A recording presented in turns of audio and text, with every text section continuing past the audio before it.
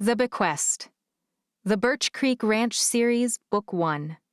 Written by B.E. Baker.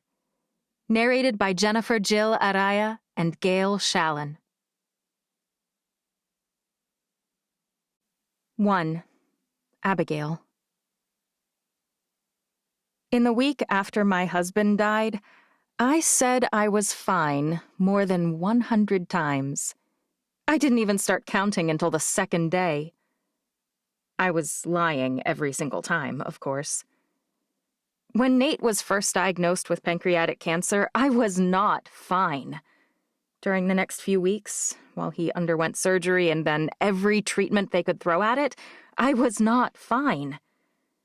And even though I drew up every document that we might need and spent every possible moment with him before the end, after he died, I was not fine. But now it's been a year, and with careful planning and a lot of hard work, I can actually tell the truth when someone asks how I'm doing. How's it going? Robert Marwell's standing in my doorway, a half smile on his face. He's not a managing partner with Chase, Holden, and Park, but he probably will be in the next few years. I'm fine, I say, and I mean it. He takes a few steps into my office and sits in one of the wing-back chairs. One of the things I like best about Robert is that even though I'm an associate and he's a partner, he doesn't summon me. He walks all the way down the hall to my office when he has something to discuss. They're voting in early September, he says. I know that feels like a long way off, but I think it's good timing. In just 4.5 months, they'll be voting on whether to add any new partners. Why is it good? It's not that I think it's bad, but I'd like to know his reasoning. He glances back at the open doorway and drops his voice. You've been at the firm for just as long as Nate and I, but other than your first 2 years, you've always been part-time. If you were wanting to be of counsel or something, it would be a lock. But as it is... He looks over his shoulder again. Who's he worried might overhear? His voice is barely a whisper now. Lance isn't keen on adding you. Since you own Nate's share in a limited capacity, if we make you partner, I'll be entitled to buy my own share when I'm voted in, and then I'd have double the ownership of anyone other than the named partners, which would give me twice the voting rights. I told them that didn't matter. How often do we disagree? When would your double share actually matter? Robert shrugs. You know Lance. It's less about what will really happen and more about his ego. But why is September good? I press. It's not like he gets happier and more easygoing over the summer. If anything, all the people taking vacation drives his blood pressure up. Robert laughs.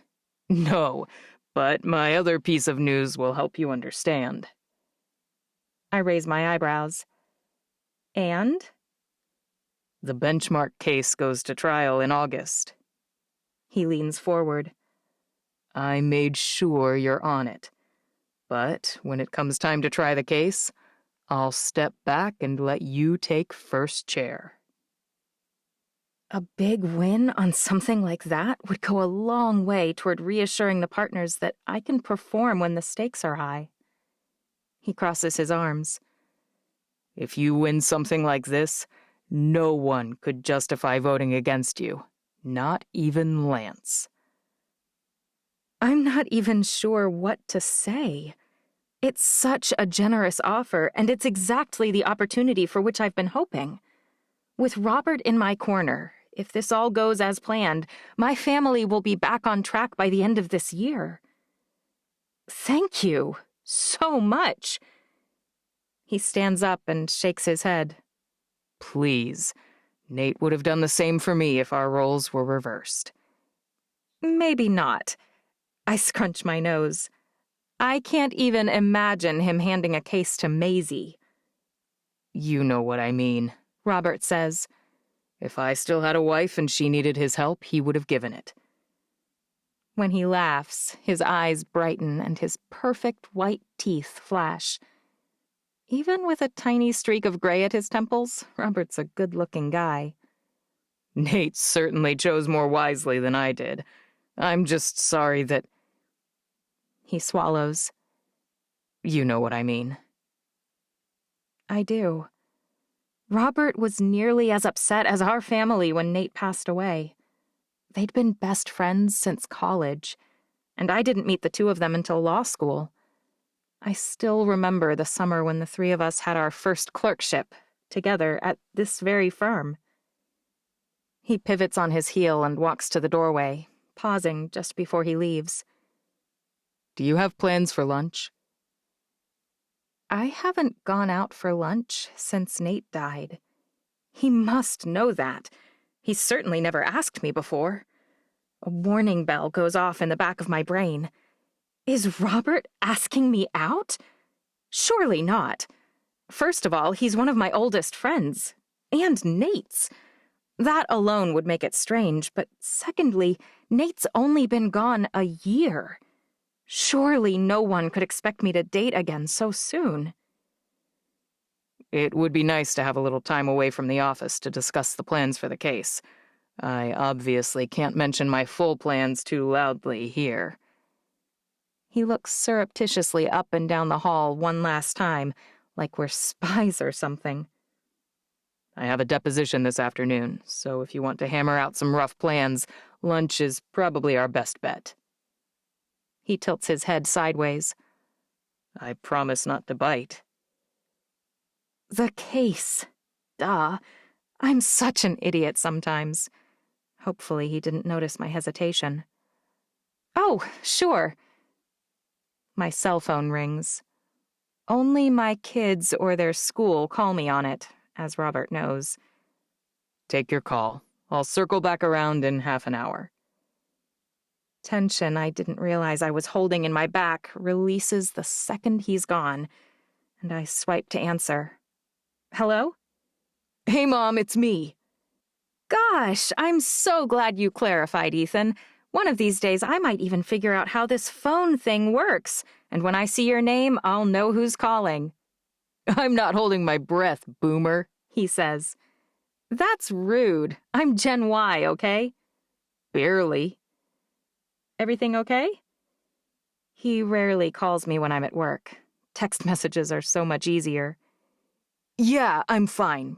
But look, Mom, I know you're busy, and I know your gut instinct is going to be to shut me down, but can you just listen? I suppress the giant sigh that's trying to claw its way out. Is this about Dave's speakers again? Because Mom, no, it's not about the speakers. What then? Just listen, right? Before you freak out or say no, you'll just hear me out? I am listening, I say, and I never freak out. You do say no a lot. What do you want? Look, Riley's dad's competing in the Baja 1000, and they need some extra cash, so he's selling his brand new Razor XP Turbo. Didn't Riley wreck it last week? I mean, it got a little banged up, but it's nothing I can't fix.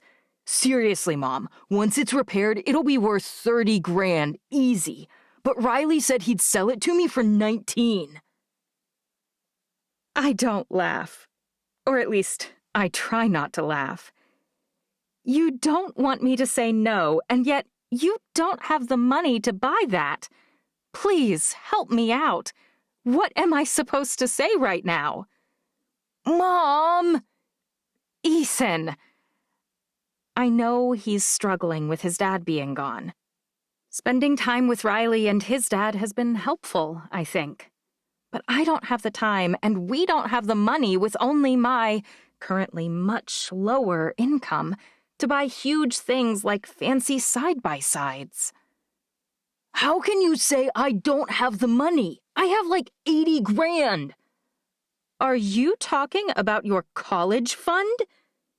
He's got to be kidding. All my sympathy for his cause just disappeared if he's really trying to convince me to sacrifice his future on some fun weekend plans. I know you're not talking about spending your college fund on something this frivolous. And may I remind you, we would then need a trailer and a truck in order to even use that thing. Mom, Ethan, I don't have time. You didn't even listen to me, he says. With the money I'd save getting this one, the money you would save? I can't help laughing this time. You sound like a spoiled housewife. You aren't saving a single dollar. You're buying something that costs, what, 25 times the amount you have personally saved? I have a job now, Mom, and... My office phone rings. Even Ethan knows what that means. I know, you have to answer that. But don't hang up. Hear me out at least. I'll wait. I often wonder what God was thinking when he planned out the teenage years. They're emotionally miswired, they rage against the people who are helping them, who have nothing to gain, incidentally, and they're never satisfied with anything. Maybe it's not about the kids. Maybe these years were created to expand parents' patience. Fine. I set my cell phone on the desk and pick up my office line. Hello? Mrs. Brooks? Mrs. Nathaniel Brooks? I haven't been called Mrs. Nathaniel Brooks in nearly a year. It catches me by surprise and leaves me almost unable to speak. Hello? Yes, I managed to say. That's me. I clear my throat. Good. The man shuffles some papers. My name is Carl Swift. Something about his voice, perhaps the wobbly timbre, makes me think that Carl is quite old. What can I help you with, Mr. Swift? Well, it might be more correct for me to tell you what I think I can help you with. He sounds like Bilbo Baggins at his birthday party. Okay. I'm actually a lawyer as well. I found your name on your firm website from a simple search. I'm calling to notify you that last night I read a will that had been posted in all the local papers and online. A will for whom? I still have no idea why he called, and I'm beginning to think he was improperly named. Spit it out, old man River. Jedediah Brooks passed away almost 2 weeks ago. Brooks. He's related to Nate, then. The name finally registers. Nate's uncle? Even so, Mr. Swift says. I'm very sorry to hear that he passed, I say rotely. I didn't meet Nate's uncle more than a handful of times, and even then we barely exchanged a handful of words. He had a full head of white hair the first time we met, nearly 20 years ago at my wedding to Nate. He must have lived quite a long life. Thank you. His death was quite a shock, but at least it was quick. Jed always said he wanted it to be fast, not drawn out. My hand trembles where it's holding the phone. Nate's wasn't quick at all, and it was so fast I could barely think straight. Is that why you called? To let me know that he'd passed? Not precisely, Mr. Swift says. You see, as I understand it, both of Mr. Brooks' nephews, Nathaniel and Paul, predeceased him. I murmur my assent. They were both so young. It still sounds so wrong to agree that they're both dead, even now. In that case, there is quite a substantial bequest made to your children, Mrs. Brooks. Excuse me? Jed has a 3,211-acre cattle ranch out here on the northern side of Utah. It's one of only 6 properties in the state that date back to the original land grant. In fact, portions of the property are actually in Wyoming, but it's mostly in a place called Daggett County. Are you saying that my children's great-uncle left them a 3,000-acre ranch? Not entirely. I wish Mr. Swift would cut to the chase. For a lawyer, he certainly lacks in clarity. What does the will say, then? Specifically, it provides that the ranch and all its appurtenances, including the home, a guest house, 2 large barns, an outbuilding for storage, and some 350 head of cattle should be left to your children and the children of Nathaniel's brother, Paul, per stirpes. I wonder what something like that is worth. Maybe Ethan could get his razor after all. Well, that's unexpected. However, Mr. Swift rustles more papers. In order for the bequest to vest, the heirs, or in the case that they're minors, their appointed guardians, must adequately and actively operate the Birch Creek Ranch for a period of 1 full year. Whoa. A year? Yes, that's correct. And if I hire someone? I will, of course, send you the actual document so that you can read it yourself, but it was drawn up by a rather hotshot lawyer in California. I doubt it will have any surprising loopholes. Does that mean I can't hire someone to run it for us? I'm afraid the bequest stipulates that the heirs or their guardian must operate the ranch themselves and live on site for the full year. It allows no more than 3 10-day runs away from the ranch during that period. And the razor is back off the table. My email address is listed on the same firm website, I say. I would appreciate if you sent me a copy of that will. Of course, Mr. Swift says. And I'm sorry it's not a simpler bequest. That's all right, I say. I'm no stranger to the phrase, easy come, easy go. And I certainly didn't expect anything from dear Uncle Jedediah, so I won't be disappointed that nothing has materialized. My condolences, again. So you anticipate that you'll be turning down the offer? I'm quite positive, I say. If you'd like to send over whatever paperwork your office would like to keep on file, I'm happy to sign it.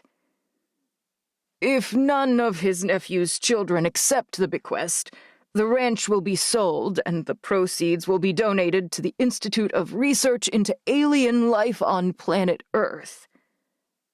The what? That's certainly interesting. The Ralp Institute received annual donations from Jed from the time he was doing well enough to make them. It's not everyone's thing, but that's what the will says. If that changes your mind, please do let me know. I wish them every bit of luck finding alien life. I'm proud of myself for keeping my voice steady.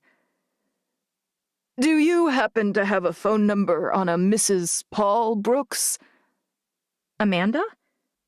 I scroll through my contacts on Outlook. Sure. I rattle off the phone number that I rarely use and wish him a good day. Robert pokes his head around the corner just as I hang up. Ready? I'm about to stand when I remember that Ethan might still be on hold. Almost. I'll go down and get the car. Meet you at the front? Perfect, thanks. I press the phone to my ear. Ethan, are you still there? But he's not on the line anymore. I should have known. Teenagers aren't celebrated for their long attention spans. I'm sure he'll talk my ear off about all the reasons buying a wrecked razor is the best idea he's ever had as soon as I get home from work. Robert's waiting for me when I reach the ground level, his black BMW sleek and shiny. When he opens the door and stands up, my heart races. He can't possibly be planning to come around and open my door for me, right? That would be squarely in date territory. I practically leap for the passenger door and open it myself, sliding inside as quickly as I can in 4-inch heels and a fitted suit skirt. "Where do you want to eat?" he asks. I have no idea what's good around here. Before Nate died, I only came in for the morning, never staying for lunch. And since his death, I've been coming in at 7:15 after school drop-off and leaving at 3:15, so I haven't had time to take a lunch and still work a full day. I'm fine with anything other than Chinese food, I say. "You don't like Chinese?" He frowns. "Really?" I'll eat P.F. Chang's or Pei Wei, I say. Maybe it's the MSG, but all the other Chinese food I've tried gives me a headache. "How about Thai food?" I like that. "Great." He spends the rest of the drive and our entire meal discussing his plan for the case and my role in it. I'm glad I brought a notepad along because I fill 2 full pages with notes. "You didn't have to write all of that down," he says. "I'd have been happy to clarify anything you forget." I don't like asking people to repeat themselves. Probably why everyone likes working with you. When the waitress brings the check, Robert doesn't even glance at it. He just hands her his black American Express. You don't want to verify you were charged correctly? I try not to let a note of censure enter my tone, but I'm not sure I succeed. "You're such a lawyer," he laughs. "But the firm is paying. We worked every second. We both drank water, and we each only ordered 1 entree. I'm not sure how badly they could possibly screw it up." I look at my hands as I smooth the napkin over my lap. I do tend to worry about every little detail. It's what makes you a top-notch litigator. And a giant pain in the rear. I don't look up, because I know it's true. I don't need to see the confirmation in his eyes. "Abigail." I swallow. "Abby." I finally look up. His expression is soft. "You work harder than anyone I know. No one thinks you're a pain." I am, however, terrible at accepting compliments with grace. Well, thanks. "I mean it. Not everyone wants to add another partner, but 100% of the partners acknowledge that you're the highest caliber associate." He sighs. "It actually may be part of the reason they don't want to promote you. You won't be available to make their lives easier if you're handling your own cases." I'm also the oldest associate. I didn't mind when Nate was earning money too, but I can't really catch up on the savings goals for our family on an associate's salary. I try not to think about the hit our savings took when we paid for the expensive treatments we threw at Nate's cancer, but I can't help it when I get the statements. It weighs on me. "We aren't that old," Robert says. Bush was president when we were in law school, I say. Friends was still on the air. "You were so stunning in law school." He leans back in his chair, his head shaking slowly. "Everyone called you Elle, remember?" That pissed me off, I say. "You did sort of decide to do law school on a whim," he says. "You didn't know the different types of law." I was 19 years old. I didn't know gasoline came from crude oil and not natural gas, I laugh. "You did." Fine. I was pretty smart for a teenager, but I still don't get it. It's not like that character started school young. She was just unmotivated and ditzy. She went for a guy. It was offensive. The women probably intended it as an insult, but none of the guys took it that way. I huff. I looked nothing like Reese Witherspoon in Legally Blonde. He snorts. Nothing like her? You were blonde, you were in great shape, and you dressed stylishly. I was blonde? I pretend to be annoyed. I pay a lot for this color. I'm so sorry, Robert says. You were as blonde then as you are now. Is that better? He rolls his eyes.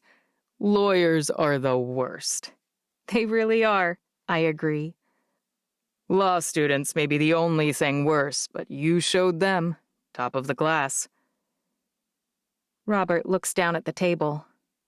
I was pretty stupid as a law student, too. Whoa, I say. Are you finally admitting that your Birkenstocks were a crime against fashion? He meets my eyes, his gaze as intense as I've ever seen it. You had just broken up with your college boyfriend when we started, remember? For some reason, mentioning my breakup with Sean makes my heart race, which is crazy. That guy was a major loser. I do, yeah. I was kind of wrecked. Nate and I had been roommates at UCLA, and we both met you at orientation. You were wearing that yellow sundress. But I'm not sure you ever knew that we were both interested. What? I've never heard this. Not once. Nate insisted he was going to go after you right away. My sister told me that was idiotic. If you really like a girl, you wait for her to rebound first. He swallows. I thought it was wise to play the friend angle. Once Nate struck out, I figured you'd be ready for something real. He sighs. Then you married Nate. Robert! I know it's probably a shock, but I just need to get it out there. That's still the biggest mistake I've ever made, but I never let myself regret it. I loved both of you, and you were really happy. But now... Robert liked me? I had no idea. But you and Maisie... You mean the girl who was the closest I could find to a facsimile of you? He snorts. She wasn't nearly close enough, clearly. You know how miserable we were better than anyone. Is he implying that if she'd been more like me, they'd have been happy? I'm not sure... Fool me once, shame on you. Fool me twice, shame on me, right? That's how the saying goes. He's hopping around so fast, I can't keep up. Earlier today, I was asking you on a date. Or at least, I was trying to ask you. Then you looked like I'd stabbed a puppy, so I pretended it was a work lunch. I almost let it be. But I can't do that. Not again, Abby. Because if I miss my chance a second time, I'll never be able to live with myself. 2. Amanda. When I was growing up, my parents always gave us cash on our birthdays. The best part of the birthday experience was the luxury of a shopping trip to anywhere we chose. When I turned 5, I spent $50 at the dollar store. My room was so full of trash I could barely find my bed. When I turned 6, I spent $50 at the grocery store, buying enough candy to rot the teeth of the entire neighborhood. On my 7th birthday, I spent $50 on stuffed animals. I hadn't yet discovered that they don't really love you back. For my 8th birthday, however, my parents only had $13 to spare. My dad had just lost his job and things were tight. I asked to go garage sale shopping that year in hopes of finding something worth far more than $13. We spent hours searching through old records and VHS tapes, mismatched and scuffed sneakers, and slightly abused toys. I didn't find anything truly valuable, even though we visited more than a dozen garage sales. But the anticipation when we walked into that 13th garage was still stupidly high. After searching all day, my parents finally became exasperated and told me I just had to pick something. I ended up buying a pair of slightly too large ski boots that I never even wore. I'm not even sure why I bought them. I'd never been skiing, and we had no plans to try it. Hoping to find treasure among someone else's cast-offs was super dumb. Online dating above 40 feels an awful lot like a never-ending sequence of garage sales. Except, unlike that 13th garage, my expectations are no longer very high. My naively optimistic hope is gone. Which is why, even though Crystal swore this new dating app was better, even though she promised me that it was curated to ensure a professional man, I'm not even surprised when my date is essentially the male equivalent of those sad ski boots. Amanda. He holds out his hand enthusiastically. So good to see you. Roger recognizes me, you see, because my profile photo, unlike his, resembles my actual face. I force a smile.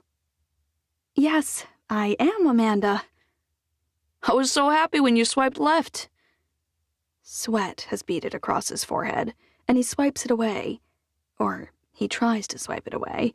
He manages to shove it to the side of his face where it runs down his temple and pools near his double chin, glistening. It's right, I say. You swipe right if you're interested? And you did. He grins a little too broadly, making his jowls jiggle. Should we eat? At least we're at one of my favorite restaurants, J.G. Mellon. I always suggest it for a first date, because I love a good burger, and I usually can't justify eating one. But on a first date with a total stranger, I feel entitled to splurge on extra calories and saturated fat. Also, their cottage fries are absolutely to die for. They're the most delicious tiny little circles on planet Earth. They make most anything bearable. Roger points to a booth in the corner. It's likely the only place in the entire restaurant where we can sit and talk as long as we want without being bothered. Darn him for noticing it. I was surprised that you suggested this place. Why? I ask. You don't like burgers? Well, last time you said... I'm not eating or drinking currently, and that's the only reason I don't choke, but I sure do splutter. Did you just say the last time, implying that we've been on a date before this? He blinks. What? Have you taken me out before today, Roger? He frowns, and if possible, he looks even dopier. That's when I remember. He had more hair, and he had a smaller midsection, but it's definitely the same guy from 2 years ago. He asked me to watch a ball game with him, and I learned never to commit an entire sporting event to an unknown. I'm so sorry I didn't remember. But mostly, I feel sorry for myself. You never called me back, so I guess I should have known it was a mistake. Heat rises in my cheeks. If I'm being honest, I don't even select my own dates anymore. I don't have time. My assistant screens the guys and lines everything up for me. I call her my assistant, but it's actually my 15-year-old daughter who helps with work things and started setting me up for more dates.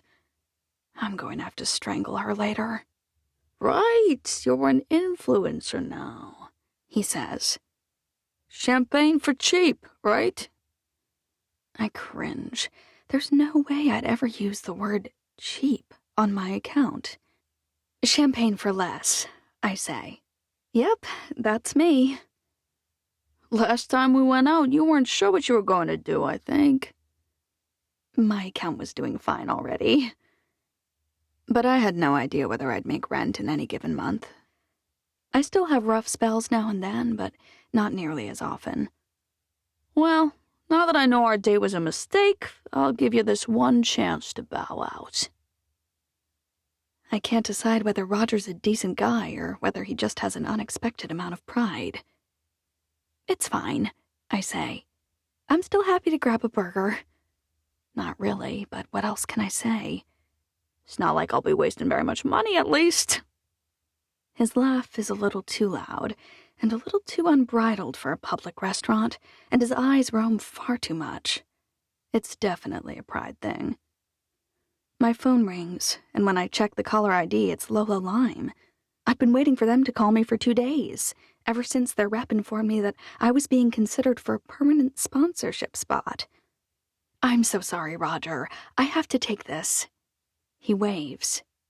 Go ahead, I'll just get mine to go. I ought to soothe his hurt feelings and reassure him that I'm not making excuses, but I don't have the time or the energy. Hello? I walk out the door and onto the somewhat busy street, but at least I'm clear of Roger and his passive-aggressive moping. Mrs. Brooks? Yes, I say, but please call me Amanda. My name is Heather Hames, and I'm the Director of Social Media Marketing with Lolo Lime. We've had our eye on you for a while, and I wanted to reach out and have a quick chat. Is this a bad time? I think about Roger, probably still moping. He can drown his sorrows with a plate of cottage fries. Not at all.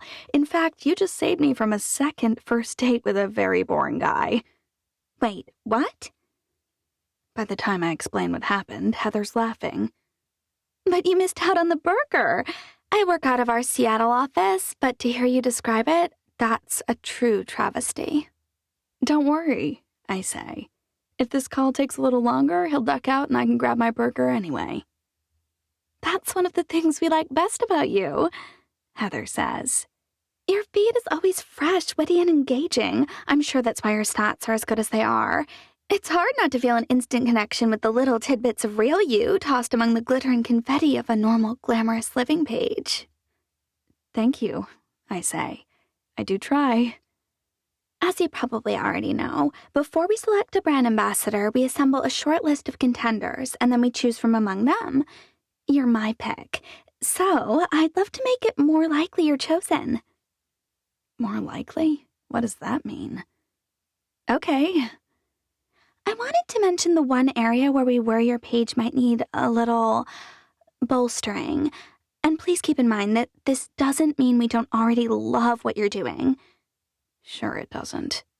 As you know, Lolo Lime has been working hard to expand its market share. We began as clothing designed for Pilates workout programs, but we quickly expanded to yoga, running, and racquetball. I really love the new running line, I say, especially the running shorts. The images you post from your runs are one of the things that attracted us to you in the first place, Heather says.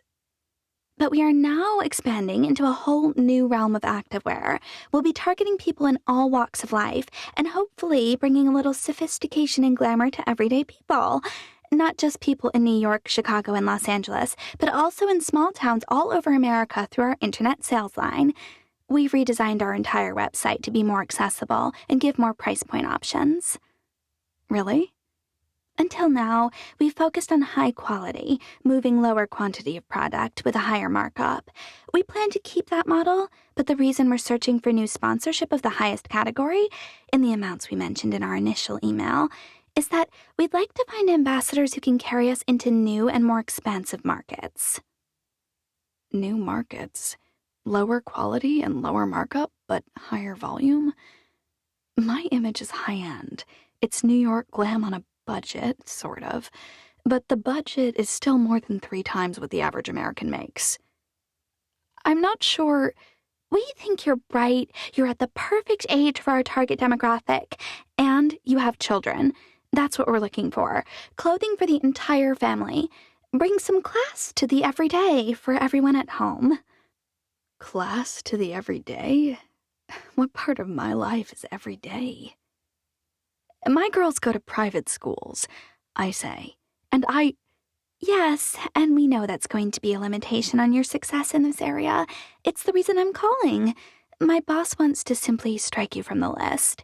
But I think you can add some depth and dimension to your current posts and expand your following to bring in the every woman, even a little more than you already do. Think of it like this. Right now, a lot of normal people watch your account like it's a window into a life they can't ever have. I'm hoping you can open that window and invite them in a bit more. Okay. How about you focus on trying that for the next, 30 days or so, and I'll check back in with you as you do.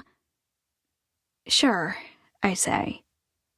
But when she hangs up, I realize that I have no idea what she means.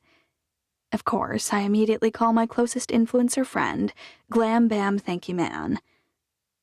Zoe! Did they call? Her voice is way too high-pitched, which means she's prepped to celebrate. I need to redirect, or I'll hear nothing but shrieking. It wasn't a great conversation, I say. It left me confused. I explain what Heather said. I just don't know what that means. Add dimension. They want you to do more normal things. I think about yesterday's post, where I took Marin and Emery to get facials. Instead of taking the girls to the spa, maybe we get burgers and fries? Sure, Zoe says. That's a good start. But is it enough? I sigh. I wish I didn't need to change things. $200,000 a year to do 3 posts a week? Zoe whistles. I'd jump through a lot of hoops for a contract that promised me that kind of money for 2 years. She's right, clearly, but I'm just not sure that burgers and fries are going to be good enough to make us look more accessible. I think for a moment. Maybe I should, paint my own bathroom. That sounds terribly messy, and it would probably take a really long time. Or I could take the girls ice skating. That's something everyone does, right? Everyone goes ice skating? I can practically hear Zoe's eye roll through the phone. Girl, let me think about it, and I'll call you back with some ideas. They can't be worse than yours. By the time I walk back to J.G. Mellon's, Roger's already gone. That's a relief. I order 3 burgers and plenty of cottage fries to go. The girls will be thrilled. Now, if I can think of a way to photograph that and stay on brand somehow. Maybe if we're sitting in front of Central Park? Of course, by the time I get everything arranged, the burgers will probably taste disgusting. I check my watch. I was nervous to set up such a late lunch, worried I'd be late to pick up Emery. But this works out perfectly. They call my name, and I grab my bag and scoot out the door. I almost don't realize that my phone is buzzing. It can't be Lola Lime again, right? I whip my phone out, careful to keep the bag full of greasy food away from my new silk blouse. I don't recognize the area code, much less the number. Hello? Mrs. Brooks. Yes? Mrs. Paul Brooks? People almost never call me that anymore. Not after 3.5 years. Sure, that's me. It's probably a telemarketer. I almost tell him that I don't even own a car, much less need an extended warranty, but something holds me back. My name is Mr. Swift, Mrs. Brooks. I'm calling with some sad news. Of course he is. No one ever calls with good news anymore. Whatever happened to the huge checks that one guy brought to your door? Not that anyone I knew ever got one, but it was nice to know the possibility was out there. Now it's just bad news, terrible news, and gosh-awful news. Okay, well, you may as well share it. We aren't getting any younger. Ain't that the truth? He chuckles. I shouldn't have made a joke.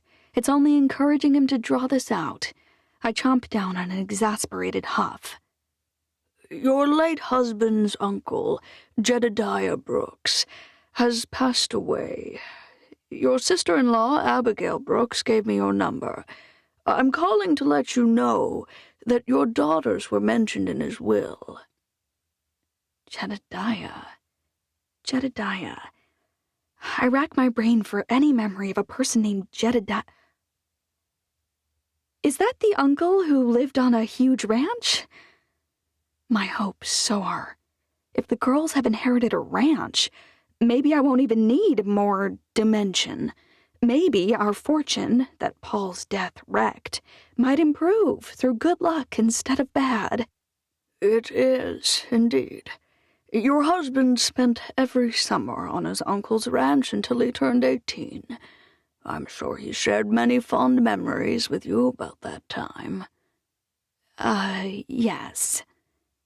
I vaguely remember a few anecdotes about poison oak and stepping in cow pies.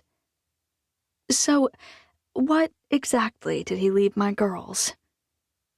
If it's even half of what we lost, Paul might have been a monumentally lousy husband, but he was a financial genius. I can barely think about how he put all our money into brilliant options that, unfortunately, expired without being exercised after he died. I didn't even really know what an option was until one of his coworkers explained that he'd invested heavily in a brilliant portfolio of options that should have yielded close to $100 million. But options have to be exercised or they expire. And when they expire, they're worthless. Which is how we wound up penniless, the one good thing about Paul rendered useless by his unexpected death. For some reason, Mr. Swift has a lot of papers to shuffle. Well, I was hoping that perhaps your sister-in-law might have already filled you in. Abigail? She is your sister-in-law, He says. is she not? We aren't very close. The understatement of the year. The first year or two after Paul died, we exchanged Christmas gifts and birthday cards, but since Nate's death, I haven't been sure what to send, much less what words to say. She actually loved her husband, unlike me. I'm sure that made things much harder. Did she say she was going to call? No, she didn't. Mr. Swift clucks. Well, your late husband's uncle left a generous bequest to his nephews, or if they predeceased him, which of course they did, to their children. It's essentially his entire estate. All cash, all holdings, the property, the land, and, of course, all the cattle. I can barely breathe. It's all my fondest dreams, finally coming true. Financial stability. An end to my desperate fear that everyone will discover I'm a total fraud and my income will drop to zero. I'm so sorry for his death, but... However, He clears his throat. there is a stipulation. A what? It's something to do with contracts, that much I know. Sometimes I really envy Abigail. Her parents taught her to focus on things that matter, instead of frilly outfits and tiaras made of paste. She must have immediately understood whatever thing Mr. Swift is saying. The girls will only receive their equal share of his substantial estate if they relocate to Daggett County, Utah, and live on the ranch for 1 full calendar year. They're also required to actively work the ranch for that entire year. Wait, in order to get Uncle Jed's ranch and cows and whatnot, we'd have to move to where? Daggett County, Utah. Mr. Swift says. It's just south of the Wyoming border. In fact, a portion of the 3,500 acres that comprise Birch Creek Ranch are actually located in Wyoming. Lolo Lime is sounding better all the time. I know less than nothing about ranching, I say, and my girls are in school. I don't think it's possible to know less than nothing, Mr. Swift says.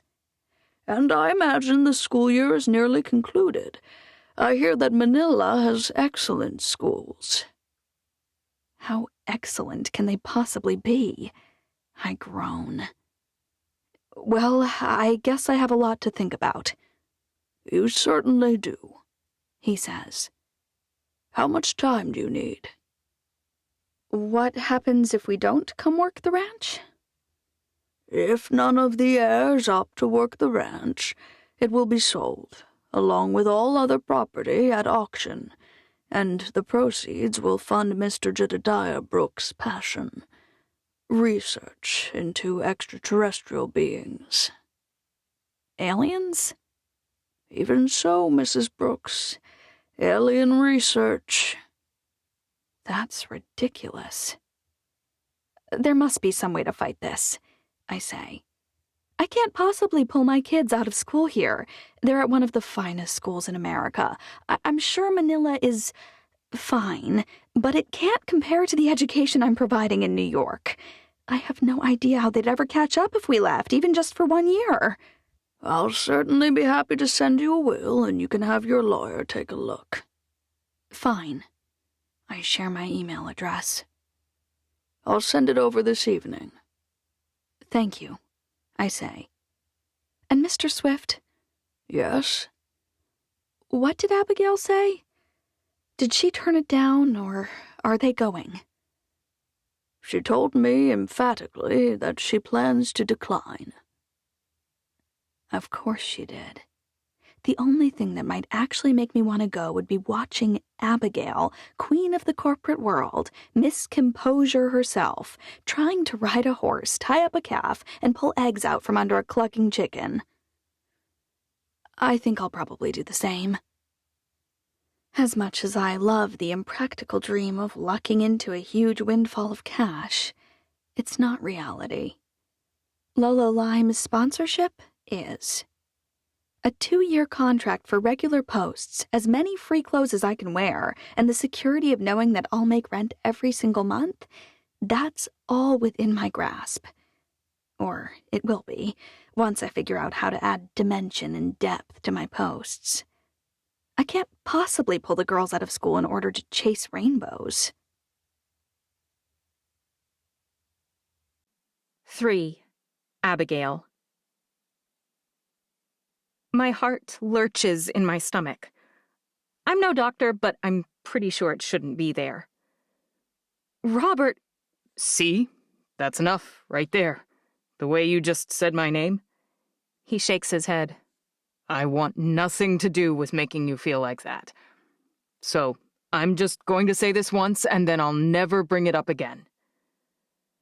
My stomach twists and cramps, and I finally understand the expression, I'm tied up in knots. Since I've already completely destroyed this entire lunch, I'll tell you my deepest, darkest secret. A muscle in his square jaw works. I feel like I owe it to Nate. You should know that I loved him like a brother. I had never done a single disloyal thing to him in my entire life. He runs his hand over his jaw.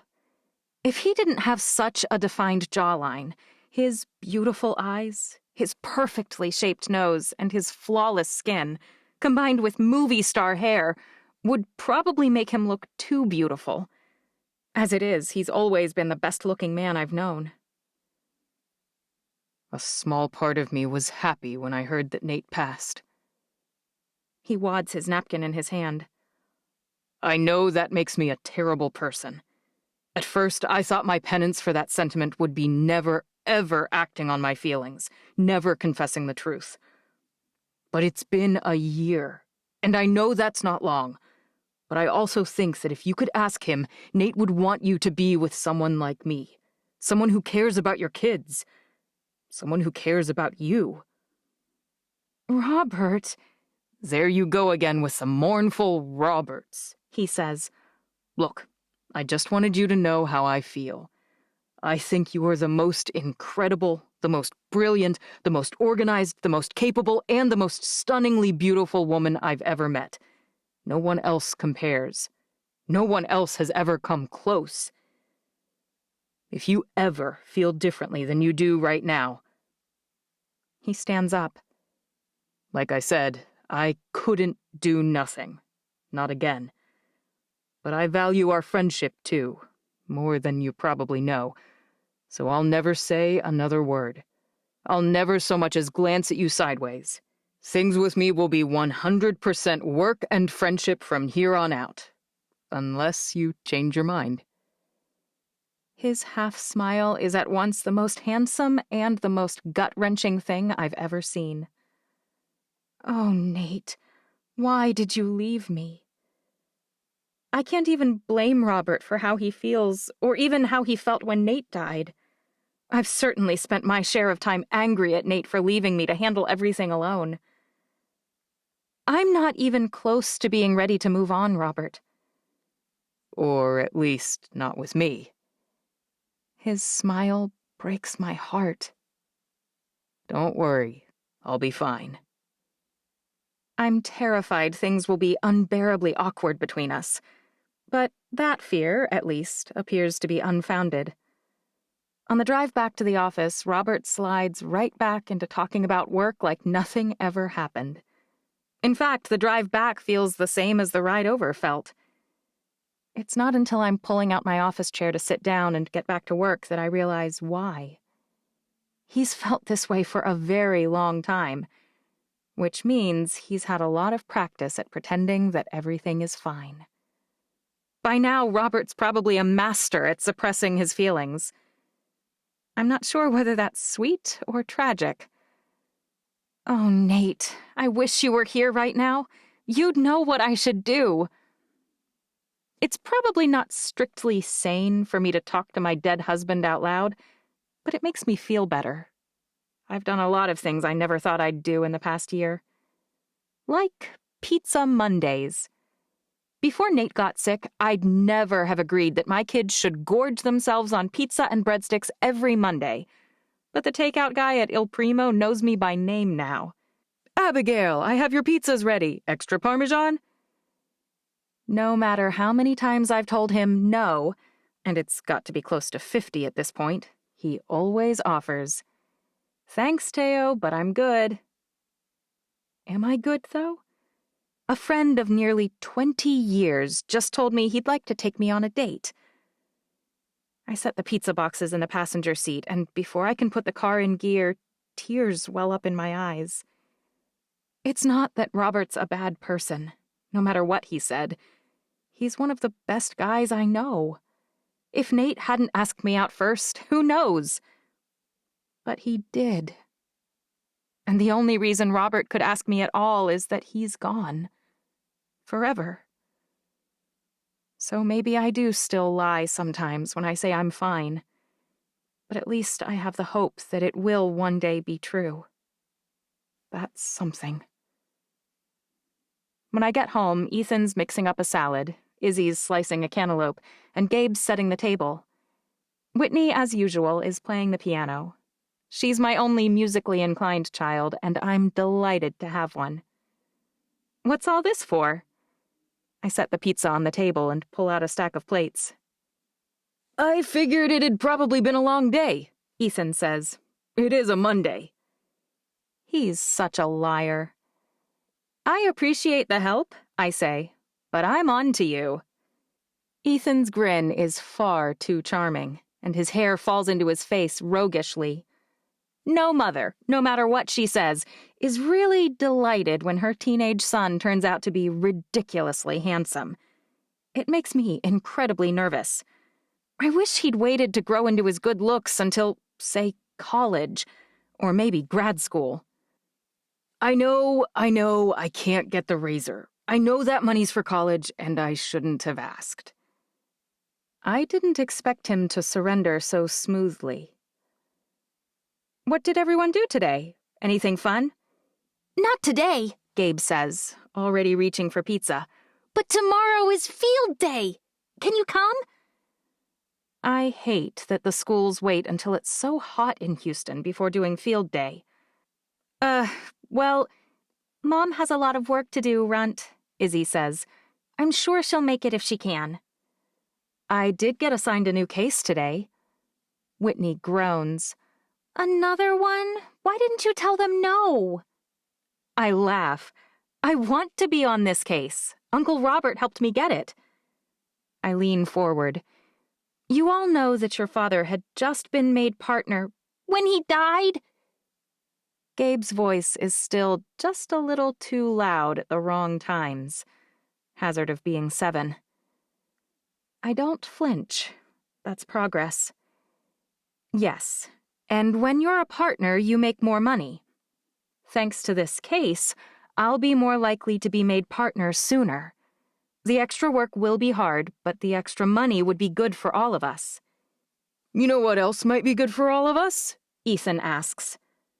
What? If he says a razor, I'm going to explode. I hear Utah is nice, he says casually, like he's telling me that it's going to rain tomorrow. It takes a moment for me to process what he's saying. He was on the phone waiting for me when Mr. Swift called. What exactly would he have been able to hear from his end? I open my mouth and close it again. As their guardian, I don't technically have to tell them anything about the bequest. It's my decision to make, whether to turn it down or move to Utah. Thank goodness for that. But if Ethan already knows... Let's say grace so we can eat, I say. The kids bow their heads and I pray.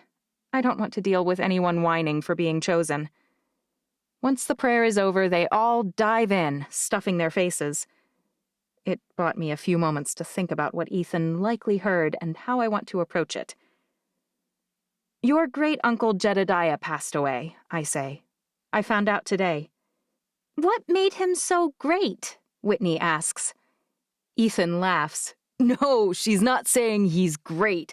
She's saying he's Dad's uncle, which makes him our great-uncle. Like a grandpa, only an uncle. Oh. Whitney looks just as confused as before.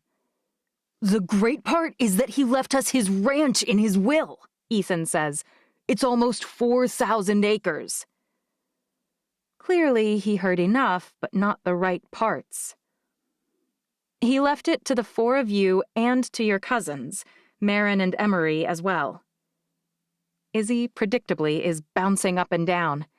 I bet there are horses. Are there horses? She's been taking riding lessons for 2 years. You'd think that would be enough, but the girl is the same as I used to be. She can never get enough time around them.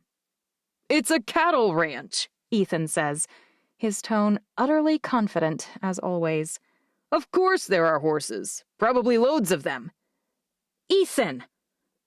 My tone is too sharp. I bite my tongue. Izzy's voice escalates into squeal territory. Whitney, as usual, is looking from Ethan to me and back again, trying to figure out why I'm not excited and why Ethan's so interested.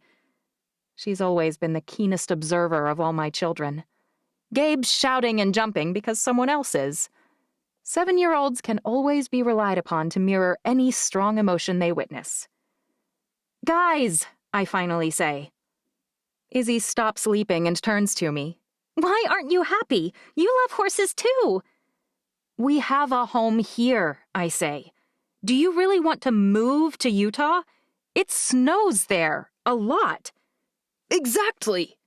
Ethan flips his hair back with his hand in a move so familiar I almost don't notice it. Heard of snowboarding, Mom? It slaps. Heaven help me, but I almost can't handle teenage slang. Yes, I've heard of it, thanks. Are there really horses? Izzy asks, in the same way Cinderella asked if the pumpkin carriage and glass slippers were real. I lean forward, bracing my elbows on the table. It's been a year and 3 weeks since Dad passed away. We took the day off to talk about him at the 1-year mark. Even now, my throat still closes off at the thought. His uncle passed away a week after that anniversary, and as Ethan so helpfully mentioned, he left you a share of his ranch. I'm sure there are horses because it's a working cattle ranch with 350 cows. Gabe's eyes widen. Wow! It is pretty neat. However, the stipulation to taking under the will is that we can't simply go visit. We can't put someone else in charge of it. If we want to keep our share of the ranch, we need to relocate there and actually work the ranch ourselves for at least a year. Awesome, Izzy says. Right? Ethan's grinning at her. his hair again blocking my view of his sky-blue eyes. I am being considered, after a year of very hard full-time work and many years of part-time work, for partnership, just as your dad was considered before. But I hate having you gone all the time, Whitney says. Why do we need more money? I don't grit my teeth. I won't grit my teeth. She's simply expressing that she likes to be around me, and that's a good thing. She doesn't understand finances and the fact that without a full-time income, we'd need to live in an apartment. They don't pay me very much when I don't work very much, sweetheart. If you want to go to college someday and live in a nice house like this one, you'll have to work hard too. You're not even considering it? Ethan's nostrils flare and his hands flatten against the dinner table. You've just decided for us, without even asking us. You can't go anyway, I say. You start college in the fall. Actually, I don't. One eyebrow lifts and his lips compress into a tight line. You'd rather work a ranch than get a college degree. Ethan stands up, tossing his hair back again. I would rather do that, but that's not what I'm saying, counselor. I hate when he calls me counselor. He doesn't like when I press with leading questions, but what else can you do with teenagers? They willfully ignore you otherwise. With his mood, we clearly need to continue this conversation without an audience. All right, time to get ready for bed. Whitney, help Gabe brush his teeth. I can brush my own teeth! Gabe runs from the room. If you let Whitney check and make sure you did a good job, I'll let you watch an episode of Pokémon before bed. That always works. And Isabel, I know, Izzy says. Do the dishes and clean up after dinner. She mutters under her breath, because you don't want me to listen in to whatever you are saying. Sometimes she's a little too smart for her own good. Ethan? I point at my office, and he follows me without argument. I close the door behind us and circle the desk to sit in Nate's wingback leather chair. Ethan takes a seat in one of the upright chairs across from me. What is your point? I won't be going to college this fall, no matter what you decide for us about the ranch, because I didn't get in anywhere. His words make no sense. What do you mean you didn't get in? You had a great SAT score, and your grades aren't perfect, but they're respectable. I'm sure that even if your letters haven't come yet— Mom! Ethan slams his hands down on the table so hard that it shakes. No letters are coming! I didn't apply anywhere! He didn't apply? I wrote your personal statement. I helped fill out the applications.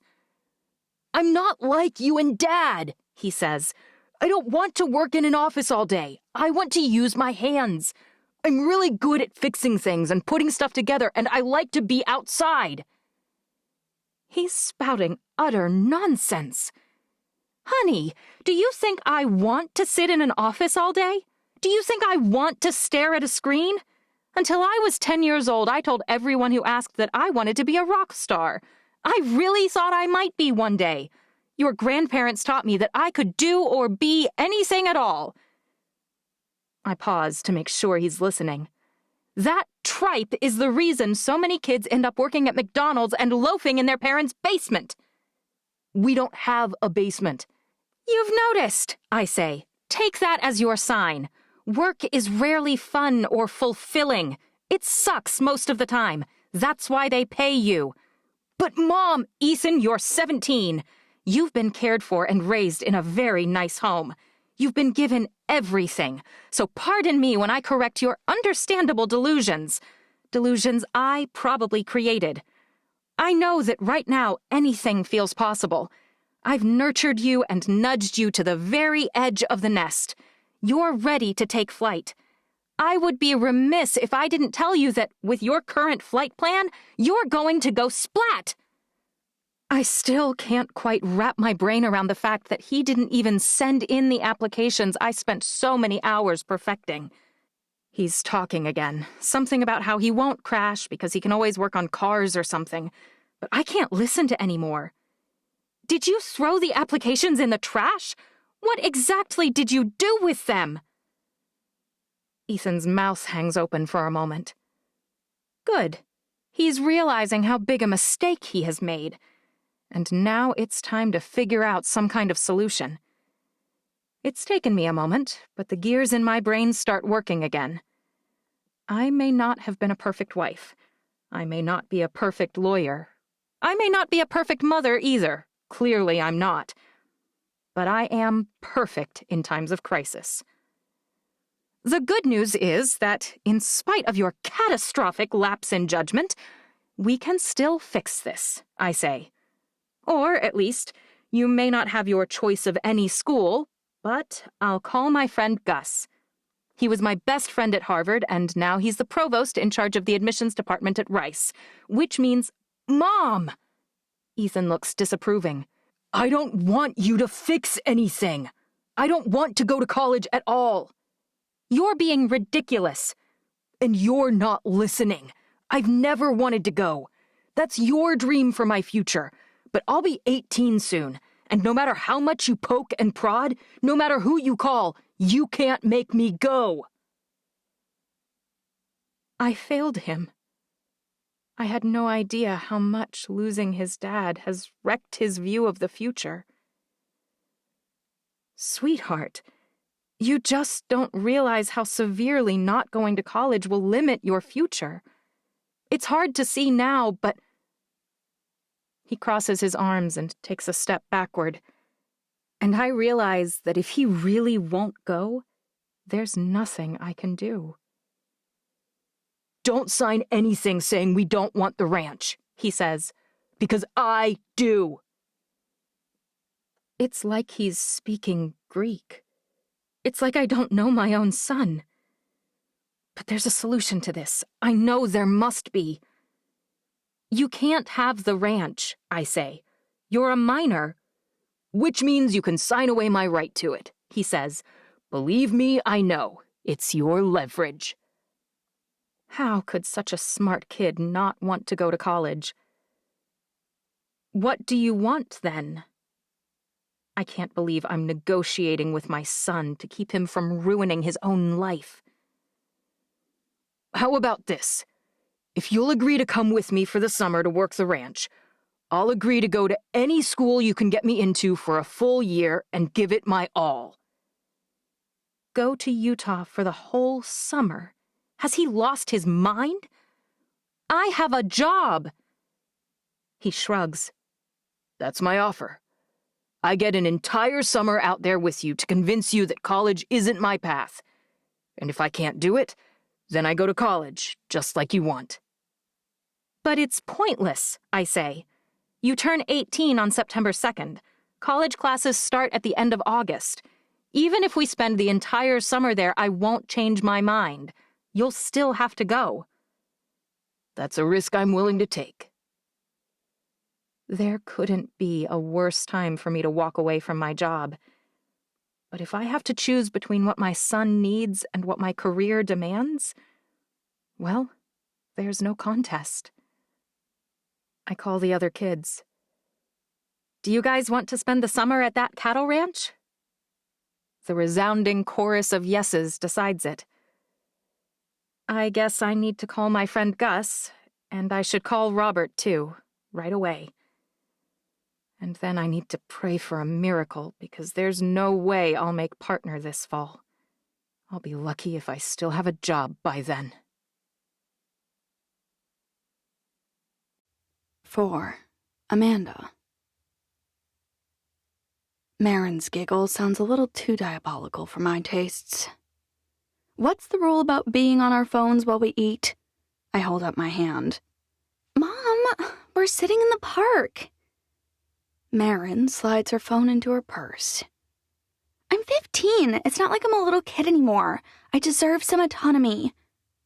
I'm happy to hear SAT words being put to use. Even if I'm not 100% sure what autonomy means, I assume it's independence or freedom or something along those lines.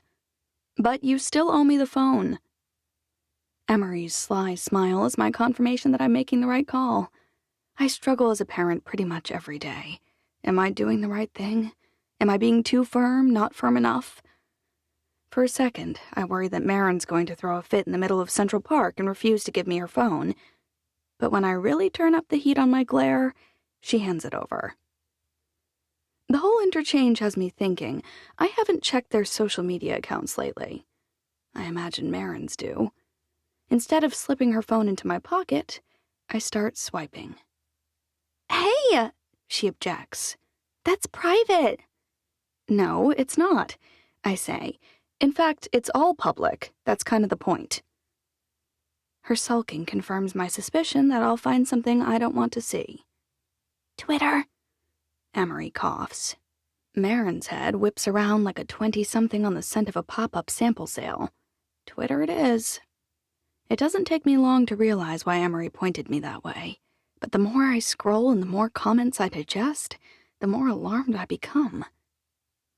Maybe if you can't think for yourself. In your dreams, loser. He wouldn't go out with you if someone paid him. Not that your family even could. As if anyone would care what you think.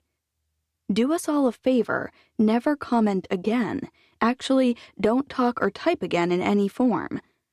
Someone needs to call the police, because that's worse than a simple crime. That's a violation of the laws of nature. It would be bad enough if those comments had been made in response to things Marin had said. I'd be genuinely concerned, but my anger would be directed at terrible kids. But my concern right now is for my own child. Marin said those things herself. By the time I finally slide the phone into my purse, my hands are shaking. Marin? Her soft pink lips are compressed into a hard line, and her eyes shift downward, avoiding mine. What do you think I found on Twitter? Other than the fact that I haven't been paying enough attention to my own daughter, she's turning into a little monster. Her account certainly doesn't show depth or dimension, only cruelty. Where is she learning it? Marin, I'm waiting for an answer. You have no idea what school is like. Her hands clench the bench tightly, her half-eaten burger forgotten on the paper in her lap. You're right. It's been quite some time since I was in high school myself, and I've never been to yours as a student. Actually, I don't go to her school nearly often enough as a parent. I'm not really the kind of mom who joins the PTA. But I know enough to be positive that this isn't who we want to be. She swallows. I'm not sure why you would say such cruel things to anyone, but you're certainly done doing it. This is how you have to act to succeed. The world is kill or be killed, Mom. Dad knew it, and it's only gotten worse. Her dad did know it, but I don't want her to act like he did. It's miserable for everyone around them. Don't get all defensive when you should be apologetic. Have you learned that word yet? Mom! There are a lot of people on this thread that are going to be getting a call from you. She holds out her hand. Fine. Give me back my phone and I'll message them. I'm not sure you're going to get your phone back. Ever. Her eyes widen and her mouth dangles open for a moment, and then she rolls her eyes. Be real, Mom. Something very close to rage floods my body. You think I'm not being real? I stand up, only vaguely aware that I am now shouting at my teenage daughter in the middle of a busy park. It may seem like these are just words, but there's a person on the other side of them. You have been afforded every chance of success, and just like every kid whose posts I have commented on. One eyebrow quirks up. It's not like I'm insulting poor little scholarship students. People all over the park are staring. I sit down and lower my voice. I need to think about what to do here. Great. She crosses her arms, the edge of her hand knocking her hamburger off her lap. It rolls until the eaten part reaches the ground, and then the contents splay outward in a fan. Toasted bun, lettuce, meat, pickles, bun. A boisterous golden doodle jogging alongside his owner snaps up the meat and keeps on moving. His dark-haired owner turns around, eyes wide. "I'm so sorry," he says, starting to slow down. I wave him on. "No big deal, it was our fault." That's what you might call an apology, Emery says. in case you just didn't know what it was. Sweet little Emery has never sounded snarkier. What in the world? While you're taking people's phones, Marin says, maybe you should steal hers, too. All the energy in my body suddenly feels spent. My eyes lock with my darling 12-year-old. What am I going to find on yours? Emery digs her Mary Janes into the thick grass in front of us and shrugs. M. Same thing as you found on mine, I imagine, Marin says. No! Emery's face is entirely white. Why would Emery tell me about Marin's bullying if she's doing the same thing? Emery Celeste Brooks. When she looks up, her eyes are full of unshed tears. What's wrong? Her small, skinny arms slide around my waist and her head presses against my chest. I know she's 12, but sometimes it feels like she's still much younger. People say the same kind of stuff to her, Marin says. all the time. Realization finally dawns. You're saying mean things to Emery? My hand is suddenly itching to slap my eldest. How did I not notice any of the comments were on Emery's page? Marin rolls her eyes again. Of course not. I'm not the devil. How am I lost again? Hate to break it to you, Mom, but Em's kind of a loser at school. She pulls her hair back into a high ponytail. It was watching her get torn apart that made me realize I never wanted to be picked on, so I went on the offensive. Scare them before they can bully you. I brushed the hair out of Emery's eyes. Is that true? Have you been picked on? For a long time?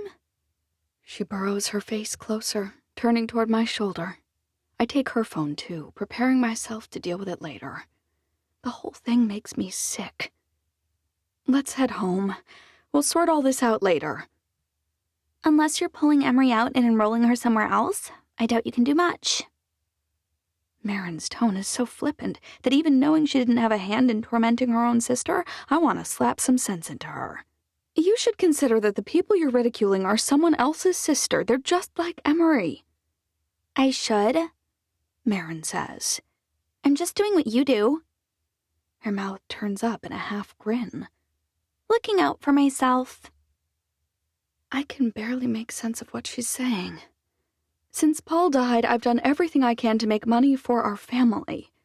I couldn't even contemplate going back home to live, so I spent hours on ideas, and even longer preparing cute photos and scouring the internet for things to post that would build my particular brand. I pored over contracts that made no sense, and I connected with other people who did the same thing as me. But in all that time, I can't even think of an instance when I belittled or hurt another human being, especially not on purpose. Normally, we'd take the subway, but I'm too tired to deal with it, and I hail a cab. Emery curls against my side on the trip home, and Marin presses her nose to the glass. Sometimes I wonder how I ended up with two such opposite daughters. Other times I wonder whether it's my fault. After all, Paul was nothing like me. He crushed people in the business world on the regular, and he enjoyed doing it. I actually really admired that about him. He went out into the world and he slayed whatever dragons, financial or otherwise, threatened us. It was one of the only things I still liked about him after the first year or so we were married. I suppose Marin's actions could be likened to Paul's. Am I holding her to a double standard because she's a girl? It's times like these that I desperately miss having someone else pulling on my team. Paul didn't listen very well, or very consistently, but when I cornered him, he gave me opinions. It was something. I'm tired of being utterly alone. But is my only alternative really someone like sleazy, passive-aggressive Roger? Blah. When we get home, I expect that the girls will quietly do their homework and get ready for bed. After all, they must surely be as drained as I am. I'm digging through poor Emery's social media, discovering it might be even worse than I thought, when Marin taps on the door to my bedroom. Yeah? Can I have my phone back yet? I'm really sorry I was so mean. I clearly got carried away. From now on, I promise that I'll be more careful about what I say. It feels like she found some kind of template for an apology online and is regurgitating the words back to me. No. I set Emery's phone down and leaned back in my bed, reclining against the 10 carefully arranged throw pillows. I told you, I'm not sure I'll be returning it. You've got to be kidding me right now. The simultaneous eye roll and dramatic sigh is actually fairly impressive. If there was an award for successfully expressing utter disgust, she'd be waving it in my face right now. I'm not making a joke. I sit up straight, having had a stroke of inspiration. In fact, I should warn you, I found out today that your father's uncle, Jedediah, who lived in the literal middle of nowhere, died not long ago. She blinks. What does that have to do with anything? Her attitude is appalling. Someone died. Granted, he's not someone she knows, but how can she be so rude about someone's death? And possibly more concerning, how did I not notice she was this awful before now? If you could be polite for long enough, I'd explain. I wait. Her shoulders finally droop. It's not much, but I'll take it. A lawyer called to let us know that your great-uncle left his cattle ranch to the two of you in his will. Her eyes widen.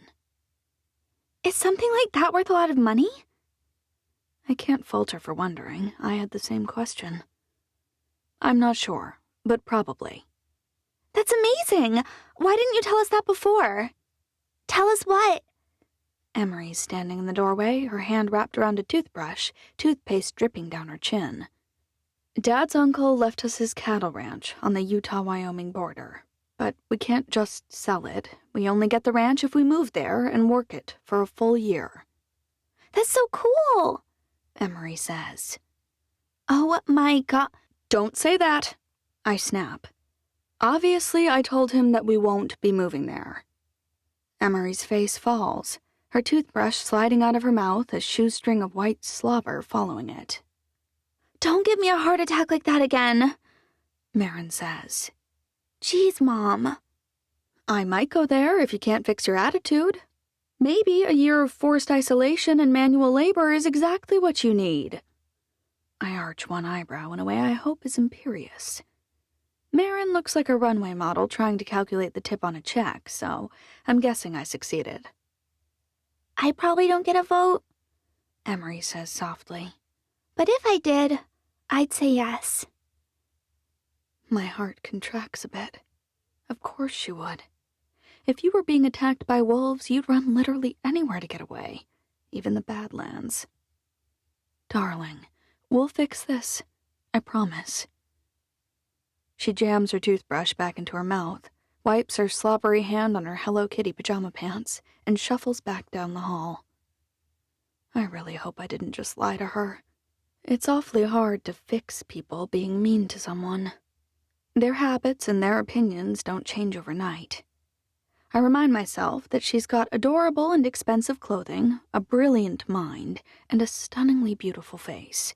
Even during what is typically an awkward phase in adolescence, I'm sure everything will be fine. Or I really, really hope it will, anyway. The next week feels like a mad dash between researching methods to stop cyberbullying, defending Marin's phone from Marin's very demanding self, and thinking up clever and hopefully multi-dimensional posts each day for my Insta account. I'm surprised when I get a text from Abigail. Did you hear from the lawyer? It's ironic that she's texting since the paperwork from Mr. Swift is right in front of me. I even signed it already. It'll go out with tomorrow's mail. I did. Are you passing? Of course, I text back. Live in the middle of nowhere? Definitely not. She responds with 5 laughing emojis. I always forget how many emojis she uses. She's not a laid-back person, but she texts like a teenage girl. Of course, she doesn't ask how the girls are doing, so I don't volunteer. I'm contemplating whether I ought to tell her that Marin's doing cheer and Emery made team for gymnastics. When my phone rings, I nearly drop it. It's Heather from Lola Lime. I swipe immediately and then wonder whether I ought to have let it ring once or twice. Does answering this fast seem desperate? Hello? Amanda? Yes, it's me. I'm glad I caught you. We had a management team meeting today, and I have some notes I wanted to share. My stomach clenches hard. Of course, Emery and Marin choose this moment to burst into my room. I throw my hands up in the air with my fingers splayed. I mouth the word, Lolo Lime, and Marin freezes and beams, throwing me thumbs up. She does not, however, leave the room. Neither does Emery. I try to ignore them so I can focus. With the images from the museum, but that's not exactly what we meant. Okay. The burgers were cute, too, and a little closer to what I was trying to say, but it still felt like, I don't know, almost like if Kim Kardashian was trying to slum. What does that even mean? Your image is so perfect, so untouchable, that while a lot of people like to watch your feed, I think it's hurting your interaction and engagement. She means my sales. But people have been buying. Yes, I'm sure sales on hair extensions and face cream have been stellar, but our product is different. It feels like the world's caving in around me. Hair extensions and face cream and boutique dresses and sandals do earn consistent money, but it's so exhausting, always trying to coordinate everything without feeling like I'm doing infomercials. I was really looking forward to... No, if I'm being honest, I was desperate for a real job, a company I'd be a spokesperson for. It feels like she's calling to let me down easy. The security I've longed for is slipping through my fingers, like it always does. Like when Paul died, and I found out our money was just, poof, gone. Did you tell her about the ranch yet? Emery shouts. She's holding the paperwork and waving it at me like a red flag in front of a bull. About how we'll be leaving New York and going to live on a cattle ranch? What in the world is she saying? And what's that? Heather asks. Who was just talking? Sorry, that's my 12-year-old daughter. I'm sure you've seen her on my feed. Emery, right? She asks. Right. Don't mind her. Kids, they're always yelling. Did she say you're moving to a cattle ranch? Why would she say that? She knows we aren't going. Well, she did, but only because... Are you serious? That sounds amazing. We have an entire Western wear-inspired line we're planning on testing in the Midwest in the spring. I can't wait to show it to you. In fact, I think adding you to the product test might be an excellent way to see whether you'd be a good addition to our permanent team. I can barely breathe. You think what? Oh, Amanda, you have no idea how exciting this is. I wish you'd mentioned it earlier. Were you worried I might think it's off-brand for you? Heather makes a sound. I mean, it is a pretty big departure from your typical posts, but it's a huge branch off for us, too, and I think it might be exactly what we both need. She makes a clicking sound with something. Maybe a pen? Let me talk to my boss. How soon will you be going to this ranch? My voice cracks. Honest to goodness, I sound like a teenage boy. I clear my throat. How soon do you need us there? My girls won't be done with school for a week and a half. If you flew out right after that, you could be doing themed posts in the next 2 weeks, she mutters into the phone. We could delay the decision, especially if we could divert funds from the Howdy line. She pauses. Yes, that would work great. Could you be there by the first week of June? I mean, could I? Emery's bobbing her head. How much of my conversation can she hear? I need to turn my speaker volume down, clearly. I think I could, sure. I still can't believe how well this worked out, Heather says. I love your feed, but I was actually supposed to call you and tell you we had decided to go another direction. But now... My hands are shaking. I'm so agitated. She said they wouldn't decide for a month. Were my new posts that bad? This is an opposite world for you, and I think your followers are going to love it. She squeals. Heck, I'm going to love it. Think how amazing you'd look in a cowboy hat. Or do they call them cowgirl hats? You should reach out and find some other vendors to make some money while you're testing for us. I mean, this could be really big. I'm jotting down notes on the side of a to-go bag from the nearby deli. Cowboy hats, Western wear, howdy line, start new themes June 1. You could post about the scenery and the people and think of all the activities you could do. You'll be experiencing something so different from your normal routine, and we'll all be invited to tag along without the hassle or the stress. Followers in big cities will be curious, and small-town people will probably love seeing how you can brighten up the things they're surrounded by in their mundane, everyday lives. I keep waiting for her to say she's kidding, that this is all a joke. But she just keeps talking about ideas and themes and the audience it would attract. When she finally hangs up, and the axe that was dangling over my head has been delayed, Emery says, "You're welcome." I'm tired and overwhelmed, and the gears in my brain are spinning 100 miles an hour, but I'm truly grateful. Thank you, Em. I have no idea how you knew she'd go for that, but just thank you. Marin holds out her hand. How about you thank me by returning my phone, since now I'm stuck going to the sticks? It's been a week. That's probably long enough. I hand it over. After all, I have lots of things to plan. I can't get all of it done with her nagging me incessantly. But be nice. Have I been clear on that?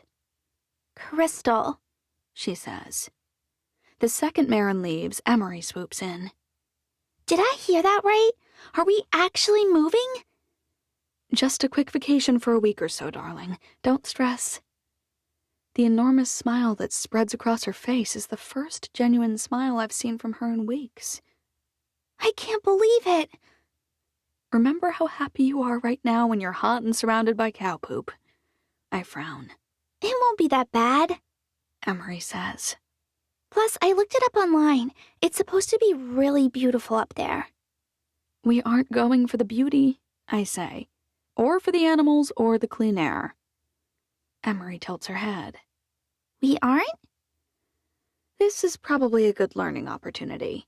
I imagine that if, on the off chance he made it to heaven, Paul's up there right now listening to us, he'll be delighted that I'm sharing this principle with his child. Your dad talked about a lot of things I didn't understand, but one thing I do remember him saying is that he always hedged his bets. That's how people with his job got the name hedge fund manager. He would try and secure one investment, but set up another in case the first one failed. Emery's mouth is dangling open. That's what I'm doing right now. Whatever I have to do to keep Lola Lime happy, and on the off chance that my plan falls apart, we'll be learning a little about another opportunity. Not that I really have any intention of running a ranch, but maybe we could sort of manage it a bit and let someone else do the work. If I snag the Lola Lime account quickly while we're out there in Bumpkinville, then we can all come home right away. So there's no chance we'll work the ranch for a whole year and stay? I imagine myself petting a cow on the head and try to think of anything else I might need to do. Carry hay to them, feed the babies out of bottles. I can't imagine very many people are less equipped to run a cattle ranch than I am. I shake my head. It's very, very doubtful we will be there more than a week or two, but it can't hurt to learn more about the option. 5. Abigail. It's not hot! Gabe's spinning round and round, his arms spread out, his face turned upward, his backpack swinging out behind him. "Why isn't it hot?" Whitney asks. "Isn't it summer here?" I chuckle. Summer isn't quite the same in the northern part of the country. It's been hot in Texas since late March. Tomorrow's June, and I think around here that's the start of summer. But this probably already feels summery to them. "They are spoiled," Izzy says. "I am so excited for this summer, but do you think Cody will remember me when I get back home?" Her lesson horse Cody remembers anyone who has a treat in their hand. "I'm sure he'll welcome you back with an eager mouth," I say. Izzy scowls. "What if I forget everything?" I'm sure you'll improve a lot with all the riding we'll be doing on a ranch, I say. Don't worry. I press the button on the key fob the rental car company gave me. For what I'm paying to rent it for the summer, this car better make us dinner and wash the dishes, too. The navy blue Toyota Sienna chimes, and the headlights flash. A minivan? Ethan groans like I asked him to buy me tampons at the store. For the whole summer? I can't quite help my smile. It was the cheapest option. Liar, you got it to torture me. Gabe needs a DVD player, I reason. It makes sense. Well, it won't change anything. I'm still going to love everything about the next 3 months. You'll see.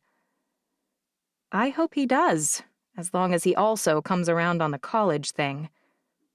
My kids haven't had much fun in the past year, and they seem to desperately need this change of pace. I check my watch. If we leave right now, we should arrive just in time for dinner. Whoa, Ethan says. The drive from here takes that long? My cell phone map says it's about 3 hours away, I say. We'll be driving through Wyoming for a big chunk of the way. At least it should be a gorgeous drive, Izzy says. Did you know that the Flaming Gorge is right by the ranch? People travel from all over to see it. I can't wait to take a quad out there, Ethan says. We don't even have one, and that's not why we're here. Does he think running a ranch will leave him lots of time for playing around on ATVs? Stop being ridiculous. Uncle Jed may have had one, Ethan says. And if he did, then now we do too. He's entirely too excited. All right, in the car, everybody. We're supposed to be here for 3 months, but you'd think we were moving for years by the way everyone packed. Thank goodness it's summer, or we'd need a U-Haul just for the winter clothing my little Texas honeys would need. Even I have to admit the drive out is picturesque. It's not like I've never traveled around the United States before, but this is my first time in Utah, and now that I'm here, surrounded by mountains and crisp, clean air, I feel like it might have been an oversight. What's a stone cutter? Whitney asks, staring at a sign for a restaurant. No idea. Do you guys want to find out? After a chorus of affirmations, I pull into the drive-thru line. As it turns out, it's basically a long, rectangular dinner roll they slice and stuff with honey butter, or cinnamon butter, or a dozen other options. Except I think the dinner roll may be fried. I love these, Ethan says. I know that my usually contrary boy is not intentionally loving everything just to irritate me, so I shove my irritation down and try to enjoy his happiness. Still, I can't keep from pointing out the obvious. My old sneaker would taste good if I put that much butter on it. Ethan shrugs. You'd better not leave those things lying around. He winks. You might be looking for new shoes. The other kids are just as energized. I wish my job was even a quarter as enthusiastic about this plan as the kids. Robert was shocked, but he understood my reasons and went to bat for me immediately. Unfortunately, Lance was looking for an excuse to show everyone that I'm not committed, and he didn't have to look hard with me bailing for the summer. He couldn't call off the vote, Robert said, but I wish we could delay it. He's already grumbling. I will do every single thing I would have done if I'd been in the office, I promised. I know you will, Robert said. But we both know working remotely won't be the same, and there are sure to be communication issues and time change issues and a whole host of other problems. Not to mention, I can hardly schmooze the partners who are on the fence about bringing me in from Utah. I shove my concerns out of my mind because there's absolutely nothing I can do about any of it. I put together 2 motions and a list of deposition questions on the plane and emailed them to Robert the second we landed. Take that, naysayers. I'm working on a Sunday while traveling. So much for saying I won't get anything done. Of course, we haven't even reached the ranch yet, and I have no idea how much time we're really talking about spending on running it. As if he can sense my reservations, Ethan says, "It's going to be fun, Mom, I swear." I'm not worried that the kids won't have a good time, but I don't tell him that. It will hardly be helpful. The other three are watching The Jetsons on the DVD player. Score 1 point for the minivan. I'm so lucky to have an expert at working mountainous cattle ranches in the car. "I know you think I won't be able to do anything," he says, "but I'm actually really good at mechanical stuff." You are. He always has been. He started by fixing the other kids' broken toys as a child, and graduated by junior high to working on project cars with his dad. In the past few years, he's only improved on a talent that was clearly intuitive from the start. But, sweetheart, your mechanical skill is an extension of your real genius, math. His incredulous look is quite familiar. You don't think so? What does math have to do with working on mechanical stuff? It's the same part of your brain that does both things.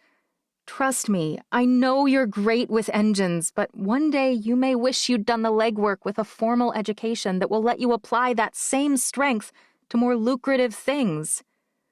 And by then it will be too late. The apocalypse will have wiped out all institutions of higher education, rendering self-improvement and mental development impossible. A thing of the past, a relic. I roll my eyes. Then when the zombies begin their march to decimate the world population, I'll be unable to stop them, because I won't understand the finer points of differential equations. He shakes his head.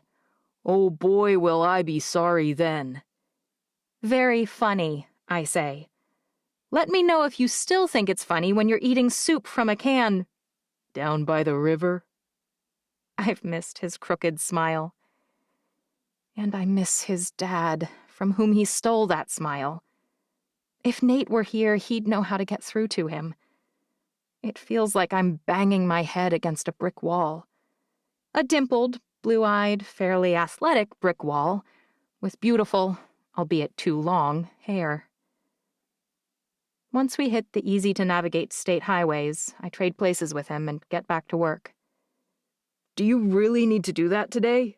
Ethan asks. It's a Sunday. It is, I say, but I have no idea how much work we'll be doing the rest of the week or when I'll have time.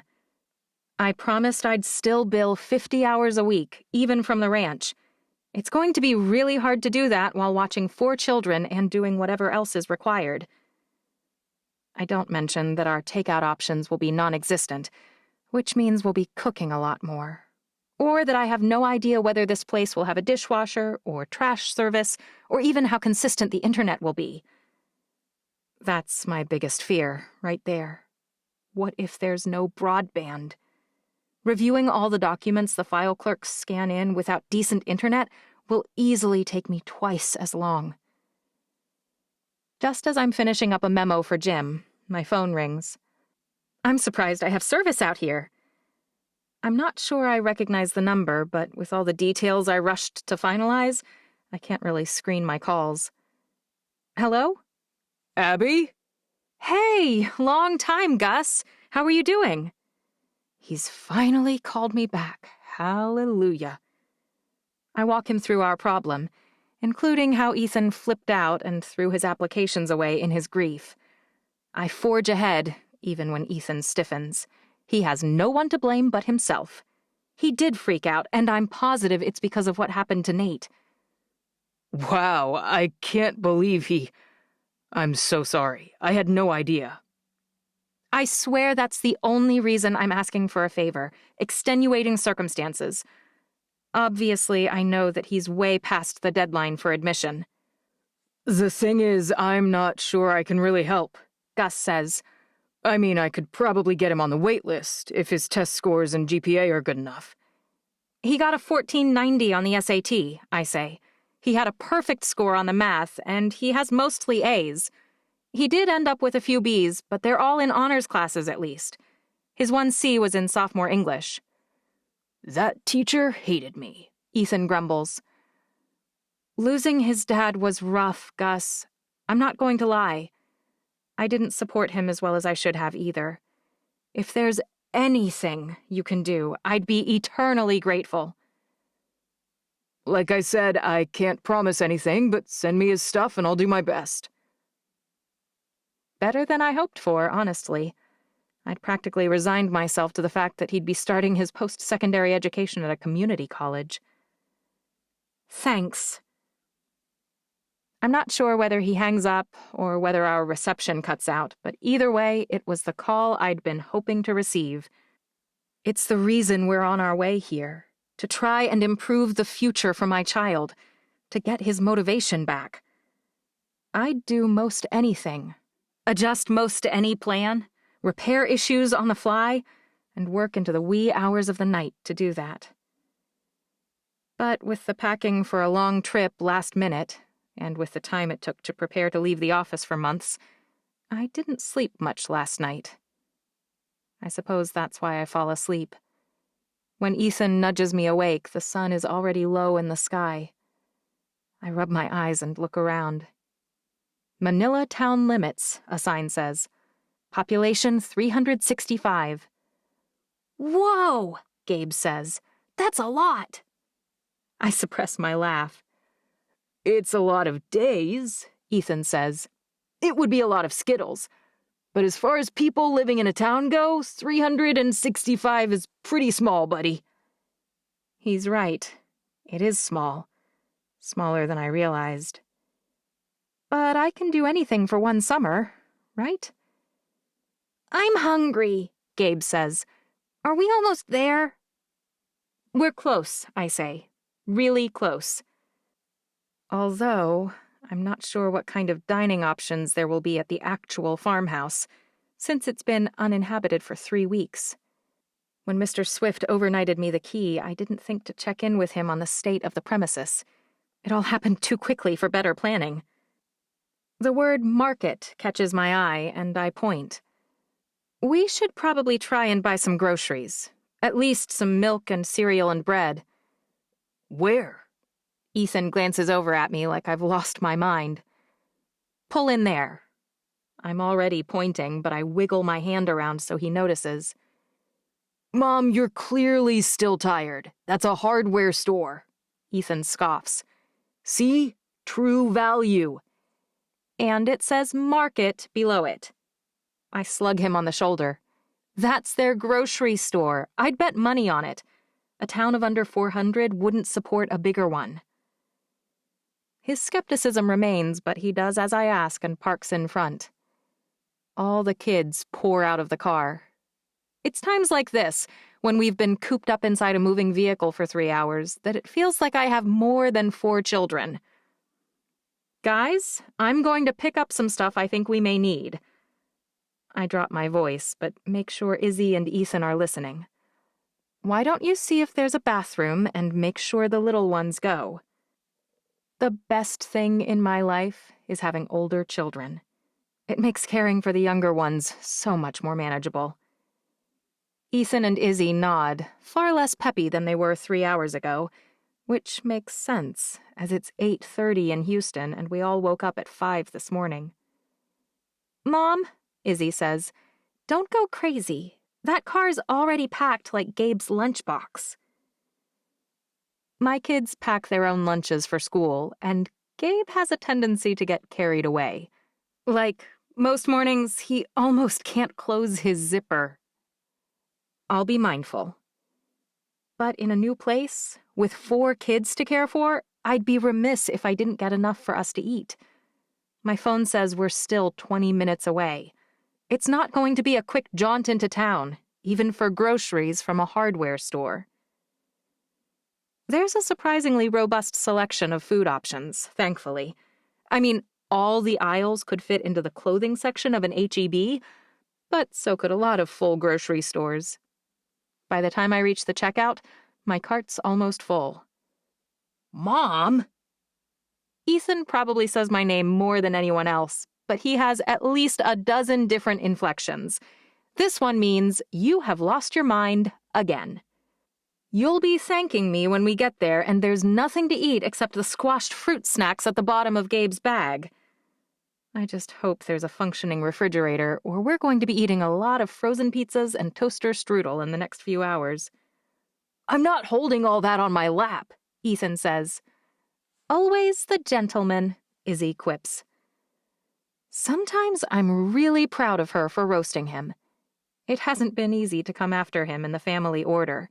He's not always the most considerate brother. He loves her, but he's a little abrasive. What I mean is, of course I'll hold it on my lap, unless you want me to drive, Ethan says.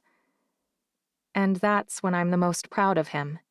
He says what he thinks all the time, but often once he hears the words out loud, he amends his declarations. Not everyone can do that. His dad was like that. He'd admit when he was wrong and acknowledge it publicly. I pay and we're out the door. It takes almost 5 minutes to get all the kids and all the groceries squeezed into the car, but with the sun setting, I'd rather not try and find a place to buy dinner. Ethan lets me pile him up with stuff, including a rather precarious stack of produce. At least no one argues with me or begs for McDonald's. With 4 kids and more than 14 hours of travel under our belts, it's a small miracle. I'll hurry, I promise. The sun has lit the entire sky an orangey pink by the time we're cruising down the street off which the ranch is set. Ethan's so excited that we're close that he's belting On Top of the World by Imagine Dragons. It's making it hard to think, much less hear the Jetsons in the back. Cut it out, Izzy says. He ignores her. We're almost there, I say. Shut up, Ethan! Whitney throws something, not sure what, that knocks the bag of apples sideways. They roll off Ethan's lap and spill all over the center console. One rolls down into the floorboard. Guys! Sorry, Mom, Whitney says, but Ethan won't shut up and I can't hear. I slow way down so that I can grab the apple. It's totally unsafe to have anything anywhere near the pedals on the car. I finally end up stopping in the middle of the road while I rummage around for it. I'm lucky this road has no traffic on it. My hand finally wraps around the shiny, smooth skin. Ha-ha! After I sit up again, I look around to make sure it's clear for me to drive. There aren't any other cars, but there is a tall, shirtless man mowing the front lawn of a small white farmhouse. It may not be that warm outside, but his body still glistens with sweat. I can't look away from the defined pecs, the bunched biceps, and the washboard stomach. Oh my goodness, I'm too old to go entirely blank when I see someone who's magazine-fold hot. I'm sure he's young enough to be... But then he looks up, and I realize he's not young at all. He's close to my age. My foot slams against the gas pedal, and we shoot forward, but he waves in spite of my quick departure.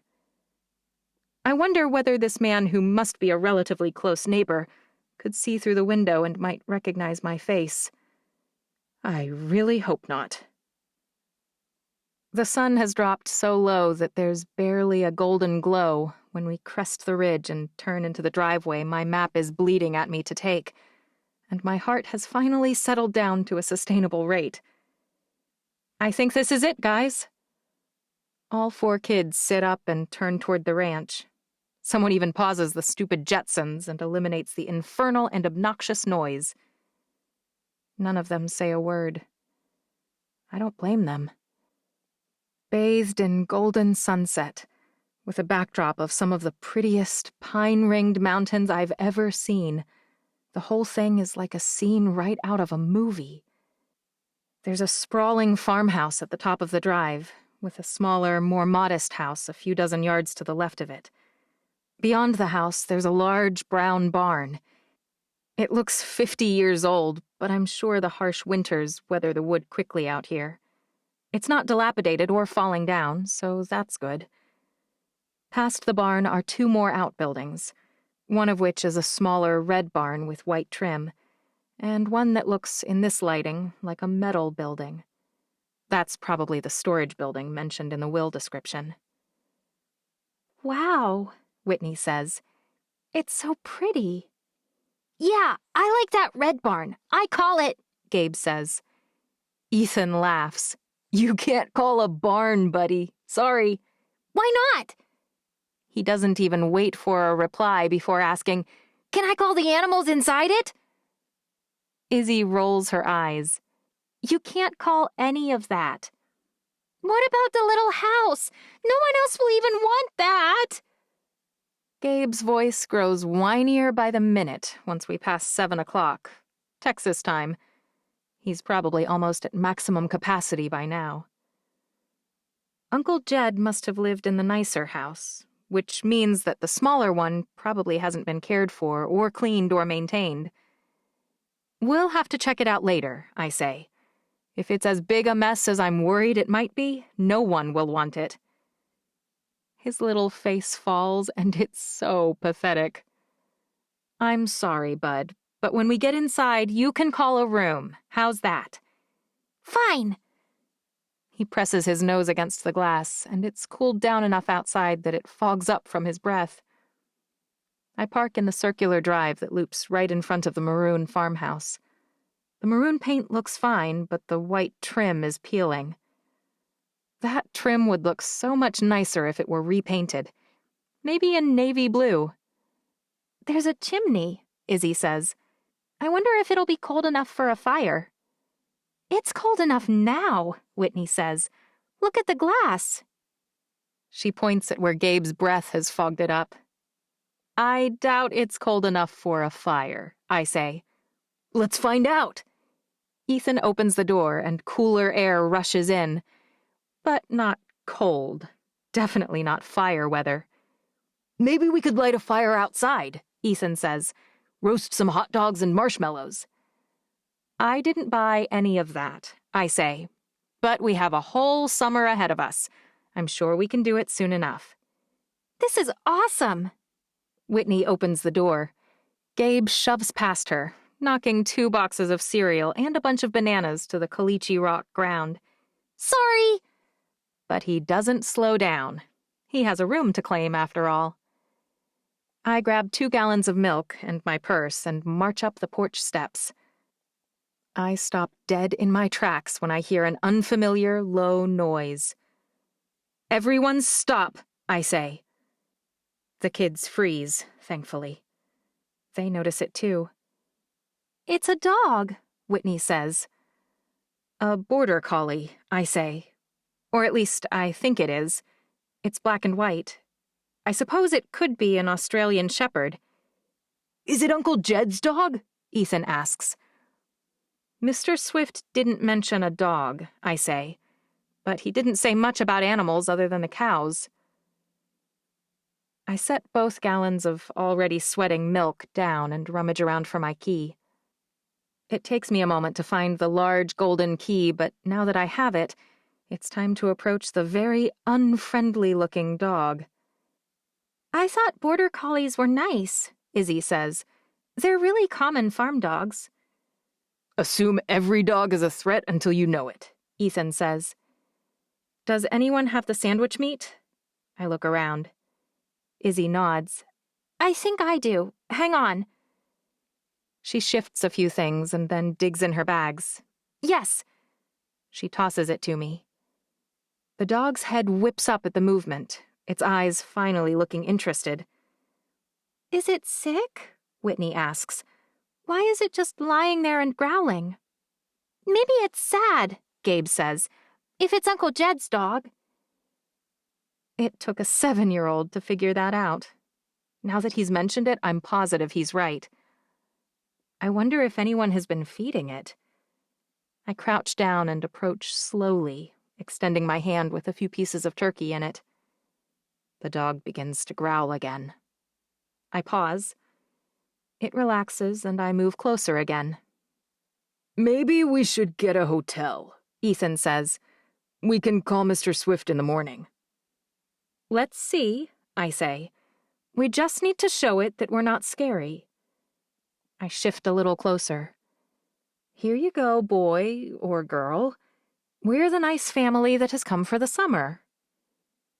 It lifts its head a little and whimpers. The sound kind of presses on my heart. That's how I felt after Nate died. You're okay, boy. I swear you are. I toss the turkey and he snaps it up. See? Nothing will fix it, but food helps. In my scariest move yet, I reach out and pat his fluffy head. He whines again, this time for longer. I'm going to move you over, okay? So that we can go inside. He whimpers, but doesn't object when I shift him over and slide the key into the lock. It turns smoothly, and we're in. Every single one of my kids crouches down and pats the dog on the head, but he simply drops his face back down over his paws and closes his eyes. Is he okay? Gabe asks. I think he's just sad, I say. I'll make sure to grab some food for him tomorrow. He doesn't look emaciated, so I bet someone is feeding him, but it can't hurt. Once we've determined nothing can be done for the dog this moment, the kids' enthusiasm about the new place returns. Ethan jogs through the door. First one in the house! Gabe shoots past him like a cockroach fleeing the light. I call the best room the best one! You can't do that, Whitney says. It's not specific enough. You have to see the room and be standing inside of it and then say, I call this room. In the time we spent on the dog, the sun set, and now it's pitch black. It feels like an eternity of fumbling around with the flashlights on our phones before Izzy finds a light switch. But once it's on, the children all disappear. Except, instead of hiding, they're searching. The rest of them may be too old to insist as obnoxiously as Gabe, but picking the best room matters to all of them. They can't call the master, because they'll lose it. But they need to suss out which of the remaining rooms is the best faster than everyone else, or they'll be stuck. There are 6 bedrooms and only 5 of us, so don't stress. You'll all have a place. Luckily, the fridge works fine, although, judging from the fusty smell, I did not buy nearly enough baking soda. It's not the only thing that needs to be cleaned, either. The once cream linoleum counters probably weren't ever works of art, but now it's hard to tell what's stained with dirt that can be removed and what's age-stained. I find rags in a drawer near the sink, and the water is on, luckily. I put away the groceries in the mostly bare cabinets, wipe down the counters, and locate the very vintage plates and bowls and utensils. They're dusty, but once I rinse them off, serviceable. Guys, let's bring our things inside and then eat something.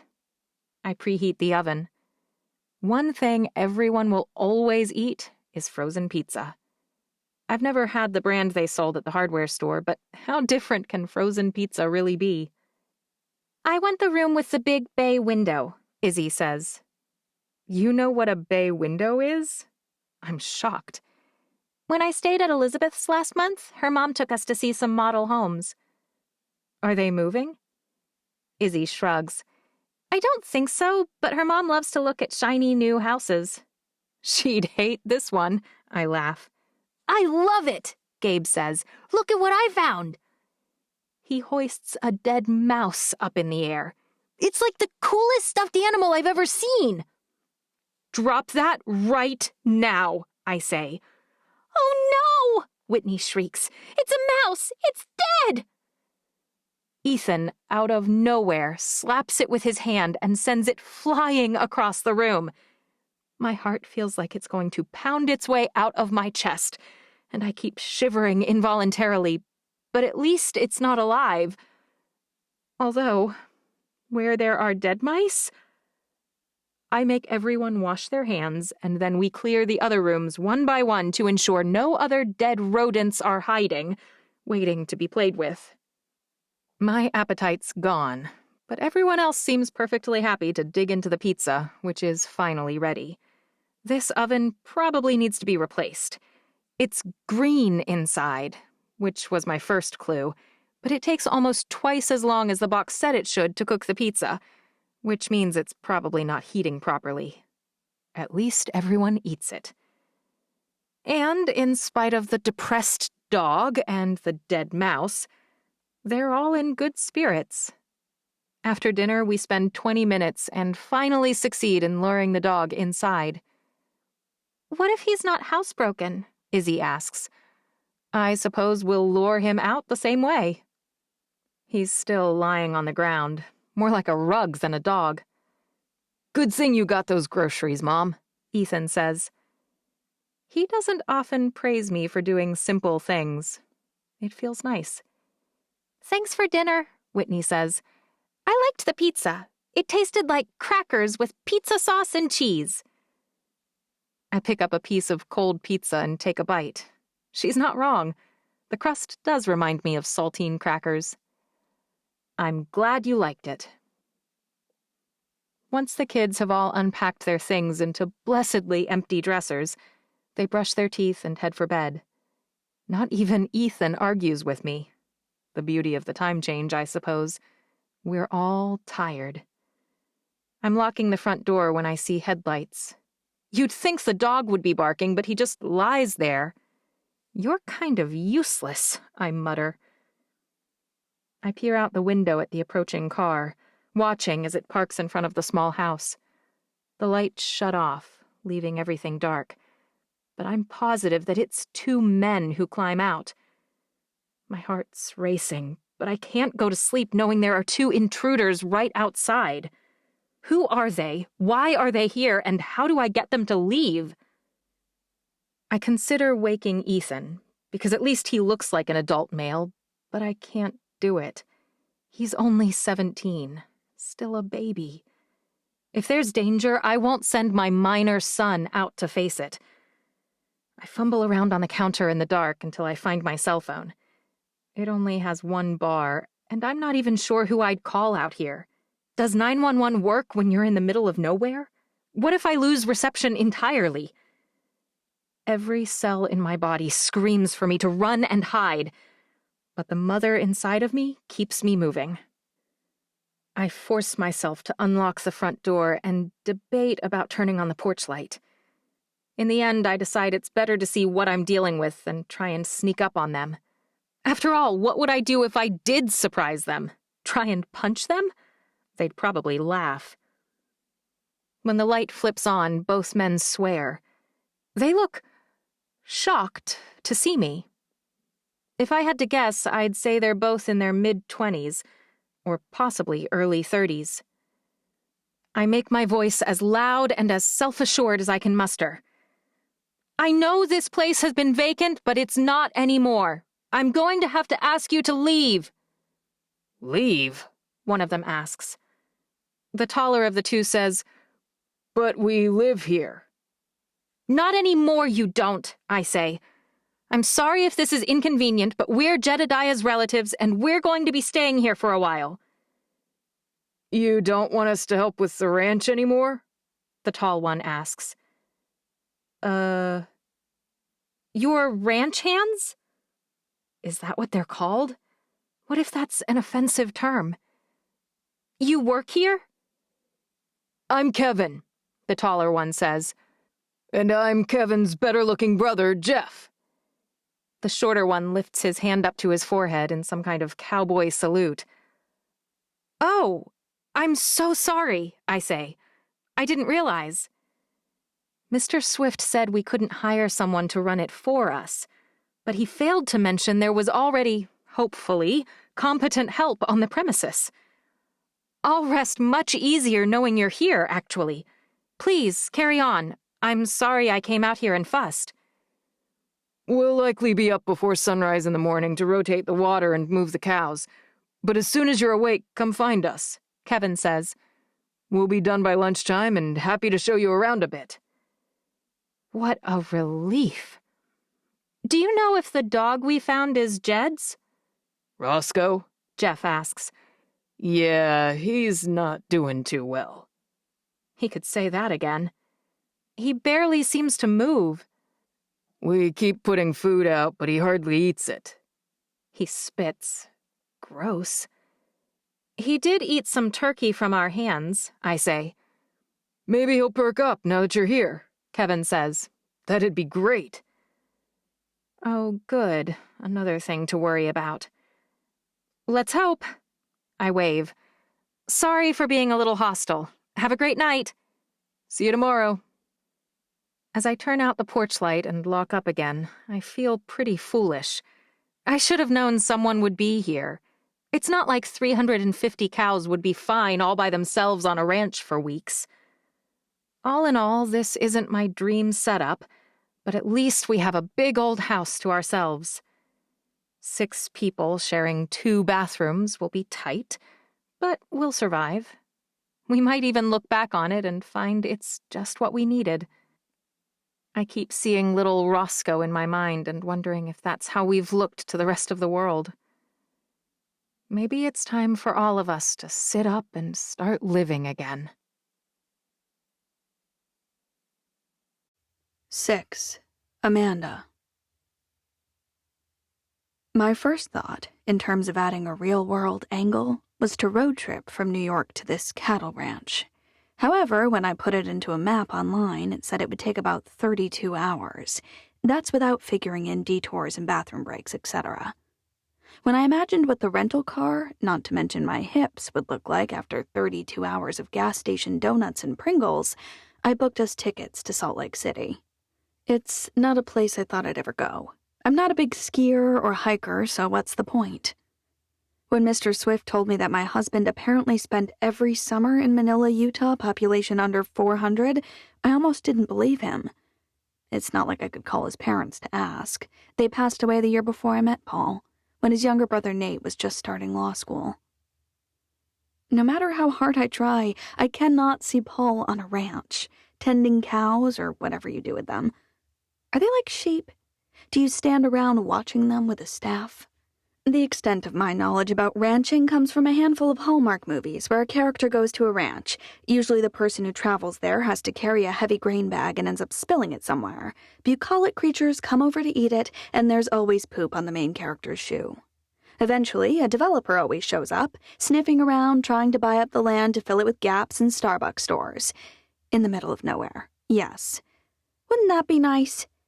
But we couldn't even sell it for a whole year. Not if we want to keep the proceeds. Ugh. At least I pack smarter than the idiots on those Hallmark movies.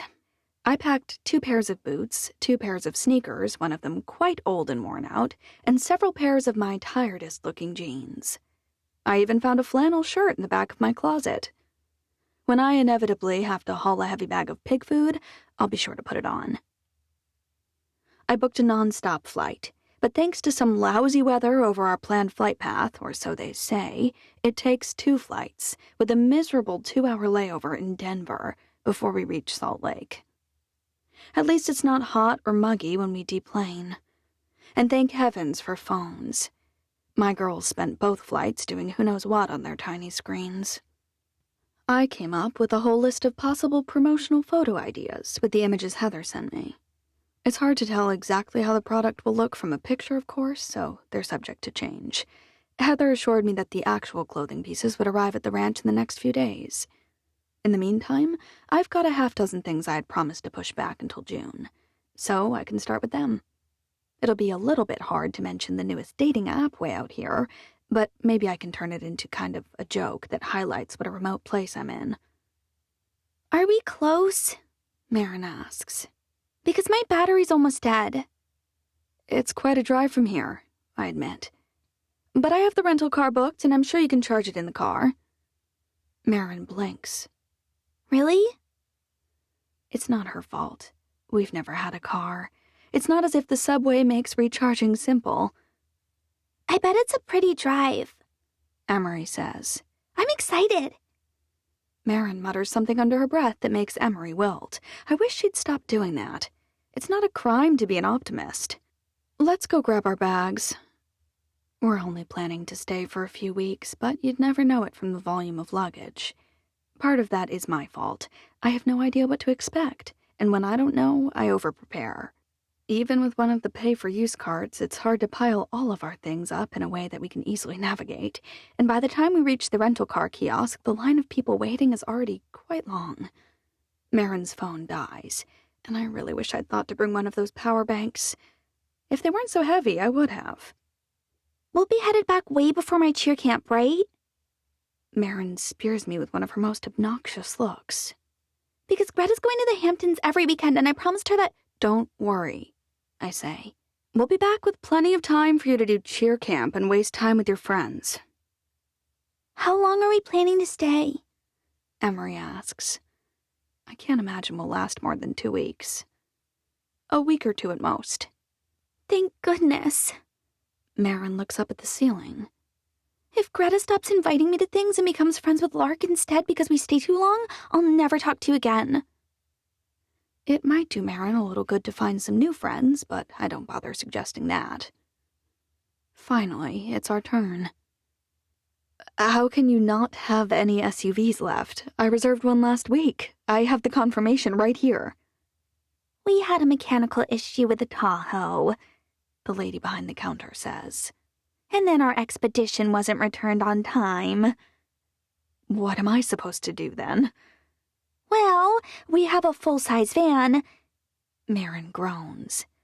Or we can offer you a sedan. I paid a premium for the SUV, I say. Which we will absolutely refund you for. Her perky smile is not improving my mood. I glance back at our monumentally large pile of suitcases and bags. Do you think all of that will fit in a sedan? The woman's face tells me what I need to know. You don't have anything else other than a full-size van? She shakes her head slowly. A full-size van, like the mom from the Brady Bunch probably had to drive. I sigh. Fine, I guess give me the van.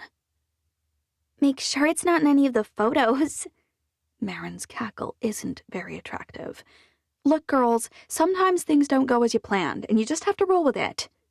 Nice pun, Mom, Emery says. Oh my gosh, Marin says. Are you kidding? But 15 minutes later, I'm bouncing around in the driver's seat of the van, my hands wrapped around the enormous steering wheel at 10 and 2, wondering if I'll really be all right driving this for 3 hours. I should have arranged a shuttle or something. How long has it been since you drove something? Marin's right eyebrows hoisted almost to her hairline. Because you don't look very competent. It's fine. It takes me a few miles to settle in, but I only clip one curb and the tire doesn't even go flat. We're going to die, Marin says. And no one will even know where we are. They'll never find our bodies. Stop being such a drama queen, Emery says. There's no one out here to hear you anyway. I don't snort, but I want to. I love when Emery shows a little bit of fire. It takes us nearly 4 hours to reach Manila, which only reassures me that a road trip would have been a terrible mistake. What's worse is that we only stopped once and it still took me that long. I've forgotten how to drive. I'm a nervous wreck, being passed the whole way. Finally, I say, we're only 20 minutes away. If you didn't drive like a grandma, we'd have been here an hour ago. Marin yawns. Is it bad that I want to spank my 15-year-old daughter on the first day of our trip? Probably. Your grandmother drives like a maniac, which is precisely why I drive so safely. Safely, huh? Or, Marin coughs, slowly. Same thing, I say. And if you ever learn to drive, I'll be sure to teach you to copy me. Not a chance. We breeze past downtown Manila in 30 seconds, even going 25 miles an hour. Wow, that's a small town. It's cute, though, Emery says. She has always been my cheerful child, but the flip side to the highest highs is that she usually has the lowest lows, too. It's nice to see her in such a happy mood. Looks like this trip might be great for more than just me. Now, if I could only get Marin to stop grumping about every single thing, that would be a miracle. The GPS on my phone bings to tell me that we've arrived, but we're at the end of what appears to be a long driveway. It's not dirt, it's covered in small, packed white rocks at least, but they're not very smooth. The van bounces and jostles and whoops so badly that I finally slow to a crawl. Up ahead, there's a very old Corolla parked in front of a tiny house. I sincerely hope that's not the generous farmhouse Mr. Swift indicated was part of the property. The car must be something Uncle Jed left behind. I wonder whether it even runs. I'm not sure whether it would be worse for me to drive that old tin can around town or this enormous school bus. I slowly creep around it, and as I do, I see a much larger, almost sprawling farmhouse at the top of the rise. Thank goodness. Beyond the farmhouse are a large brown barn, a huge metal building, and a cute little red barn with chickens scratching around on the ground beside it. The breathtaking mountains that rise up on either side in the background almost make this whole drive worth it. I put the car in park and hop out, unwilling to miss the chance to snap some photos of this view. I frame up the larger maroon farmhouse with the wraparound front porch with the sun behind it. I snap a handful of shots from 2 angles, one of them disguising the badly peeling trim paint, and hop back into the car. I can't help editing them quickly while the car idles. I'm delighted to notice there's a bright red chicken on the front porch, and another white one off to the side of the house that really frame up the whole thing. Mom, really? You can edit those later. We're going to be here for a week, at least. I'm surprised you even noticed we stopped, Emery says.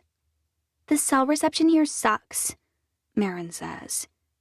Now I get it. Emery's smile is adorable, especially when she's making fun of Marin. I climb back in. All right, you two. I'm going to park and get this house unlocked, and then we'll look around and see what we've gotten ourselves into. Are we going to eat? Marin asks. Because I'm starving. Of course we will, I say. Let's get our stuff inside, and then we'll find some place that makes something in town. Another 20 minutes away? Marin's whining is starting to grate on me, badly. Just grab your stuff, I snap. And stop complaining every single second. Her eyes widen, but she listens, thankfully. The air is so nice, Emery says. It smells like mountains, Marin says. Then the wind shifts, and it smells like manure. Ugh. I sling my laptop bag over my shoulder and heft both my huge suitcases to the ground. Ideally, I'd haul them both in, but with the front porch steps, that's unlikely to end well. I settle for grabbing just one. The heavy base whams on every single stair, but eventually I reach the top. My purse is stuck under my laptop bag, and the key Mr. Swift overnighted is in the front pocket of my purse. I try sliding my hand around the laptop bag to pull it out, but everything gets all jumbled, and I end up dropping it and nearly falling on my face. The rental car agreement gets jostled and flies out, and the wind takes things from there. It's halfway across the porch and still moving. Emery stomps on it. That sequence of bizarre happenings is probably why I didn't notice the minivan pulling up the drive. But it's hard to miss when it stops right behind our monstrously large white passenger van. Who on earth could be... It's Abigail. I think back to our text conversation. I told her I was passing. Didn't she say she wasn't coming either? So what's she doing here? Mr. Swift didn't mention anyone else was coming. I worry that the old Corolla belongs to yet another relative. Abby's hair falls in beautiful, darkening layers over her shoulders as she opens the door of the minivan and steps out. Of course, she's wearing a perfectly pressed pantsuit and smiling at me, as though my presence here is a mystery, and not the other way around. Amanda! When her eyebrows pull together, a tiny crease forms between them. I thought you said you were passing. I got the impression from all your laughing emojis that you were too, I say. Her laugh is just as loud and unbridled as I recall. Well, I certainly wanted to, but apparently my kids had other plans. It must be Ethan who climbs out of the sliding door on the minivan. But he looks like he's 20-something, not 17. His hair is longish and dark blonde, and it falls naturally across his ridiculously handsome face. His sky-blue eyes, his golden tan, and his dimpled smile are a powerful combination. He looks like a California surfer. He couldn't be more out of place here in the middle of the wilderness. I almost feel sorry for Abby. He looks as charismatic as Paul, which means he's bound to be just as self-centered. I imagine she hasn't had an easy time dealing with him since Nate died. "How long are you planning to stay?" I ask. "The entire summer," she says. "We arrived last night." "We're only here for a week or two," Marin says. "Thank goodness." Her exhalation of air puffs her hair up around her face. More kids are pouring out of the minivan. I'm always a little stressed out when Abby's around. Her kids are very polite for children, but there are so many of them. "Marin!" Izzy is so much taller. If she didn't have the same shock of short blonde hair that she had at Paul's funeral, I might not recognize her at all. She races around Ethan and barrels toward Marin. My daughter's eyes widen in something close to mortification. Good for Izzy. Marin could use a good slap, but maybe some excited, normal adolescent behavior will help. When Izzy plows into her, knocking Marin's phone out of her hands and sending it clattering against the wood slats of the porch, Emery snickers. "Wait, Emery?" Abby asks. "You've become so stunningly beautiful. You got your braces off, and your teeth look amazing." She climbs the steps and hugs a delighted Emery. Meanwhile, Whitney and Gabe are pushing past Ethan on their way to hug us, too. I forgot how touchy-feely their entire family is. I brace myself seconds before Whitney hugs me around the waist. I hope her hands aren't sticky. "Aunt Mandy," Whitney says. "it's so nice to see you." She certainly hasn't gotten braces yet. Her teeth look like a jumbled deck of cards, with several pointing at odd angles. "It's nice to see you, too." I pat her back, trying my best not to be awkward. I don't even hug my own daughters very often. Whenever someone grabs me and hugs me without asking, it always feels like a violation. Why do kids get a pass? Gabe, unlike his sisters, hangs back, hovering near the bottom step. "Aunt Mandy." "She married Dad's brother," Ethan says. Gabe blinks. "Dad's brother was named Uncle Paul." If I hadn't heard him try to speak as a toddler, I might not notice, but the careful way he forms his words reminds me that he was severely speech delayed. He's made excellent progress. "But Uncle Paul is dead, so she's not actually related to us?" Ethan cringes. "No, Gabe, don't say—" "It's all right," I say. "Don't worry about it. You and I aren't blood related, no, but my children are your first cousins." I can't quite bring myself to say that I love him the same as if he was part of my family. I've never been very good at lying convincingly. Gabe nods as if he's weighing my words.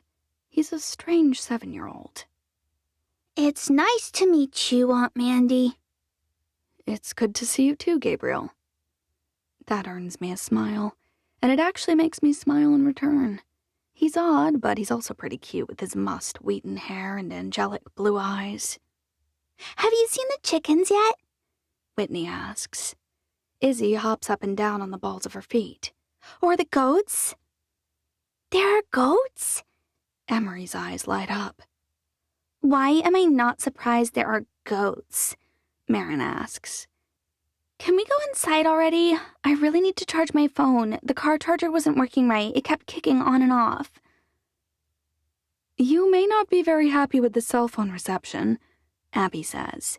"It's pretty spotty." "Have you tried connecting to the Wi-Fi?" I ask. Enabling Wi-Fi calling did wonders for us when we were staying in Brussels. There isn't any Wi-Fi. Abby's lips compress tightly and her nostrils flare, like she's telling me the entire world is suffering from typhoid fever. "No Wi-Fi?" Marin sounds like she can't believe it either. A tall man on the side of the porch clears his throat. Reception is rough in this entire area, but there's a pretty decent spot up on the top of the hill. He points. Old Jed jokingly called it his office. This is Kevin, Abby says. He's one of the 2 ranch hands who've been running things for a while now. I started here 4 years ago, Kevin says. Jeff's my brother. He started a year before me. He's finishing up with moving the water, but he'll be back in a few. That's a relief, Marin says. I thought we were going to have to do the farm work ourselves. We will, Ethan says. if we want to fulfill the requirements of the bequest. How do you know? Marin asks. I read the will, Ethan says. and I intend to fulfill every single one. Oh, yeah. He's going to give Abby a lot of headaches. Well, that's wonderful, I say. But in reality, it kind of pisses me off.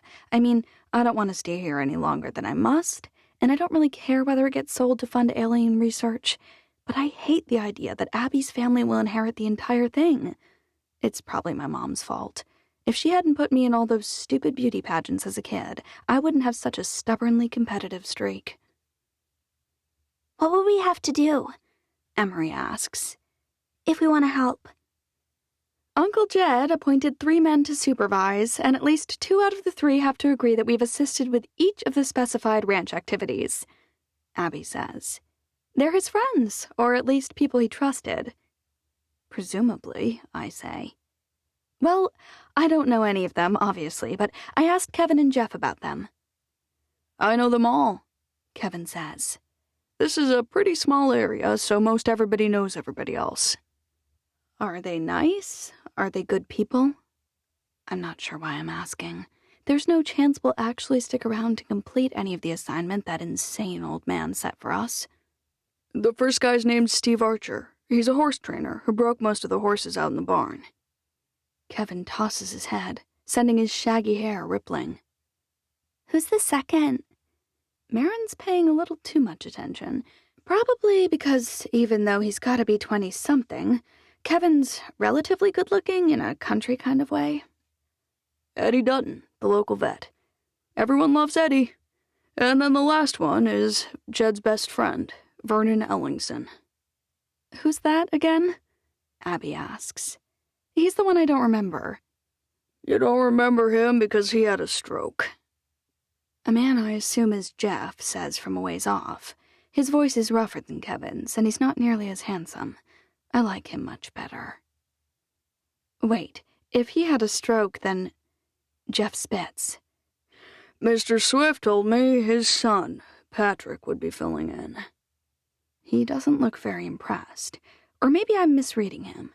It's hard to tell what someone's thinking when they're busy wiping their mouth on the sleeve of their shirt. And Patrick? Ethan asks. You said something about everyone. Is he not cool? Jeff laughs. Kevin smirks. I doubt you'd call Patrick cool, no. And I hear he wants to buy Birch Creek. Whoa, that's a plot twist. It hardly seems fair if one of the people deciding whether we've complied with the terms is self-interested, Abby says. Nice, Mom. Ethan grins. Slide right into lawyer mode and get that sucker kicked out. She rolls her eyes. Good try, but you already know it's not going to matter. Ethan's brow furrows. Oh, come on. You swore you'd at least consider it. Try to make sure we meet all the requirements for the summer. That was the deal. I did agree to come, Abby says. But I didn't agree that I'd spend a single second contesting will terms or arguing with the people appointed to run things. Ethan jogs up the steps and slides a key into the lock. If this guy ends up being a real pain and you don't... Marin dashes past him and through the door, but then she screams. What's wrong? I drop my luggage and leap toward the door. It's just Roscoe, Ethan says. He doesn't know Marin yet, and he didn't like her racing in like that. Abby walks past me, clearly not worried about the dog. Come on in, Amanda. We'll reconfigure and find you and your girls somewhere to stay this week. Reconfigure? Wait, you guys are staying here in the same house as us? She pauses in the doorway. Of course we are. There isn't anywhere else. The guest house is occupied. She tosses her head at the two guys still standing on the porch outside. I just went and had a few extra keys made at the local hardware store, which is why Ethan has one. And we got a lot more food. Whitney's grin is huge as she carries grocery bags into the kitchen and sets them down on the table. Once she gets close, Roscoe quiets down. Now that we know the fridge works, it's safe to stock up.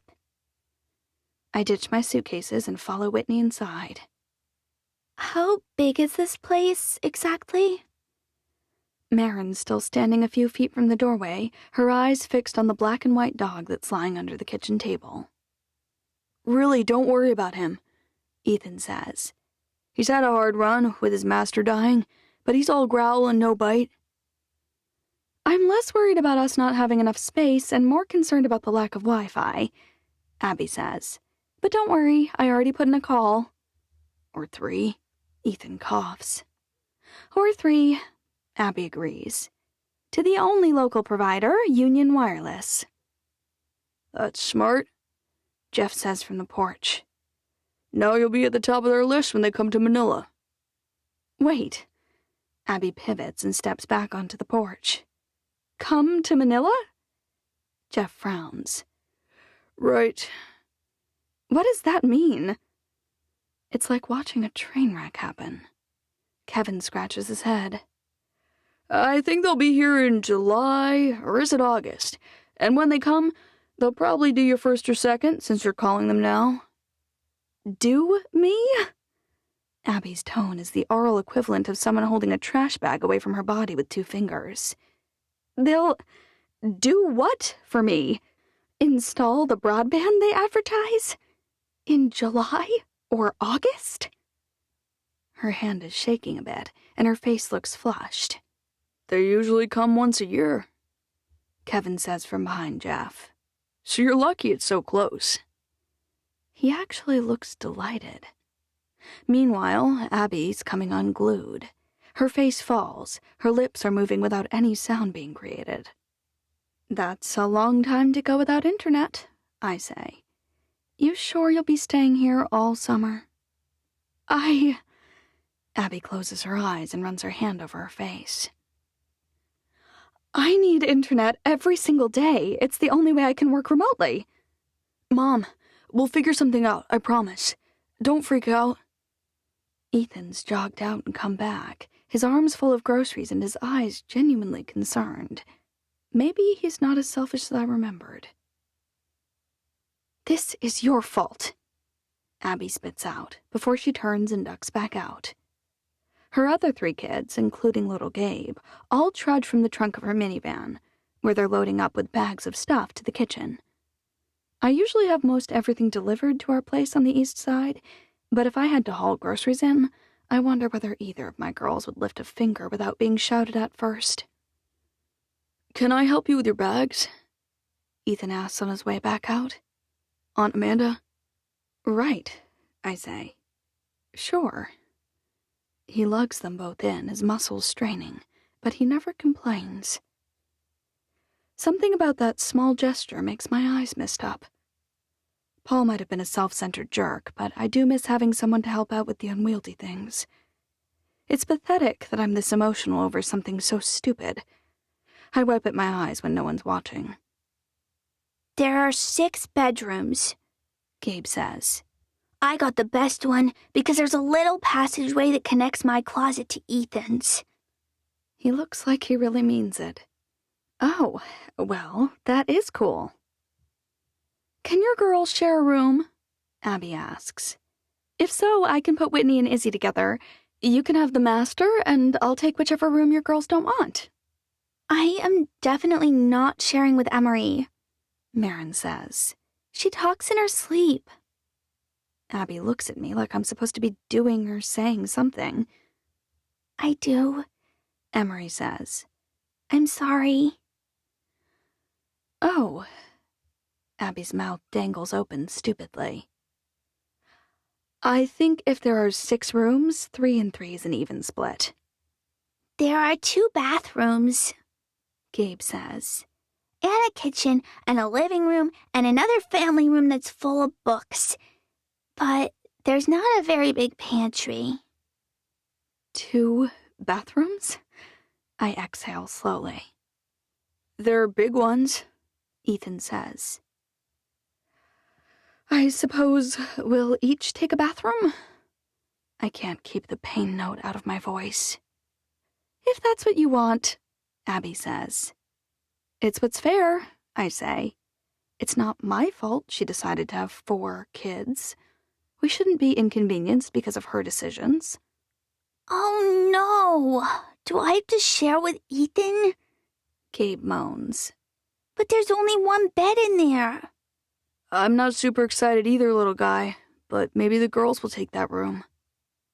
Mine has bunk beds, Gabe says.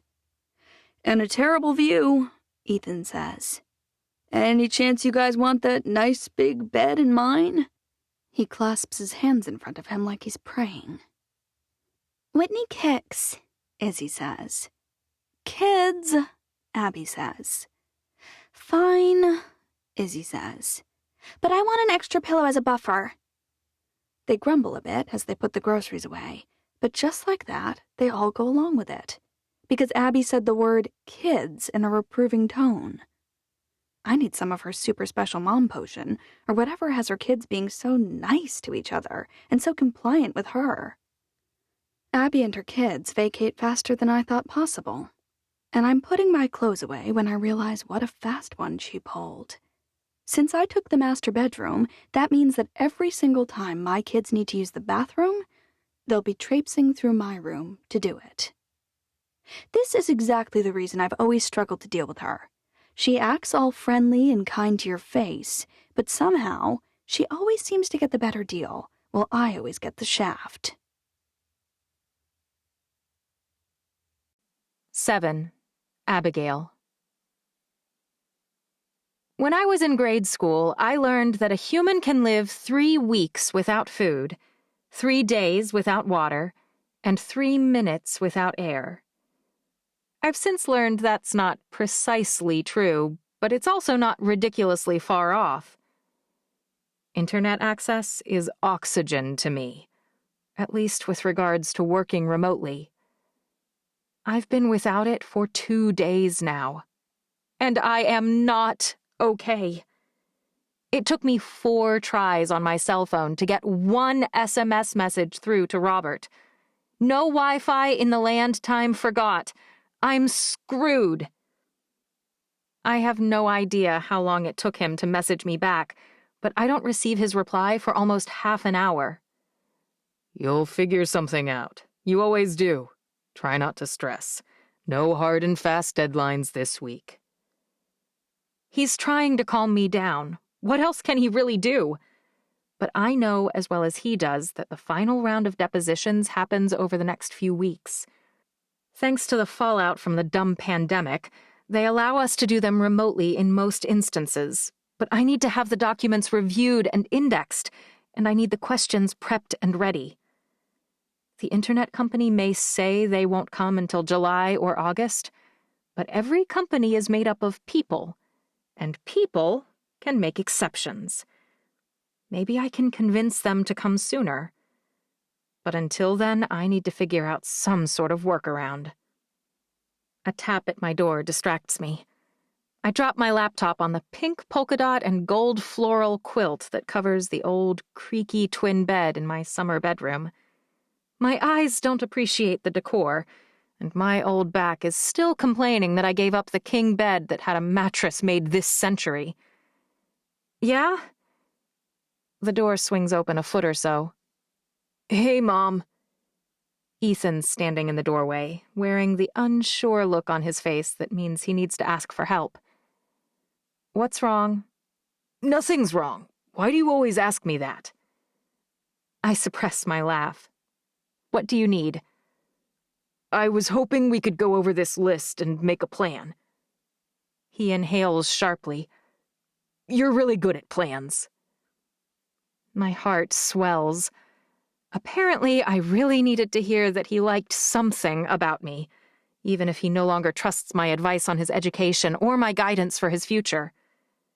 All right. I bet the girls would want to be involved, and maybe Aunt Mandy— No way. I'm doing my level best to keep things cordial, but if she sticks around more than a week, I'm going to lose it. She won't be here very long. I stand up and take the list from him. It's a printout of the list of tasks, plus a more thorough list of daily tasks he's added, presumably with Jeff's and Kevin's input. I'm kind of impressed with his initiative. We shouldn't bother her with this stuff. I know Uncle Paul died a few years before Dad, but she still looks really sad to me, Ethan says. Oh no, now I'm crying. I'm such a bad person, worrying only about myself and making my life easier. At least my kids are decent most of the time, and insightful and kind. Maybe I'll get bonus points in heaven for doing a moderately good job at making them better than I am myself. Mom. Ethan's arms wrap around me a little stiffly, but I press my face against his broad chest. Sometimes, even with his height, it's easy to forget how young he is. His frame is still spare. He lacks the bulk his dad had, but he's also gotten so big. It's okay to be sad, I say, and I think you're right. I think Aunt Mandy is probably still pretty sad. Maybe this week will be good for her. But keep Marin away from me, Ethan says, because I swear I'm about an inch away from punching that brat. I push backward, wiping my eyes. Ethan Elijah Brooks! He rolls his eyes. Oh, please, Mom, I won't actually do it. He mutters under his breath, probably. If you ever hit a girl, your father would— Are you sure she's a girl? His lopsided grin widens. I think she might be a cyborg who's in a committed relationship with her phone. I slug him on the arm. She's a teenager growing up at a private school in New York City. He sighs. She never had a chance, I guess. Not at being a normal person who can relate with the ordinary world. She might be less prickly if you tried making friends. You could talk to her about something that matters to her. Like what? I don't know. Social media? None of my kids have accounts. I barely get on myself. But he could ask her about hers. Talk to her about— Oh, wait, hang on. Ethan turns his head like he's listening to something outside, when I know very well that there's no one calling for him. Whoops, I think that's Kevin. I better go see what he needs. There's probably a tractor that needs repairs. He's out the door before I can even laugh. He may have a good heart, but he's not Dr. Phil. Apparently, escaping my attempts to force bonding with cousins was more important than making a plan. I pull the will out of my briefcase and grab a legal pad. There's a calendar of major events and phases of ranch life, but I focus on the things listed for June and July. The main tasks, on the will list and per the information Ethan added, are driving the cows out to the forestry land for the summer, prepping the meadows for hay, irrigating each of the hay meadows, and harvesting them in July and September for the alfalfa, and starting in August for the grass. Apparently that task goes into September, right until the cows return. The most nerve-wracking task we must certify as having done is driving all the cattle onto the Forest Service land. Mr. Swift mentioned something about coordinating with Ranger Dutton. I type a quick email to Mr. Swift on Outlook on my phone, asking for details on how to reach out to him. But the message won't send until I find a place with better reception. The battery on my phone is already down to half. Constantly scanning for service isn't helping. How did Uncle Jed manage here without internet? Why didn't Jeff and Kevin insist he bring in broadband? I was mostly kidding about this being the land time forgot, but my joke might have been painfully accurate. My current plan involves pinning Jeff and Kevin down so I can figure out exactly what we need to do to prepare for driving the cattle to the forestry land, and what we need to do in order to prep for hay and irrigate. But the top of the list is finding a place with internet I can steal until we can get it installed for ourselves. When I finally leave my room, Marin's poking haphazardly at her phone, which is attached to a charger. No other kids are around, but I know Ethan went outside.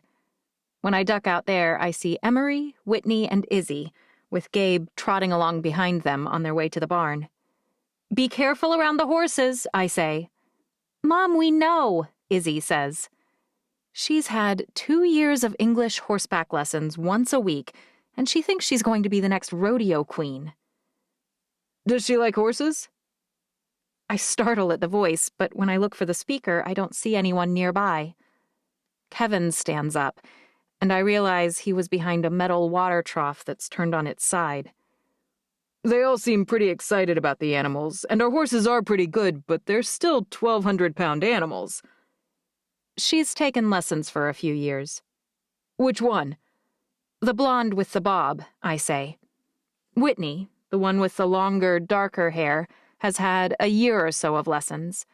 She knows the basics of horse care, but she's not as confident in the saddle. Gabe comes with us to the lessons, so he knows the rules, like not walking behind them or making loud noises that could spook them. What about that other little girl? I have no idea. Emery's my niece, but we don't see them much. Someone should make sure she's clear on safety rules at least. He harumphs. Never mind, looks like Jeff's on it. Sure enough, he is. The kids are standing in front of him in a half circle, like they're at school, heads bobbing as he talks. That's a relief.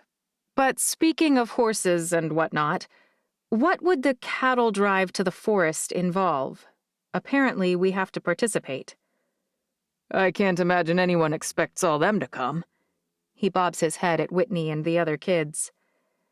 That's a relief, but I imagine Ethan will insist, and Izzy and I should be capable. Maybe. What exactly does it involve? We all get on the horses and we use them to push the cows up into the mountains. He shrugs. Most of them have been before and they know what to do. They're eager to get up there. Even now they're testing the fences. Why not take them now? Forestry Service rules, he says. Gotta wait until they give the all clear. I imagine Whitney will insist on going if Izzy does. They're both pretty excited about their cattle ranch adventure. His smile is kind.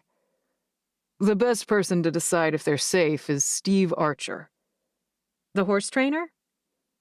Kevin scrunches his nose. Everybody calls him the horse stock. That's cute, I say. I'll give you his number. We drive the cows in a little over 2 weeks, though, so I'd call him quick. If you all need some help, you want to have time for it. Thanks. I type in the numbers he rattles off. But Steve don't usually answer his phone, Kevin says. What?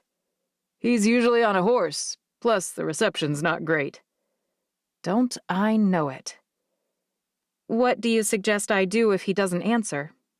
I'd just drive out there. It's real close. Great. Speaking of small-town life, you don't happen to know anyone at the internet company, do you? He chuckles. Sorry, that's over in Green River. Drat. Do you know anyone around here who's on the friendly side who might be willing to let me do some work at their office or home until we get our broadband working? He sucks his teeth, presumably while he's thinking. Well, only person I know who definitely got it last time was Steve. The horse stock? That Steve Archer? Yep. I imagine the vets got it, and maybe the Ellingsons. They always get the newfangled stuff. The internet's apparently a newfangled thing. You can't make this stuff up. Great. Well, I'll start with Steve. 2 birds and all. Directions? Turn out of the drive and drive straight. It's the white farmhouse a few miles down the road with the big barns behind it. To the left? Nah, turn right, toward town. The house above us is Amanda Sadler's place, and past that is Wild Ranch. Which does not help me at all. Steve's probably 4 miles from here, toward town. He points as if I can't even figure out which direction the town is located. I appreciate it. Jeff and I are taking your boy out to help us work on the tractor. We got a few meadows left to clear sticks from and drag. I figure that's something he can probably do. Right, I say. Great idea. When he turns back to work on what I think is a hole in the bottom of the metal trough, I try calling Steve. As he predicted I would, I get voicemail. Twice. On the third time, my phone won't even dial. I don't swear under my breath. I'm proud of that. 5 minutes later, I've left Izzy in charge, notified Amanda that I'm headed to a neighbor's house, and packed my laptop and bag of case files. I just hope this horse stock is home and friendly. Please be like Kevin, but with internet I can borrow. The directions were spot on. Just like Kevin said, there's a tiny white farmhouse with an enormous red barn behind it. The barn is beautiful, as if it cost 3 times what the house did. It's even got white trim, including big white X's over the doors. It looks just like the barns in my kids' animal picture books. There's a run-down little green barn next to it, but by the looks of things, it's full of hay and shavings. There's a circular drive in front of the house, but there's a large gravel area in front of the barn that looks like a parking lot. I park the minivan there. Kevin insisted if Steve was home, he'd be in the barn. I look around and I listen carefully, but I don't see anyone. It feels a little rude to just walk in, but I'm not sure what else to do. 3 horse heads appear as I draw close, one of them whinnying loudly. Hello? Still no answer. I try a little louder. Hello, Mr. Archer! Still no response. Unless I count another loud call from the same horse who started whinnying earlier. He's a big, well-muscled, shiny chestnut with a white stripe down the middle of his big, round-cheeked face. You're the only one here, huh? Where's your trainer, fella? Is he a fella? I approach the stall to get a closer look, but the toe of my boot hits something that clinks. It smashes into something else and makes a terrible shattering noise. My pulse is pounding in my ears. I've come into this man's barn and broken something. What is it? I look around frantically, shocked to discover it's more than 6 empty bottles of beer, and I broke 2 of them. Who on earth drinks in a barn? It's the middle of the day, for heaven's sake. It takes me almost 5 minutes to locate a broom, and I can't find a dustpan. I'm stuck using a metal muck shovel as a makeshift dustpan because I can't leave glass all over the floor. The big black trash can is near a towering stack of hay bales, and I bump it too hard and knock the lid off entirely. It makes a big wham when it hits the ground. I'm a little past trying to be quiet, so I dump the broken glass and the other bottles as well into the can and pick the lid up, slamming it back down. What? A man's voice from somewhere behind me startles me. I spin around just as he shoves into a sitting position, hay poking up at odd angles from very unkempt hair. He was clearly asleep on a bale of hay. He's broad across the chest, like really broad. His t-shirt stretches as he does, and I wonder how tall he is. Which I should not be doing. What kind of person sleeps in a barn on hay, no less? I think about the beer, and I have a bit better idea what kind of person might be sleeping here in the middle of the day. Mr. Archer, I presume? The man blinks and squints, trying to focus on me. It's probably harder because I'm backlit and he's hungover. But it's then that I realize I've seen him before. He was mowing his lawn Sunday evening. Shirtless, glistening. And now I can't get that image out of my head. My mouth goes instantly dry. My hands shake, so I stuff them in my pockets. Who are you? He sounds as bleary as he looks. My name's Abigail Brooks.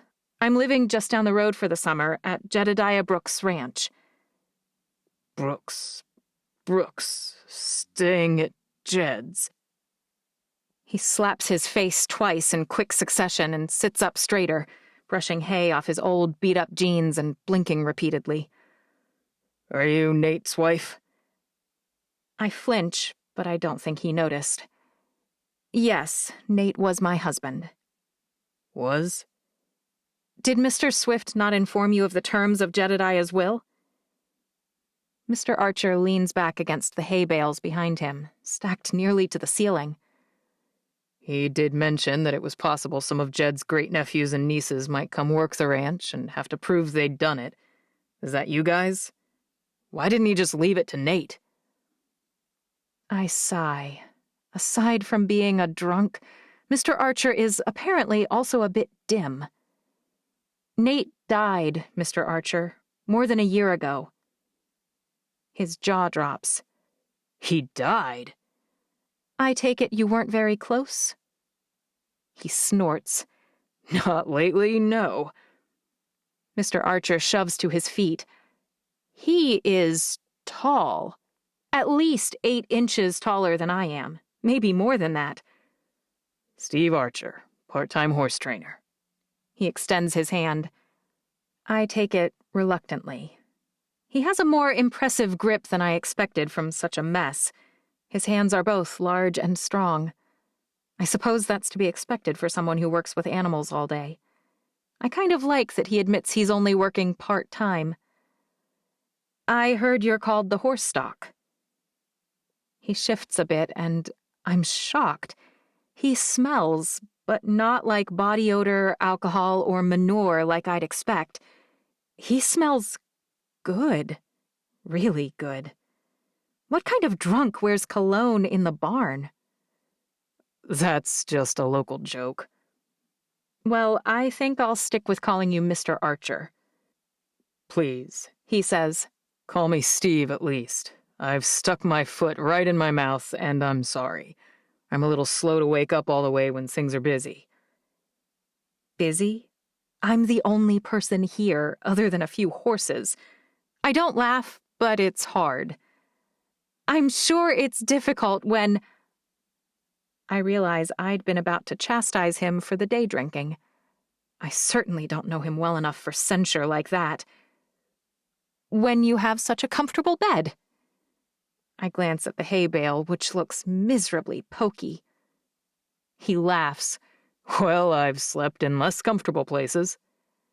I'm sure he has. One of the hazards of being a drunk, I assume. I'll get right to the point. I'd hate to waste your time. I've heard you're the person to teach horseback basics.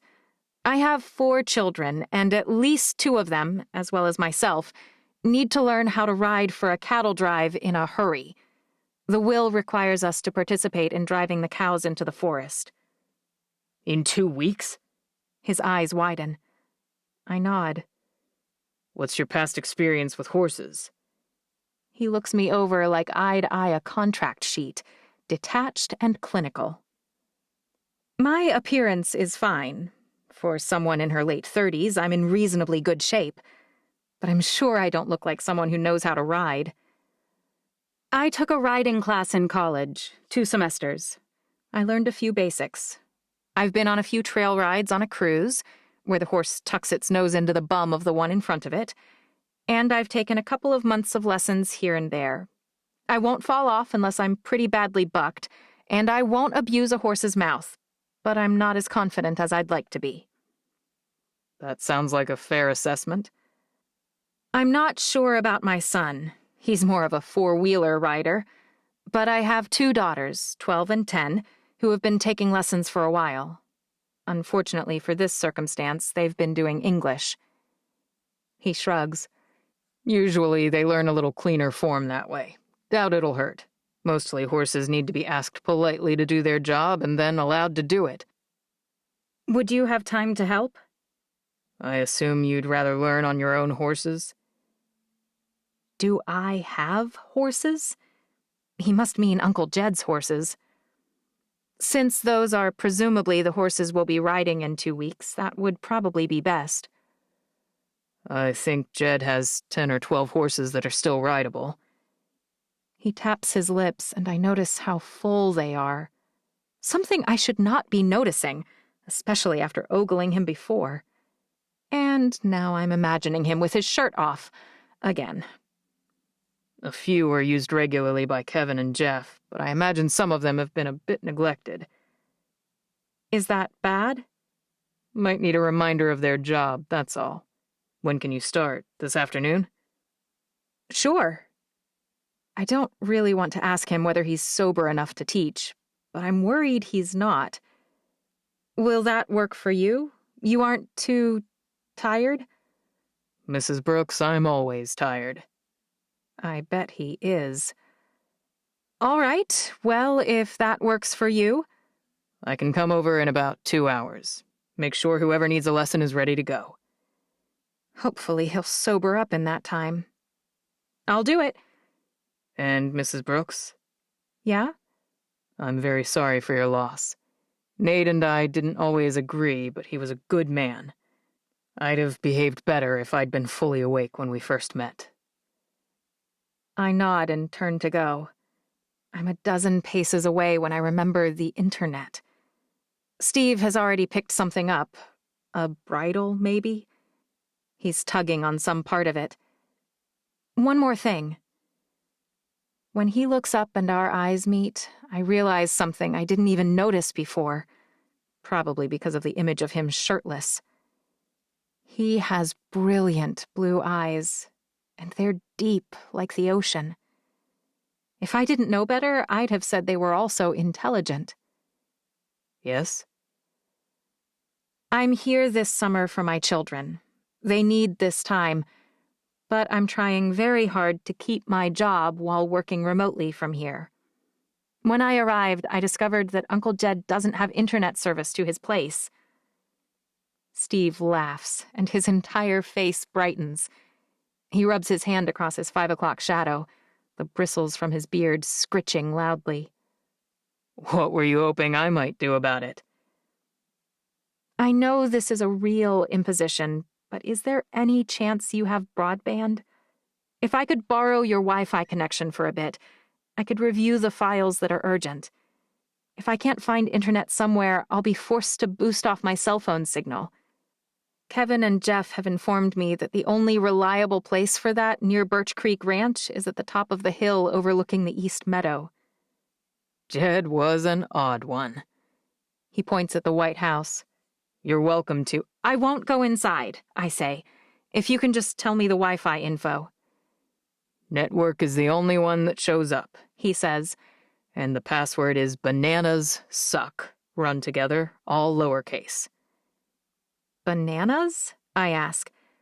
Actually, never mind. It's not like we're going to be friends. Thanks. A lot. He grunts by way of reply, which seems about right. Luckily, he has a swing on his front porch. I set my bag down and pull out my laptop. It's a little embarrassing, but having fast internet feels like coming up for air after a long swim. I answer a dozen emails and then dive into the pile of discovery documents that have come in since yesterday. Mondays always suck, but when the opposing counsel is dumping batches of unnecessary paperwork to bury the stuff that matters, that always pisses me off.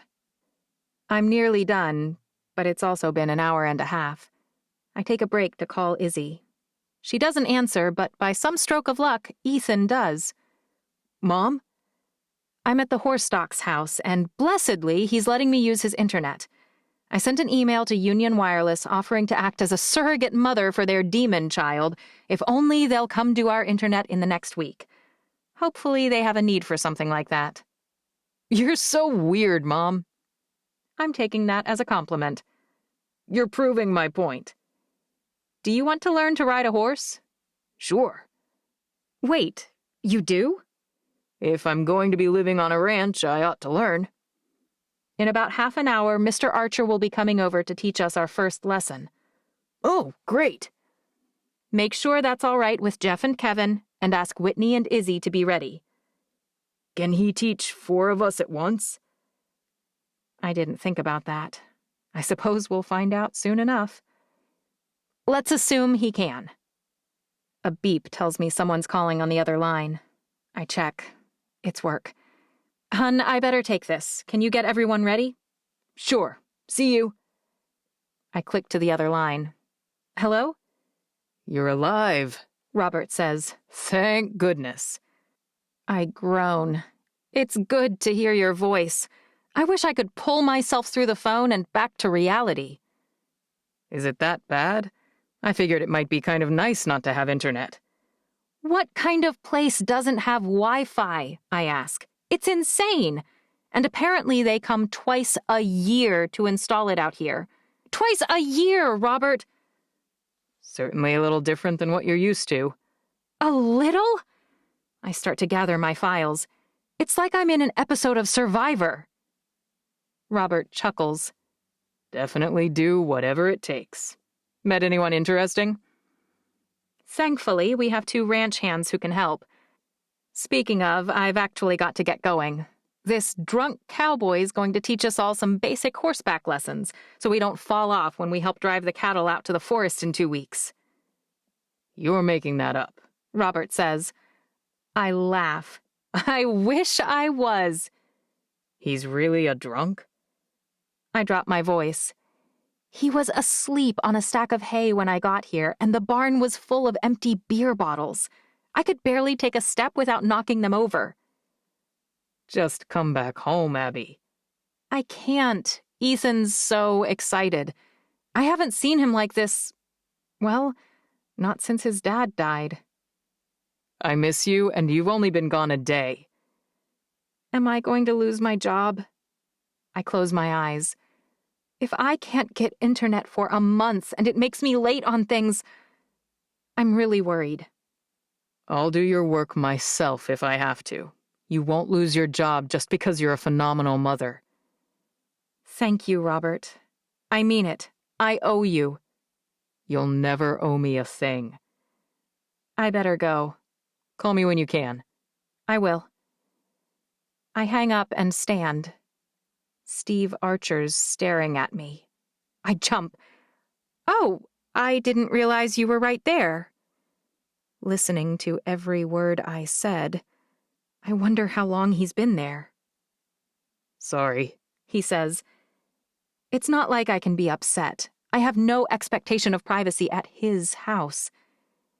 It's the first place I've had decent cell reception in days, and my boss had a lot of questions for me. You were talking to your boss?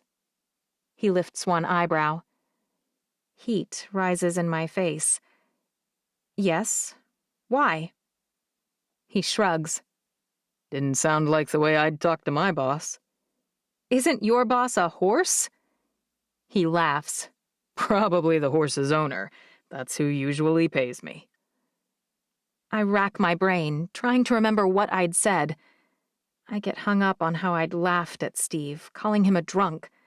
The guy who let me spend the last hour and 45 minutes on his porch. The same man who's giving us last-minute emergency horse lessons. You're ready to go? I can't bring myself to meet his eyes. Yep, you? You won't mind if I camp out here on your porch for the next month, will you? His lips part and his brows draw together. I'm kidding. Sort of. Oh. Even his forced laugh is kind of charming. What's wrong with me? I'm a little worried about getting my work done, that's all. Doesn't sound like your boss is going to fire you, at least. I really wish I knew what he'd heard. Not yet, anyway. The whole drive back to Uncle Jed's ranch, I keep seeing Steve's face when he smiled. His face when he thought I really meant to live on his porch. His deep blue eyes, his dark hair, a little too long, his clean-shaven face. Clean-shaven? When did he shave? I know he didn't go into his house. I was camped out in front of it. Unless he has a back door, obviously. My brain's not working right today. The girls are dressed in jeans and boots when we arrive, standing in front of the barn and waving wildly. At least they're excited. I'm doing this for them, I remind myself. A change of pace. A summer spent in a place their dad used to come. A chance for Ethan to imagine that changes of plan can be fresh and fun. I just hope he'll realize that it's not always the right move to do something different. I see your kids over there? Steve asks. I point out which child goes with which name and tell him their riding experience. And you're coming too? When Steve looks me up and down this time, he's not analyzing. He's looking. He notices that I noticed, and he shrugs and smiles, as if to say, I am a man. My eyes dart to his left hand, clean of any rings, and a wave of guilt washes over me. Something about him has made me lose my mind. I'm acting like an insane person. I better run and change my clothes. That's an awfully nice pantsuit to wear around horses, he agrees. By the way, is that navy blue minivan yours? His expression is a mix of curious and mischievous. Oh, no. He must have noticed the blue minivan stopped in front of his house yesterday, while he was mowing. Did he see my face? I feel the heat rise in my cheeks. It's a rental. I see. He shrugs and starts toward the barn. Hopefully that means he didn't realize I was staring at him. This is awkward enough without him thinking I'm attracted to him, which I most definitely am not. By the time I've changed into jeans and boots so new that the bottoms are still slick, Steve's standing outside the back of the barn. He's holding the reins to a horse, which seems awfully fast. How long did it take me to change? Whitney and Izzy are both standing beside a horse. Ethan's nowhere to be seen. I jog over to where they are, slowing down to figure out how to open the gate, and then again to close it. Where's your brother? I ask Izzy, once I'm close enough that she'll hear me. He's really slow at grooming, she says with a superior air. Of course he is. He spent the whole time picking Ollie's hooves. Whitney's smirk is classic. Ethan hates to be bad at something, so he's scowling when he finally walks out, his horse saddled, but still in a halter. Steve hands me the reins to the dark brown and white paint gelding he's holding, and crosses to check Ollie's saddle and girth. Nice work, Ethan. You lined it up just like I said, and it's almost tight enough. He tugs on the girth one more time, with a practiced hand, and tucks the ends into a slit on the saddle. You have the bridle? Ethan takes it off his shoulder and passes it to Steve. I stink at bridling. After about the third time I banged the horse's teeth in my college course, one of my instructors just took over doing it for me. It's a stroke of luck that he got my horse ready while I was changing, but I'm worried about the next time we ride. All right, let me show you how to get on. He loops the reins over Ollie's head. If you're tall enough, you can just swing up like this. He sticks his toe in the stirrup and his leg moves up and over smoothly. He makes it look absurdly easy. What if you're short? Whitney asks. I'll give you a boost, Steve says.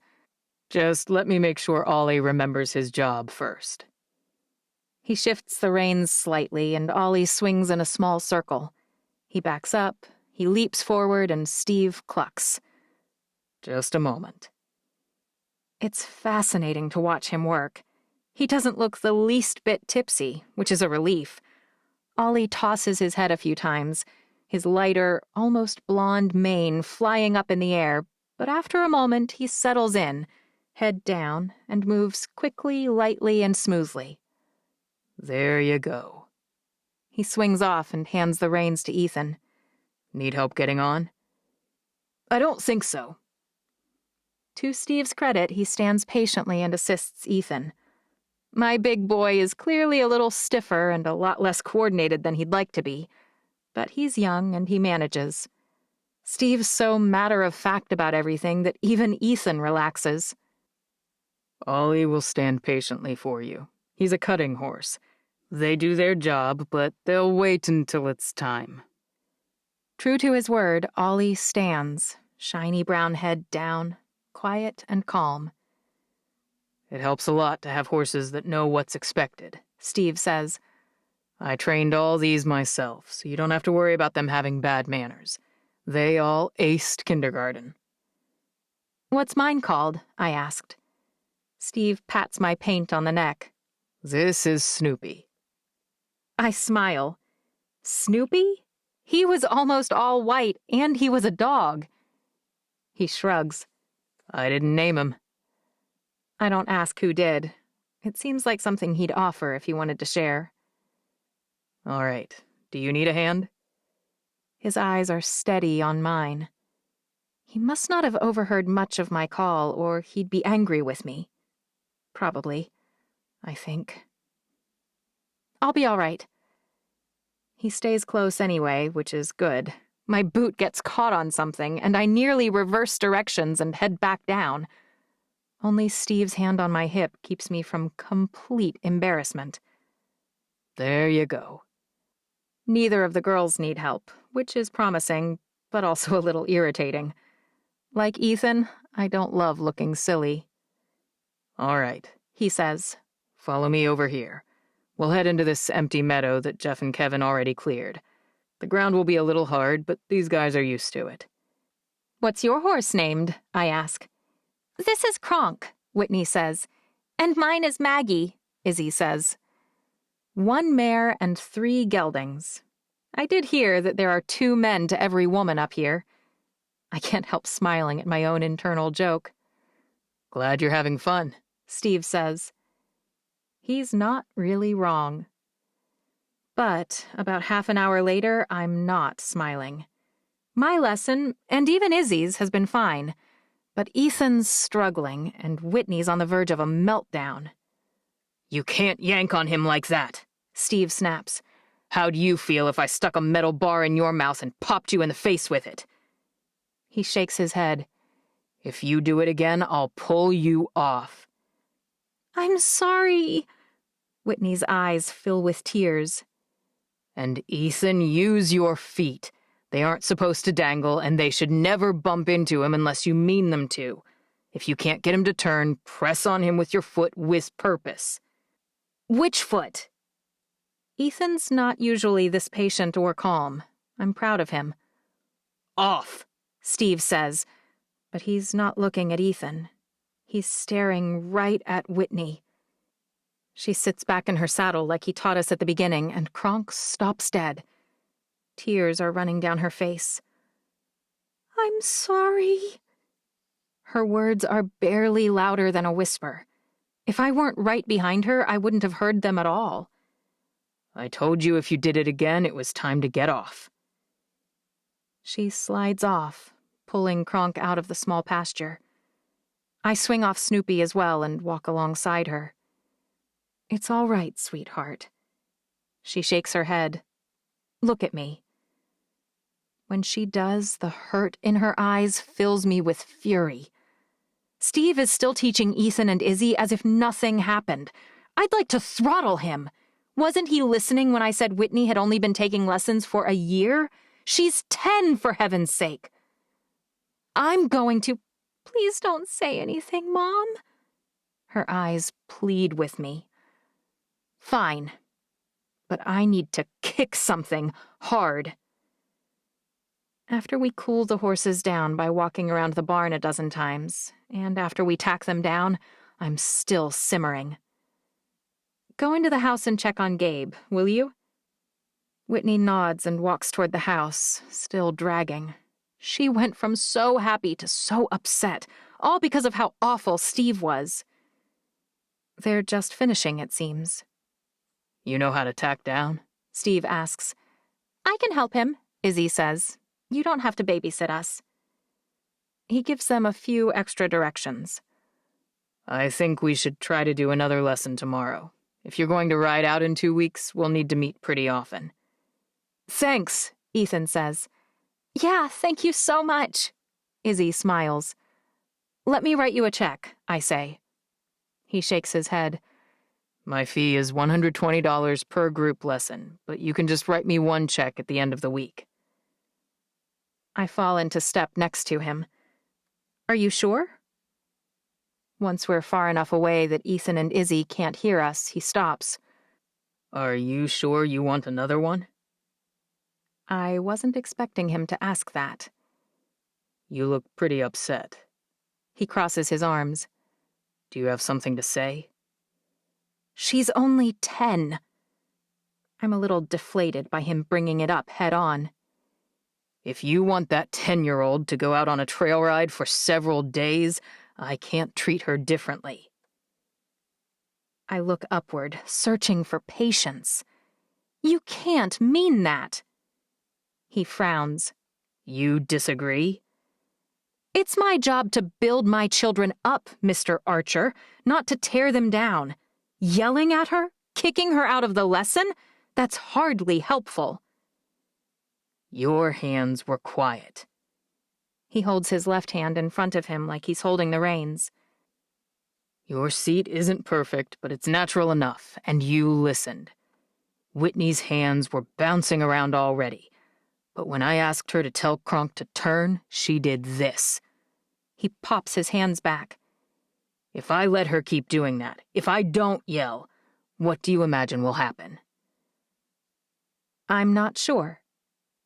Nothing the first time. Probably nothing the first 20 times. He leans closer, and his smell washes over me again. But I'm sure that by the 21st or the 22nd, it's going to be ugly. This is literally my job. That horse is a patient, hard worker, and that's why I chose him for your 10-year-old. But even sweet Kronk will get sick of being abused eventually and buck her off. I swallow. Okay. He softens. I don't want to make your sweet little girl cry, but I do want to make sure she doesn't break her neck.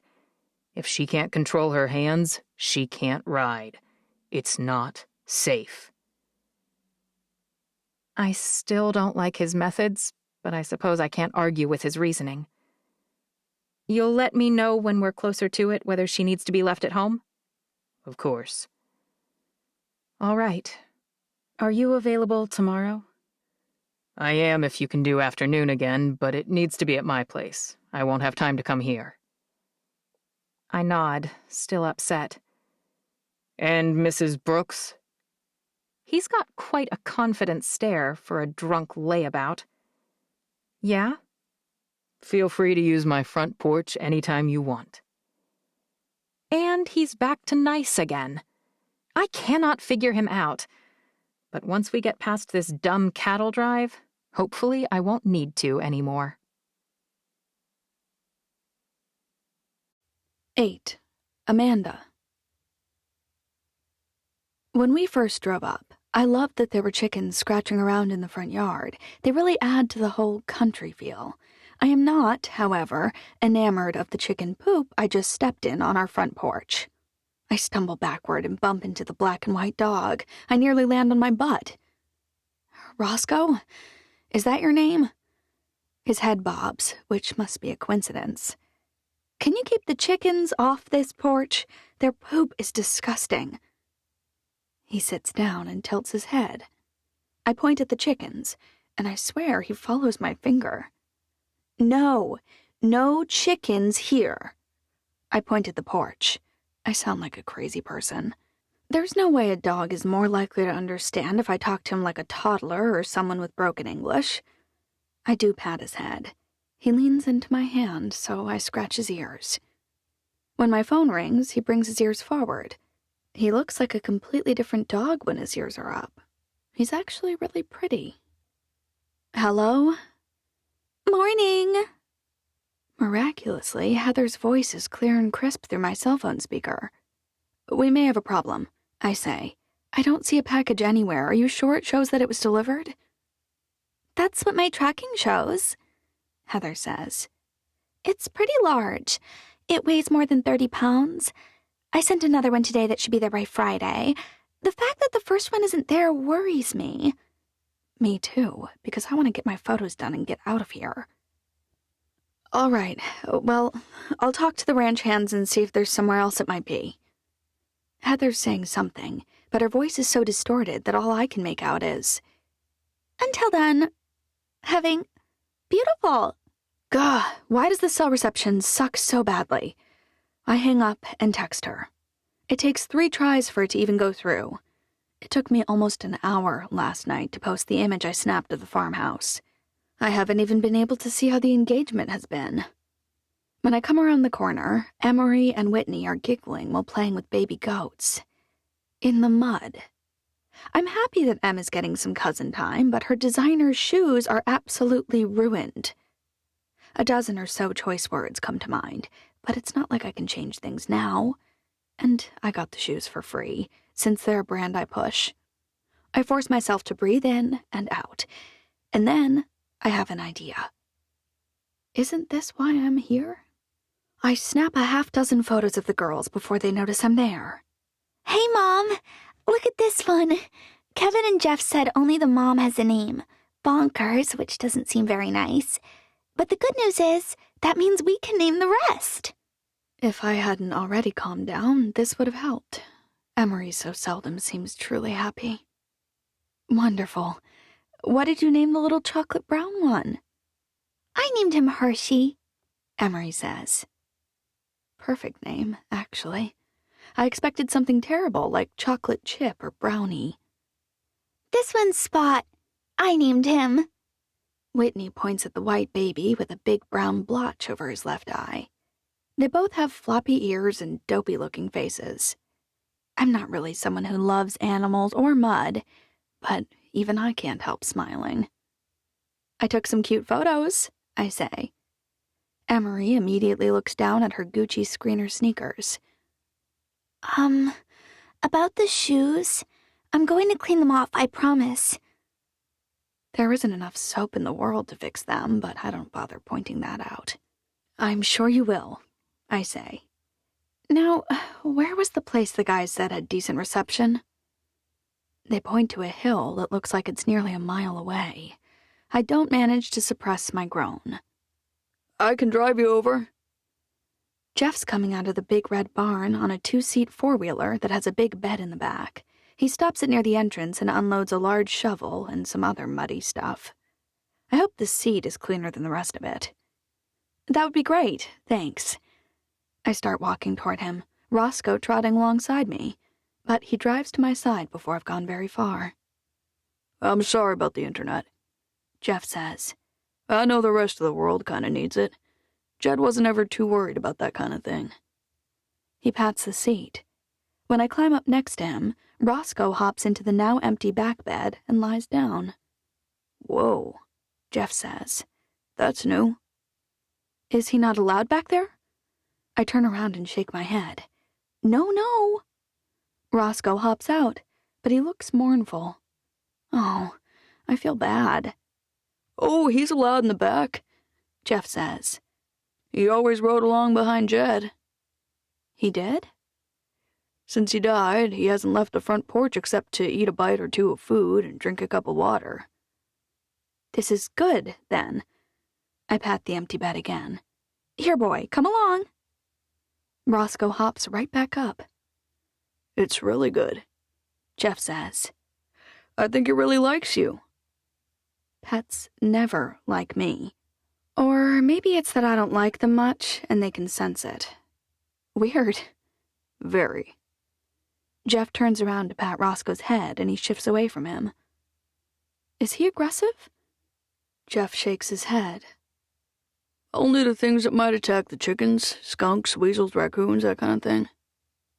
Huh. Oh, I almost forgot. There was supposed to have been a package delivered for me. Tracking shows it arrived. You didn't see it on the porch? Jeff frowns. That's usually where packages get dropped. I shake my head. Nothing but a rocking bench and chicken poop. He laughs. No shortage of chicken poop. And make sure the girls don't ever feed them on or near the porch, or it will get way worse. I'll definitely warn them against that. Do we need to feed the chickens? I hadn't even thought about it. Kevin and I do most everything, he says, but I'll be sure to show you how we feed and water them. We also get way more eggs than the two of us can eat. If your kids want to be more involved, they might like gathering them. Fresh eggs. There might be a photo opportunity there, as long as I can keep poop out of it. I'd like that, thanks. About the package? He sighs. It's possible it wound up one house over. Sometimes our postal lady don't see too good. Your name's Amanda, right? I nod. The woman who lives up the road at the top of the hill is named Amanda Sadler. Pauline might have just seen Amanda and not paid attention to the numbers. Wonderful. How would I go about retrieving it if it was misdelivered? Jeff tilts his head, clearly doubting my intelligence. Just drive up and knock? Right. We're here. He points. I'll be clearing branches in the far pasture, but if you're still here when I get back, I'll be happy to pick you up. Clearing branches? I don't even ask. Thanks. Your nephew Ethan's a hard worker. He seems real excited to be here. I hope your girls have half as much fun as he is. Me too. As soon as I hop out, Roscoe does too, his tongue lolling. I guess he'll stay here with me. That's the darndest thing, Jeff says. The second his cart thing lurches away, I whip out my phone. Before I even allow myself to look at the last few posts I've made, I edit and upload the photo of Em with the goat. I tag #BuyToWear, #Cowgirl, #CountryLife, #Goats, and #BabyGoat, along with #Gucci and #Gucci Screeners. I don't owe them a post right now, but I hope it generates some attention anyway. Being multidimensional is exhausting. After I sit down, I allow myself to see how the post with the farmhouse is doing. More than 100,000 likes and over 1,000 comments. That's great, even for me. Maybe Heather was right. Maybe I needed to shake things up a bit. I go through and reply to comments with the most interaction, or the ones that are made by Instagrammers I know. A lot of them are asking how long we're here, why, and where. Plenty of others are commenting that this is exciting and new for me. Those are the ones I hope Heather's noticing. I spend the next hour responding to texts and answering emails, with Roscoe curled up right next to me. Zoe calls me just as I'm almost ready to begin the trek to the house. Why is everything so spread out? Hey, girl! Are you alive? All evidence to the contrary, I say. How long were you going to give me before you called the police? Zoe laughs. Less than 2 more hours. What the heck is going on? Why has your phone been off? It hasn't been off, I say. I'm in the boondocks. There's terrible cell reception and no internet at all. I must have misunderstood you. It sounded like you said there's no internet. It's gorgeous, though. I saw your post with the goat. I suppose some people might find that beautiful. Not the animals, Z. The mountains, the big blue sky, the pine trees and the birds and the fresh air. At least up here it's fresh. When we were driving up to the top of this hill, I smelled cows pretty strongly. Well, yeah, but I can see photos of that. It's not quite the same as feeling it or seeing it in a 360-degree panorama, but I don't bother explaining. She'll think I've gone mad. It's only for a week. We'll see, she says. What does that mean? If your posts up there keep exploding, do you think Lolo Lime's going to be welcoming you back to New York with a parade? What does that mean? Check your Insta, dummy. I put her on speaker and check. The post on the goat is blowing up, and when I pull up my engagements, they're 5 times what they usually are. What's going on? Why do people like the goat so much? I'm not sure it's the goat. I think it's because the photo's so different than what Gucci's kids line usually sees. When I refresh my email, I've got a message from a rep at Tide asking to send me detergent to clean the shoes. They're offering $3,000 just to push their cleaner in affiliation with the dirty shoes. But they want to include a rider that keeps me from posting if it doesn't remove all the mud. In that instance, if I don't post at all, I'll only be paid half the fee. $1,500 for washing my kids' shoes on the gamble that they'll come clean? I'm okay with that. Still mad about the internet? Zoe asks. I am, but not nearly as mad. I think I can work with it. Now, if I can just get down the road to recover my package from Lola Lime. What does that mean? Apparently, some old lady who lives down the road is named Amanda, too, and the ranch hands figure my package was probably taken there. So that place may be different in nearly every way, but the postal service is the same. Zoe laughs. Speaking of, if you decide to stay for more than a month, I'd love to sublet your place. Is she kidding? You live in Los Angeles. I know, but I've been thinking that a little travel and a new round of guys to date couldn't hurt my brand either. For the love.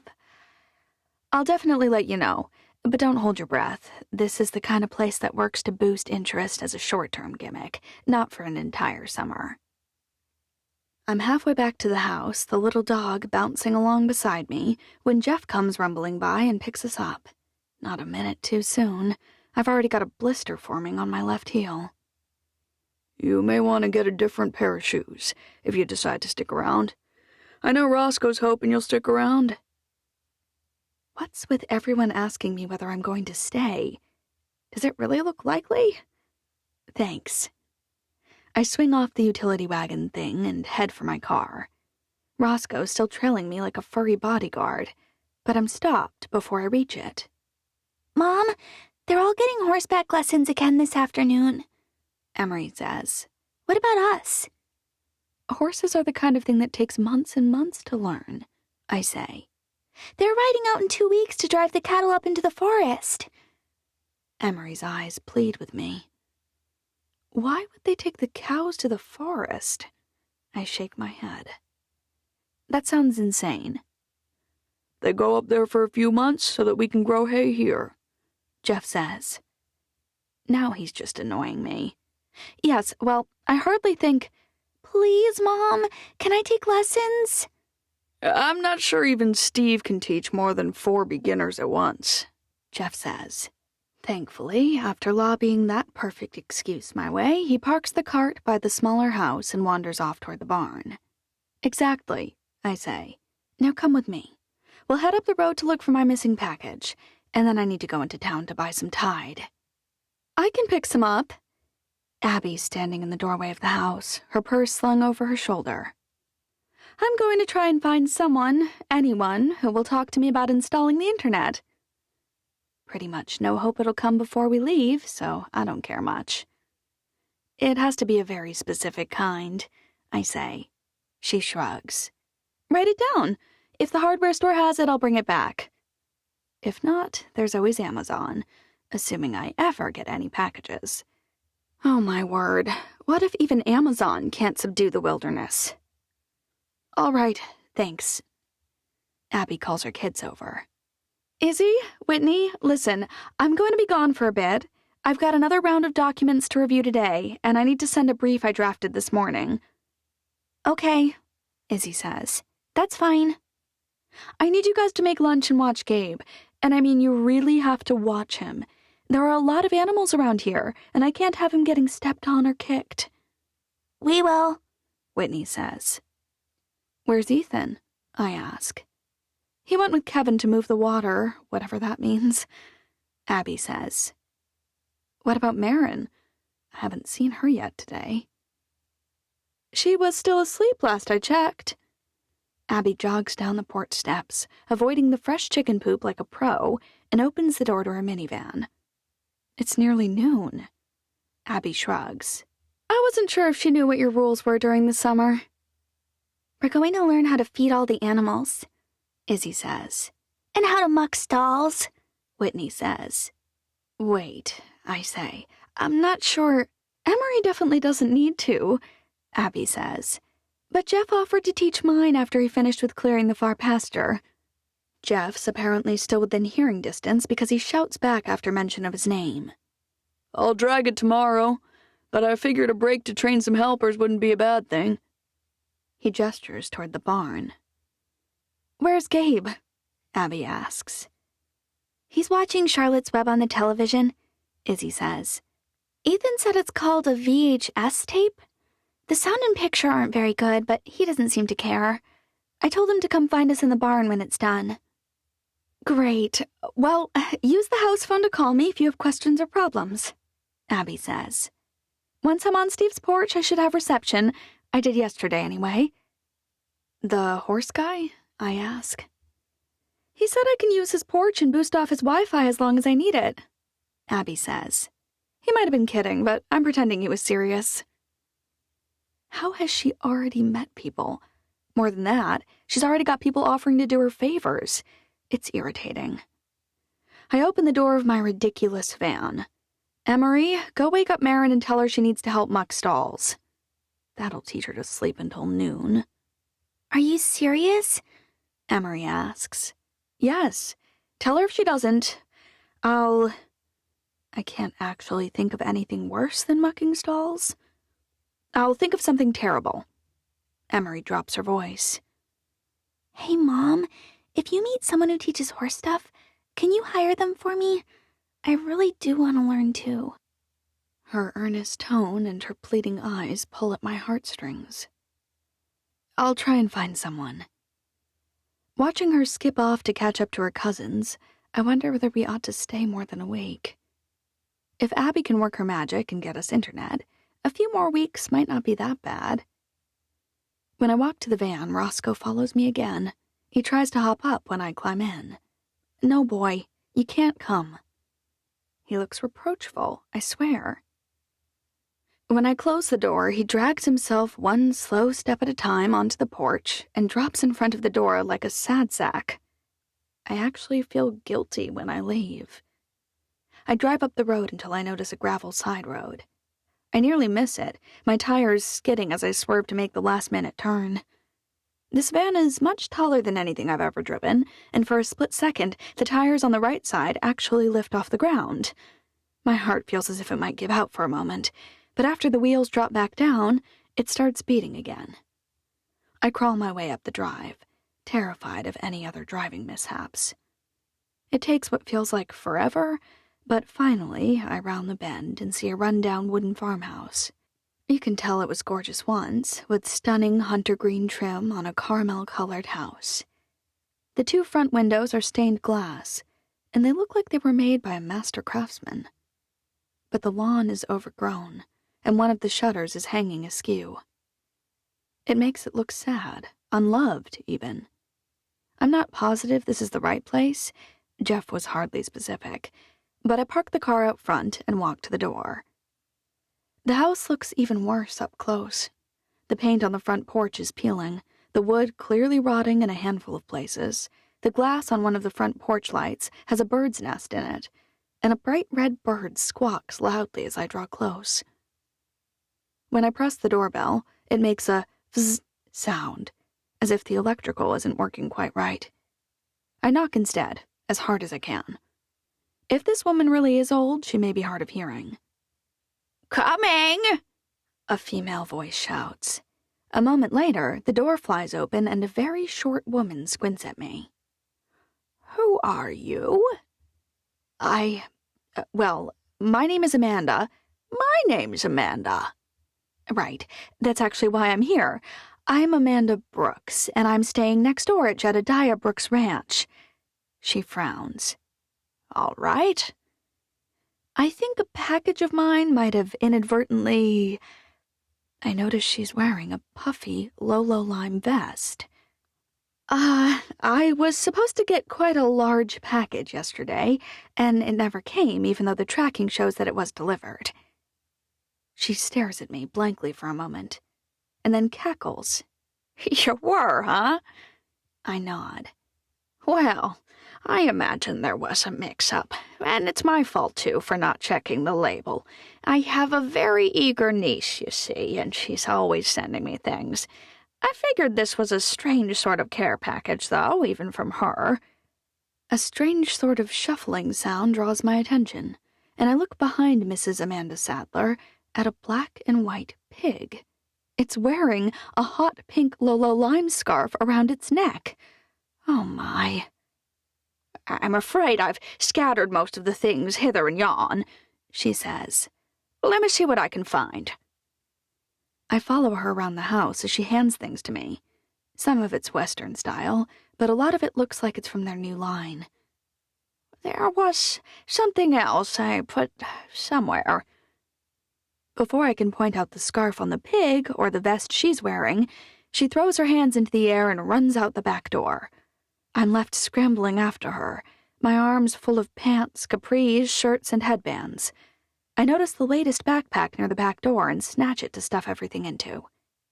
Once we reach the backyard, I'm completely shocked. The front yard was neglected, but it appears to be due to the amount of time she spends back here. There's a beautiful garden coming in, and there's a pristine line on which dozens of pieces of clothing are hung. I wasn't aware anyone hung their clothes to dry anymore. I'm so sorry again. She's moving toward the center of the garden, her pig trotting along behind her, the fringe on the end of the pink scarf dragging in the dirt, and I finally see why. The scarecrow's decked out in exclusively Lolo lime, from his pants to his shirt to his bright lime green hat. I should jog over and help her take things off, but I can't help myself. I whip out my phone instead and I snap a few photos, careful to include the pig. By the time I reach her, she's almost halfway done. I help her extricate the straw-stuffed arms from the shirt, tearing a tiny hole in the back. Or maybe a bird pecked that hole? Who knows? When she pulls the bandana from the scarecrow's neck, I almost stop her. But then I realize it's part of their new line, the bandana texture incorporating the recognizable Lolo Lime logo. Thanks. I really am so sorry, she says. I think about asking for the vest and the scarf, but I decide that if a pig will wear a scarf like that, it should keep it. Don't worry about it. I'm sure it's been a while since there's been another Amanda living out here. Never happened before, far as I know, she says. Glad to have you in the neighborhood, so to speak. Do you happen to know how we could get internet service more quickly? I ask. She rolls her eyes. That Jed. Why didn't he get the broadband installed? He's always been such a pig-headed fool. Seems like a strange insult for someone who has a pet pig, but I don't argue. I do wish he'd already done it. Wait. Do you have internet? She leans a little closer. I love Netflix. My smile's involuntary. Do you now? Don't tell anyone I told you this, but I've watched Bridgerton 12 times. She cackles again, and I think I may love her. Well, I'm happy to hear that you've got a way to get in touch with the outside world. Now, don't you go condescending to me. Her eyebrows pull together. I would never. I'm an old lady, I know, believe me. I've been living here for 81 years, and I may make it 81 more. You just wait and see. Now I know I love her. I hope you do. And if you have time, please come by again. She squints at me again. You got kids? I nod. 2 girls. Well, if they like Netflix, bring them over any night. We don't have to watch Bridgerton. They got all kinds of good shows, and they're always adding more. You can watch them any time you want. There's one called Crash Landing on You that I loved, but it's in another language. You can watch all the episodes close together, or you can just do one a day, whatever you want. This particular show's got subtitles, but you get used to them. Think your girls would be willing to do that? She's explaining how Netflix works. I want to keep her. How about I write down my phone number, I say, and you can call me when you have a free night. She makes a cooing sound, high-pitched and almost shrill. When I have a free night? She slaps her knees. You're hilarious. I'm always free. But I'll take your number anyway. She won't let me leave until she's loaded me up with peas, broccoli, and spinach. I'd have a carload of radishes, too, but I lied and said I was allergic. No matter how cool a lady she is, I'm not eating radishes. I'm turning over the engine when I realize that I haven't gotten permission to post a photo of her. By the time I reach the door again, that bird is cawing and she's already swinging it open. My cardinal always tells me when I've got company. She squints at him. That's enough, Arizona. Arizona? Not a sports fan, clearly. She quirks one eyebrow and I feel judged. No, not really. I forgot to give you the vest. She's fumbling with the zipper. You must have thought I was trying to rip you off. I shake my head and wave her off. Not at all. Keep it, please. Her hand stops sliding the zipper. Really? Absolutely. But I do have a favor to ask. Two, actually. What's that? I took a great photo of you in front of the scarecrow. I can show you if you'd like. I wanted to know whether I had your permission to post it on my social media feed, with the hashtag #TrendyNewNeighbor. What? I explain the basics of what a hashtag is. If you think anyone will want to see an old lady and her pig, you go right ahead. Any young men leave positive comments, you send them my way. She winks. But what was the other favor? Is there any chance I could use your Wi-Fi to post it? Of course. And you can come over any time you need to post something, or if your girls need their internet fix. I might hold her to that. Thank you so much. The photo is cuter than I even realized, with the pig looking back at me, the Lolo Lime tag showing clearly on its shoulder. I explain in the text that my closest neighbor, a few miles away, shares my name, and that the postal worker got confused. Now I feel bad that I didn't let her keep it all. Then I use the hashtag I mentioned, and a dozen more. Before I've even pulled out of the drive, my hashtag Love Your Neighbors post is already blowing up. And I get a text from Heather. This is exactly what I wanted. That shot of the neighbor is sheer brilliance. I'll send you a new box. Let her keep it all. 9. Abigail. These lessons are a mistake, much like this entire summer plan. We have no business being on a ranch, much less working it. And this man does not have the patience to teach children. No, Whitney, stop. Steve's voice isn't irritated, but it is firm. I trot my horse, a beautiful Palomino gelding I'm borrowing from him, toward that side of the large, beautiful covered arena. He does have a nice setup, I'll give him that much. But before I can say anything, I notice Whitney's face. She's not crying. She doesn't look sad or even angry. She looks determined. You're not yanking this time, he says, but your hands are holding him too tightly while you're asking him to go.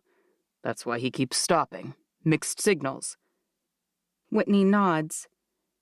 Can you try again? She nods again, this time keeping her hands down low, above the end of her chestnut's mane. He trots nice and slow, just as Steve said he would.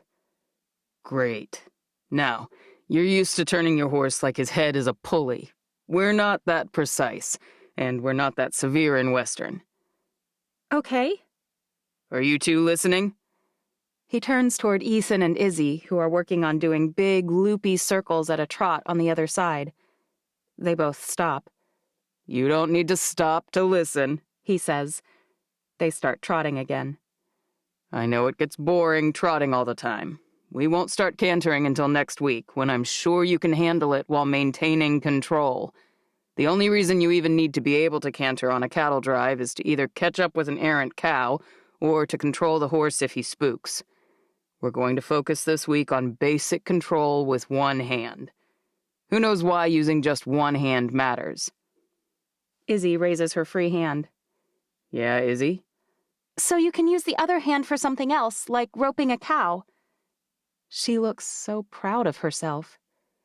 That's right. Steve's smile is transformative. He goes from a stern, almost scary cowboy to the star of a Western. John Wayne would be jealous of that smile. After a terrible start, in which I lost my bridling privileges, and Izzy was forced to redo her saddle girth twice, we actually make decent progress. Ethan's struggling more than anyone near the end, which is good. Whitney manages to get her hands figured out and move her chestnut right along. Her circles are even fairly well done. Most of my frustration is gone. But my thighs are screaming. I wince as I swing down and out of the saddle. Sore? Steve sees everything. It's obnoxious. I shrug. I haven't done any riding in a long time. I'm convinced those muscles aren't used for anything else in the world, he says. You miss a few weeks and you're back to square one. Why is he suddenly being so nice? Should we give them any treats? Whitney asks. I think the bucket may be empty. He points at the tack room. But there's a fridge in there. Grab them each a carrot. Whitney clearly can't find the carrots, so I duck inside to help her. I can't help noticing the pack of Guinness beer right next to the bag of carrots. Ugh, just right out in the open in the barn. He can't even keep it in the house like a normal person. Maybe he needs to have beer close by at all times. Jeez. After the horses have been dealt with, all of them given at least one carrot, and the tack is put away, the kids head for the minivan. Thanks again, I say. I think we made some good progress today. You'll be surprised how quickly they improve with lessons each day. Most kids forget half of what they learn in the 6 days in between with weekly lessons. I'd never thought of that, but it might be true. I hope so, because I can't help thinking this is all a huge mistake. He leans against the wall of a stall. If you think it's a mistake, why are you here? He's not accusatory, but he doesn't exactly sound supportive. You didn't know what I was talking about yesterday. It seems like you're better informed today. I called Mr. Swift, and then I heard from Patrick Ellingson. He's one of the other 3 people who are supposed to decide whether we fulfill the will's requirements. He is, Steve says. And our families have been friends for a long time. Well, don't worry too much. I have to make a show of doing everything I can in order to fulfill the requirements, but we have no intention of staying past the end of the summer. Why come at all? I consider telling him it's none of his business, because it really isn't. But something about the earnest way he asks makes me want to confide in him. It's Ethan. I drop my voice, but the kids are all in the car. It helps that hot in Utah is apparently in the 70s. That's cool weather in Texas. He hasn't taken his dad's death very well, and he decided not to apply to any colleges at all. He just graduated? I nod. But what does that have? He's a minor until September 2nd, I say, which means I can make the decision about the ranch. Starting this fall, though, he gets to make all his own decisions, and I want him in college. You made some kind of deal? His eyebrows shoot up. That's exactly what I did. I cross my arms. I don't care if he disapproves.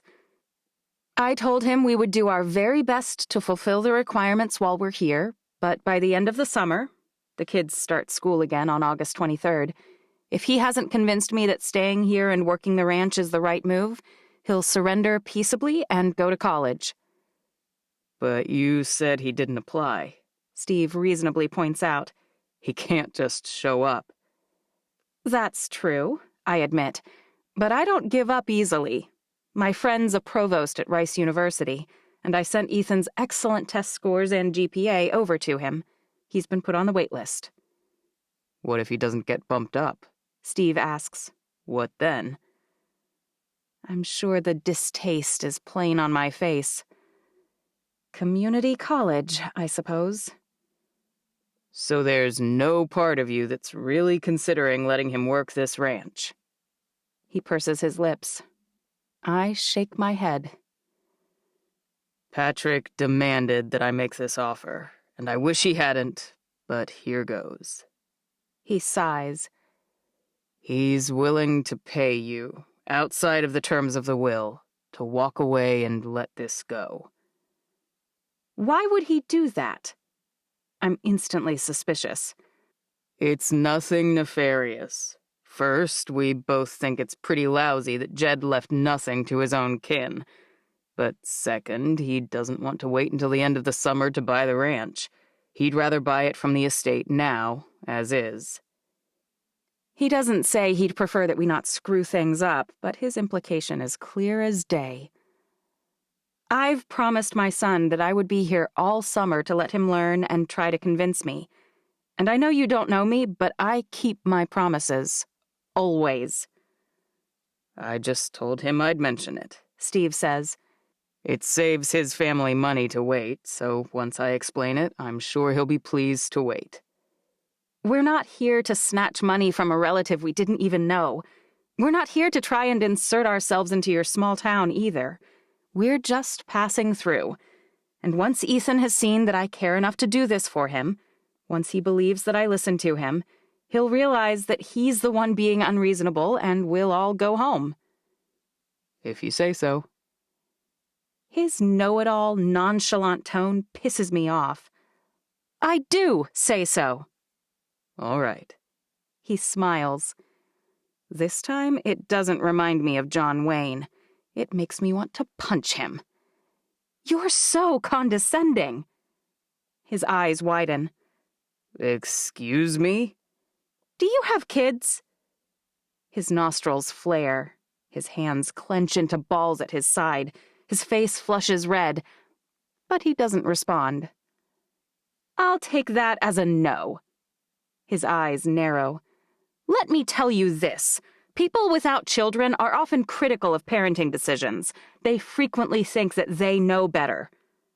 I lean forward. But until you have a child, and unless that child is my child— Whoa. Until I have a child that's your child? I choke. That is what I said, but it's not— I think you're a nice lady, he says, but it feels a little premature to start making plans to have children. He is the most irritating man I have ever met. I inhale and exhale slowly. What about him makes me so angry? It's been a long week, and I should not have been yelling at you. I'm immensely grateful you've been willing to help us. He should be prickly. He should be incensed, but he looks happy. I get it. If I had traveled to a strange, isolated place, surrounded by strangers, and everything was new, and I was trying to work remotely and parent, I might get a little growly too. Growly? I'll show him. I'm doing it again. Stand down, Abby. You were trying to show him you're not crazy, not prove that you are. What time tomorrow? And here again or back at our place? I think the setup is better here, but I'd like you to learn on your horses. He taps his lip. Which do you prefer? You're the professional. I leave it entirely up to you. This time, I feel like I earned his half-smile. All right, let's do it here for the next few afternoons. I'm sorry about the time, but it's the only time. It's great. Ethan's moving water and helping feed cows in the morning, and the other kids are feeding animals and mucking stalls. Please don't apologize for doing us a favor. Great. Well, tomorrow ask Jeff and Kevin to send you with some rope. We'll practice holding it and maybe even throwing it from horseback. Then next week, we'll start riding your animals every day. If I have any extra time, I'll come by and ride them a few times too. Should make for a smoother trip all around. He's probably a drunk who sleeps until noon every day, and he's abrupt, and his friend is obnoxious, trying to force us to sell now. But he's a hard worker, and he seems to mean well. I suppose for a summer horse trainer, that's more than enough. I appreciate your help. Did you use my porch today? My cheeks flush. I did. I hope that you were serious. No police officers showed up to escort me from the premises, so I assume you were. You can still come anytime you want, he says. Thanks. It's a lifesaver, actually. I'm glad. When I walk past the front porch, I notice there's a throw pillow on the swing. I can't help turning around, but I don't expect Steve to be staring at me. Your kids are lucky to have you, he says. I have no idea how to respond to that, so I don't. I simply smile. The kids talk about nothing but horses in the car on the way back. I hope Marin kept Gabe alive, I say. Actually, Kevin offered to take him out. He was going to clean the chicken coop. Poor Kevin. I imagine Gabe has talked his ear off, but at least I won't owe Amanda a favor. As much as I'm looking forward to the end of the summer, I'm more desperate for the end of the week. The 6-bedroom farmhouse, as it turns out, feels far too small for our combined baggage. Hey, Mom? Izzy asks. Yeah, sweetie? I think there's been a miracle.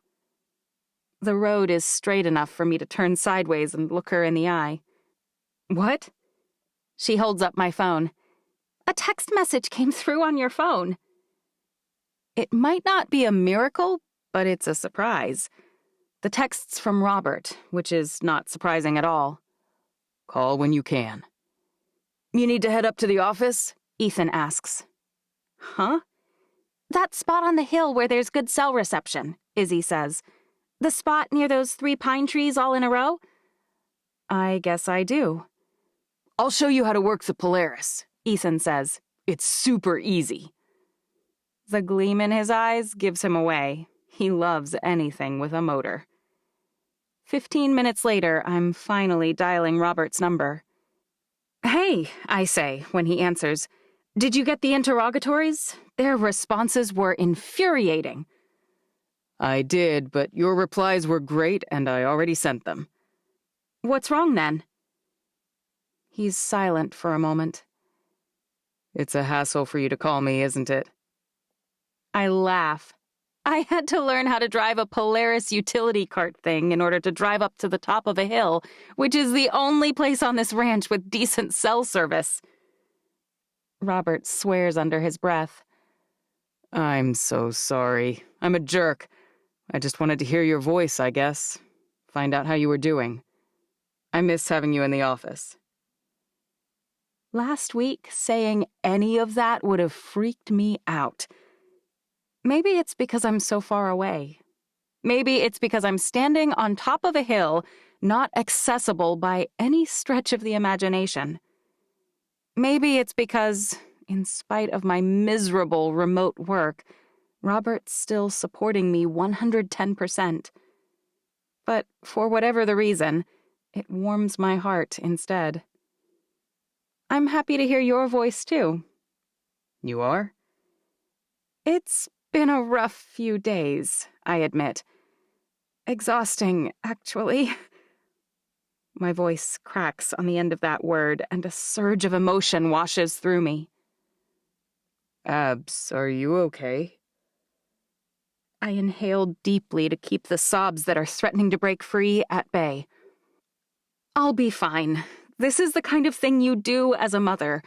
But there's this long list of tasks we're supposed to accomplish, and none of it's anything I know a thing about. Like what?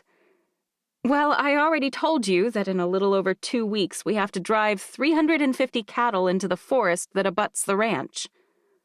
I don't understand why. That sounds insane. They're all branded, I've been assured, and they're dying to go up there since they go every year.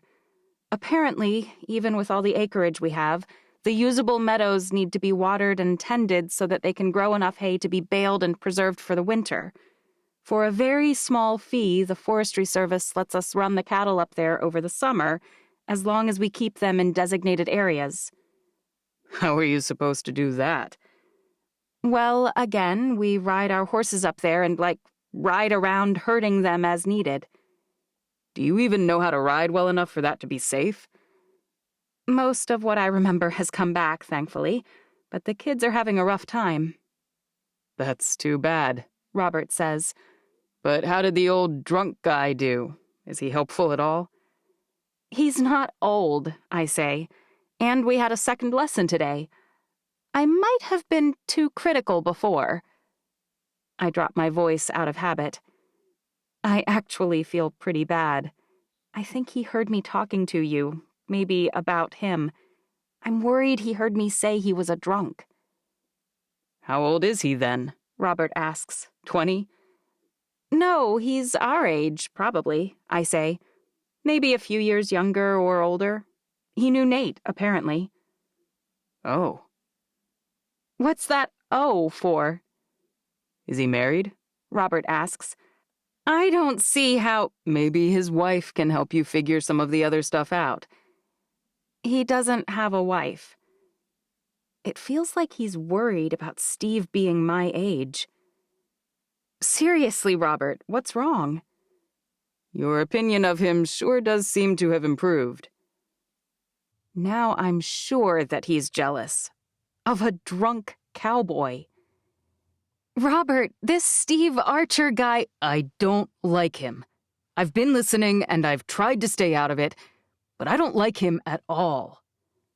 Don't be worried. I decide to wade out into the deep and muddy waters between us. After all, I'm 1,000,000 miles away, standing on the side of a mountain. Surely, if I'm ever going to be honest, now's the time. He's unpolished, he's abrupt, and we've butted heads on how he treats the kids twice now. He's not very bright, then. No one should ever question your parenting. Now, your cooking, maybe. If I had something to throw at you right now, then I'd never have been brave enough to say it, he says, but he still sounds nervous. Listen, Robert, this horse trainer, he's also best pals with the guy who wants to buy the ranch.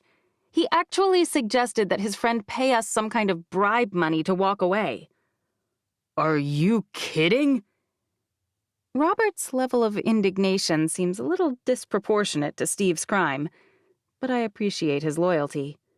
If I were there right now, I would teach him a few lessons on manners. I try to imagine Robert punching Steve, but it only makes me chuckle. Are you laughing? No, I say. I was just imagining how you'd bludgeon that cowboy where it hurts, with a nice restraining order. I'm not just a lawyer, Robert says. I've got a decent right hook. Even so, 100 times out of 100, my money would be on Steve. Not that I'd ever admit it. 10. Amanda. You need more than a week. Why not stay for the summer? I haven't been able to think about anything else since 7 a.m. when Heather's text came through. My posts have been doing very well, sure, but my posts always do well. Not usually this well, even I have to admit that. I've gained nearly 10,000 followers since coming out here, and my engagement is up by 30%. That makes for happy advertisers, and that means more money, which means stability, and that has been in short supply since Paul died. I close my eyes and try to go back to sleep. Amanda? Abby must be outside my door. Yeah? I'm so sorry for waking you up, but I have a favor to ask. Of course she does.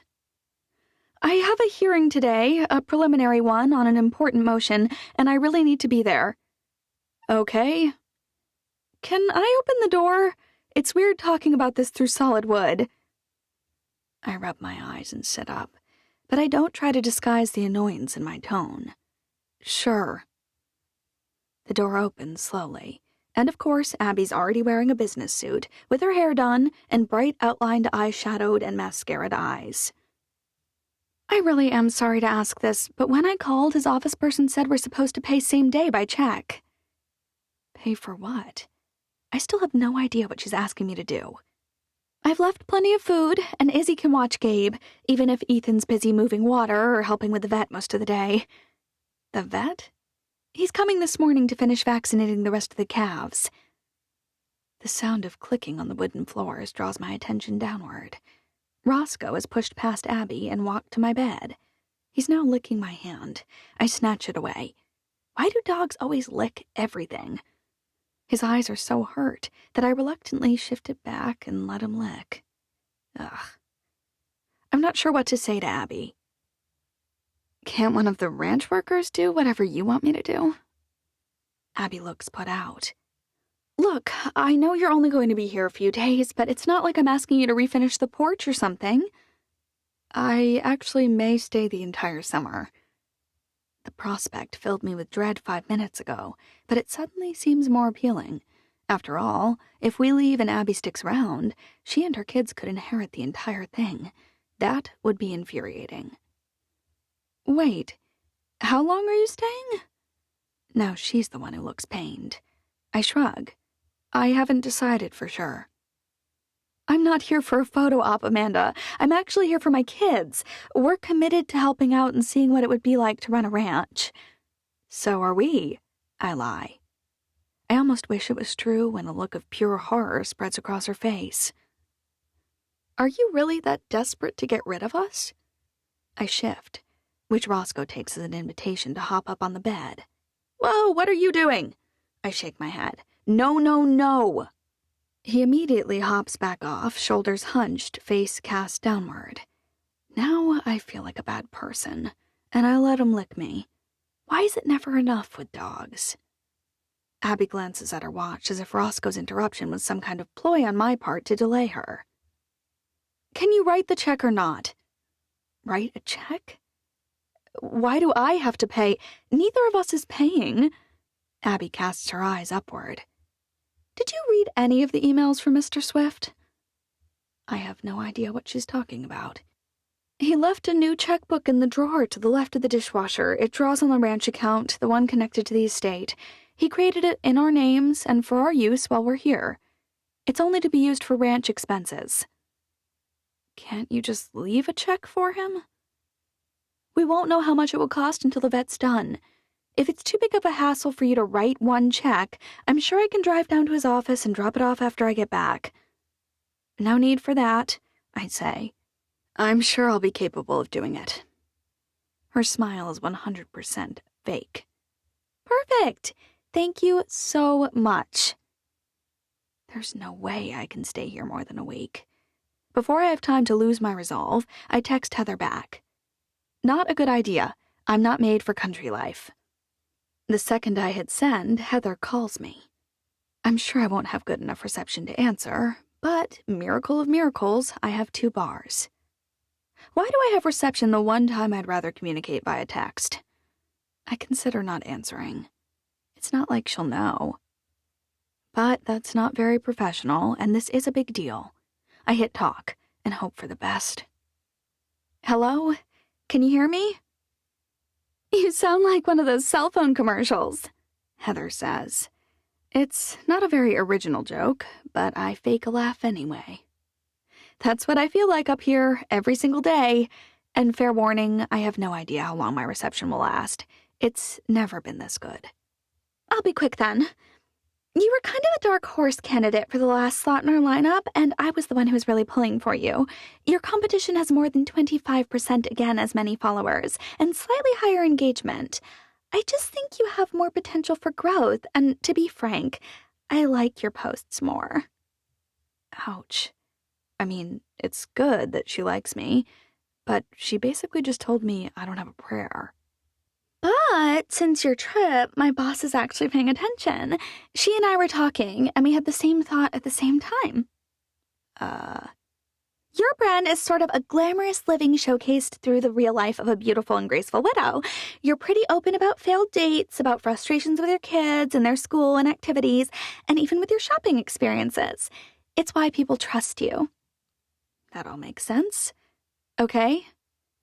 But when we analyze the data, you have 10 to 40% more interaction on posts about your love life than about any other topic.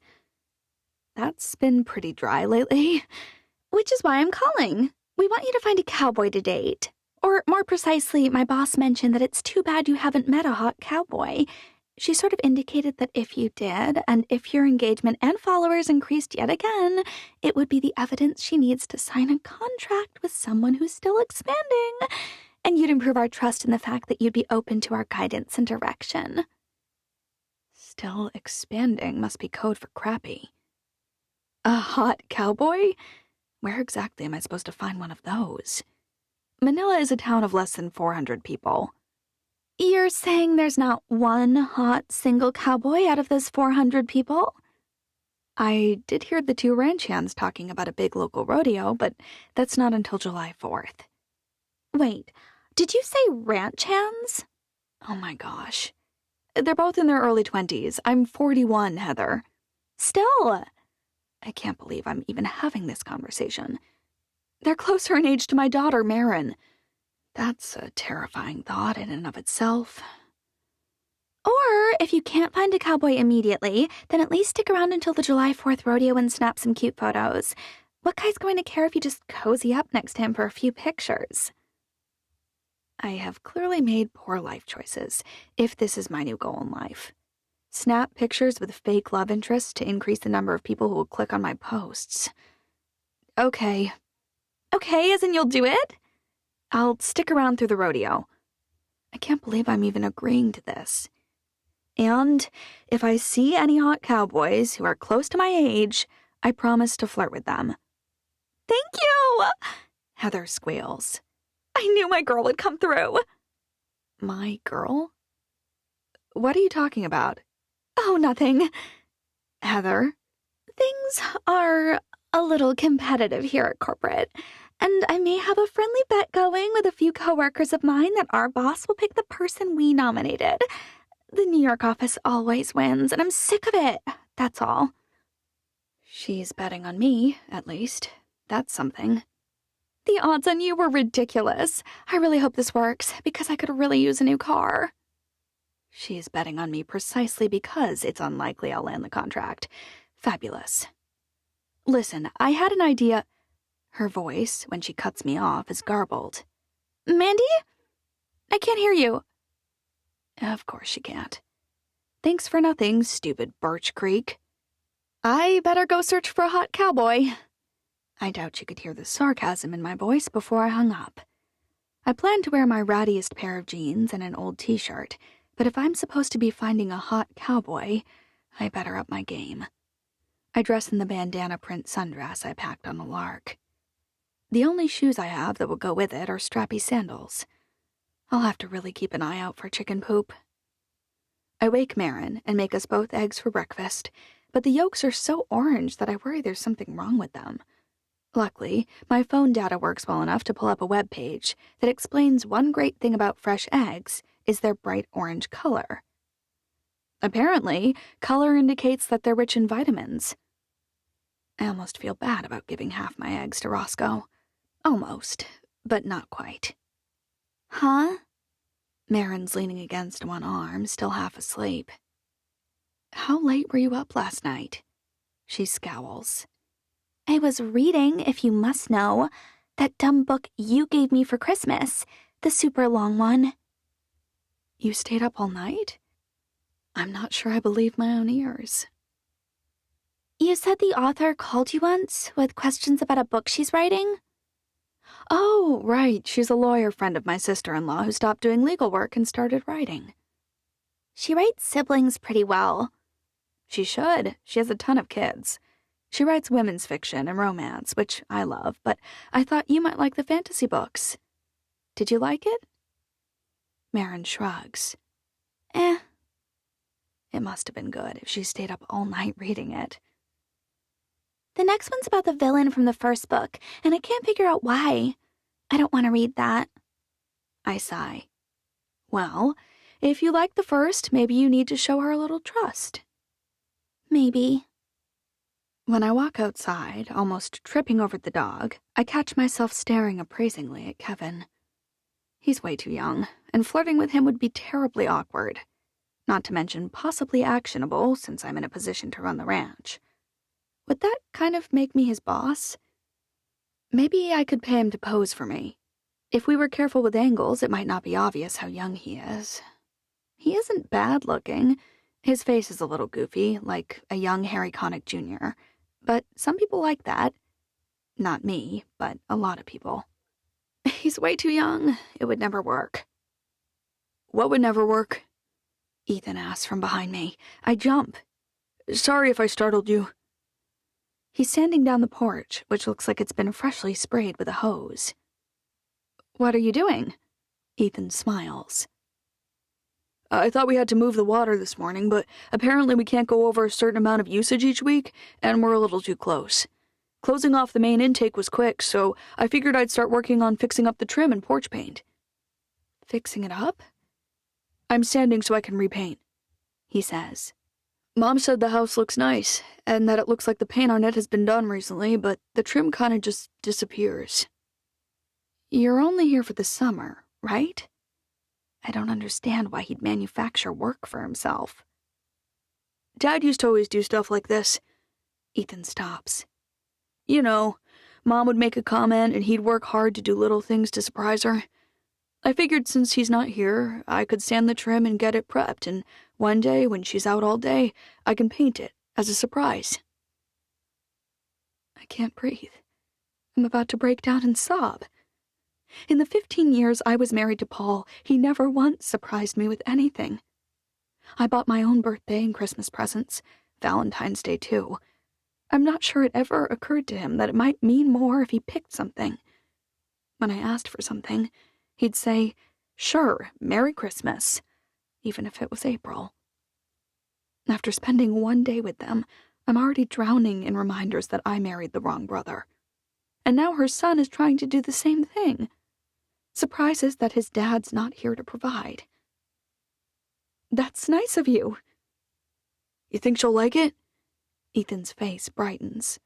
Maybe you can help pick which color of navy paint I should use. I'm not great at stuff like that.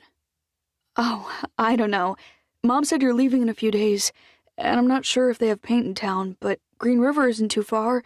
Maybe one day we could go out there? Or if you don't have time, can I borrow your van? I can give you money for gas. How can I tell him no? I'm sure we can come up with something. But as it turns out, we're going to stay a little longer. Really? His brow furrows. When are you leaving? We'll be here until at least the 4th of July. We will? Emery was coming toward the house from the barn at just the right time, of course. She starts whooping. What's going on? Marin sticks her head out of the window.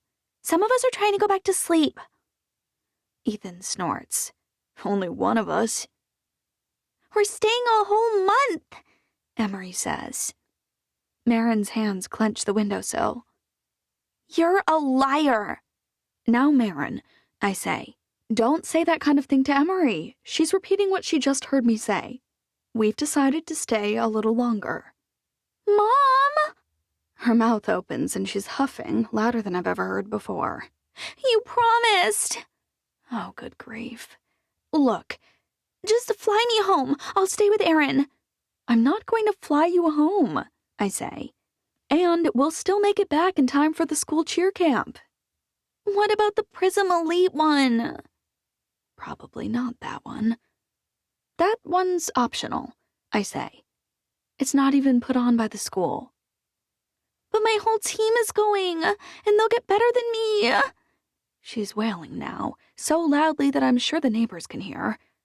Why are you doing this? A large white SUV rolls up, which must be the vet. Unfortunately, the impending presence of outsiders doesn't even make a dent in Marin's emotional upheaval. Her head disappears, and I breathe a sigh of relief. But then, her entire body, still clad in plaid pajama pants and one of Paul's old shirts, shoots out onto the front porch.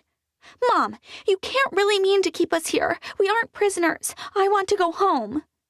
Actually, we're all minors, Ethan says. Since she's your mom, that's exactly what she can do. Shut up, Ethan. You're the worst part of this nightmare. Right back at you. He winks, which only infuriates her more. Don't even bother arguing with her, Emery says. It won't help. Marin hates everything but her phone and her friends. Marin freezes. That's not true. If it wasn't true, you'd have come outside already, Emery says. There are baby goats and kittens and chickens and horses and cows. Lots of cows. Believe me, Marin says. I can smell them all, even from inside. Emery frowns. Maybe Mom should send you back home. You'll only ruin things for everyone else. She turns on her heel and runs back to the barn, Gabe, Izzy, and Whitney on her heels. For the first time in a long time, I actually feel sorry for Marin.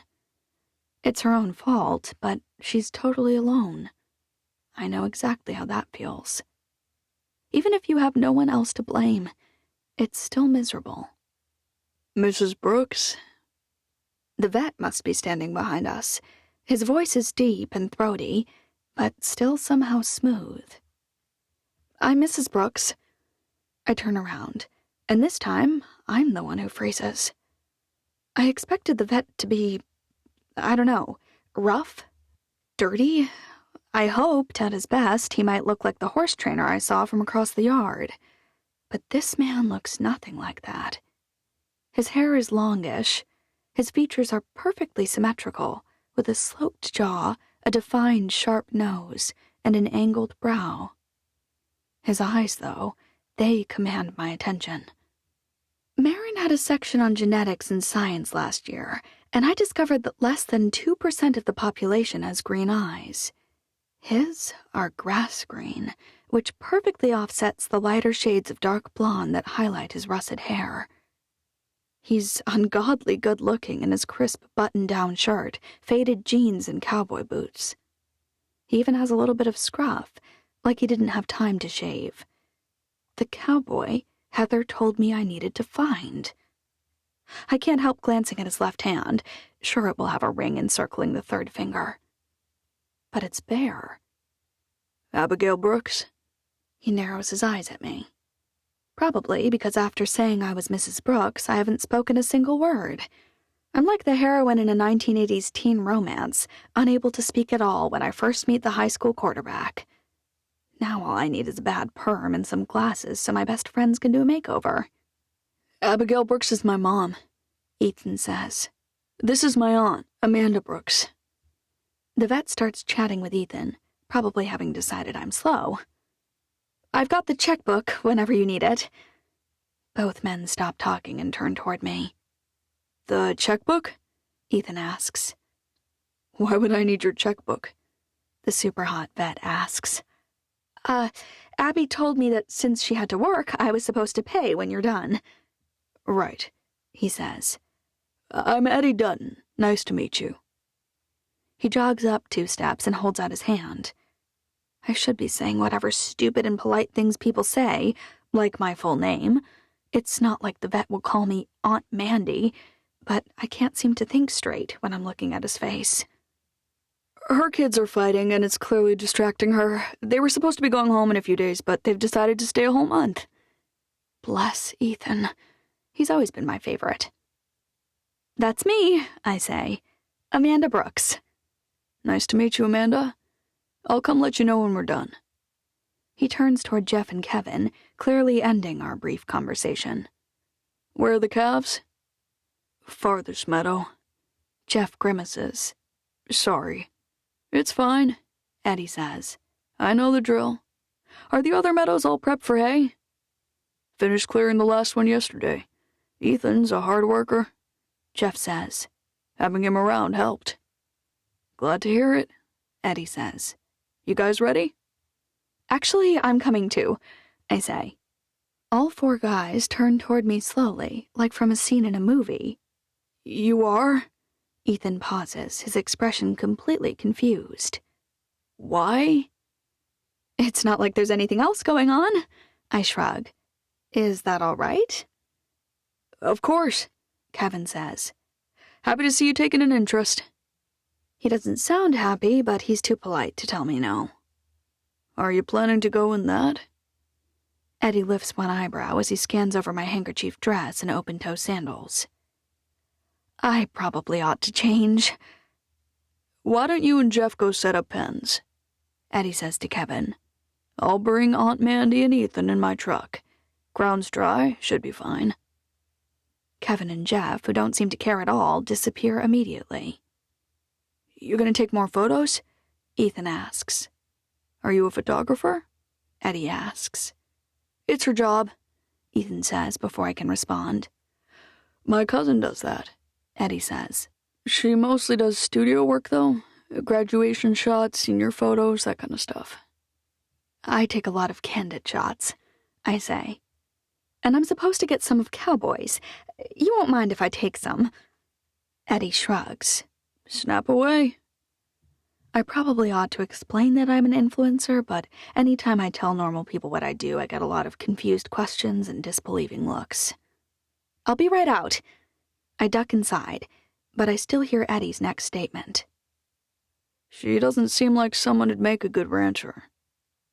I need to go change, but I can't quite drag myself away before listening to Ethan's response. I heard she just broke up with someone. He didn't take it well, so she had to get out of the city for a while. Since we were coming here for the summer... He drops his voice, as if he's talking to a co-conspirator instead of a vet he's never met before. I think she just needed something different. As he says the words, I realize that, other than the stalker, he's right. I did need something different. I hate not being connected to the rest of the world, but I needed the break. It's not healthy to be completely tied to social media all day long. She's hiding from a stalker? Eddie asks. Well, this is a good place to do it. Thanks to Jed's stubbornness, there isn't even any internet. I have no idea where Ethan heard that story, but it makes me sound super desirable, instead of like an older woman who's met every single man in New York and is now repeating them without realizing it. I finally jog to my room and slide into the scruffy jeans and t-shirt I'd been planning to wear. It's ironic that my cowboy catching outfit was utterly unsuited for spending any time with an actual cowboy. When I finally emerge, they're still talking. Actually, I haven't finished sanding yet, Ethan says. I'm trying to prep and paint this porch and the house trim as a surprise for my mom. I've got to do the prep work while she's working, and if I only do half, she'll immediately notice. Can I come out in an hour? It's only a 20-minute walk, and I don't mind meeting you. You're a good kid, Eddie says. I can't disagree with him. Thanks. Ethan picks up the sander. You ready? When Eddie's full attention fixes on me, my brain shorts again, and we're about to be alone in his SUV. This is not good. Yes, I finally managed to say. Get it together, stupid. Luckily, it's a quick drive, and once we reach the field, Eddie's so busy we don't do much talking. I follow his simple instructions and hand him the things he needs. Calves don't like vaccinations much more than kids do, but no one cares when they cry, and you can tie their legs. I do find the time to snap a few photos of Eddie while he's working. He really does make Cowboy look good, as much from the back as the front. Talk about making my job easy. Now, to find out how old he is. He barely looks older than Jeff and Kevin, but he's a vet. He seems like a competent vet. He must be at least 30, right? Unless he's the Doogie Howser of the vet world. Have you always known you wanted to do this? I ask. Like in high school? I do my best cheerleader impression and shout, Class of 1999! I pause. Was that too obvious? Just weird? Did you know when you graduated? It's hard not to cringe. He squints up at me from where he's crouched on the ground. I wish I could snap a photo right now, but it would be too obvious. Class of 1999? How old do I look? Ouch, I say. I was class of 1999. Really? He winces. Rough. What class were you? Kevin asks. 2000, Eddie says. A completely different millennium. I laugh. You really had me going there. Did I? I shrug. You look 25. He already looks like a movie star, but when he grins, forget it. What is someone this good-looking doing in the middle of nowhere? And how is he single? Women should be throwing themselves at him. Or maybe he is married but doesn't wear a ring because of the dirty, messy work he does? Or maybe he's a real jerk. Actually, that must be true. It's not like there are a bunch of great guys my age just wandering around unattached. The 40-something singles scene is like shopping at a Nordstrom rack. There may be some treasure hidden in there, but it's buried under piles of returned and damaged merchandise, and things so odd no one ever bought them. Once they've finally caught and stuck the last calf, the guys start taking the pen apart. Eddie's chatting while they work, until a piece gets stuck. He leans over a little to pull it out, his arms flexing, and I see my window.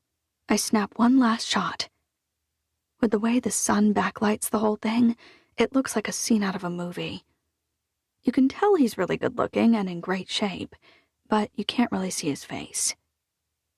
I ought to ask if it's okay for me to post his image, but I'm too afraid he'll say no. I fall in love with it while editing, and I can't face the prospect that he might refuse. You ready? He asks. I nearly drop my phone. Yes, let's go.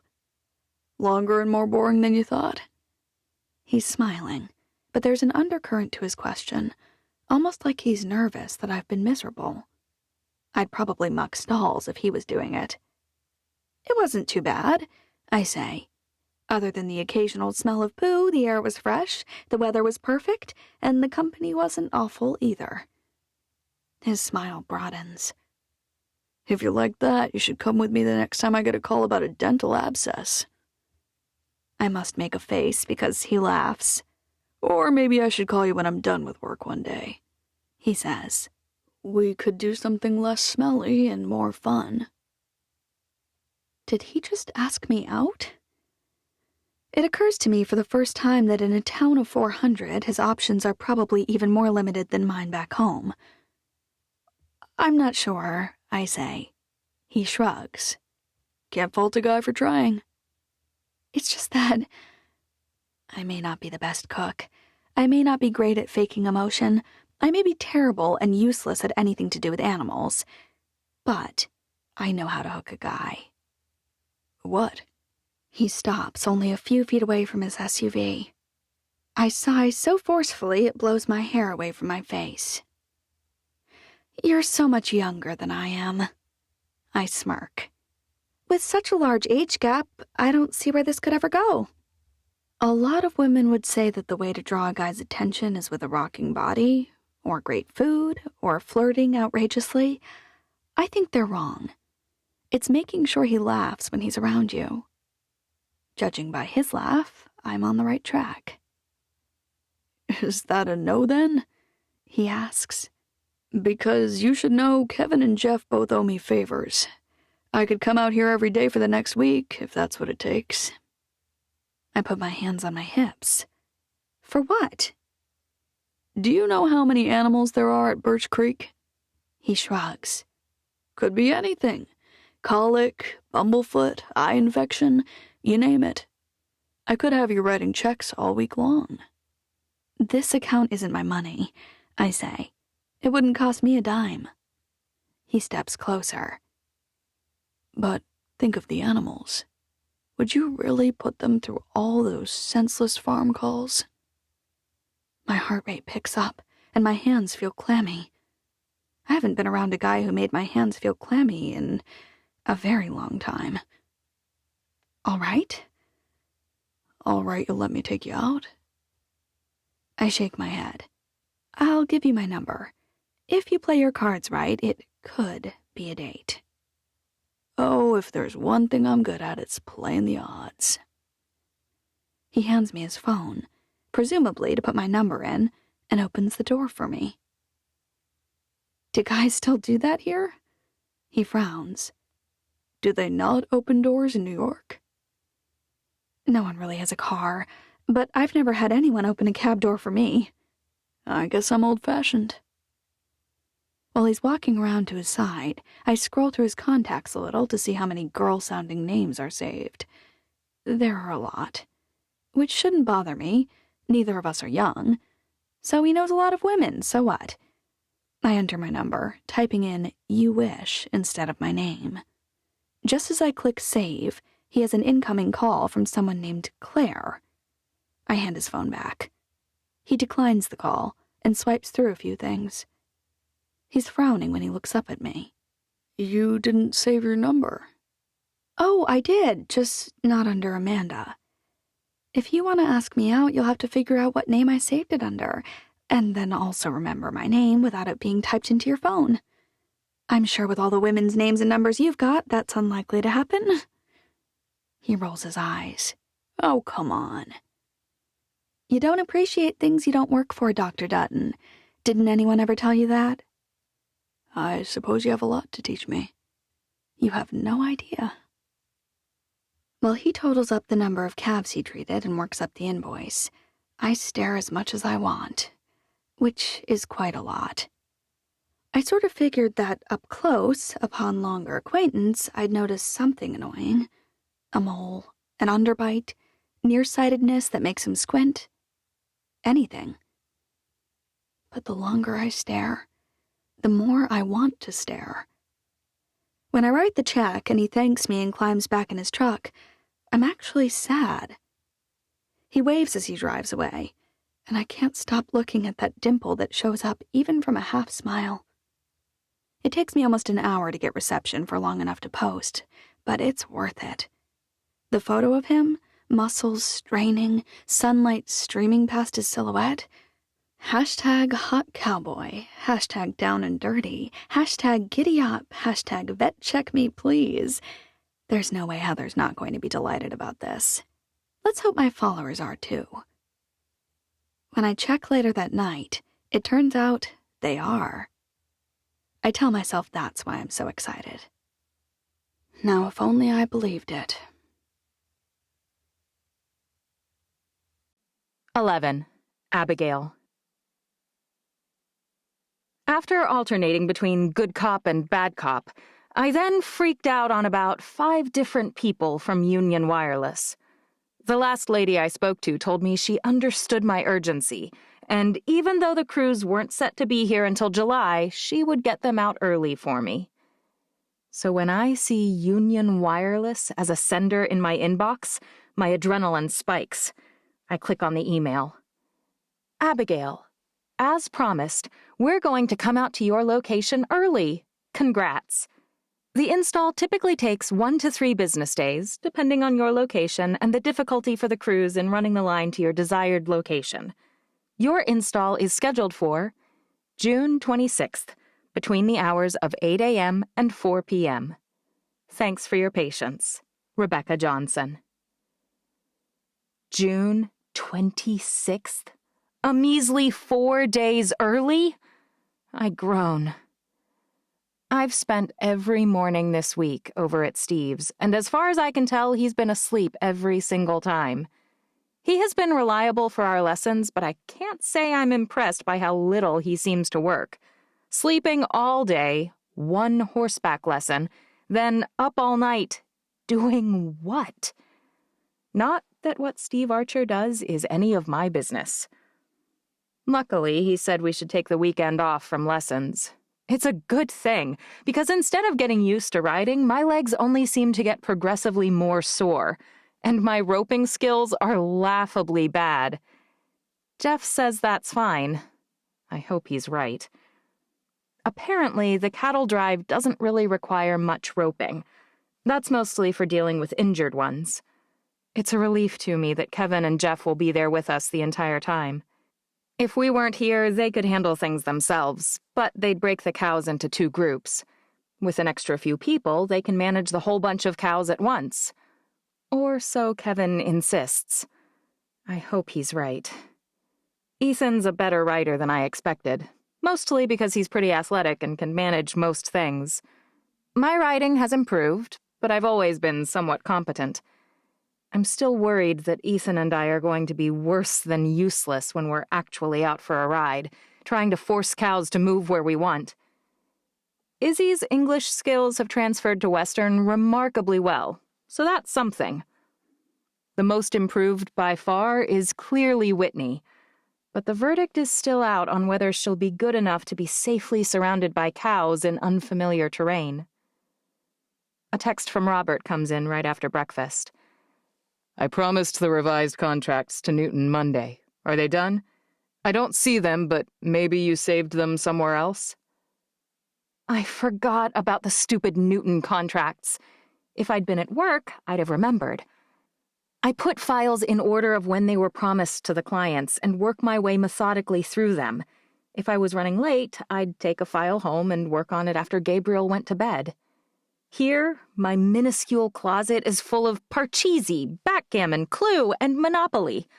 The dresser in this room is clear full of tablecloths, linen napkins, and sheets, with prints so loud they'd make the 1970s blush. My few actual documents are stacked up on top of the nightstand, which is already cluttered with a lamp and an old clock that never shows the right time. Between trying to feed kids and bathe kids and wash clothes and make nice with another family and do my work on a rocking porch bench, I feel close to a complete breakdown. I do not have the time for a breakdown, and too many people rely on me. Besides, Abby doesn't break down. Abby doesn't cry. Abby doesn't fall apart.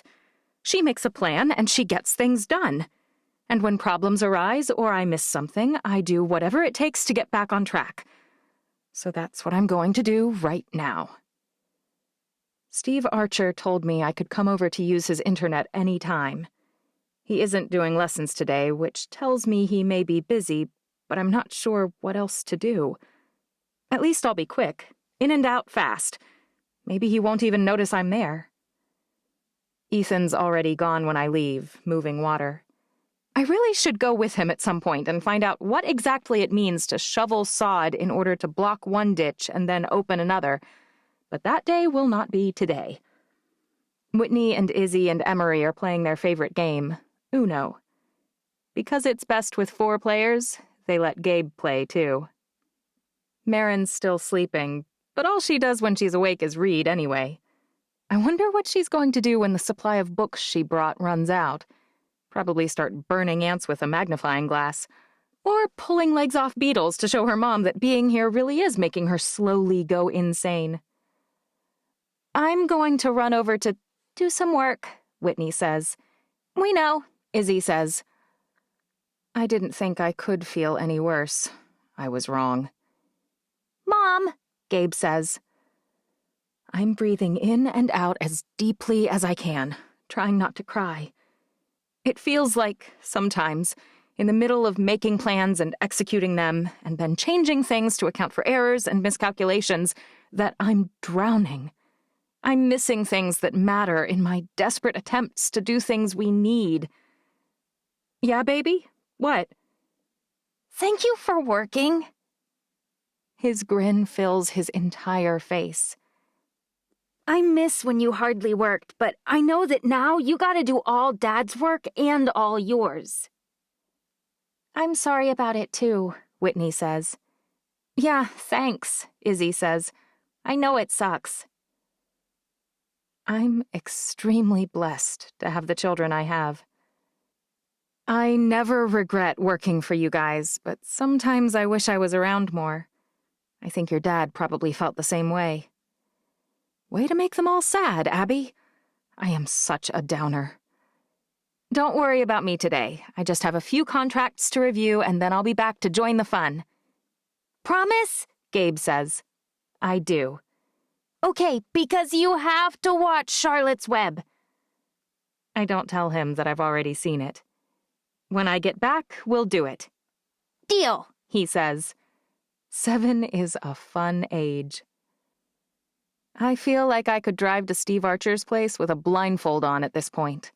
The road curves right, then left, then right again. I hang a left and then make a quick right and I'm there. Less than 5 minutes. I'm lucky that I found someone with Wi-Fi and a house small enough that I can boost it from his porch. And I'm lucky that we're in Utah, not Texas, where I'd be baking outside every day. So far, the high has been 75 degrees. With a breeze and the shade from the porch, it's been a much more beautiful place to work than I'm used to, with far fewer distractions. Only this time, when I park, there's someone sitting on my swing. Or rather, his swing. Steve Archer's holding a mug of coffee and looking at me in confusion. I probably look almost as shocked. I've never seen him awake before noon. Most days he hasn't woken by the time I leave at 2 or 3 in the afternoon. Since when do functioning alcoholics change their behavior patterns for weekends? Morning, Steve says. Yeah, good morning, I say. I didn't expect you to be awake. He frowns. How did you know I was sleeping? I could hear his white noise machine playing ocean sounds, but I'm not about to say that. It's not polite to draw attention to how small someone's house is. I've been careful not to talk on the phone while he's asleep. When I absolutely had to do a Zoom call or talk via phone, I'd walk a dozen paces away and rest my computer on his bird bath. It's not exactly ideal, but it's the farthest I could get from the house and still have a decent signal. I figure if I can hear his white noise machine, he could hear me talking. Just a guess. He grunts. I'm sorry. I know it's the weekend. I can find someplace else. Kevin said he thinks maybe He stands up. It's fine. I can have my coffee out in the barn. It's just that I have this one cat, Bungo, who loves coffee and he won't leave me alone. Plus, it's so nice here in the morning. I'm certainly not going to kick someone off their own porch swing. I can download the contracts and then drive back later to upload the revised versions. It won't take more than 5 minutes each time. Crisis averted. Steve shakes his head. Please, if you think it won't bother you for me to be here, get your work done. We can share the bench. Might be nice to have another human on the property for a bit. I've seen someone here, lending a hand with the horses, but I suppose that's not quite the same as company. Not that I'm going to be any better. I'm probably worse, since I know he wants to get rid of me.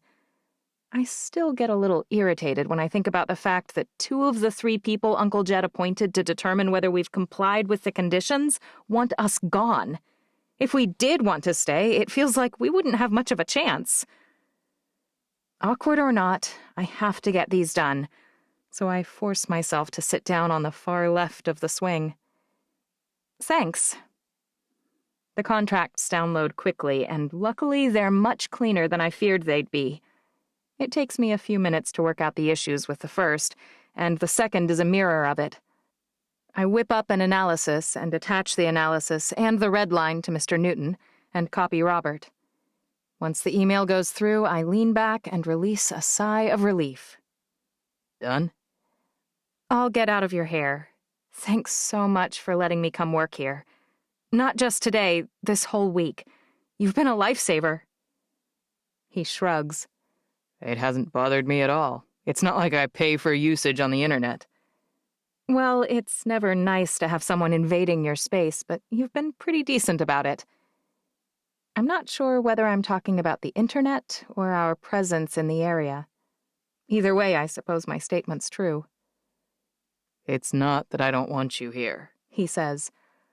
I think when we spoke before, I didn't explain myself very well. I slide my laptop into my bag. I probably overreacted. We don't have an interest in staying anyway, so there's no conflict.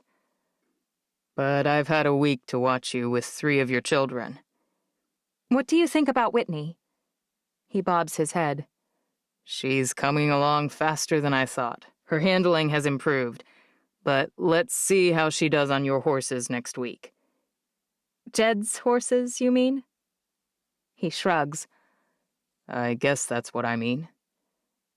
I'd think you'd be relieved that we're leaving. Your friend Patrick can buy his precious land the second we're gone. Patrick's inheriting his dad's ranch.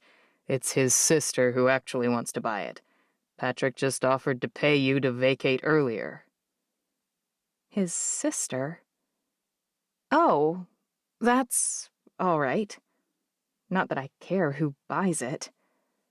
Patrick's a lousy human being in a lot of ways, with his bribes and his manipulation. but his sister Donna's a really good person. She's probably the person I admire most in town. Inexplicably, a hot flash of jealousy shoots through me. Which is absurd. I don't know Donna, and I don't care if she's Steve Archer's favorite person in the entire world, in the entire universe. I hope they get married and have 10 children. Actually, it might be better for her to buy in a few months anyway. It's utterly irrational, but for some reason I do not want to hear any more about Donna. All right, I say. Well, I'm always happy to help. I stand up. Steve Archer does, too. He sets his empty mug on the seat of the swing. Listen, I think maybe we got off on the wrong foot. I know you're busy, but if you ever want some adult time, I'd be happy to take you to dinner. Manila's finest, or we could take a little drive and head over to Green River. I can show you the feed store, the actual grocery store, and even the middle school. Why would I want to see a middle school? He smiles. There isn't one in Manila. Dutch John, Flaming Gorge, and Manila only have 2 schools between them, both located in Manila. One's an elementary school that runs through 6th grade. The other is a high school that picks up with 7th grade. So Green River's quite the impressive metropolis, as evidenced by the existence of a middle school. Sometimes I feel like you can't throw a rock in the Houston area without hitting a school. Sounds nice. I shrug. Pros and cons to everything, I suppose. How about it? He asks. Any interest in a tour led by a local?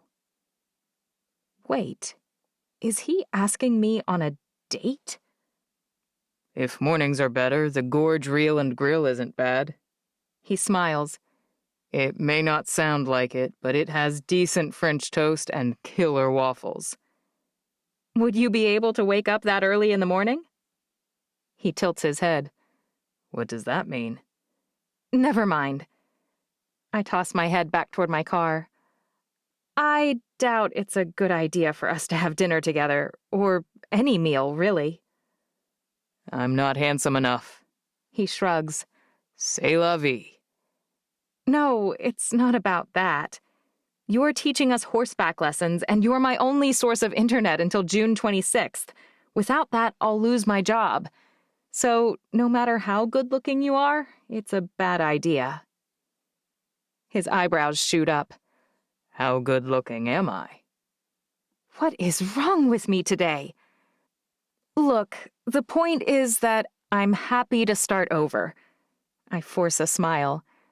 But I think we should be friendly neighbors, nothing more. He frowns. I was asking to show you around as a friendly neighbor. What did you think I was doing? You said you weren't handsome enough, and surely that implies that you didn't want to be seen with a scruffy old tour guide? He tilts his head. Oh, well. He holds out his hand. But don't worry. No pressure from me. I'm happy just to be friends.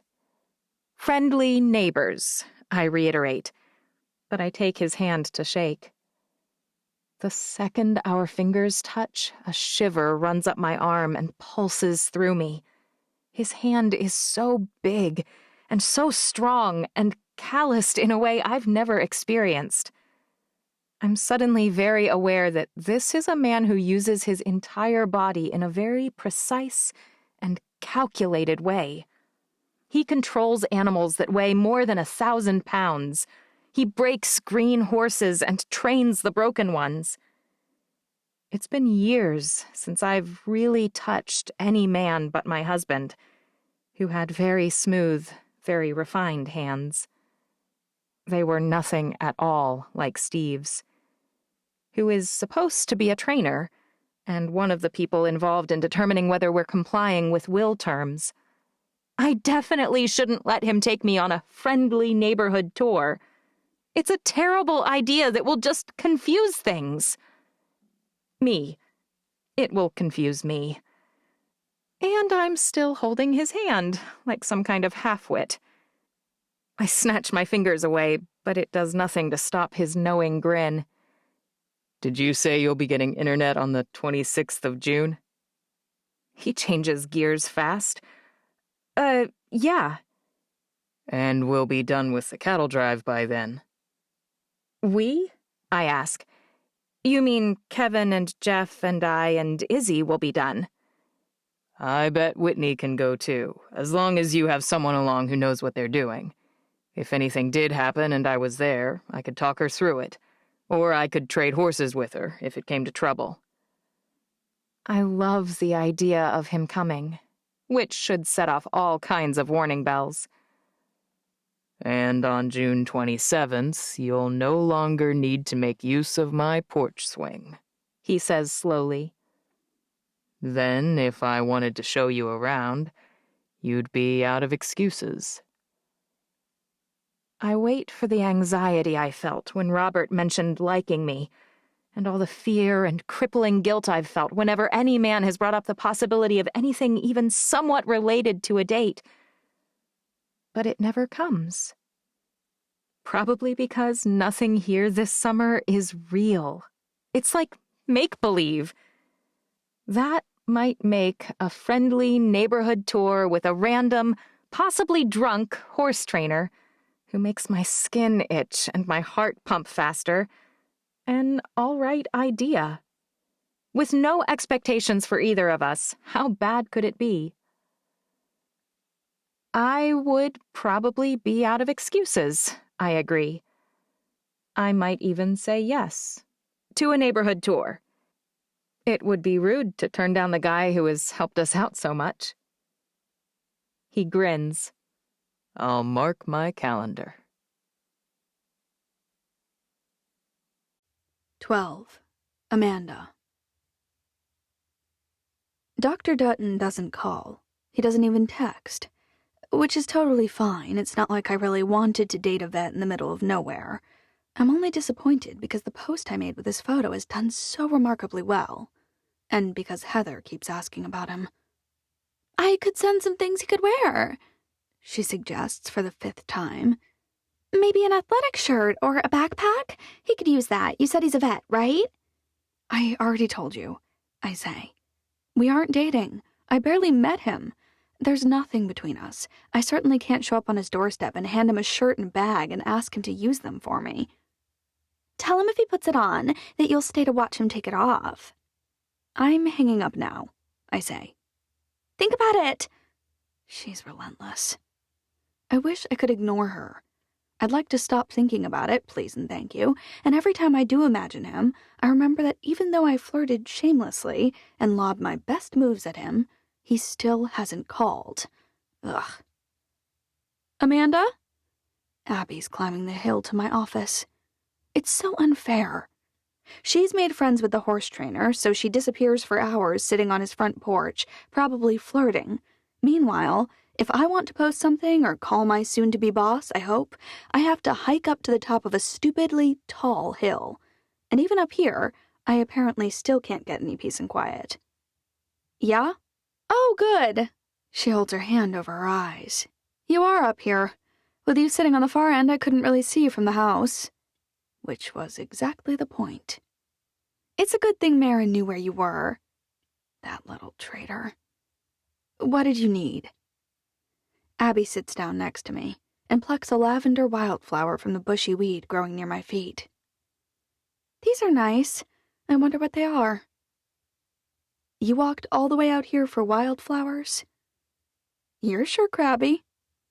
She drops the flower and pets Roscoe's head. That traitor scoots away from me and closer to her. I heard you're staying until after the 4th of July now? Is her voice strained? Is she mad about it? Yeah. Turns out Lolo Lime really likes the change of pace of posts out here, and they want me to stick around a little longer.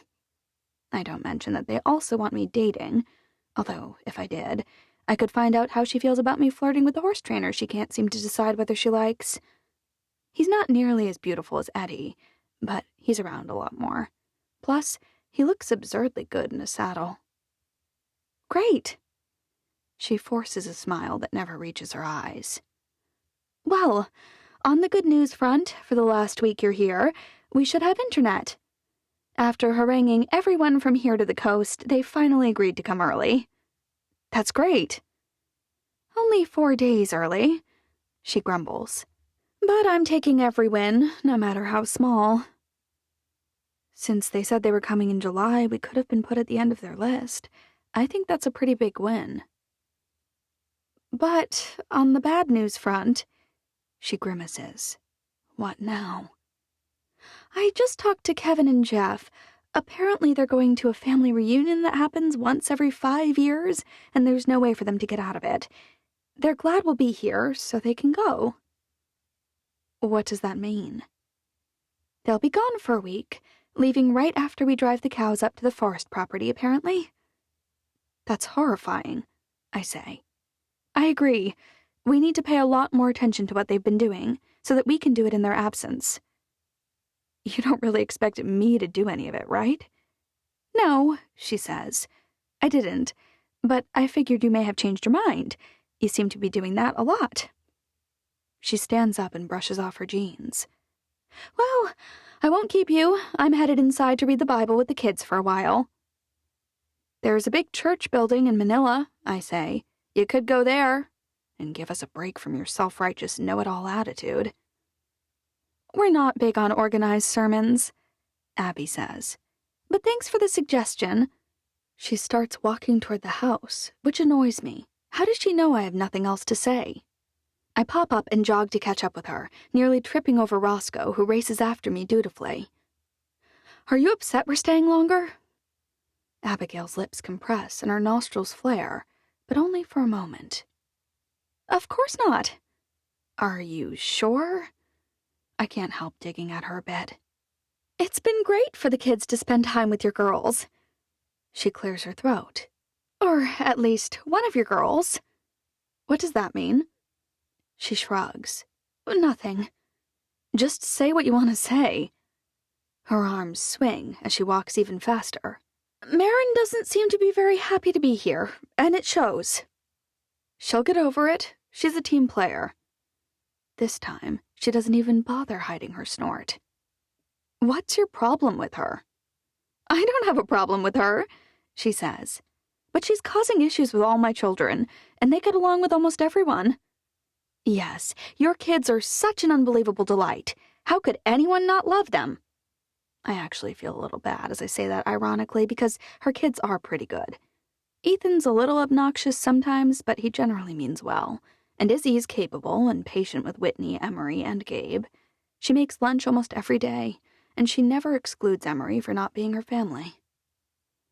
I know my children aren't perfect, Abigail says, huffing a bit from her quick walk and all this talking.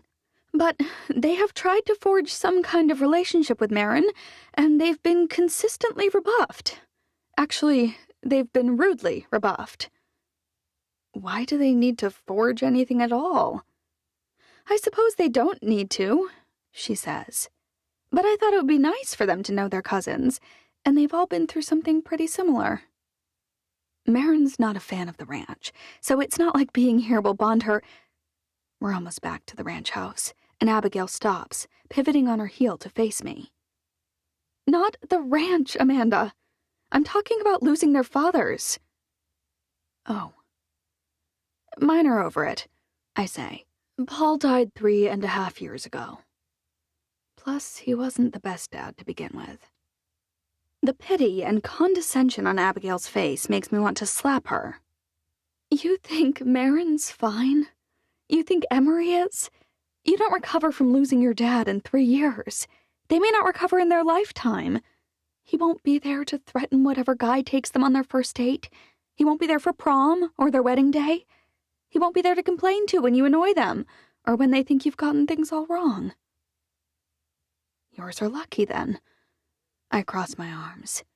Roscoe whines and lies down by my feet, putting a paw over his face. I wish I could do that. Why are they lucky? Because you never get things wrong.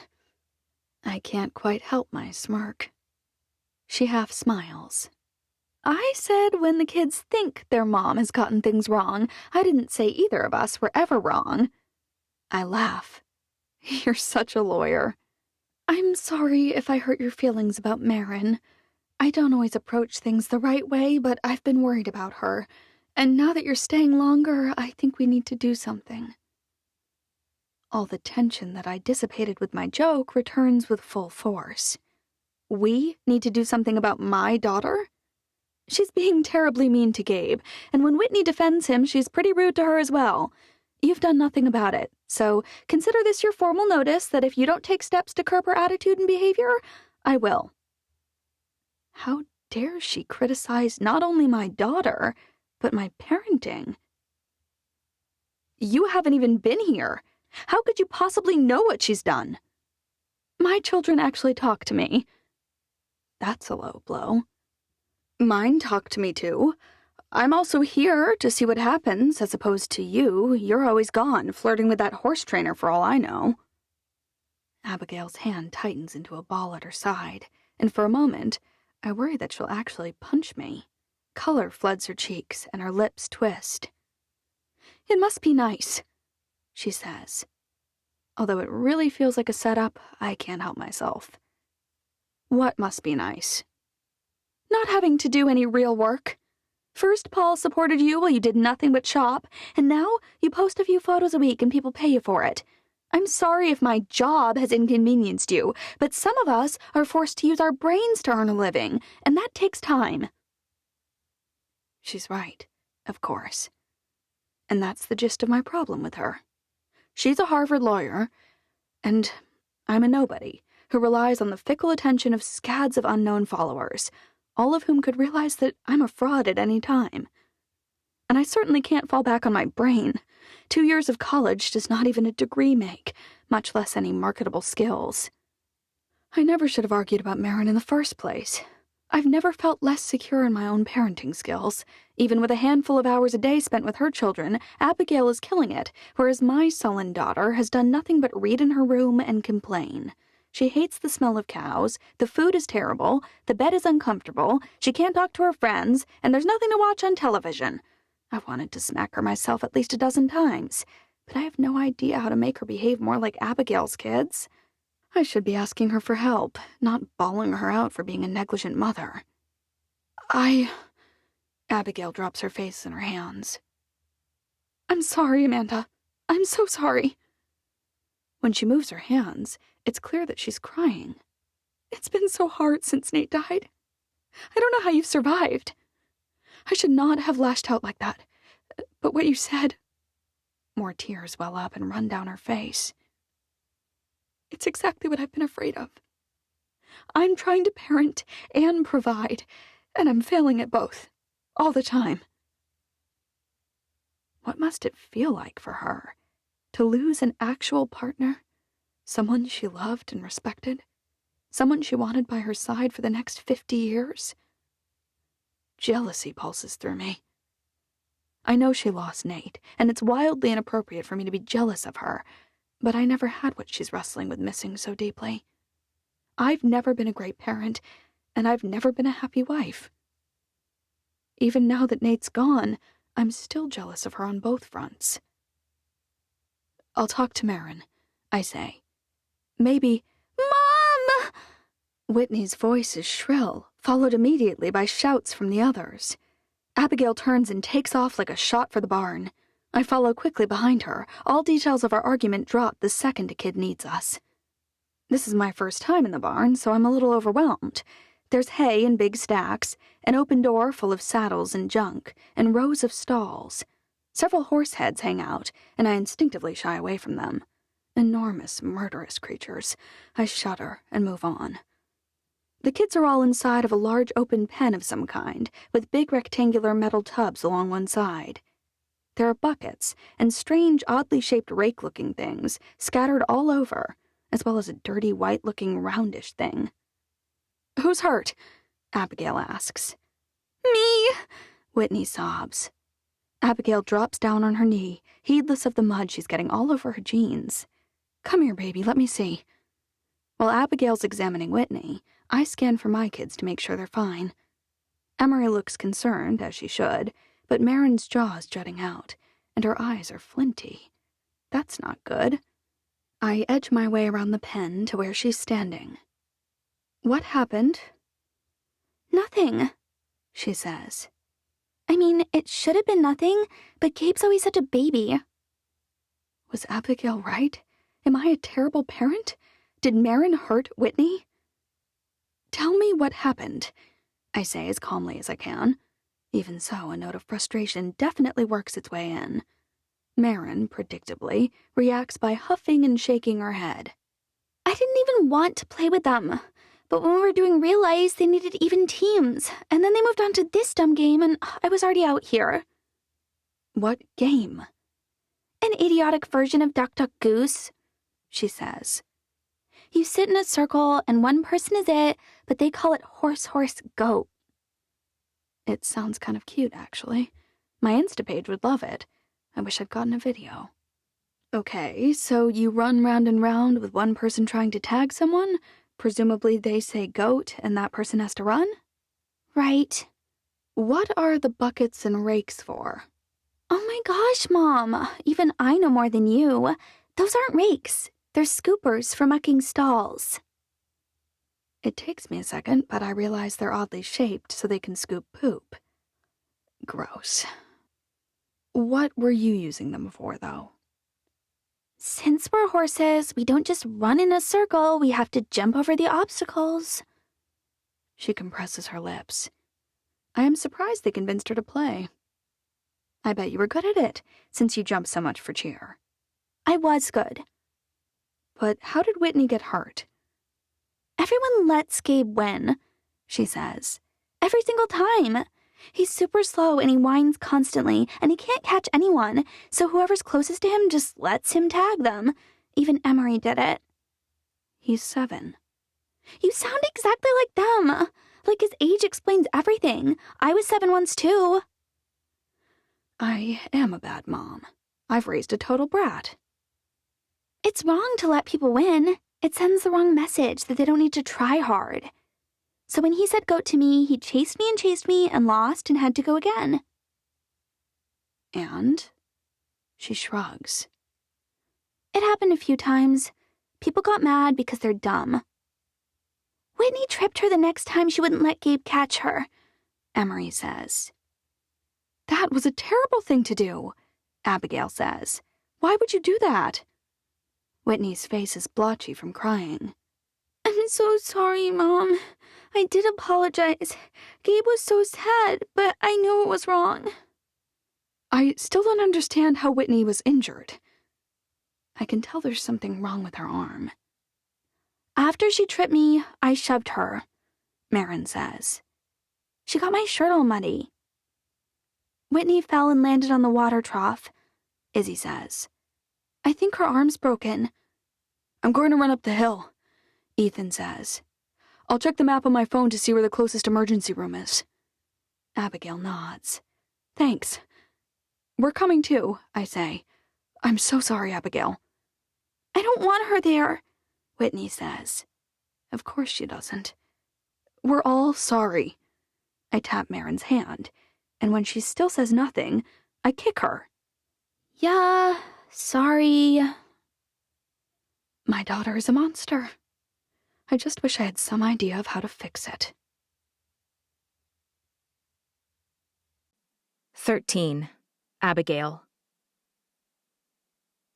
The closest ER is 45 minutes away, in Green River, Wyoming. I'm too upset to leave any of my kids with Marin, and they're all worried about Whitney, whose arm is already swollen. So everyone piles into my car. Maybe we can go out to eat after, Whitney says. She's the cutest kid, always looking for something good in every situation. I just wish Emery could have come. Aunt Mandy has some things to talk to her kids about, Izzy says. Emery doesn't need to hear it, Gabe says. She's already nice. She is one of the sweetest kids I've met. I wonder what happened with Marin. I suppose every child reacts to grief and trauma in their own way. Clearly, high school has been hard on Marin. Apparently, Sunday night is a busy time at the Castle Rock Medical Center. After waiting for over an hour, I finally send Ethan to get fast food. Anything you can find. I press cash into his hand. Be careful with the rental car. You're not covered. All right, little munchkins, what do you want? McDonald's, Taco Time, Subway? Or we could try a place called the Arctic Circle. He fakes shivering. Could be great, but it's risky. Whoa, there are so many restaurants here, Gabe says. I suppress my laugh. Compared to home, this town is barely a blip. But compared to Manila, it may as well be New York City. I vote for Taco Time. We've only been gone for a week, and I already miss Mexican food. Sure, Izzy says. I like tacos, Whitney says. as long as they're not super spicy. I laugh. Mild everything. Ethan shakes his head. You girls are so weak sauce. Of course, because it's the way these things work, they finally take us back 2 minutes after he leaves. Maybe we'll be done by the time he's back, Whitney says. What happened to you? The doc's looking at a chart as he walks in. When he looks up, a smile on his face, I drop my purse. Because the doctor is none other than Steve Archer, our horse trainer. Obviously, there's been some kind of mix-up. Is this a joke? I ask. He freezes, his eyes shifting slowly around the room, starting on Whitney and stopping on me. Abigail. The friendly, I'm a cool guy doctor smile is gone, replaced with an expression I can't read at all. Whitney got shoved against a water trough. I think her arm's broken, I say. We need to see a doctor to get some x-rays. You're in luck then, he says, since I happen to be a doctor. I swallow. Whoa, you're a horse trainer and a doctor? Izzy whistles. That's so cool. I want to be a horse trainer doctor too. I'd say that I'm a part-time horse trainer these days, he says. Mostly I help people with problems and break a few horses a year for fun. But you're really a people doctor, right? Gabe asks. Not a horse doctor who's like filling in because it's such a small place? He laughs. I'm really a people doctor. Went to medical school and everything. How could I not know? It hits me then. His nickname. The horse doc. I thought it was because he fixed up horses with problems, or, as he says, helps horses with their people problems. As if he doesn't know what to say either, he takes 2 more steps and reaches Whitney's side. Let me see that arm, kiddo. She flinches when he reaches for her. This won't hurt, he says. It may be a little sore, but it won't hurt, I promise. I'm surprised to see her visibly relax. Probably spending 5 hours in the last week listening to him bark orders helps her trust him here, too. He holds her arm firmly but gently and tugs it one way, then the other. He asks her to squeeze his hand and lift. I think you're right, he finally says. I think she's broken her radius. Likely a green stick, but we'll know once we get the x-rays. I exhale. Okay. He meets my eyes. It's going to be fine. Kids heal really fast. Thanks. He's utterly and completely professional, which isn't really a surprise. He's exactly the same way during lessons, calm while managing several people and animals at the same time, even-handed, attentive, bright. But how can he hold down this job while drinking so much and sleeping until 2 in the afternoon? The horses don't mind, but I assume the people do. Oh! It hits me then. He's an ER doc. He might have been sleeping, not because he was up drinking, but because he was working all night. What? Did you work night shifts last week? He shrugs. That's why you slept all day. You were paying attention to when I was asleep? I could hear your white noise machine, I confess. He smacks his head. How embarrassing. Why didn't you tell me you're a doctor? People act different around doctors, He says. I wouldn't have mentioned it until sometime after June 27th, if I had my way. His smile's just for me, and it feels like the whole world drops away. Then his words register. June 27th. That's the day after I get my internet. He's saying he didn't mean to tell me what he does for a job until after we went on a date. After the long wait to be seen, I almost get whiplash with how quickly they do the x-rays, read the results, and return to wrap her arm in a cast. The good news is that it is just a green stick fracture, He says. They heal quickly and don't require surgery or pins. That's a relief, I say.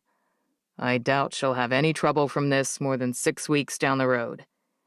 But can I still ride in the cattle drive? Whitney's face is so eager. Steve ruffles her hair. Not this one, kiddo, but don't worry. You're only 10. You'll have a chance at some point, I'm sure. Whitney frowns. We're going home at the end of the summer, and the ranch is getting sold to aliens. Steve snorts. Aliens? That's what the will says. I thought it was a charity. This would be a non-profit. I shrug. It was a passion of Uncle Jed's, apparently. Bizarre, He says. I can't argue. A few moments later, I sign some forms and we're ready to go. Ethan, predictably, shows up just as we're leaving. Good thing you're here, I say. I was worried we'd have to walk home. I come with food! Tacos for everyone! Ethan starts handing out tacos and does a double take when he sees Steve. What are you doing here? He works here, I say. Yeah, right. But even as Ethan scoffs, his eyes widen as he takes in Steve's scrubs and white coat. Whoa, really? That's crazy. Can you spare a moment? Steve asks. Ethan answers for me. We'll eat. Take as much time as you want. The waiting room has cleared out, which is probably a relief to Steve. Is anything wrong? I ask. If our insurance won't cover everything, we've got an HSA. No, not about that. He waves his hand in the air as if money stuff is boring. I suppose it is. Look, I just wanted to make sure that you're all right. Kids fall sometimes. I mean, in this case, she was pushed, but... He chuckles. Not about Whitney either. I wanted to make sure we're all right. Oh, I'm fine. There isn't a we here that I know of. I'm sorry I didn't mention I was a doctor. I figured it was better for you to think that I'm... A drunk? His jaw drops. A what? I shrug. Empty beer bottles in the barn and full ones in the tack room fridge, sleeping all day? He laughs. You didn't think that. What was I supposed to think? He can't seem to stop laughing. You don't drink, I take it? He stops laughing, finally, and wipes his eyes. I'll have a drink now and then, but never enough to make me sleep late. Certainly not enough to need alcohol in the tack room. You fell asleep on a bale of hay, I point out, and I saw beer in the tack room fridge myself. The day we met was right after my first night shift. One day prior, I'd taken in a new horse. He runs his hand over his face. Denver, I think you met him. New horses make you day drink? Oh, or maybe you needed something to help you sleep? Woman, you talk so much you don't let anyone get in a word. I snap my mouth shut. Denver came up north because he stopped sweating. It's something that happens in hot and humid places like New Orleans. A buddy of mine sent him to me. Usually, the second they leave the humid, boggy places, they start sweating again. But Denver didn't. I am still so confused. A very particular kind of beer, Guinness, will kickstart their system and make them sweat again. It took a few days for Denver, but it worked. Only that morning I was probably too tired to toss the bottles, and I was so exhausted while watching him drink his beer that I sat down on a hay bale. So he's a doctor, and I'm an idiot who jumps to conclusions. You can talk now, he says playfully. I don't know what to say. Say you're looking forward to June 27th. I was, but for some reason I'm not anymore. I never lie. He blinks. Lie?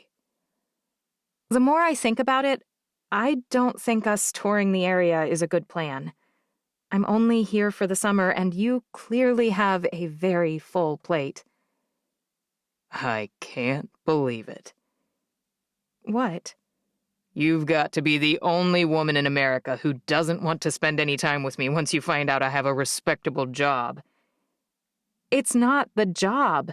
I'd have come to the same conclusion either way. He stares at me for a long time, as if he's weighing my words. Dr. Archer, a nurse says, the patient in room 6 is complaining of nausea. He waves at her. Coming. But he turns back when he's only a few steps away. We still on for a morning lesson at your place tomorrow? I nod. All right. See you then.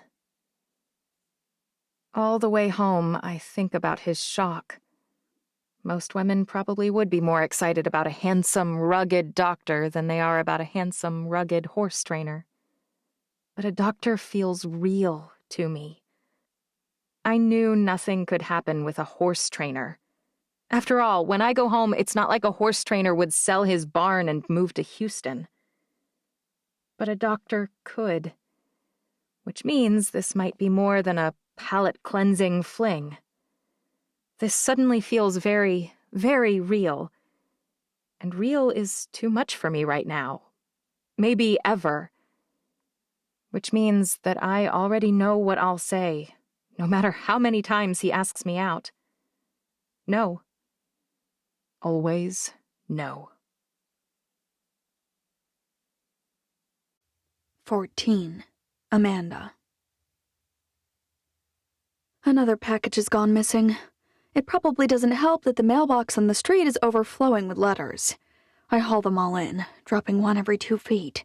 It takes me forever with all the leaning over and picking up and reconfiguring and dropping another, but eventually I reach the house.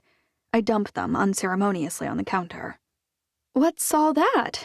Abby asks. "This is the mail, which specifically did not include a package that I was supposed to have received already from Harriet." "What are they sending you?" she asks. "Boots," I say. They reached out to say that they like my recent posts and asked if I'd be interested in some area-appropriate clothing and shoes. I shrug. Since we've got a few more weeks, I said why not. But the package is nowhere. Abby's now flipping through the mail of a dead man. She just can't let anything go. She says. "That's nice. I have to pay for all my clothing." "But you also get to choose it." Abby's now opening letters and sorting them. "What are you doing?" She looks up. "You do actually manage your own life, right?" Oh my word, she's such a snot. "Of course I do." "I'm ashamed to admit that I've looked at living here a bit like a vacation.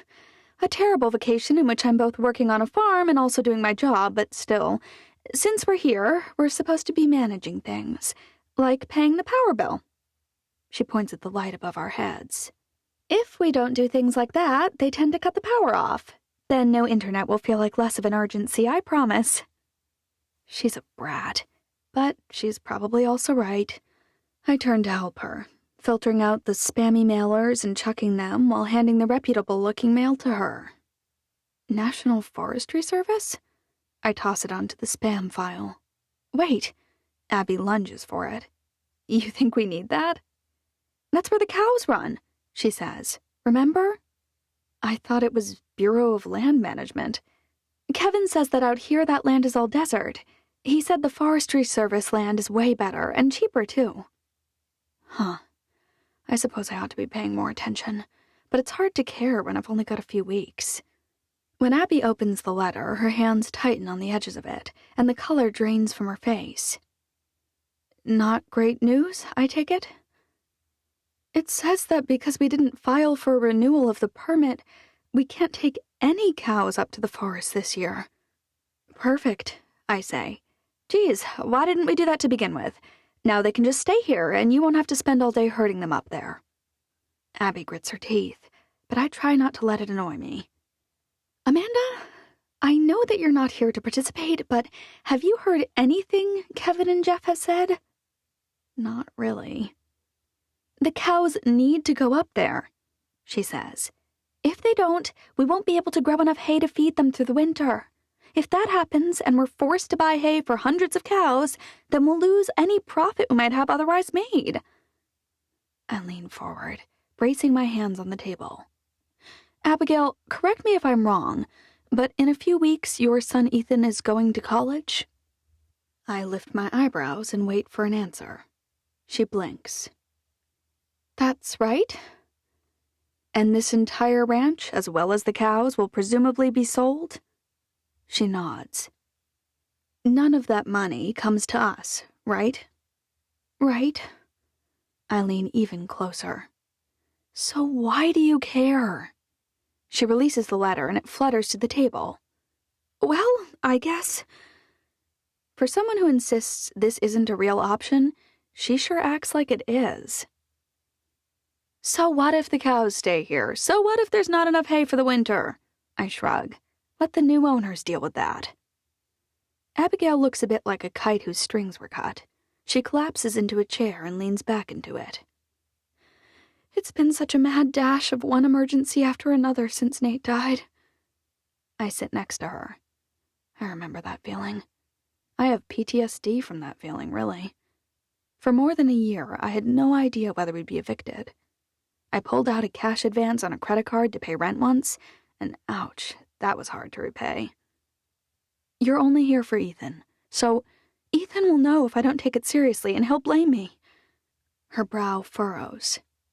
I told him that we'd try, that we'd make sure we succeeded at every task, and then I would give the entire enterprise a fair shake. But what can you do at this point? I shrug. I mean, you've done what you could do, right? I guess. A moment later, she ducks out the door for another riding lesson, which might actually halt. I mean, if there's no cattle drive, there's no desperate urgency to learn how to ride and rope either, and Emery will lay off about it. Hallelujah. I've walked all the way to the office on the hill, and I'm filing a complaint with the U.S. Postal Service for the lost package, when Ethan comes pounding toward me on his big brown horse. Aunt Mandy! In 40 years, I doubt I've ever stood up quite so fast, and Roscoe flings himself in front of me, his fur on end, growling, "Ethan, watch out!" But his horse slides to a stop just in time, grass and dirt flying, a half-dozen yards in front of me and the dog. You talked to Dr. Dutton, right? What? Where did that come from? In the middle of our lesson, Mr. Archer asked Mom why she was upset. I didn't even know she was upset. That guy's smart. But she said that the Forestry Service didn't approve a renewal of our permit because we didn't file the right forms. Or rather, Uncle Jed didn't. Okay. Mr. Steve said it's too bad we don't know Eddie because the only person Ranger Dutton listens to is his son. Are you saying the park ranger in charge of the permits is Eddie the vet's dad? Ethan nods. You seemed to have a nice chat with him the other day. Could you possibly ask him for a favor? The guy who flirted outrageously but never called me? The guy with the prettiest face I've ever seen? The guy whom my followers are still asking about? Yes. Why don't I just call him up and ask him for a favor? I'd rather eat my lost boots than beg him for a favor. Ethan, the thing is, please, Aunt Mandy. He may be 17, but Ethan's still got the little boy puppy dog eyes down pat. I open my mouth to shut him down, but instead, for some reason, I say, I'll call, but I can't promise you that it'll help. Ethan closes his eyes and mutters, Yes. For once, I feel like a rock star. It's nice to be the one people are grateful for, the one that people are excited to have on their side. Don't get your hopes up. I gave him my number, I say, but he never called. Are you sure he didn't call? Ethan asks. I mean, more often than not, we have no reception. Why didn't I think of that? You're brilliant, young man.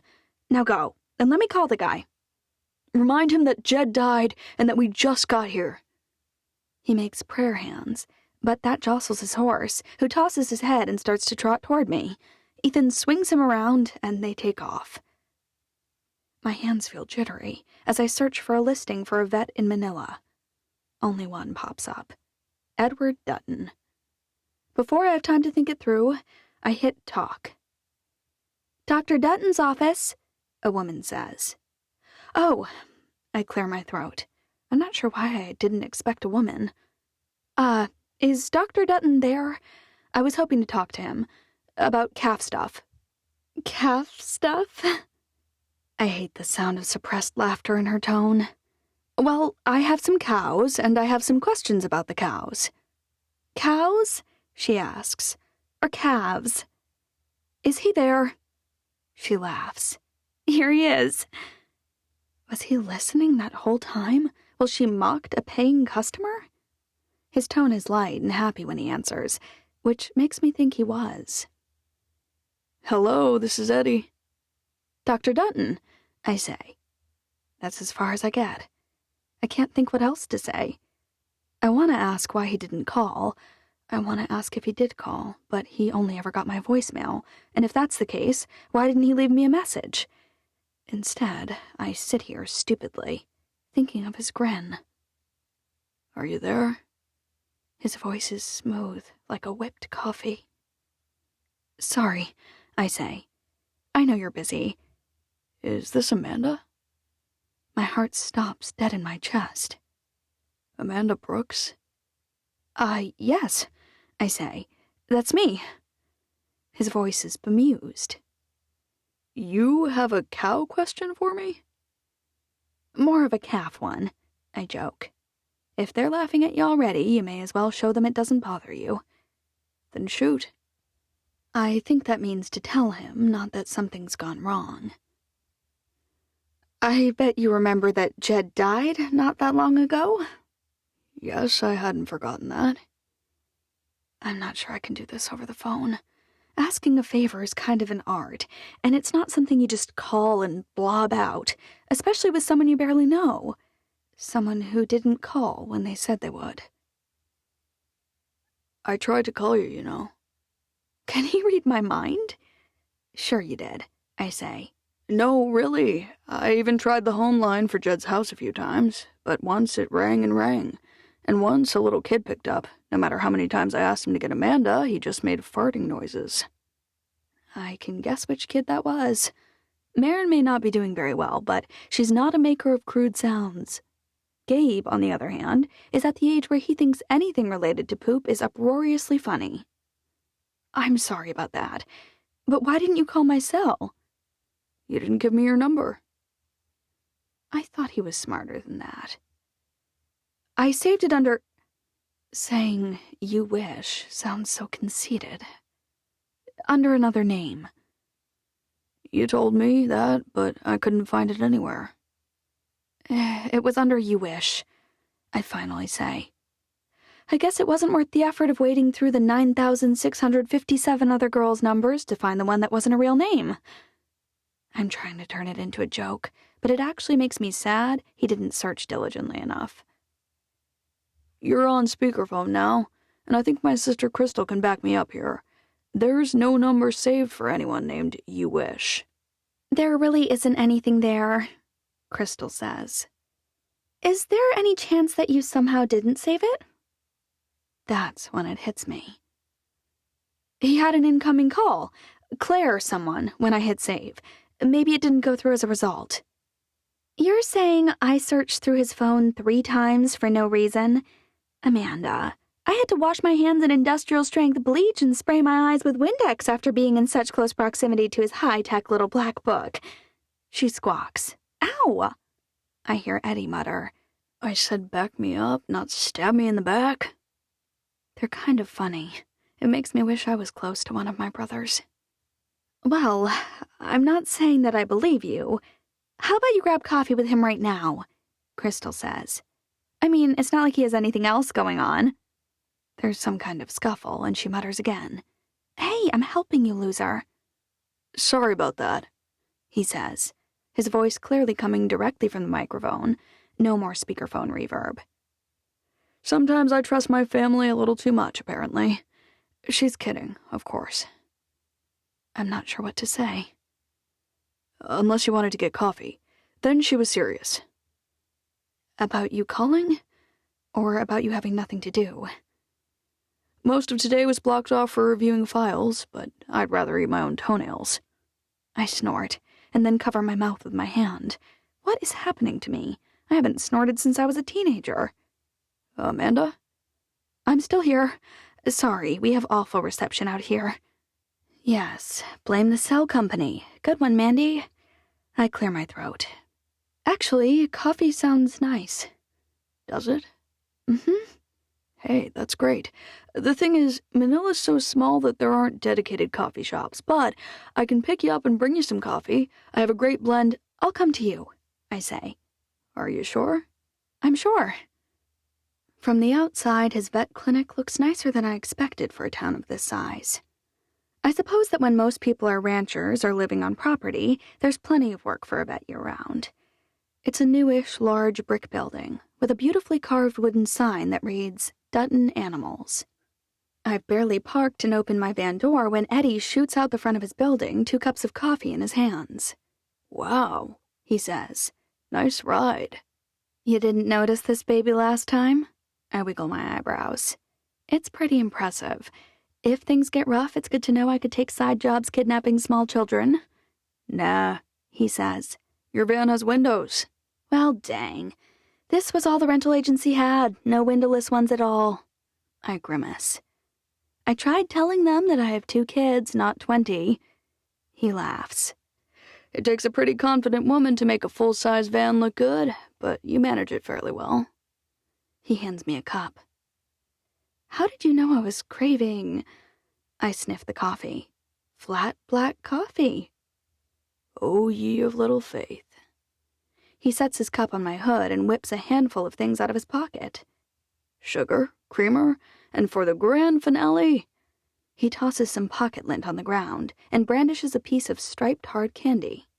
Peppermint, to offer the taste of Christmas all year round. He's ridiculous. 1 creamer and 3 sugars. She likes it sweet, folks.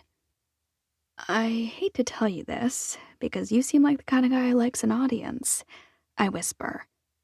But there's no one else here. Downtown Manila on a Monday. He half bows. Very impressive, I know. Hey, Eddie! An older woman with gray hair hollers from across the street. Keep it down! He laughs, and I join him. Do you want to go for a walk? He asks. Or sit and whisper in the car. Who's that? I ask. That's Dolores Jenkins. She has a huge flower garden, and she insists that her plants hate the sound of my voice. If I speak louder than a murmur outside of my office, she becomes agitated. You're kidding. He shakes his head solemnly. Walk? Right answer. He helps me dump my sugars in and stir them, picks up his coffee, and takes my arm. You take yours black? He shrugs. I'm lazy and not very organized. I kinda got used to it by default. I shouldn't care, but for some reason, drinking his coffee black makes him seem even more manly. Stupid, I know. So, where are we walking? I'm speaking at barely above a whisper. You don't have to keep your voice low, he says. But you still are, I point out. Apparently it's only my strident tone that agitates her John Cabot roses. You could probably screech like a banshee and she wouldn't mind. Terribly grating voice. I pretend to write a note on something. I'll have to remember that. I scribble again. Kills plants. He bumps me with his hip. Whoa, I say. Don't make me spill. This town may have a vet, but the closest human doctor is 45 miles away, apparently. Nah, Steve's right around the corner. I stop walking. So you knew he was a doctor? Eddie frowns. Everyone knows that. They call him the horse doc, as in, even though he's a doc, he still loves horses more. Yes, that was very clear from the name. I roll my eyes. I guess I didn't think much about it. I'll strive to be more clear. I'm a vet, which is short for veterinarian. That's like a doctor, but for animals. And you're also the local comedian, I take it. Sadly, most people don't find me very funny. Do you tell them you'll call and then not? I arch one eyebrow. He slows down. I did call. You know what I mean, I sigh. But I actually had an ulterior motive in calling you today. Normally I wouldn't have dreamed of calling some guy who didn't call me. An ulterior motive? His eyes look almost hurt. My nephew begged me, I say, and this time I'm speaking softly because it's hard to admit. I'm glad he did. Here's the thing, I say. We got a letter almost 10 days ago, but we're just now checking the mail. It hadn't really occurred to us that we were in charge of that sort of thing. Okay. It looks like a computer-generated notice, but it basically said that our permit was canceled, and now we can't send any cows up to the Forest Service land. And good old Dr. Steve told you to ask for my help. Eddie frowns. I don't know whether to punch him or thank him. Why would you thank him? Isn't that obvious? He locks his eyes with me, and I forget my own name. But I hate when people use me to get to my dad. It's strange that you say people, as in, this has happened before. Lots of people have used you to get to your dad, the park ranger? It's a cow town, he says. I remember the very first time it happened. I was sitting in the cafeteria in 3rd grade eating a very dry, very gross peanut butter sandwich my mom had made, and a kid showed up with a cup of noodles, piping hot. It smelled so good. You're kidding. He shakes his head. His parents had clearly made it and rushed it to the school. The kid, someone I'd known for my entire life, handed it to me and then asked me if I would talk to my dad about increasing their permitted numbers by 20. Did you? Eddie grimaces. I'm an idiot who was paid with a contraband cup of noodles, so of course I did. It didn't work? He shakes his head. I got a whipping for it, but otherwise, no. I'm not loving his dad. Really? Dad's a real stickler. But in this case, the person who should have applied died, and we weren't even here yet. That letter was postmarked the day before Abigail even arrived. Surely there's some kind of exception for, I don't know, death and clerical errors or something? I narrow my eyes. And in case I haven't yet mentioned this, I make a mean cup of noodles. He shakes his head. All right, I'll ask. You will? Something occurs to me. But you said the last time you tried to help you got a whipping and they didn't get the approval. Oh, that was the first time, not the last time.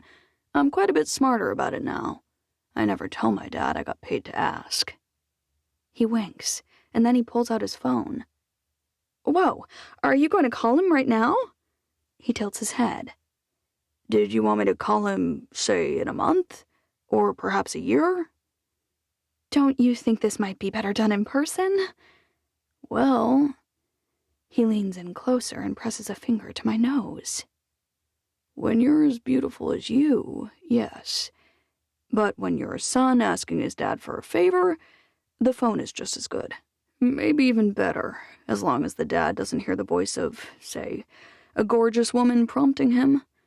I'd hate for him to know there's something far better than a cup of noodles involved. I swat his arm as he presses talk. At first, he wanders away, a dozen yards or so. He's kicking anthills while talking, and it's so cute that I can't help snapping a few photos. I'm shocked that there's actually reception here, so I edit one and upload it. Still a kid at heart is my caption. I tag it with hashtag kicking anthills, hashtag giddy up, hashtag always a boy inside, hashtag sweet cowboy, hashtag stirring up trouble, and hashtag my hot cowboy. With his phone obscuring his face, he can't see anything clearly but his hair, a little tousled, a little overgrown, and perfectly shiny in the morning sun. Okay. He slides his phone into his pocket. Do you want the good news or the bad news? What does that mean? He smacks his forehead. I almost forgot the subject of payment, he says. I can't possibly tell you how it went until we've worked that out. You might stiff me. Payment? Obviously, my fee has gone up since the cup of noodles incident, and I want more than a walking coffee date. He grins. Oh. I was thinking 2 dinners and a hike. A hike? You drive a hard bargain, Mrs. Brooks. He shoves his hands in his pockets. I would be willing to nix the hike. What if you're awful and I hate you? I shake my head. 1 dinner. Done. That was fast, I say. You got taken. He bites his lip. I'd have settled for just this walking coffee date. I roll my eyes. Just tell me what he said. I'm surprised by how badly I want to be the hero back home. The good news is that he's going to renew the permit. I whoop a few times before I realize we aren't that far away from the scowling gardener. The bad news is that it had nothing to do with my call. Nothing? Really? Why did he renew it then? Apparently some horrifyingly scary woman called and cited a dozen regulations and then sent a follow-up email that included an applicable exception to the rule and the penalties for not granting a renewal after the death of a permit holder. Abigail. Of course. It's always Abigail who does everything. I'm not obligated, he says. Not how it works. A cup of noodles was offered, a cup of noodles will be paid. I huff. I'm not sure. He sidles closer, and my heart races. Now, Miss Amanda, I'd hate to think you weren't a lady of your word. I back up a step, but he keeps coming, his scuffed boots grinding against the gravel. My father was called, and I groveled, just as I said I would. You even got what you wanted. The fact that it wasn't because of me... I bumped into a large tree, and I can't really get around it. There's an entire forest of pine trees behind me. I hold out my hand to keep him from running right into me, and as he moves toward me, my palm flattens against his chest. And his clearly defined, rather large pecs. Really nice muscles on a man, maybe my biggest turn-on. Well, his bright green eyes never leave mine. You're not backing out, are you? I swallow. I suppose not. He exhales gustily. Oh, good. But I do have one question. Shoot. With all that talk earlier, I just want to be sure. He lifts his eyebrows. We're not actually having instant noodles for dinner, right?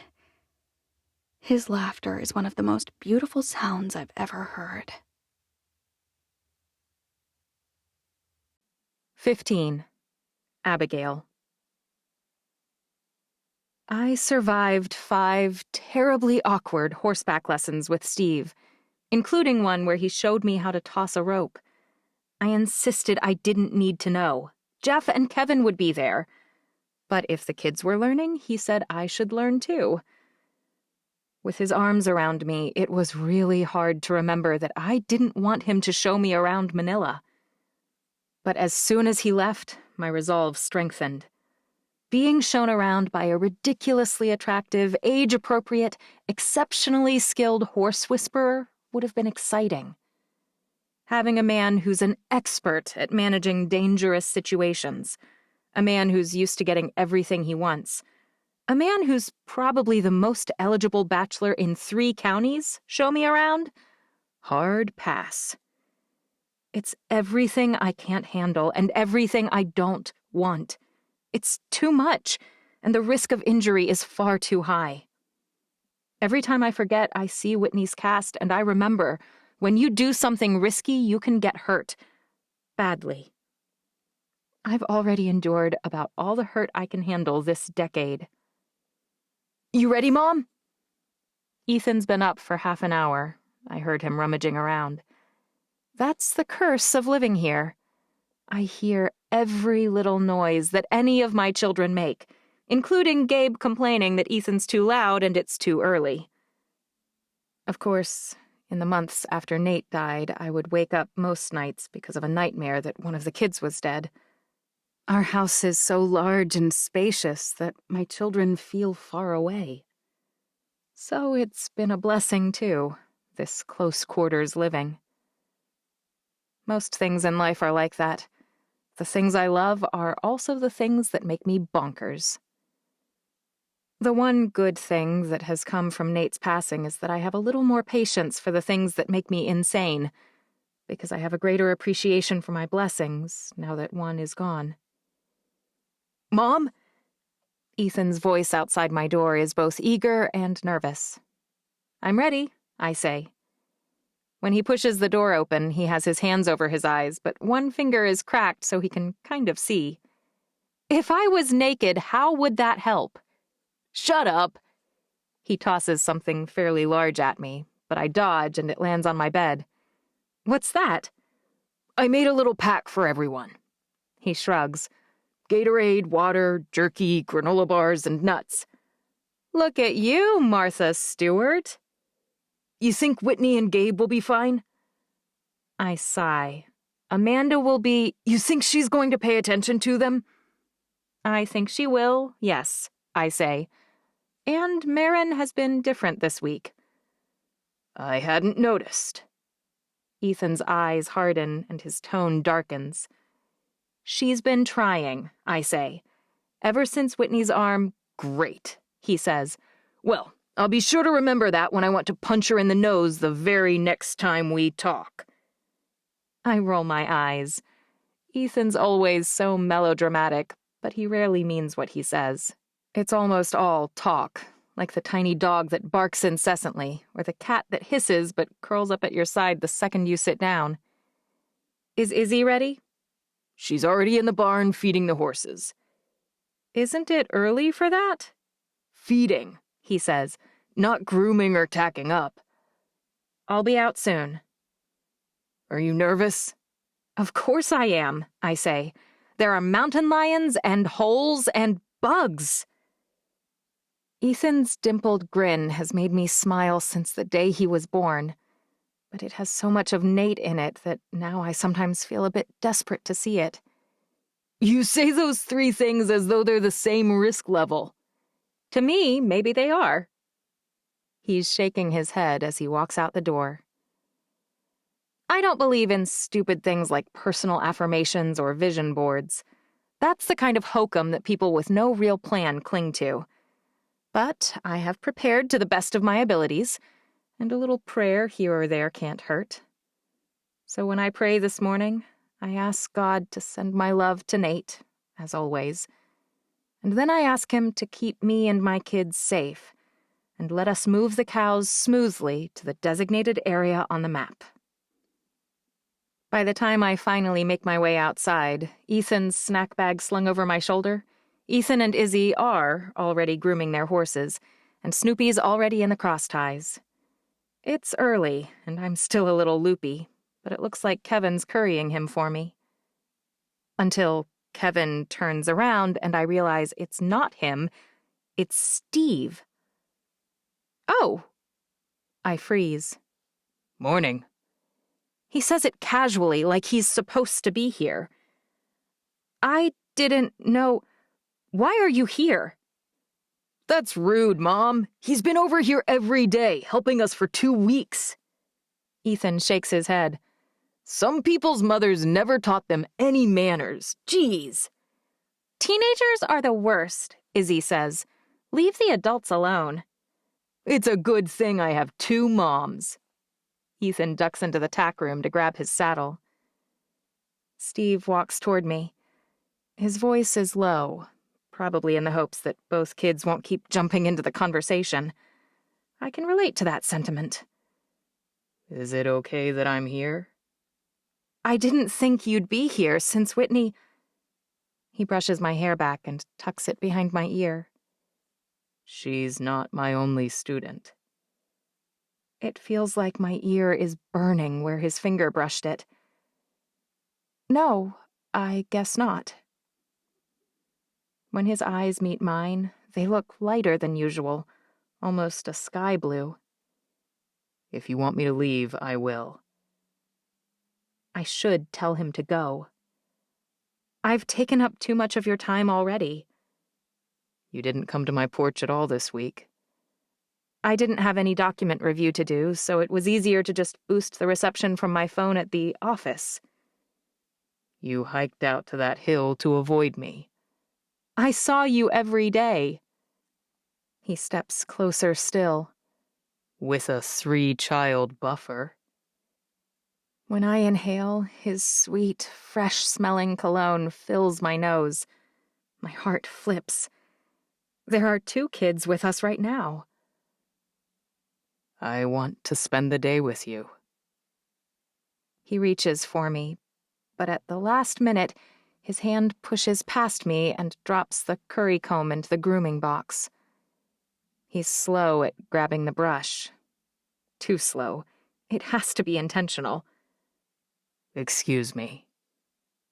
You're riding Snoopy? I ask. He shakes his head.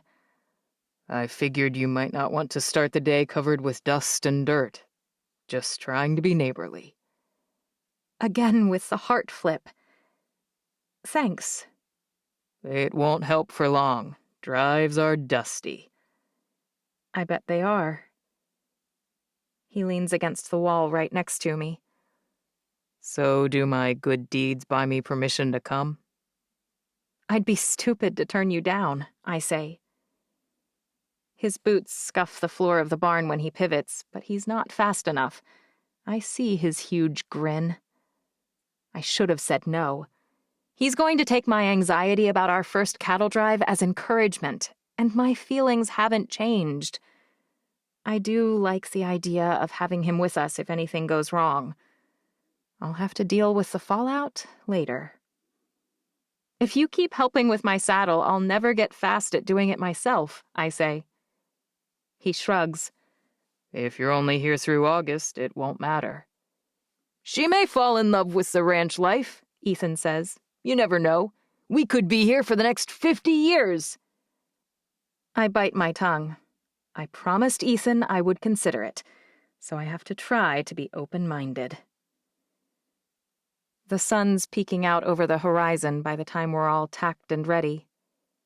You're lucky that Birch Creek is right at the bottom of Birch Creek Canyon, Steve says. Most of the other ranchers using Forestry Service land have a much longer drive. And look, the cattle are raring to go, Kevin says. I don't know much about cows, but he certainly seems right. The teeming mass of mooing, lowing cattle, all of them red or black, shift and stomp. At least they won't be banging on the fences anymore, Jeff says. What does that mean? Ethan asks. This time of year, the cattle are ready to go up into the hills, Kevin says. They test out the fencing anywhere they can to try and get through. Why don't we take them sooner? I ask. It's been summer for weeks. That's the Forestry Service's fault, Jeff says. They only allow June 20th through September 20th. His eyes brighten. Hey, maybe you can take that up with them for us. I laugh. Yes, I'm sure they'd love to hear from me again. I loved hearing you go off on them, Jeff says. I had no idea what you were talking about, but I've never heard of Ranger Dutton changing his mind so quick. There are some advantages to being a scary big city lawyer. I'm hardly scary. Kevin clears his throat, and Jeff snorts. Where are the bulls? I scan the cattle, but don't see any with horns. Do they go up later? There's one. Steve points at a cow that's a little bigger than the others. And there's another. Jeff points at one that's pretty close. They're out there. You really can't spot them. I can tell a slight difference, but none of them have horns. Steve, Jeff, and Kevin share a look, and then all three of them start laughing. What's so funny? Clearly, I'm an idiot, but I'd like to know why. Angus are naturally polled, Steve says. It means they're born without horns. It's one of the reasons Jed picked them. He hated removing horns in the spring. Removing the horns? Izzy looks stricken. I know it gets bad press, Jeff says, but it's better all around to remove them if they have big horns. They can injure themselves and others, and if there's something dumb cattle can do, Kevin jumps in. They'll do it. All right, Jeff says.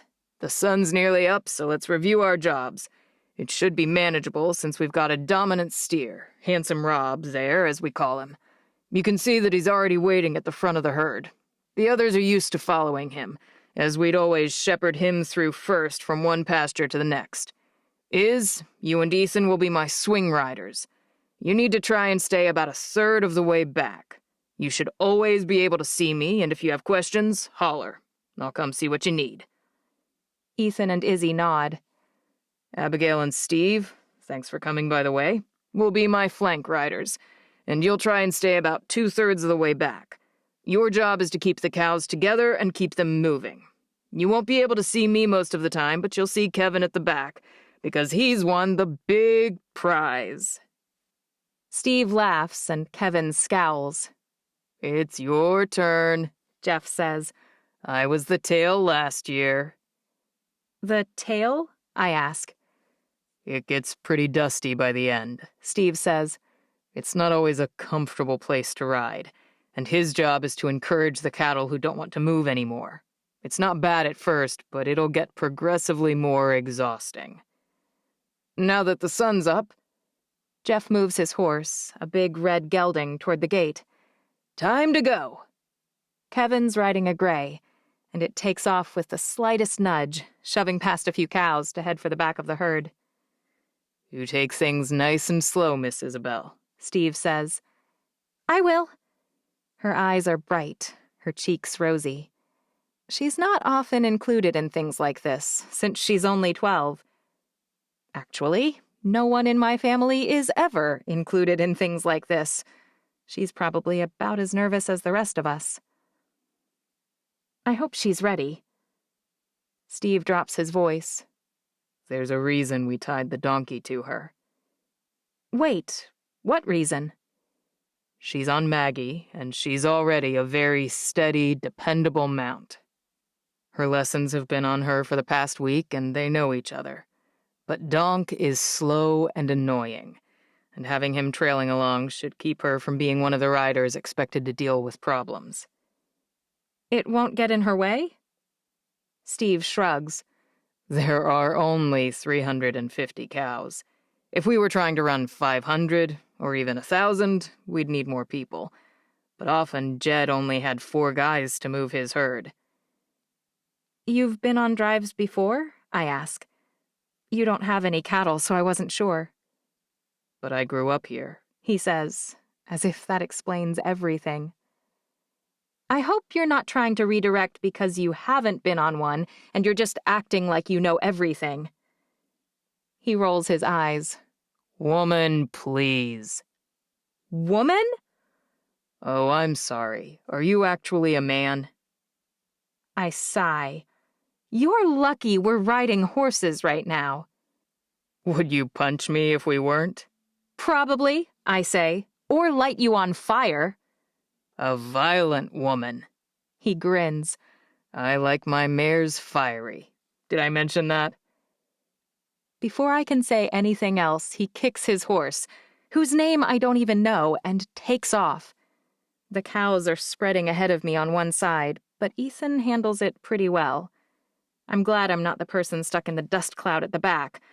Although, when I turn around, it doesn't look that bad. There's plenty of grass here, so not much dirt to fly up. And the cows presumably don't want to be left. Hopefully, Kevin won't really have a terrible time of it. The first time I try to herd cows back into the main group, they break off further and start running the wrong way. I swear under my breath and spin poor Snoopy around. Before I can get Snoopy cantering after them, Steve's already there, hollering and redirecting the recalcitrant bunch back toward the main group.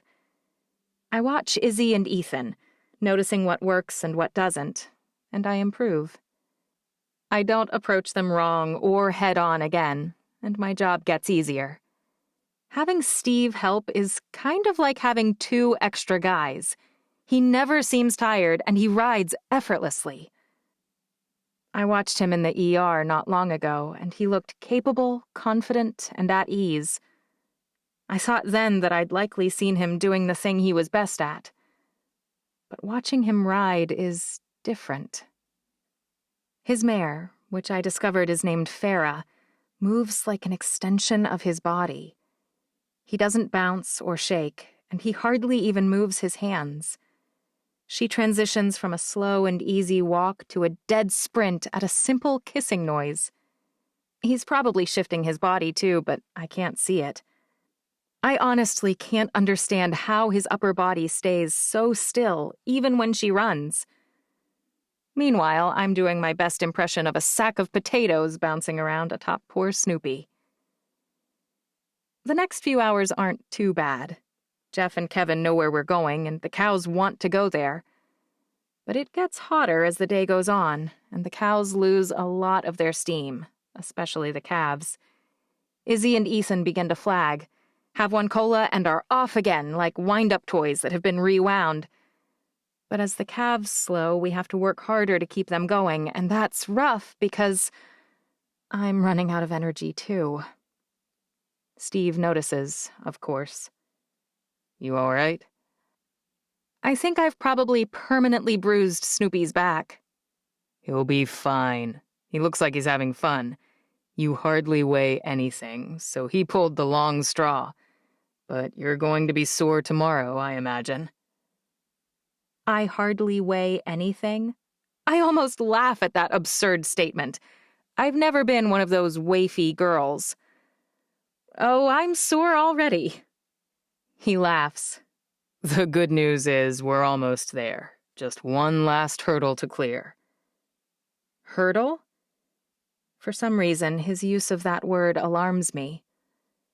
The Forestry Service doesn't like having cows in the parks, near any roads, or around any major water sources. That's right. Kevin lopes up alongside us. Our allotment has a specific area we're supposed to start the cows in. Are we close? We are, Steve says. But what? We're nearly there, Kevin says. I was coming up to tell you to keep them moving. Will do, Steve says. Kevin's already headed back, and I notice that Jeff's talking to Ethan and Izzy. Should I be worried? Not at all, Steve says. This is the fun part. What is this part? We're almost to the first open meadow that will likely be fully grassed. Isn't that good news? They won't want to move past it, he says. So we need to keep them moving. If they stop and start grazing, it could take us hours to get them to move along. Ah. Prepare to hoot, holler, and run if necessary. He doesn't look like he's warning me. He looks like a little boy on Christmas Eve. You really do like this part. It's the whole reason I came. His eyes light up, and I wonder whether that's true. Did he really come along to spend time with me? Or to race around on Farah in the open wilderness, shouting and being rowdy? I'm a little nervous that Ethan, Izzy, and I won't be up to the task. What if we let them stop and then we're stuck here all day with no recourse? Jeff and Kevin both pull whips off their belts. Do we need those? Steve shakes his head. No, you'll be fine. Okay. He stops then, his face turning toward mine. Abigail. What? I meet his eyes. Are you all right? I must take too long to respond. Don't worry. This part will be fine. For all your jokes about Snoopy's back, you've been moving really well. You look like a natural out there. Uh-huh. Farrah sidesteps closer, so he's almost right next to me. Snoopy, good man that he is, doesn't even stomp or waffle at her invading his space. Steve lowers his voice. Whitney probably would have been fine, but I wasn't 100% positive, so I held her back. I was entirely sure that you and Eason and Izzy would be fine, so trust my judgment. When we're past the meadow and on our way to the first spot on that map, you'll be invigorated. You'll say, Steve, you were right. You're a brilliant man and a stand-up horse trainer. I already know that, I say. Anyone with eyeballs can see it. Well, I have a critical horseman's eye, and I'm telling you not to worry. You'll do great. I nod. It's a good thing his pep talk's over, because Jeff cracks his whip, and the cattle pick up the pace a bit. Once we round the bend, I see what they mean. A long, wide, beautiful meadow with a lovely sprinkling of wildflowers covering it stretches out in front of us. We're going to spread, Steve says. I'll circle to the far side and you stay here. If I shout now, I want you to move toward me, shouting as loud as you can. It's a wedge movement and it'll get them moving straight ahead. Got it? Yeah. And hey, Snoopy has done this dozens of times. If you're not sure what to do, loosen the reins a bit and he'll go after them. He's got amazing cow sense. It's a good thing one of us does. Handsome Rob definitely picks up the pace at first, but once he hits the flat, broad meadow, he frolics a bit, and his head goes down.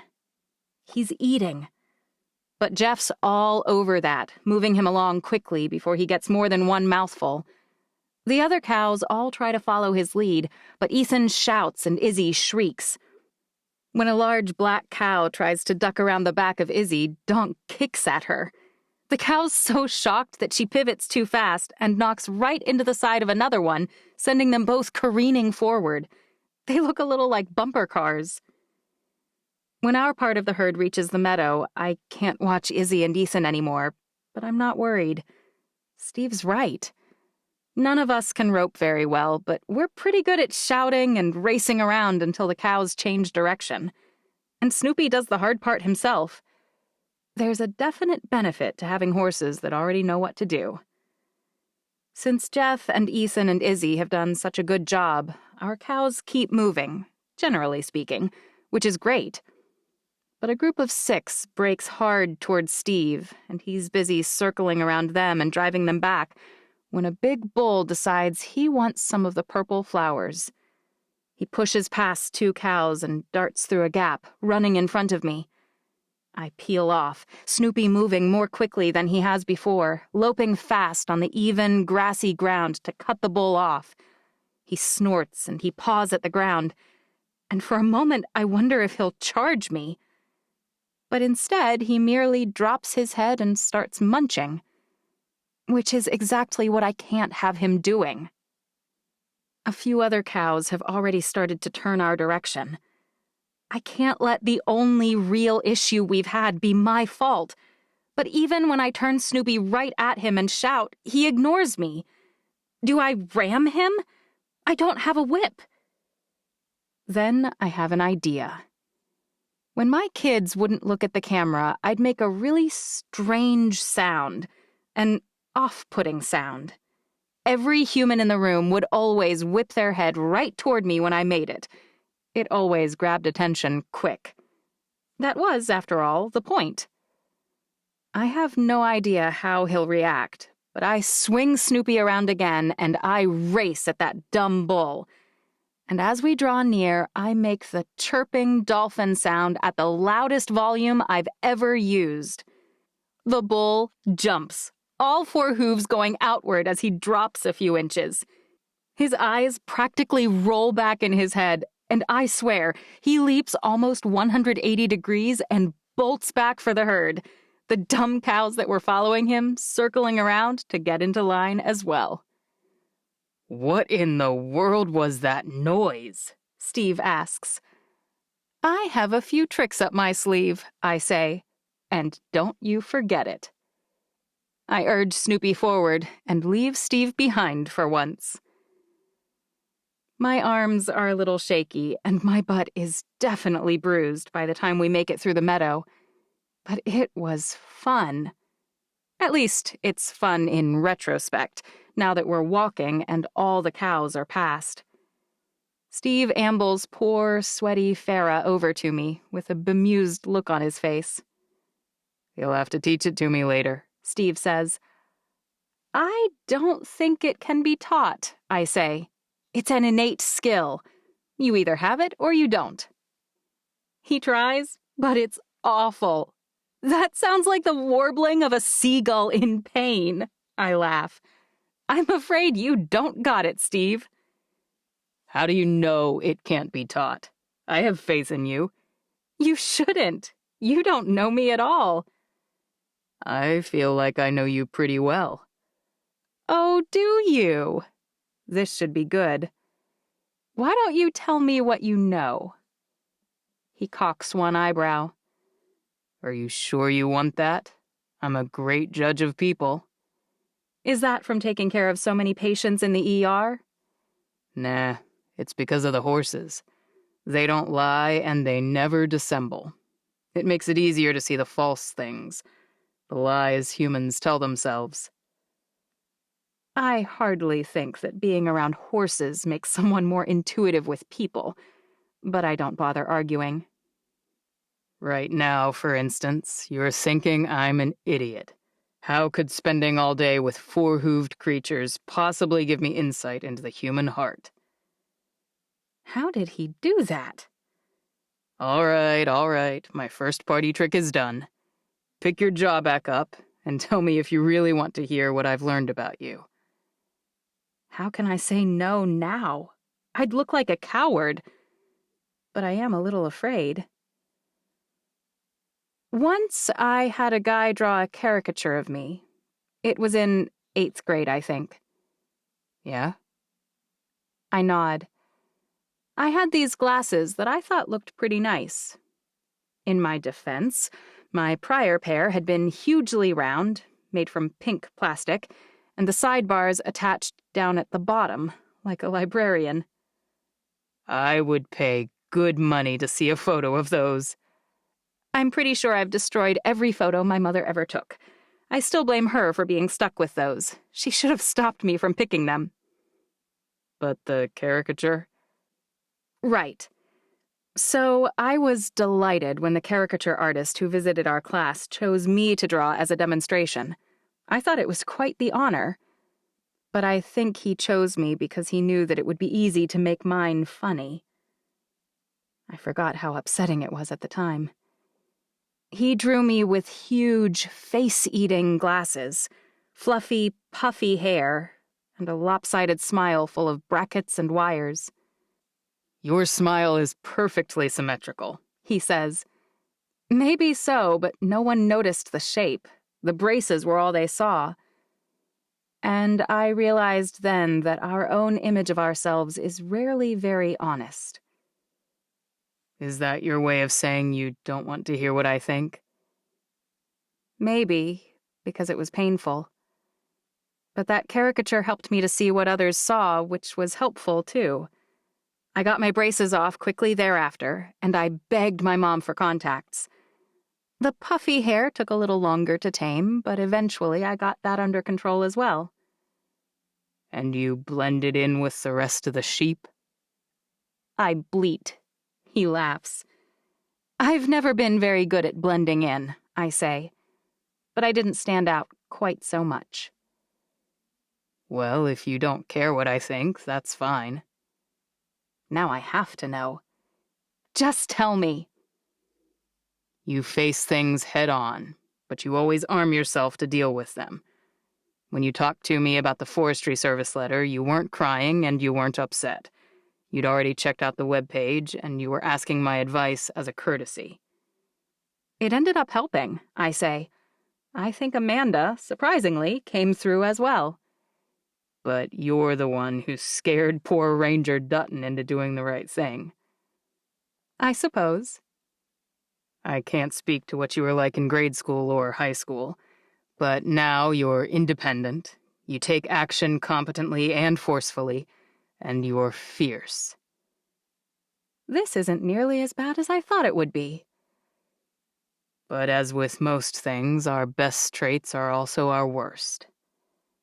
There it is, the sting in the tail. You can't ask for help. You insist on paying or otherwise dislodging guilt from any favors you receive. It's probably to make sure you're never justly asked to do anything for anyone else. It makes sense. You have to safeguard your time as there's not much to go around. You only acknowledge a weakness or flaw so that you can tighten up your armor, not because you're okay with not being the best at every single thing. I know I'm not. And you talk more than anyone I've ever met. You have something to say about everything under the sun. Most of it well-crafted and sound. That didn't sound mean. It makes it almost impossible to know when you're out of your depth. You sound equally expert in all instances. I sound like a real pain. You parent your children like you approach life. You're everything to them, and you beat yourself up for any misstep, no matter how slight. I can't help my frown. But it makes you an excellent mother, and your children are some of the most balanced, empathetic, and bright that I've ever met. It's almost harder accepting the compliments than the criticisms. Well, I'm not quite done. No? He stops Farah, and Snoopy stops too. It nearly broke you when your husband died. You clearly loved him a great deal. His words are a slap in the face. You're probably not ready to date anyone. I'd be shocked if you were. That kind of love is hard to follow. My hands tighten on the reins. But you'll never actually be ready to move on. It's not in your nature. You loved him like you love your children, absolutely and completely. Then why? As if she can sense his desires, Farah shuffles forward until he's within a foot of me. But you need to do it anyway. Someone like you can't hide. Someone like you needs to live fully. You were ready to let me take you out when you thought I was a loser. I don't think horse trainers are losers, I protest. He grins. What about drunken horse trainers who barely function? He's got me there. You thought I was a drunken horse trainer with a rocking bod, but still a mess. Wait, did he know it was me that day he was mowing? You never mentioned that you even saw me. There's exactly one navy blue minivan in Manila, Steve says. But once you found out I was a doctor and that I wasn't a drunk, you suddenly clammed up. You shut me out. And I think it's because I became higher risk. If I'm a viable option, I'll never get the green light. Dating me is too dangerous. It's not. I bet there's even someone back home. Someone suitable. And part of the reason you came here, to a place you didn't want to be, was to get away from a guy who wanted to take you out. He shrugs. He would have been a real option too, and that's not okay. Not for Abby Brooks. It could wreck her life and her vision of herself to love someone else after losing her perfect husband. You think you know everything, I say, but you have no idea. All right. Then if I'm wrong, let me take you out. I kick Snoopy and he takes off, which would have been a lot more impactful if we hadn't just reached the end of the line. At least I'm not worried about being sore on the long ride back. I'm too busy making sure I'm never alone with Steve again. I wish it wasn't totally obvious what I was doing, but his knowing smile haunts me the whole way home. 16. Amanda. You'll turn off the water because it's supposed to rain. We don't want to use up our allotment if we don't need it, and without Jeff or Kevin here, I'm worried things will slip through the cracks. Abby's going to get wrinkles if she doesn't calm down. I said I'd close it off, Mom. I don't need them to handle the water. I did all this even when they were here, remember? And you fed the horses? Abby asks. I did, Izzy says. And I scooped the stalls before putting them out. Before you ask, I refilled the chicken food and water, Whitney says. Gabe extends 2 energetic thumbs up. And I fed the goats and gave them water. We're the loafs, I suppose. We've done nothing but make cookies and brownies, watch movies, play games, and wander around watching the animals. And I did go up and visit Miss Sadler twice. She loves brownies. Like, loves them. I've never had someone squeal quite that much. I unloaded the dishwasher, Marin says. Everyone turns her way. That's probably the first chore she's done since we arrived. Nice work. I'll load it today, too. I think maybe from now on I should do the dishes. See? Abby thought I needed to talk to her, but I knew that when Whitney got hurt she'd realized she had gone too far. Marin's always been like that. She self-adjusts. If I'd sat down and tried to tell her what to do, she'd just have gotten mad and things would have been worse all around. I can make dinner, Emery says. Izzy showed me how to make that thing from last week. Chicken crescent rolls, Izzy says. Yeah, she helped me make them. Mom, do we have the stuff? I think so. Abby opens the fridge and then bobs her head. I've got to run. Meeting in 20 minutes, but I'll be back later to help with— Mom, Ethan says. We know. It's fine. It's all right for me to be stressed, she says. You can't even call me with problems unless you run to the hill first. I'm here, I say. If there's a problem, I'll fix it. Abby stares at me blankly. From that song, I say. Check out the mic while the DJ performs it. That is not how it goes, Ethan says. It's actually— I have to go. Abby looks at me. Thank you. I haven't done anything yet, but it's nice to be recognized. I have been the one adult who has been home this whole time. Her kids hardly ever need anything, but that's not the point. Are you going to be at the office? Abby cringes. Ideally, I would be. I like the open air. She's still pretending that she's not avoiding Steve. But with the rain, so she'll be at Steve's, I presume. He must be working, or she'd be freaking out way more. Internet comes in Friday, I say. A round of cheers from the kids reminds me that we've all been counting down the days. Although, one part of me is a little sad. My job is a constant ding and ding and ding, usually, but for once, I've been pretty free. I've read books, trying to catch up with Marin on the series my friend recommended so we can talk about it. It's better than I expected. I've played games with the kids. I've made so many cookies that we've taken to freezing them so they're ready whenever anyone has a craving. The lack of easy takeout or delivery options has made that a necessity. Maybe we should go to Green River today, I say. As if my words prompted the storm, thunder peals and lightning crackles, and the rain starts to pour. Ethan groans, but he heads outside. Can't leave the meter running. This whole ranch thing is an even bigger headache than I'd guessed it would be. On our second game of Clue, Emery finally screws up the nerve to ask me what she's been angling towards since yesterday. So, Mom, I've been giving this a lot of thought. I can tell she has. And I really do think you should let me take horseback riding lessons. I frown. I thought the lessons were over. They did the cattle drive.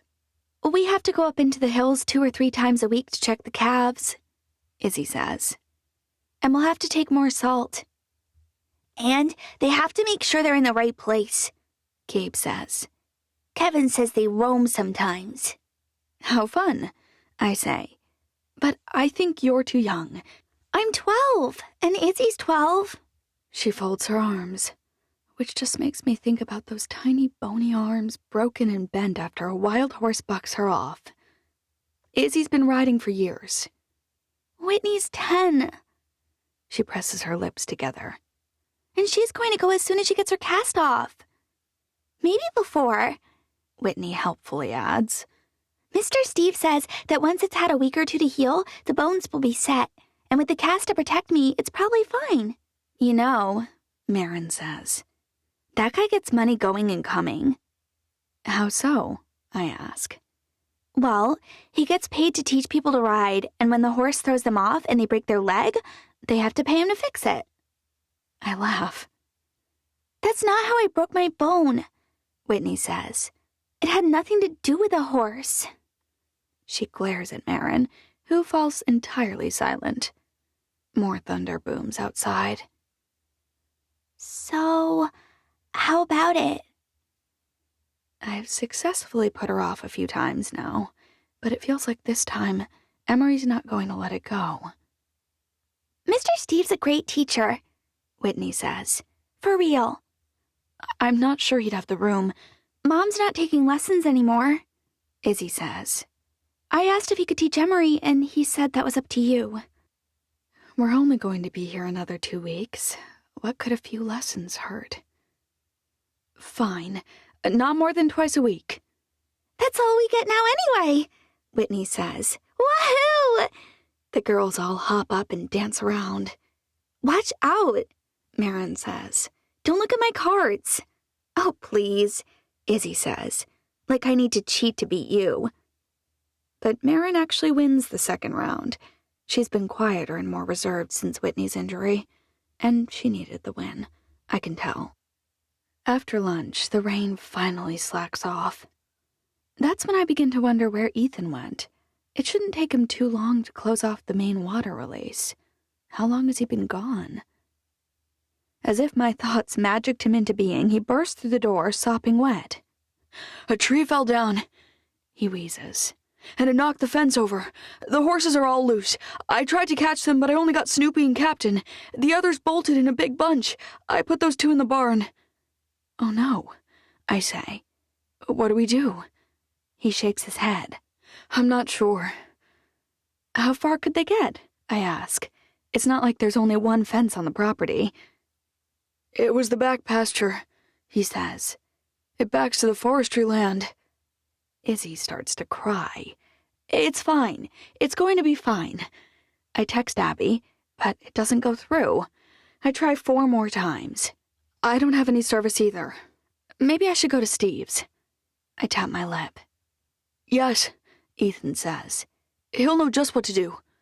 "I bet he's working," I say, "or your mom wouldn't—" The kids stare at me blankly.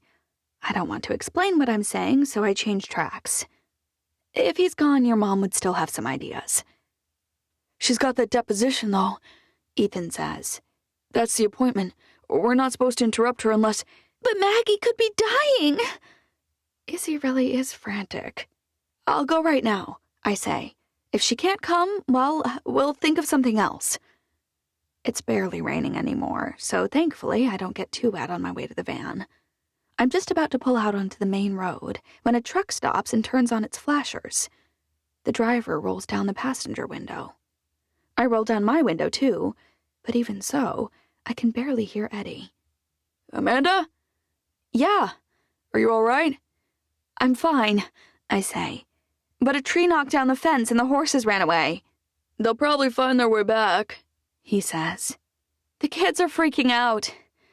My voice feels hoarse from all the yelling. "I'm going to get Abby." "Is she working?" "Yeah." He shuts off his blinkers and turns into the driveway, moving past me. He waves at me with his hand. What does he want me to do? Turn around? He parks in between the 2 houses, in the place closest to the barn. It takes me some time in this beast, but I turn around and park next to him. By the time I open my door, he's standing right outside. I can help. His deep voice, his rain-soaked hair, it sends a shiver from my head down to my toes. Are you cold? The rain, I say. He wraps an arm around me. I'm sure they didn't go far. It was probably a combination of the tree limbs startling them and the thunder. But if the kids are nervous, we can ride out and check on them. We? He laughs. I can ride out. I'll go with you, Ethan says from the porch. Eddie drops his arm like I burned him. Great. Then he frowns. Do we have horses? Because the Polaris is going to be a disaster in all this mud. Yeah, I caught Snoopy and Captain. The paint, right? That's Snoopy, Ethan says. He's the one Mom usually rides. He'll be perfect for you. What about you? I ask. He shrugs. I can ride anything. How hot is that? I shiver again. You should go inside and dry off. I'd hate for you to get sick. I run inside to grab a jacket to support my cover story, which feels dumb. It's like 70 degrees. But I can't just lounge around while they're riding off into the woods, so I jog out to the barn. They're still getting the saddles and stuff on, so I wasn't too late. Is there anything I can do? I'm telling you. I know it's nerve-wracking, but it's not like they broke to the road. They're wandering around in the middle of nothing, and they'll be easy to find. Abby said we lose cows every year to mountain lions and bears. Ethan frowns. That's why I grabbed this. Eddie pats a rifle strapped to his saddle. But honestly, Amanda, don't worry. They usually stay somewhere dry for a while after a big storm. His words make me feel better, but I'm still anxious as the two of them ride off, the mountains looming large behind them, the fallen tree marking the place where the fence is down. They're still close enough to make out their forms and a little of their faces. I whip out my phone and snap a few photos. In my favorite one, Ethan and Eddie are talking, and Eddie's clearly smiling. It's only a side profile, but I love it. And the best part? The rain has stopped, and there's a rainbow behind them. It doesn't even surprise me that I have a single bar of reception. I upload the photo real quick.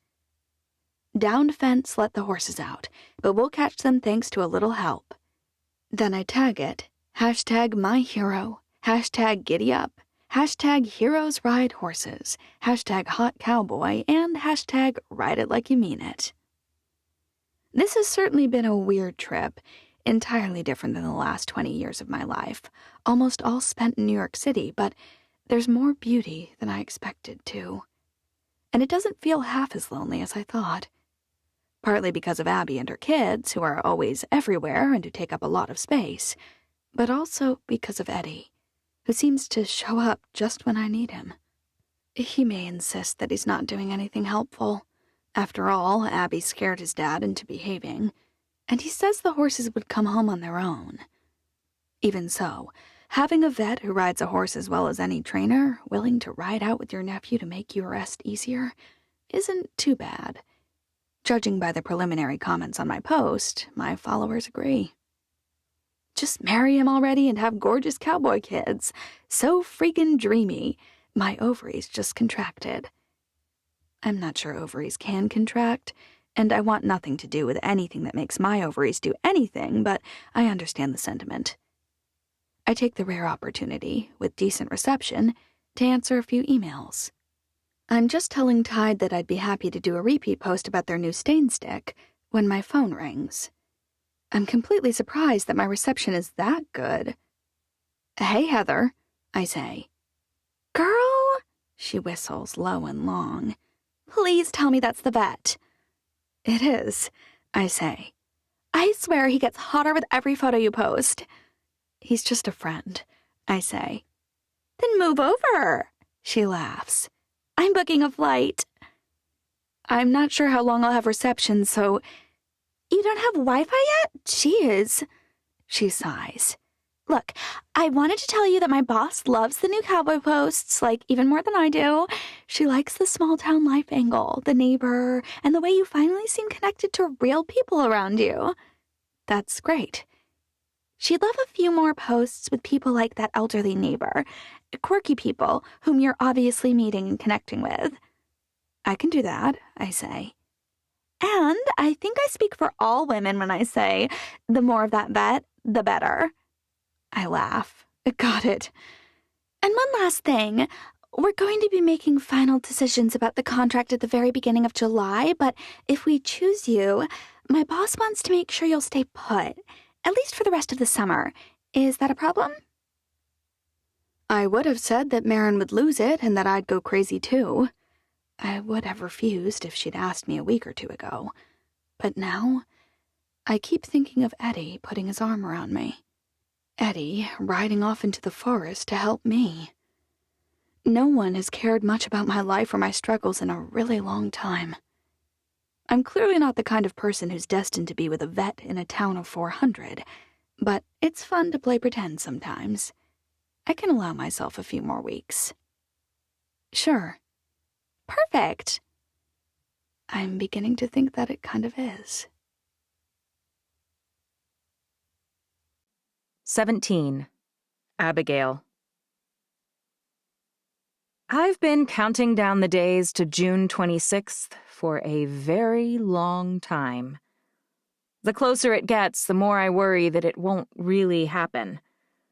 I never in my life felt like having internet was really a big blessing, until I didn't have it. If I were truly a rancher, or if I were a dance instructor, or if I were a nurse, it wouldn't matter that much. But as a lawyer who's working remotely, I need to be able to get online. Robert has been patient, but even he has his limits.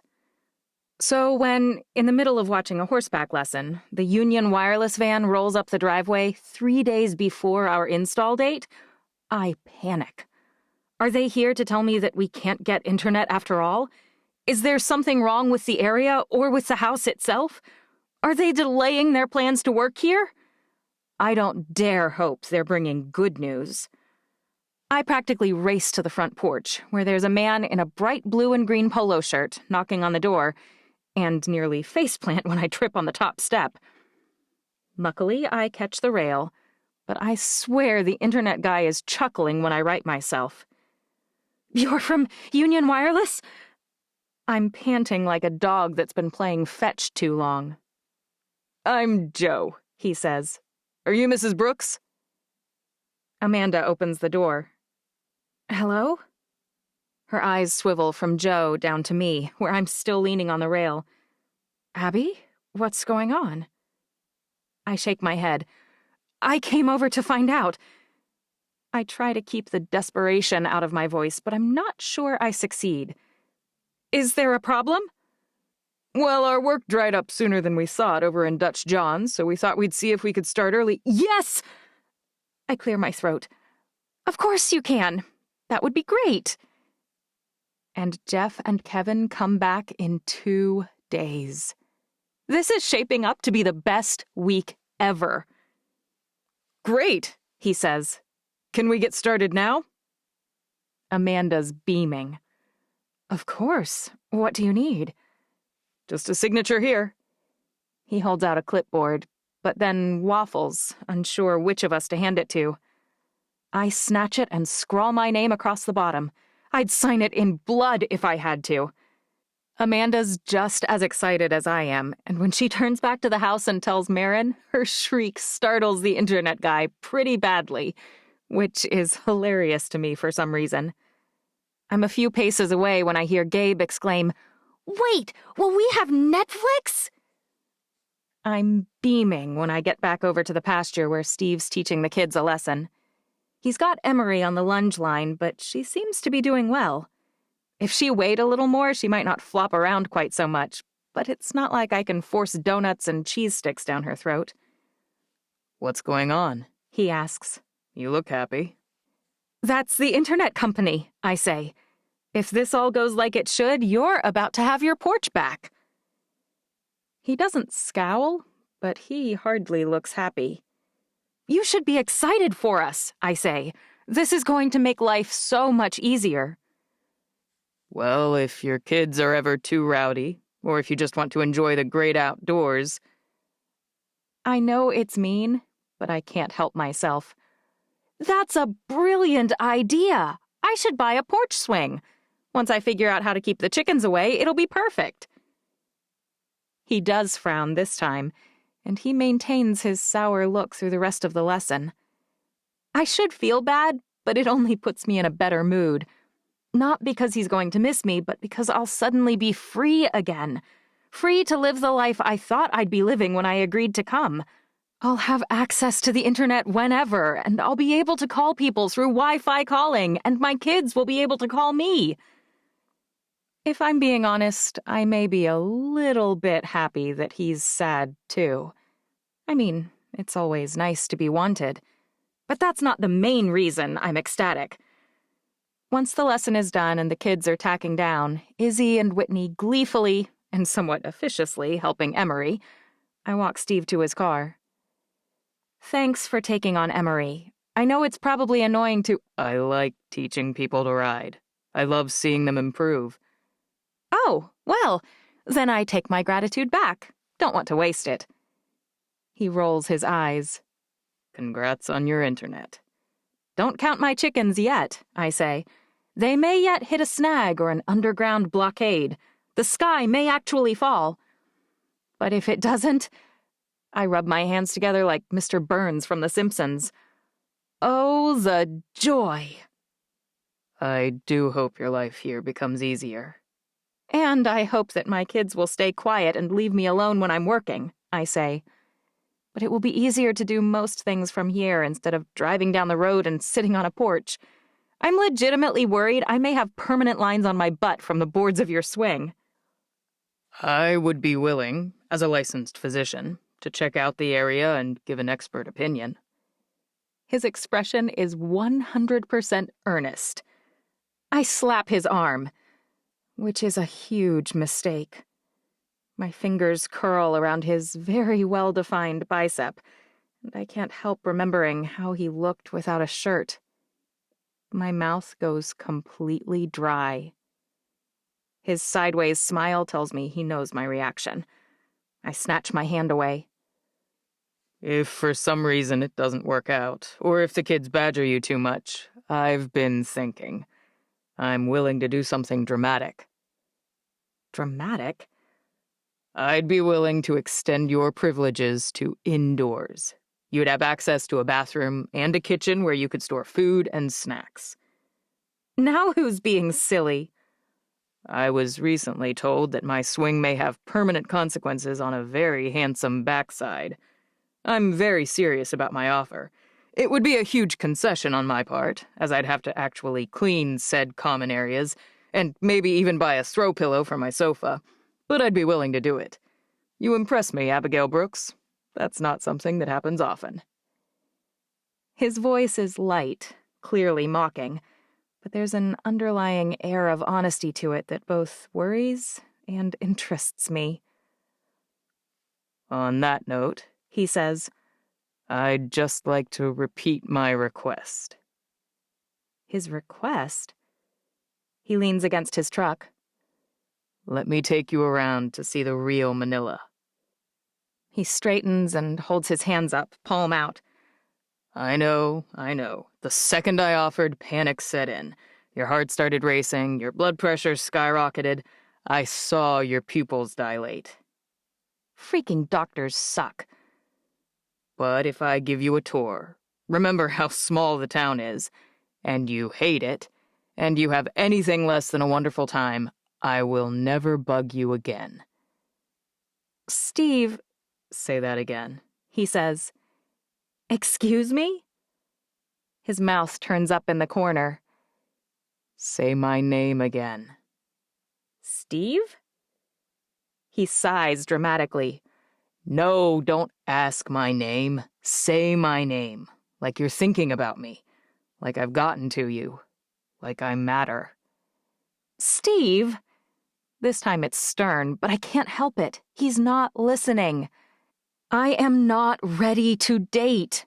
All the things you're saying are true, about the heart rate and the blood pressure, but you're assuming it's because I'm scared and need to get over some kind of roadblock. I pause to make sure he's really listening. That's not it. I'm just not interested in dating right now.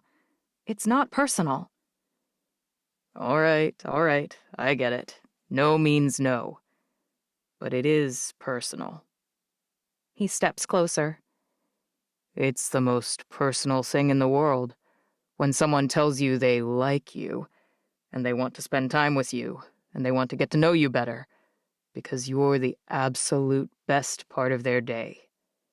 When someone says that on the days they don't see you, they spend all day subconsciously hoping to hear your voice or to catch a glimpse of you. His eyes search my face. It's very, very personal to me. And now my heart is freaking galloping. Is he trying to kill me? Mom? Gabe's standing in the doorway. Yeah, baby, what? Mom! Gabe yells louder. I'm here, I say. I heard you. Mom! Can you hear me? I turn all the way around and wave. Gabriel Paul Brooks. I exhale. I am standing 20 feet from you. Oh, hey! He smiles. Has he always had trouble hearing? Steve's words are soft. They shock me. Trouble hearing? I shake my head. He just doesn't pay attention. Steve straightens, his doctor face on. That's more than distraction. He was looking for you, and he didn't hear your response. I think back on all the times I've been talking to him, and he's ignored me. Is it possible he wasn't ignoring me? Have I missed something huge? Oh my gosh, I say. I'm a terrible mother. Steve's hand wraps around my upper arm. You're one of the best mothers I've met. Maybe the best. It's probably nothing, but do you mind if I check it out? Right now?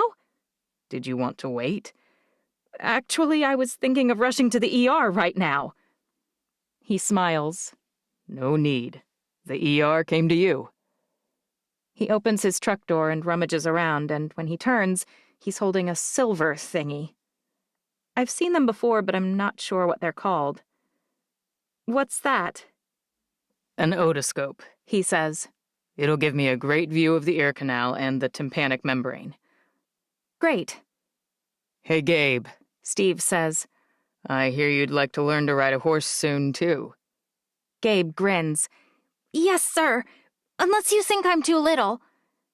He crouches down on the porch, so my 7-year-old son is actually taller than he is. Not at all. I think I even have a saddle that will fit you.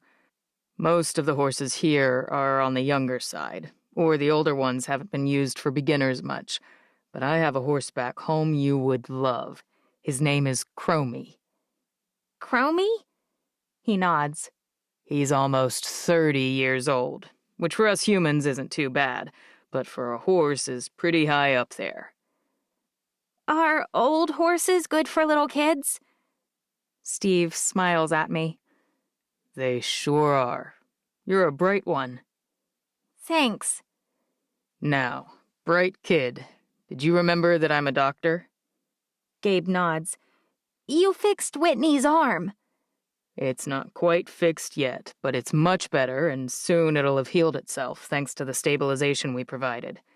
The human body is a really neat thing in many ways. Like what?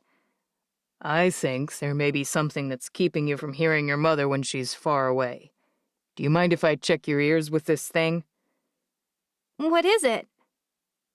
Steve hands it to him, and I bounce on my toes a bit. It looks expensive, and I really don't want Gabe to drop it. It's just a little flashlight that's attached to a weak microscope. Ears are kind of hard to see into without help, since they're a small space. And there's no light, Gabe says. Exactly. Steve presses a button, and a light comes on at the end of the pointy part. Then I guess you can take a look, Gabe says. It might tickle, Steve says. but it won't hurt, all right? Gabe holds really still while Steve pokes around in both ears. Once he releases Gabe, he smiles. I have great news. There are a few things that can cause kids to have trouble hearing, and they range from no big deal, like fluid retention, to pretty concerning things. But yours is the easiest fix of all. What's that? Gabe's face is still nervous when he looks at me. My heart is already lighter. Steve doesn't seem worried in the slightest. Your ears are full of something called earwax. Earwax? Gabe looks disgusted. Think of it like this. A car has oil in its engine, and that keeps it running well. Did you know that? Gabe shrugs. Steve chuckles. All right, well, my analogy may be a little advanced, but your ear needs something similar. Since it's an opening in your body where sounds can go to be processed by your brain, and because it has a sensitive little area that captures sound, that's called the eardrum, your body needs to protect it. It creates earwax to keep your ear safe and infection-free. But sometimes, especially in tiny ears like yours, that earwax builds up and gets shoved down instead of working its way out. What do you have to do? Gabe's eyes still look very nervous. Do you have to cut my ear off? What?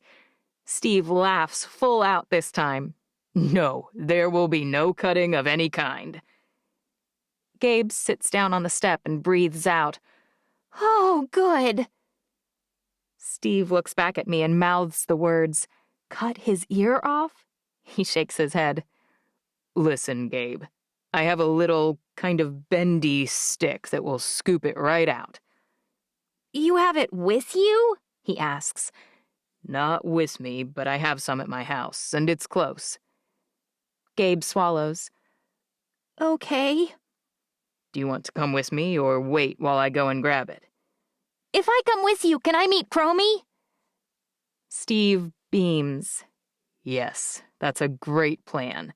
You come with me, and I'll have your mom hold a light while I clean those ears out, and then you can meet Chromie. Just as he said, it's not painful, and Steve is quick. He pulls out a few small scoops of earwax, and then one huge one from the left side. It only takes 3 scoops to clean the right side, all of them pretty big. You're all clear, Steve says. That's it? Gabe asks. Then his eyes widen. Whoa, I'm talking so loud! Yeah, even your own voice will be louder now, since you'll hear it from the outside and the inside. That's so cool! Gabe hops off the table and walks toward the door, covering his ear with his hands and then uncovering it, like it's some kind of game. Now that it's done, and my motherly panic has somewhat subsided, I look around Steve's house.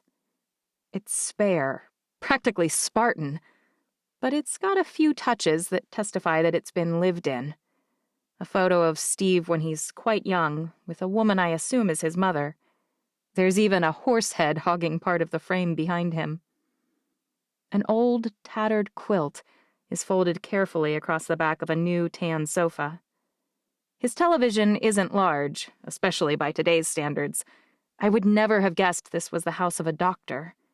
It looks more like a house built by someone's grandpa back in the 50s. The lamps are unique, and I'm not sure what they're made of. Some kind of bumpy, irregular wood that's thick at the base and narrows near the top. I'd ask, but I'm trying not to insert myself. Thanks so much, I say. We will get out of your hair. Wait, Gabe says. You said I get to meet Chromie, remember? Of course you do. Steve ruffles his hair. Let's go. Can I give him a treat? Steve turns around and heads for the kitchen. I grab the back of Gabe's shirt, pulling him up short to keep him from invading even worse. Stay here and wait, I say. It's rude to just wander around someone's house. I'm not wandering, I'm following. When he returns with a handful of carrots, Steve's smiling.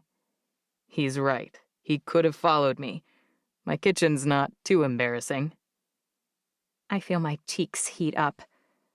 Ready to meet one of my favorite horses? Gabe nods.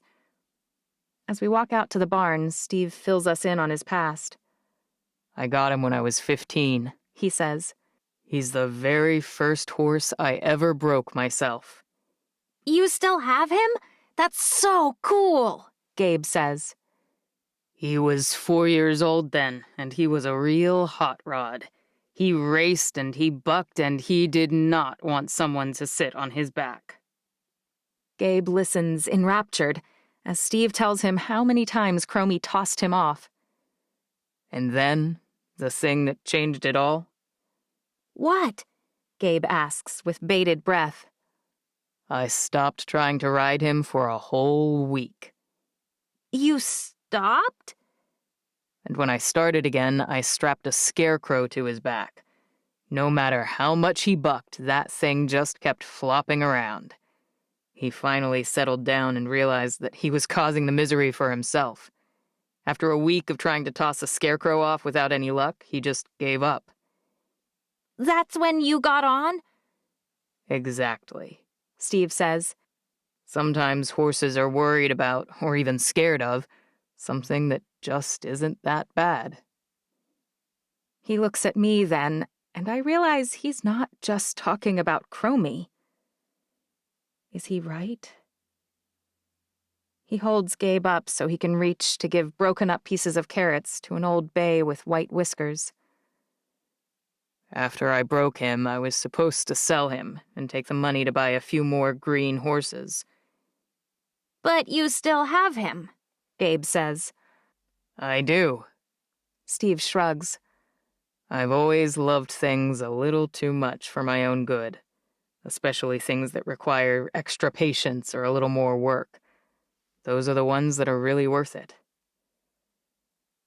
After he drives us back home, and Gabe dashes from the car to show his siblings all the wax that was in his ears, yes, Steve let him keep it, which is super-duper gross, but also 100% the coolest thing ever for a 7-year-old boy. I expect him to badger me again. I brace for it. But he just leans across me and opens my door.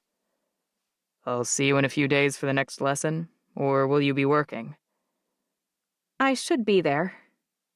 I slide across the bench seat and hop out. I close the door and he starts to drive away. My heart lurches because I think maybe he's right. Maybe I'm bucking about nothing. Maybe I'm just scared of a scarecrow. Wait! I wave and jog toward the truck where he's backing out the long drive. He probably won't even see me. Wait, Steve! He must hear me because he stops and turns, his brow furrowed in confusion. He rolls his window down. Yeah? I reach the side of his car and stop, not quite sure what to say. You don't need to pay me for Gabe if that's what you're worried about. I'm happy to help. He's always happy to help. With horseback lessons, with the cattle drive, with Whitney's arm, which the hospital sent us comped bills for, refusing to even charge our insurance. And now with Gabe's ear. He takes care of things and somehow makes the experience a positive one instead of a terrifying one. For me and for my son. I was wrong, I say. And you were right. Huh? He looks around me as if something will clue him in to what I'm talking about. I won't buck you off, I say, if you ask again. He leans forward then, his head coming through the window.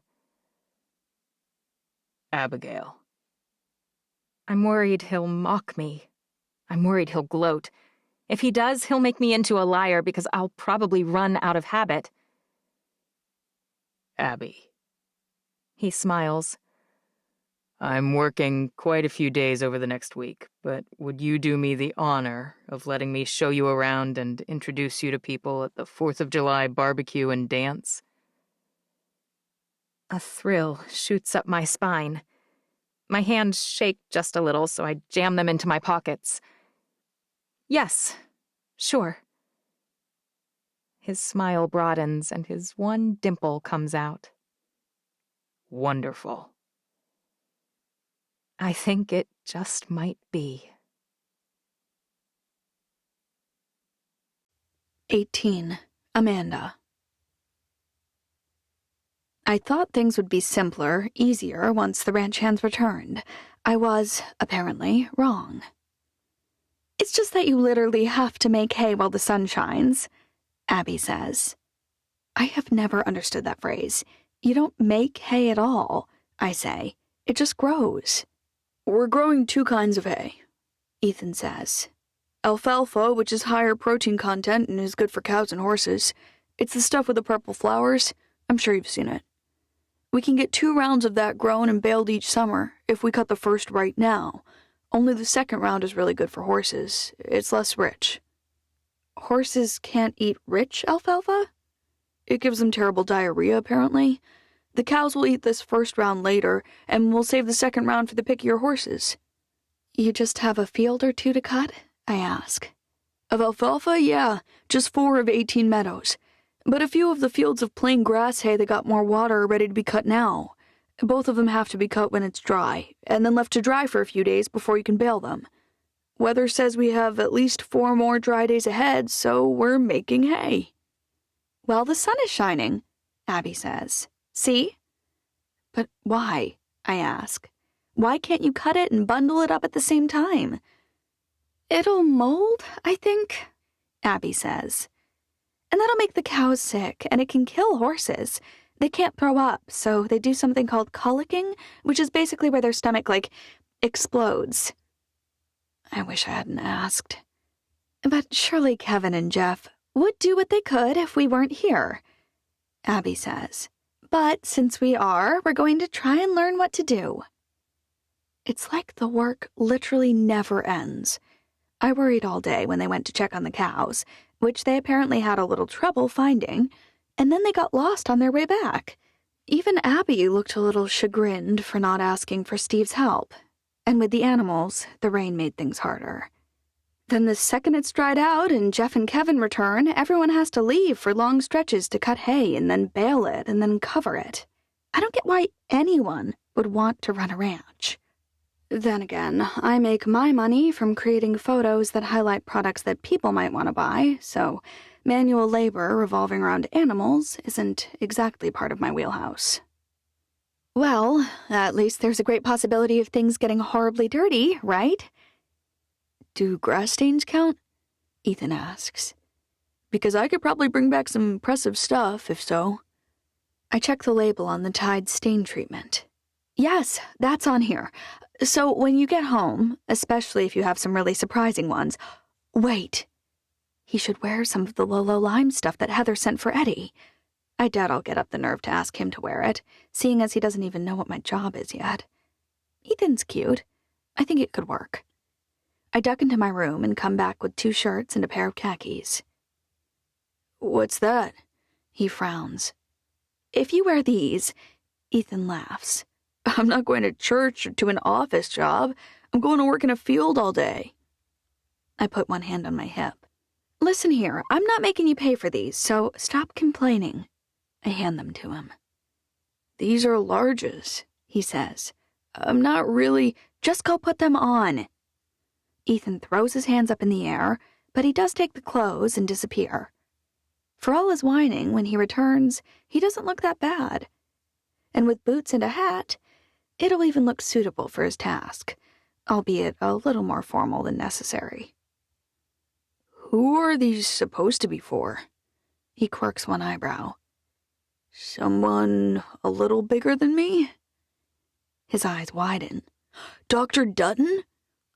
I look around to see whether anyone else is paying attention, and luckily it doesn't look like it. Shut your mouth, Ethan Brooks. Oh, it's a secret now? Because he's been splashed all over your Insta account. I'm shocked it took me this long to figure that out. It must be all the sunshine. It's frying my brain. That is why Heather sent it, but don't you think she'll be disappointed when it's me wearing it instead? No, I don't. You're quite handsome, and the ladies will love seeing you, too. I think they're more interested in hearing and seeing someone else's exciting love life than seeing a good-looking guy. He shrugs. Which is too bad for me. His cocky smile returns, and I wonder whether he's right. It's not like I mind, he says. Free clothes are free clothes, but I think you should tell Dr. Dog Dreamy what you need and give the people what they want. Dog Dreamy? Ethan shrugs. Some show called people Dr. McSteamy and Dr. Dreamy and all kinds of stuff. This guy's not a doctor, but he's a dog doctor, right? Vets are most certainly doctors. Abby has come back into the room, wearing jeans and a t-shirt. Are we talking about Dutton? Because I think he likes you. I'm done talking about this. You two are ridiculous. Ethan stuffs a few things in a bag and heads for the door. I'll catch up, Abby says. I've got to send an email. Ethan nods, and then he's gone. Hello, email, Abby says. Wait, are you calling me email? I roll my eyes. You can just go. I don't need... She sits down and pats the table in front of the chair next to her. Go ahead. Have a seat and tell me how you don't need the super hot vet who's hot for widow. I am not. You seem like exactly the kind of person who would be all about having a fun cowboy fling. She grins. Yeehaw! I can see the hashtags now. She leans toward me. Oh, wait. I already have. I lower my voice. Says the woman who's actually going on a date with one. Abby's mouth drops open, and she blinks in a very satisfying way. How do you know about that? I shrug. Amanda Brooks. I might have overheard you on the phone last night. What? You were on the home line since your cell still isn't working great on the Wi-Fi sometimes, and I picked it up to call... Doesn't matter. And you were talking about how Steve was going to be in the rodeo most of the day. You told him, I actually like watching you ride. I did drop the receiver like it was a hot iron, but I'd already put 2 and 2 together and come up with 4. She breathes a heavy sigh of relief. So the kids don't know? I think they might figure it out, I say. I can't believe that the queen of talk to your kids hasn't told them already. I'm going to sit down and ask them about it, she says. I just haven't had time. It's not a democracy. They don't get to decide whether you let the hot dog take you out. If it makes them sad or uncomfortable or anxious, then you'll talk until they're sick of it, and they'll get over it on their own timetable. If she doesn't stop looking at me in that condescending way, I'm going to stop being supportive. You should call Eddie and ask him to go with you to the 4th of July dinner and dance. I hear it's quite the event for this area. Which is exactly why he won't want to go. I'm pretty sure he's the local ladies' man, which is probably hard to do in a town this size. I mean, I imagine he's dated girls from 3 counties at least. Who cares? Abby shrugs. You're not looking to marry him. Definitely not, clearly. That's true. Take him, get some killer photos, and then post one of those bad boys to announce you're dating a hottie everyman. And then when you break up, think of the condolences and commiserations you'll get from all your followers. Everyone loves to hate the hot guy when he's broken the heroine's heart. Abby stands up. Well, I've done my good deed for the day. Now it's time for a little manual labor. Wish me luck. It's not that I don't wish her luck, but Abby doesn't really seem to need it. She's tanner, fitter, and more energetic right now than she was a few weeks ago, and her kids love it here. For me, on the other hand, I haven't worked out in weeks. One of my girls is flying high and the other is not. And I'm still just waiting to find out whether all this soul-crushing, Tamarin, time in the country is even going to pay off. The closer I get to the beginning of July, the more nervous I become. I've done some digging. I know they're considering 6 accounts for just 2 slots. I don't know exactly who my competition is, but I know I started out in dead last, and I know that we're all posting their content right now as we vie for the best engagement. I have come up with a decent list of 7 accounts that could be my competition, and 2 of them are much, much, much larger than mine. The more I read their feeds, the less I believe I even have a chance. One of them is a yoga instructor. She's always talking about crystals and chakra and chi, and she endorses candles and New Age music, and a lot of things like yoga mats and incense. I've seen her do some big spreads for things as different as Voltaren for sore muscles and oils that purport to fix everything. Other than a little inconsistency, her brand is good. She's a heavy lady who promotes healthy body image, so I can't even hope she fails. Another top contender is a woman who has as many kids as Abby. She runs a personal weight loss coaching site and generally only pushes her own classes, a few protein powder and supplement items aside. I'm sure Lolo Lime would fall all over themselves to pay her if she agreed to partner with them. What I find the most obnoxious about her feed is how much time she spends saying that you should give yourself grace and not worry about the scale, all the while posting images of her rock-hard six-pack abs and her flexed biceps. I mean, it's great she's telling people to chill, but when words and actions conflict, people believe actions. I close my laptop. It's not healthy to sit around obsessing. The one great thing about having limited internet was that it made me spend less time worrying about likes and shares and follows and tags, and more time worrying about the real world. Now that the real world has caught up, I have trouble closing it down. Hey, Mom. Marin sits down at the table across from me, and miracle of miracles, she's already dressed and ready for the day. I thought maybe I'd work on some of my cheers. I downloaded the videos, but I don't want to annoy anyone. That's a great idea, I say. You can do it in the family room or outside. I think Gabe and Emery and Whitney are outside with Izzy. There's no one you'll annoy. I don't really like all the animals, she says. The chickens are kind of funny, and I don't mind the barn cats, but horses freak me out. That's all right. Is it? She sighs. It makes me feel a little broken, to be honest. Everyone else is out there riding and petting and shoveling poop, and I'm just thinking, why does everything have to be about animals here? I reach for her hand, but chicken out at the last minute. I slide her a plate with apple slices on it instead. Not everyone likes the same things, and thank goodness, or the world would be a very boring place. Ethan doesn't even want to go to college, she says. Do you think that's dumb? I have to think this through carefully. I think it's ill-advised. What does that mean? I tap my lip. If your cousin was not very bright, if he had limited options, I would encourage him to get right to work. I'd tell him to find a career and start building it. But he's one of the smartest kids I've met, and the best time to get into a good college is right out of high school. If you wait, your options narrow. So he should go? Aunt Abby's right? Your aunt is right an irritating amount of the time. Yeah. But there's also something to be said for people finding joy in the things that they actually like, and not in the things someone else wants for them. Like, not animals, if that's not what they like. Exactly like that, I say. Or in cheer, even if that's not something I really understand. I only like cheer because it's what the popular kids do, she says. Sometimes I wonder if that's not a good reason. What's impressive is that you can identify and admit the real reason, I say. That kind of honesty is rare.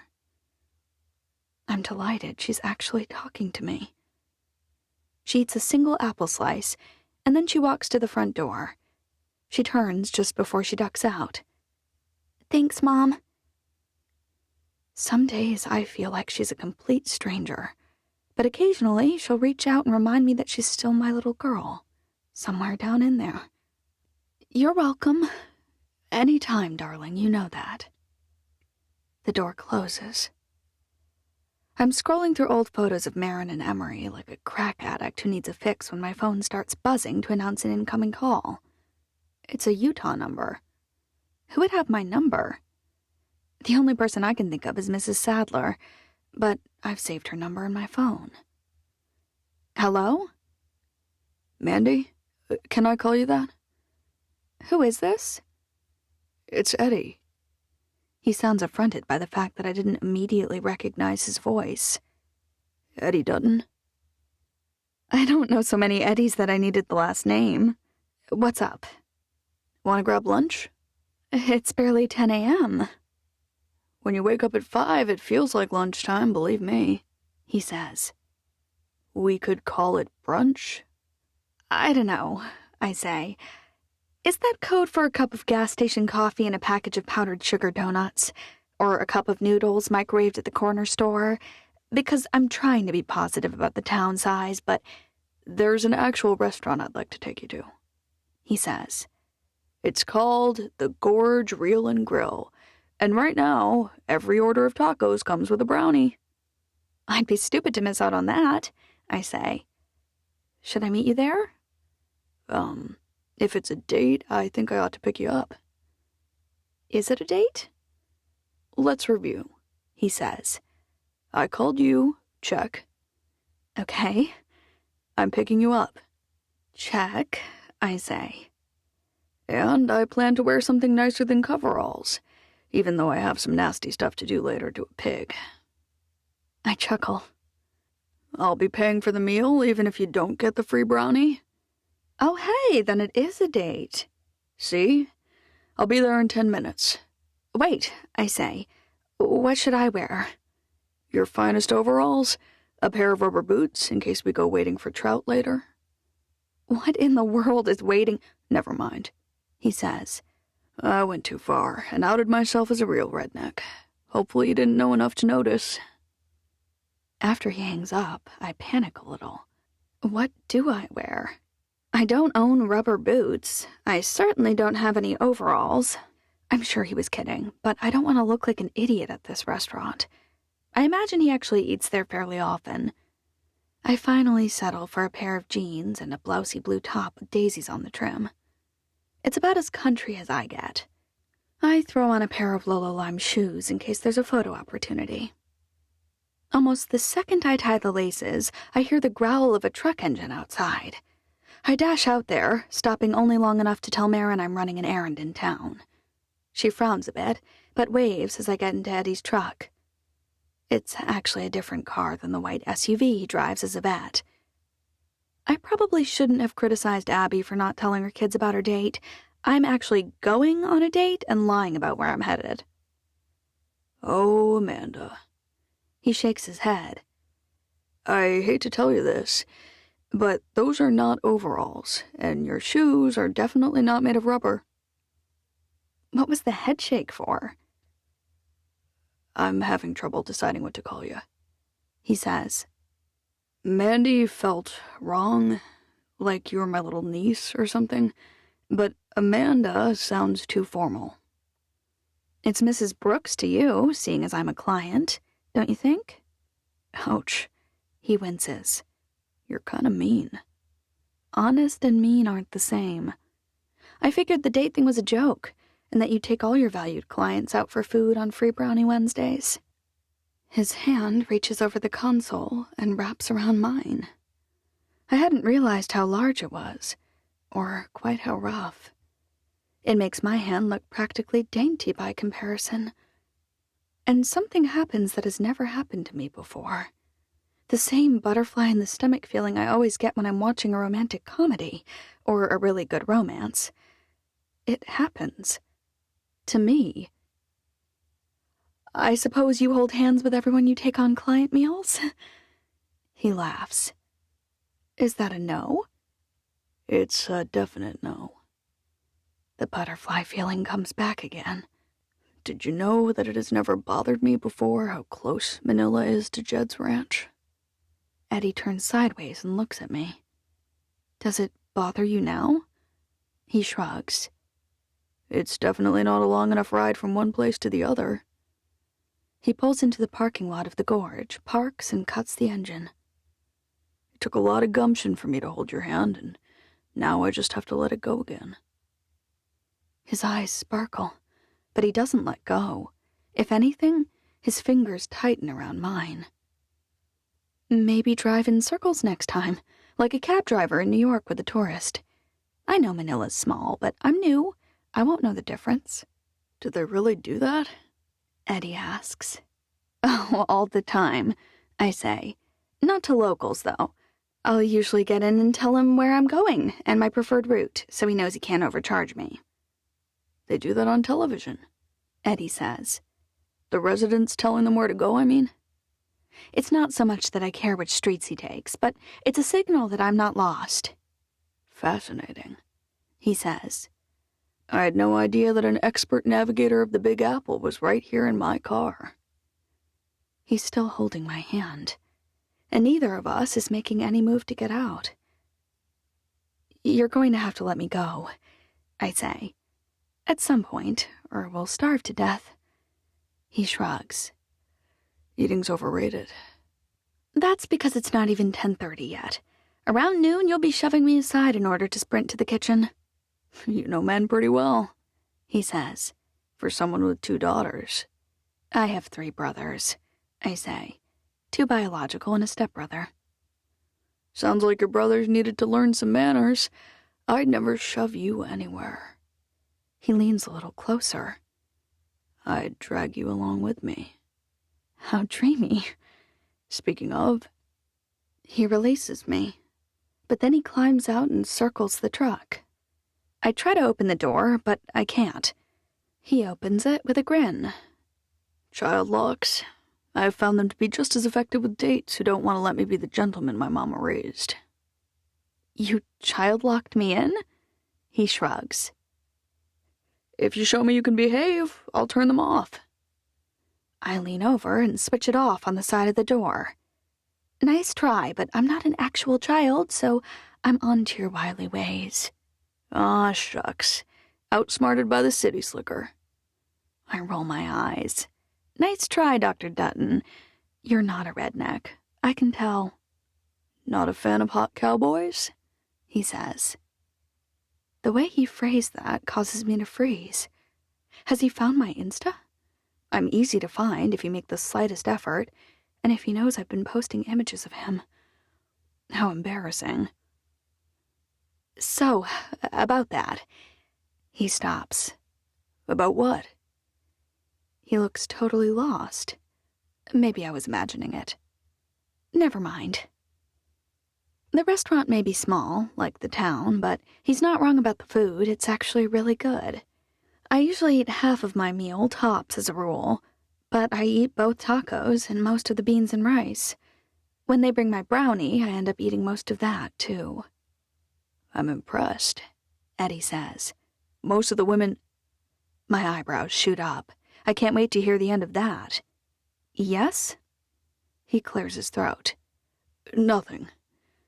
Most of the women you bring here don't eat much? Was that what you were going to say? My adorable little vet turns bright red. Well, I'm old enough to know that it's pointless to eat like a bird around a guy. If I like something, I'll eat it. If I don't, I won't. I look how I look, and pretending I never eat won't change it. I frown. And how guys can get away with saying something as condescending as, I like that you have a healthy appetite, is beyond me. Why do you have any opinion on how much I eat? He holds his hands up. I surrender. I laugh. Fine, I forgive you, but only because that almost seems sincere. Almost? I shrug. I have high standards, what can I say? I've been using my best moves. I went out in the mud and mess and brought your horses back. I helped Ethan fix the fence. And now I'm taking you out for Manila's finest. What more can I do? He smacks his head. Order you some custom overalls that are embroidered? Then you'll feel like I accept you and like I want you to be comfortable here in my hometown. You really have a shocking amount of insight into women. I can't help smiling. And what will these custom overalls say? Something about horses, he says. Maybe real men ride, or save a horse ride a... Oh, right, I say. I get it. But really, in this area, heroes do ride horses. Now I know he's read my feed.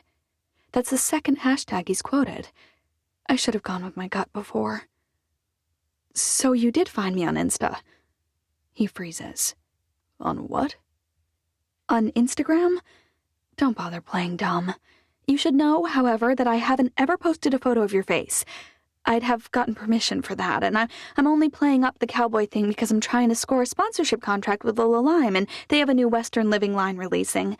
Their company is kind of the Cadillac of promo for my brand. There were a lot of words I didn't understand in that last statement. He rubs a hand over his eyes. Is that something you can translate? Did you say you had pictures of me? Oh no. He's not kidding, and this isn't a joke. He had no idea what I was talking about. I've really stuck my foot into it. Probably best to start at the beginning. After my husband died, I found out he'd invested in some bad stuff. Well, it was fine, but I didn't realize he had bought a lot of options. He'd sunk all of our money in them, actually, or close enough. Options? I'm confusing him more. I better get there fast. The long and short of it was that I was living in New York City with 2 young girls, and I had no job and no marketable skills. I had to figure out a way to make money. I put off bill collectors and paid one credit card with another, but it couldn't last. To his credit, he looks very distressed by the whole thing. The one thing I did have was a large and loyal following on my social media account. I'm not proud of this, but I used the fact that I was a widow, and a relatively fashionable one at that, to boost my following even further. And then, instead of turning down every offer from companies to promote their products, I started selecting a careful few, cultivating a specific brand for my account. I thought you were a photographer, he says. Like family photos and stuff. My job does require me to take a lot of photos, and I have a great eye for not only what my fans will like, but will get me the most interaction. You're an influencer, he says. That's your job? I nod. It can be exhausting, always sorting through the promos I'm offered, or sometimes searching for opportunities myself. Some months are great, while others are quite lean. Did you say you put photos of me on your account? His eyes widen, and he swallows. Well, yes and no. I did put photos of you from the back or from the side. He pulls money out of his wallet and puts it on the table. Then he stands. We better get going. I have an appointment pretty soon. That was abrupt. Is he upset? What's going on? He doesn't say much on the way back to Birch Creek, and he makes no move to touch me anywhere, much less try to hold my hand. He answers questions I ask him, but flatly, without much inflection and without any flirting. Clearly, he's not impressed with my job. Or maybe with me, either. Thanks for lunch. He stops in my driveway, but doesn't even put the truck in park. In fact, he puts it in reverse. What's going on? After one awkward moment, I finally climb out. Thanks to my clever move, turning off the child safety locks, I don't need him to open my door. But that means I have no real excuse to make him look at me, or listen to me. But I can't just let him drive off. I don't close the door, however impatient he may be to leave.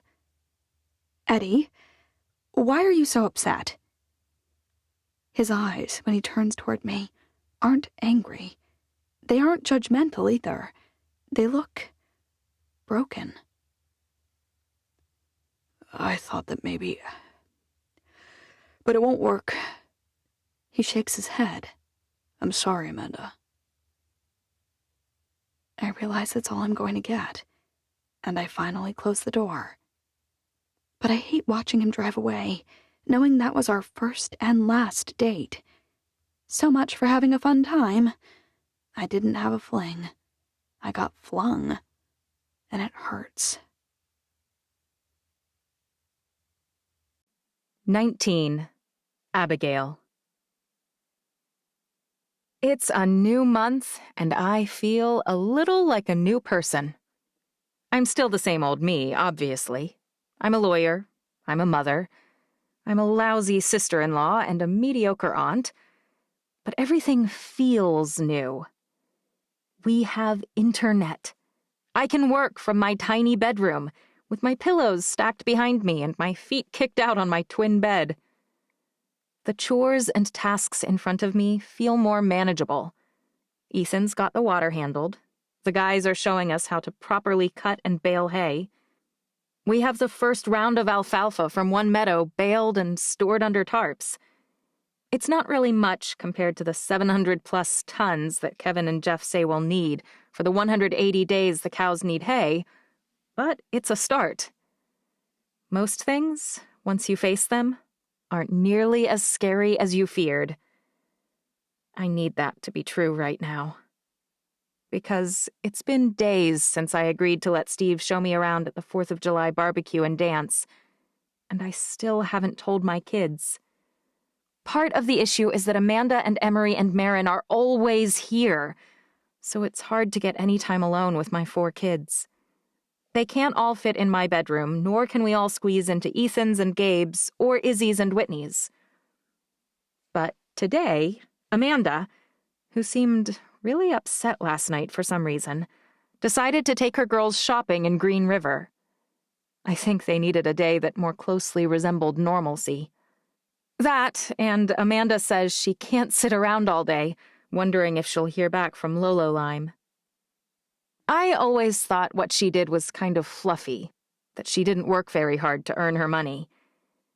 Now that we're living in the same place, I can see the amount of time she spends figuring out what products would fit her brand and coming up with new ideas of fun things to photograph and tips to offer her followers.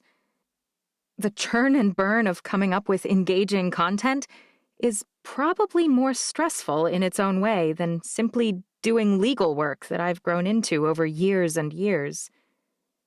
I would hate doing it myself, but it's not as frivolous a job as I previously thought. It's sort of like inventing the design for and implementing your own organic form of marketing that's tied to your personal image. She always makes it look effortless somehow. Hey guys, we're having dinner together. Isn't that fun? We always have dinner together, Gabe says. Unless you're working. I know, I say, but it's the first time it's been only us for a while. You mean Emery and Marin aren't here, Izzy says. But I like having them around. I do too, I say, and surprisingly, I mean it. Even so, I like having just my kids sometimes too. I wonder if I overdid it. Am I trying too hard?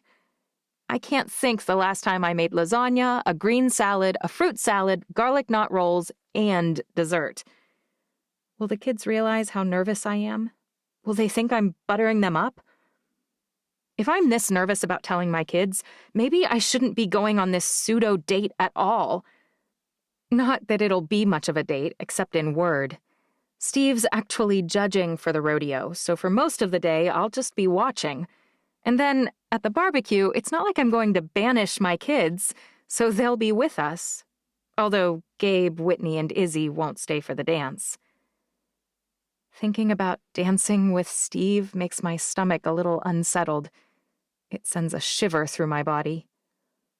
I'm starving, Ethan says. And apparently it makes me forget that the kids are waiting on me to ask one of them to say grace. Whitney, I'll pray. I can always count on her to volunteer. She loves talking, so it makes sense that she'd love talking to God as well. Dear God, please bless all this food that Mom made and also bless our family. Help Dad to know, up in heaven, that we love and miss him. Help us to stay here at the ranch and don't let the alien people get all the money from it. Amen. Ethan snickers, but everyone else acts like it was a normal prayer. I suppose it was. And I do hope, if it works this way, that Nate knows we miss him. But part of me hopes he's not watching me all the time. That thought only makes me feel more guilty, of course. The kids have eaten the lasagna, the rolls, the fruit, and a token bite or two of salad by the time I finally get up the nerve to say anything. Your dad has been gone for a year now, I say. Actually, a year and 2 months, Ethan says. Right. I clear my throat. And I know that's a long time in Gabe's life, for instance, but not as long for Ethan and Izzy and me. It's the same amount of time for all of us, Whitney says. Isn't it? This is going well. Do you want us all to share a memory we have of Dad? Gabe beams. Because I thought of one. How can I say no to that? Yes, that would be great. Once, I was drawing in my room, Gabe says. I accidentally drew outside of the lines, and it made a mark on my nightstand. You know, the wooden one you got made to match the bed? I nod. I liked making lines on the nightstand. It felt different than paper, and it looked really cool. I don't remember. He bites his lip. I knew I shouldn't do it, but I couldn't seem to stop. He looks down at his plate, empty but for the salad. Dad found me. He was upset, but when I started to cry, he said we could fix it. You were with Izzy at horseback, so we took it to the garage and we sanded the top. We put varnish on it, and he told me I had to be very careful not to touch it until the next night, or you'd find out. I think about Nate, about the things he did for me, for the kids, without praise or recognition.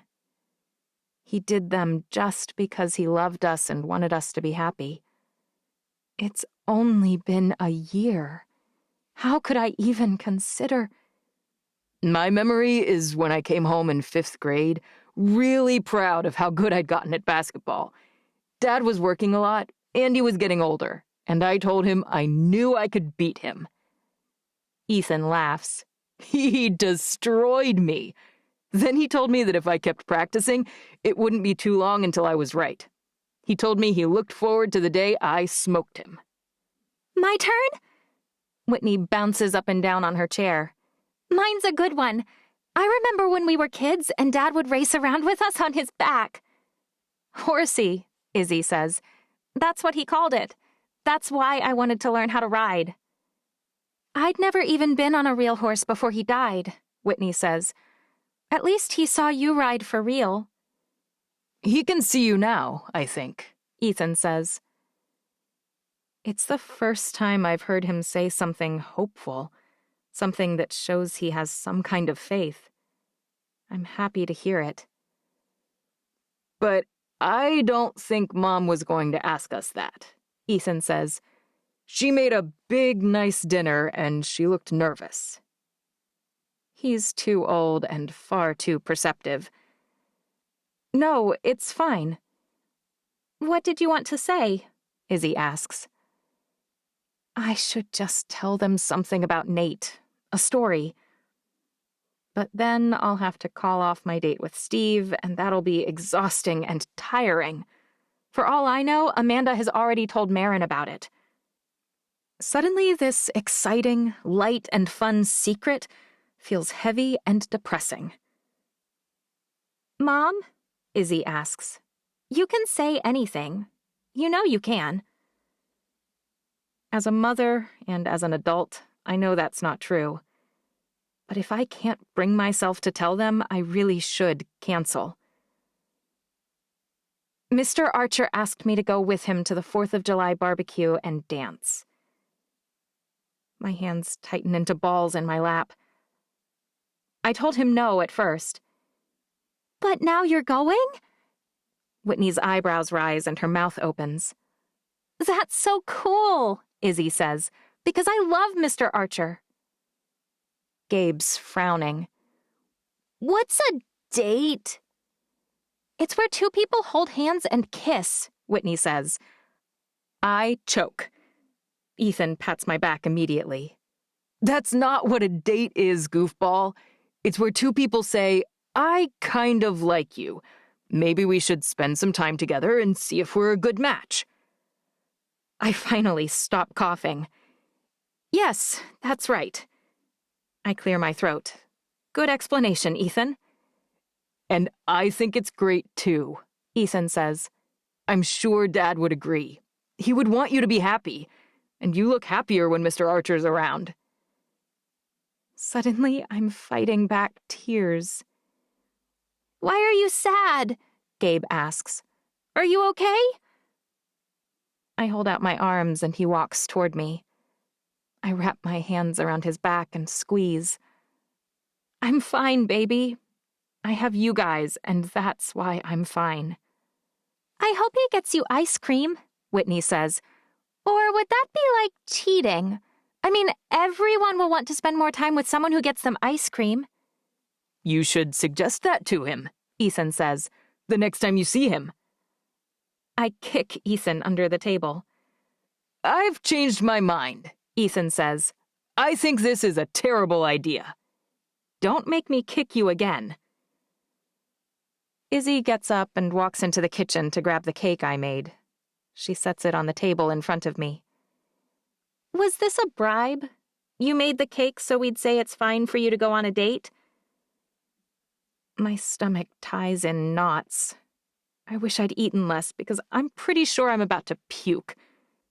Don't be stupid, Ethan says. Mom made us cake last Sunday. She made brownies last week, and a few nights ago she made an apple pie. All right. Izzy's still frowning.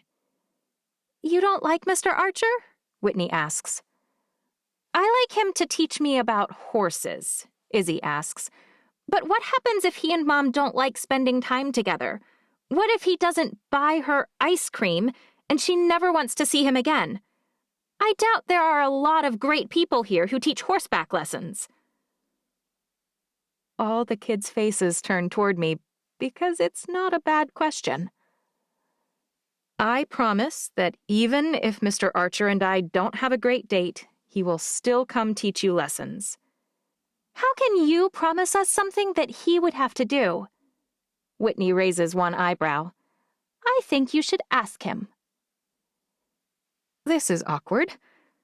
I pull out my phone and type up a text. Told the kids about our date. They're worried that if it goes badly, you'll stop teaching them horseback lessons. What did he say? Gabe asks. It takes time for people to text back, Ethan says. And he's at work, I say. He may be really busy. Helping fix people's ears, Gabe says. Or their arms, Whitney says. It would be cool to have a doctor around more, Ethan says, especially since our family is apparently accident-prone. Tell them if it goes badly, as my money-back guarantee, I'll teach the same lessons as I always would have, for free. That makes Izzy laugh. He must really like you. Or maybe he likes you guys, I say. Maybe he was worried about the same thing. We are pretty great, Ethan says. He's not wrong. When my phone rings, I answer without thinking. Hey, Steve, I say. How's life in the boondocks? Robert asks. I cringe. What do I say now? Calm down, Abby. It's not the end of the world. He knows Steve is someone I know. Just keep talking as if nothing's wrong, and this isn't awkward at all. We're all surviving. How was it cutting hay?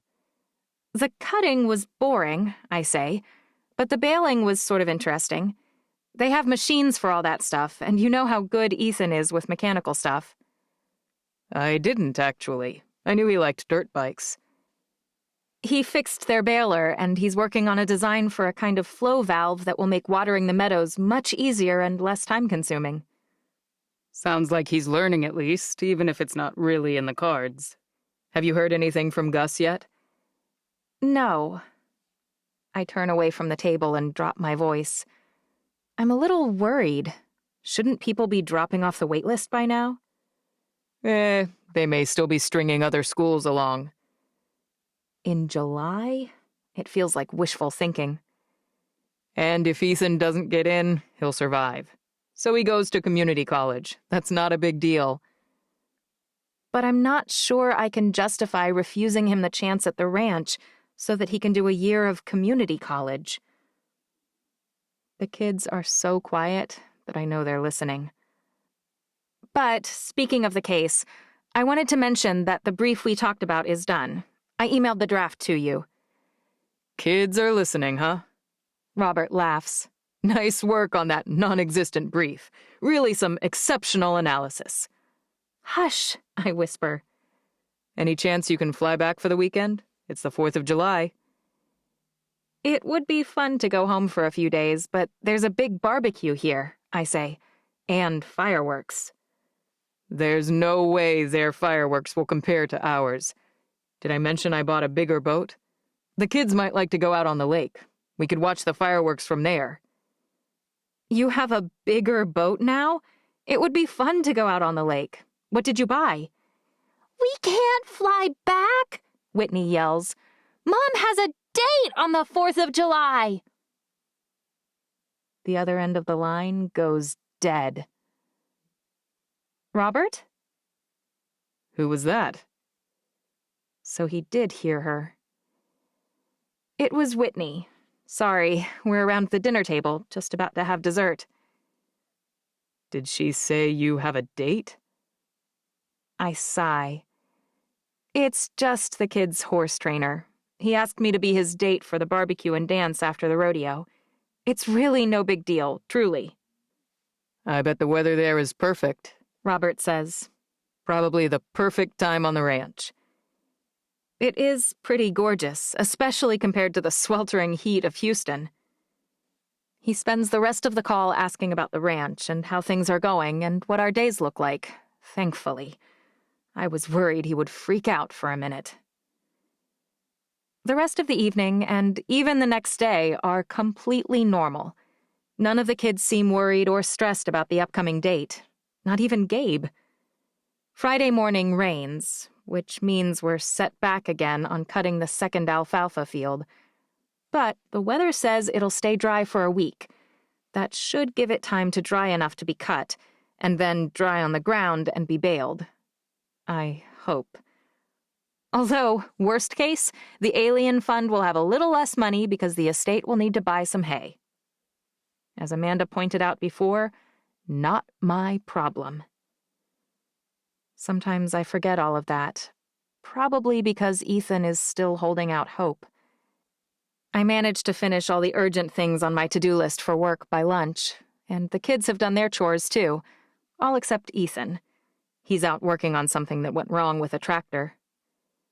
Who wants to play a game? I ask. Everyone's arguing about which game we should play. Emery and Whitney pushing for Monopoly, while Izzy and Marin push for Dominion, when there's a knock at the door.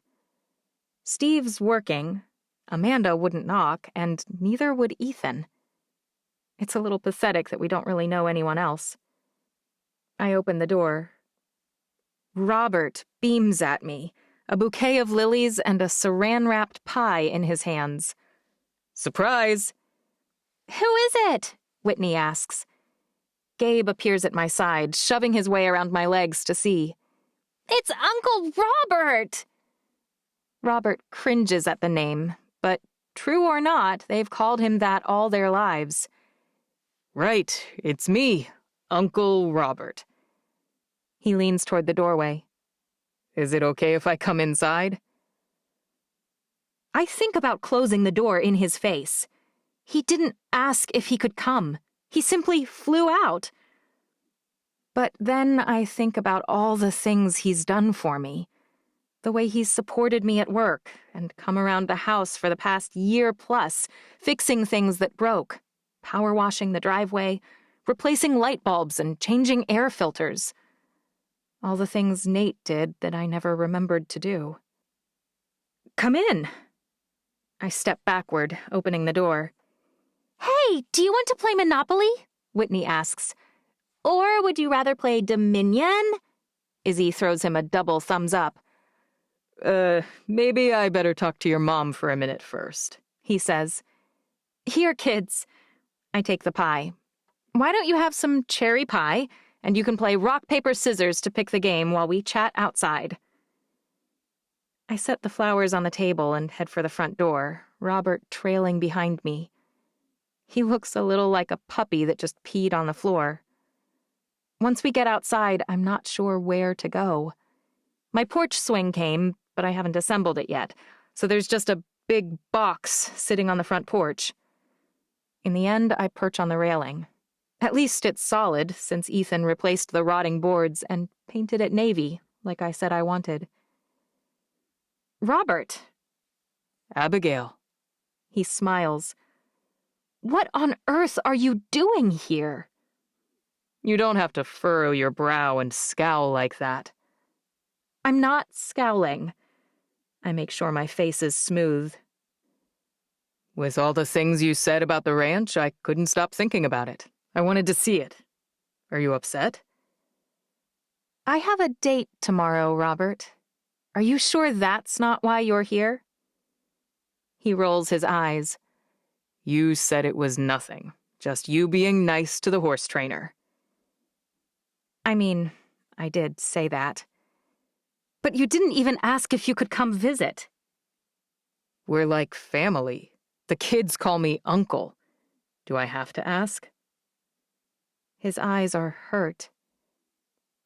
He's probably my oldest friend.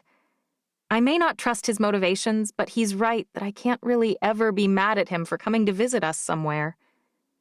I exhale. Do not make this stressful for me. Do not make me regret welcoming you inside. He beams. And one more thing. This time I am frowning. Yeah? You're sleeping on the couch. Wouldn't dream of sleeping anywhere else. 20. Amanda. I still can't figure out why Eddie just ran like that.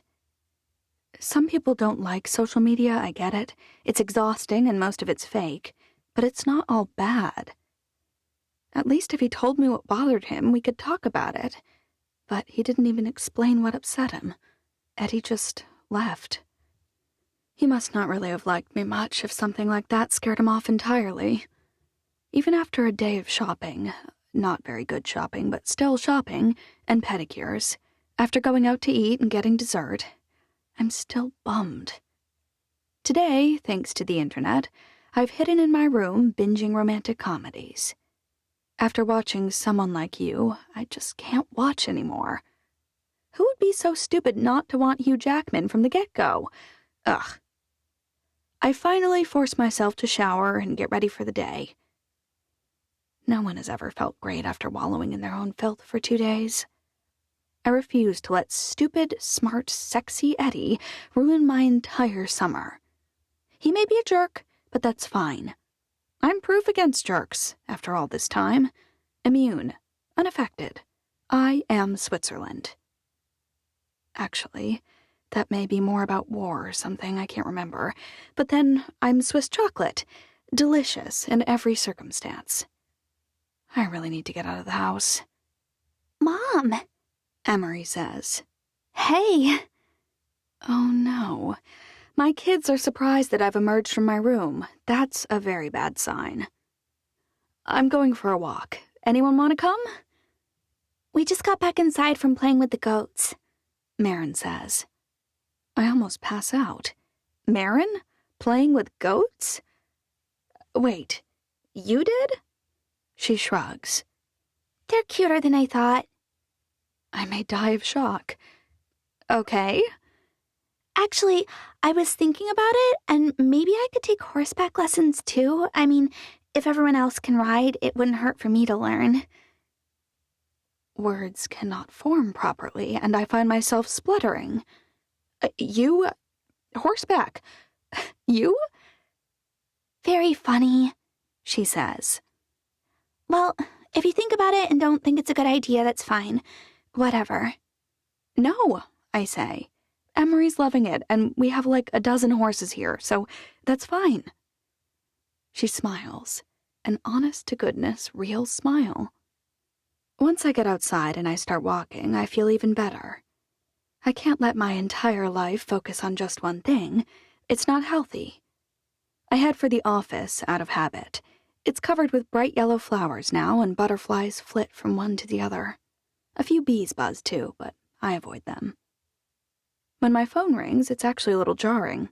I swipe talk just to get it to stop making that awful bleeding sound. Hello? Amanda? Heather? I'm calling on an official office line with my boss, Victoria Davis, on speakerphone with me. Okay. We wanted to formally notify you that you've been selected as one of Lolo Lime's newest brand sponsors. The bees keep buzzing, and the butterflies keep bobbing around, as though nothing has changed, but I can hardly believe what I'm hearing. You are? I have? I shake my head to try and get my thoughts unjumbled. That's wonderful news. Thank you so much. It's nice to hear your voice, Amanda. A woman who I presume is Mrs. Davis says. I can't wait to meet you in person. When will you be returning to New York? My daughter Marin has a cheer camp the 2 weeks before school starts. Our plan is to head back home the very beginning of August. We've loved seeing all the fun small-town posts. I hope you can try to make plans to return next summer, or if not there, to vacation somewhere similar. I'm sure we can work something out, Heather says. Amanda has been very receptive to all my suggestions. That's wonderful to hear, Mrs. Davis says. I'll look forward to chatting with you. Legal's sending the contract over sometime today. When I hang up, I expect to uncontrollably dance all over. I figure I'll sing and leap and shout. But I don't. It's nice that I'll have consistent money. I can stop taking almost every opportunity to push things that are on brand and only promote products I love, but otherwise, I don't really care. For the last few months, from the time they emailed to let me know that I was on the list of people being considered for a brand sponsor spot, I've almost obsessed about it. And now that I've won, my life hasn't really changed much. It moves along, much as it ever did.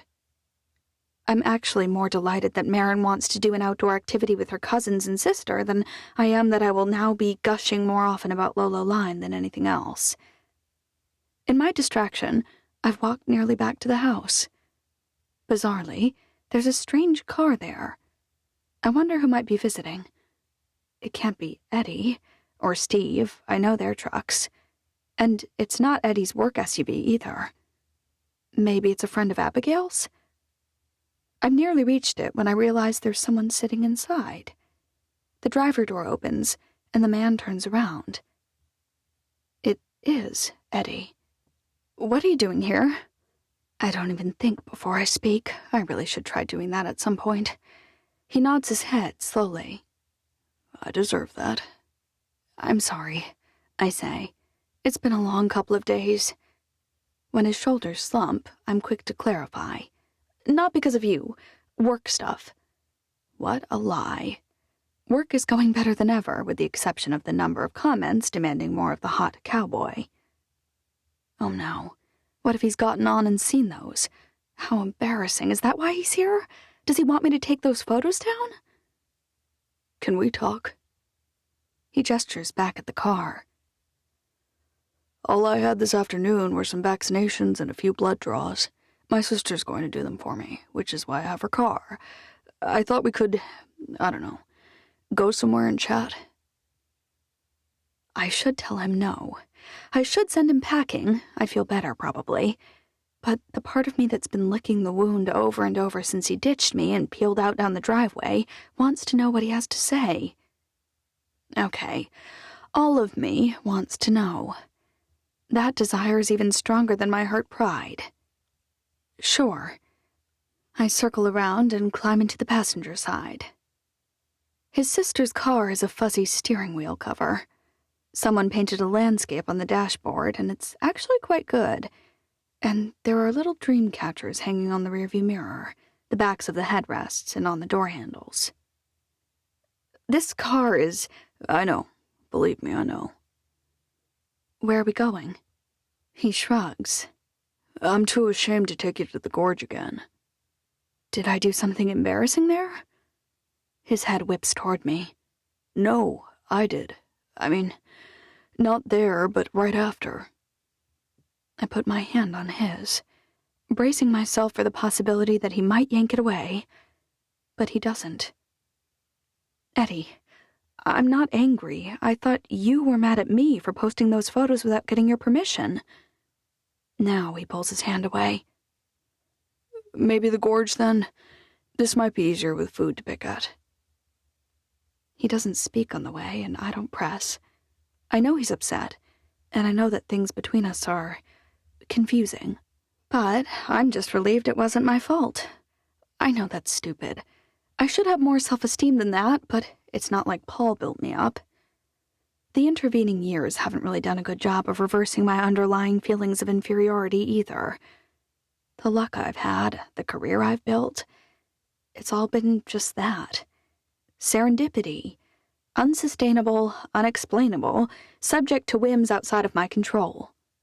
People could, at any time, realize that I'm not sophisticated or talented or intelligent, or even very pretty. When we finally reach the gorge, Eddie jumps out of the car and runs around to open my door. I doubt it's child safety locked, but I'm not going to stress him out any more than he already is. Thank you. His half-smile looks ashamed, like he said. But what could he have to be embarrassed of? He's smart, successful, and he's very, very good-looking. He must know that, at least. After we're seated, I order a coffee. He does the same. It is almost 2 p.m, after all. We close in half an hour, the waitress says.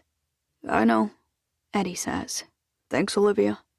After she walks off, Eddie looks down at his empty hands. I need to explain something, and it's hard for me to talk about. Can you wait until I'm done to say anything? Sure. When I was a teenager, I worked here, in this restaurant. It was open for dinner then, and I came over most days after school and on Saturday afternoons. Weird start. All right. One day a lady came in. She chatted with me for a while, asking me all kinds of questions. Could I sing? Could I play any instruments? He rolls his eyes. I couldn't play anything at all. I figured that would send her packing, but it didn't. Turns out, she and her producer were looking for a frontman. They had a band assembled, out in California. This was kind of common back then, apparently. It wasn't the first time they'd kind of handcrafted a band for a music label. This is so not what I was expecting him to say. Anyway, I couldn't believe they wanted me, a nobody whose dad was a park ranger. It's like he still doesn't realize how ridiculously gorgeous he is. Can that be true? I knew it was only because I was good-looking, but I let it get to my head. So he does now. My parents argued at first, but the company offered a lot of money. They thought my parents' concerns were really just a way to negotiate for more money because by that point, I'd done a sound test. Someone thought I had a nice voice, so they offered even more money. Eventually, they convinced my parents to let me go. They taught me guitar lessons, and they gave me voice lessons, and I met my other bandmates. He shrugs. It was actually really cool for a while. Uh-oh. I can hear the until coming from a mile away. I liked the other guys in the band. I was the youngest one by almost 3 years. 2 of them were 4 years older than I was. I'd barely gotten my driver's license, but they were already 20. It may sound like I'm making excuses, but I really just want you to know where I was coming from. Making excuses for what? I'm so confused.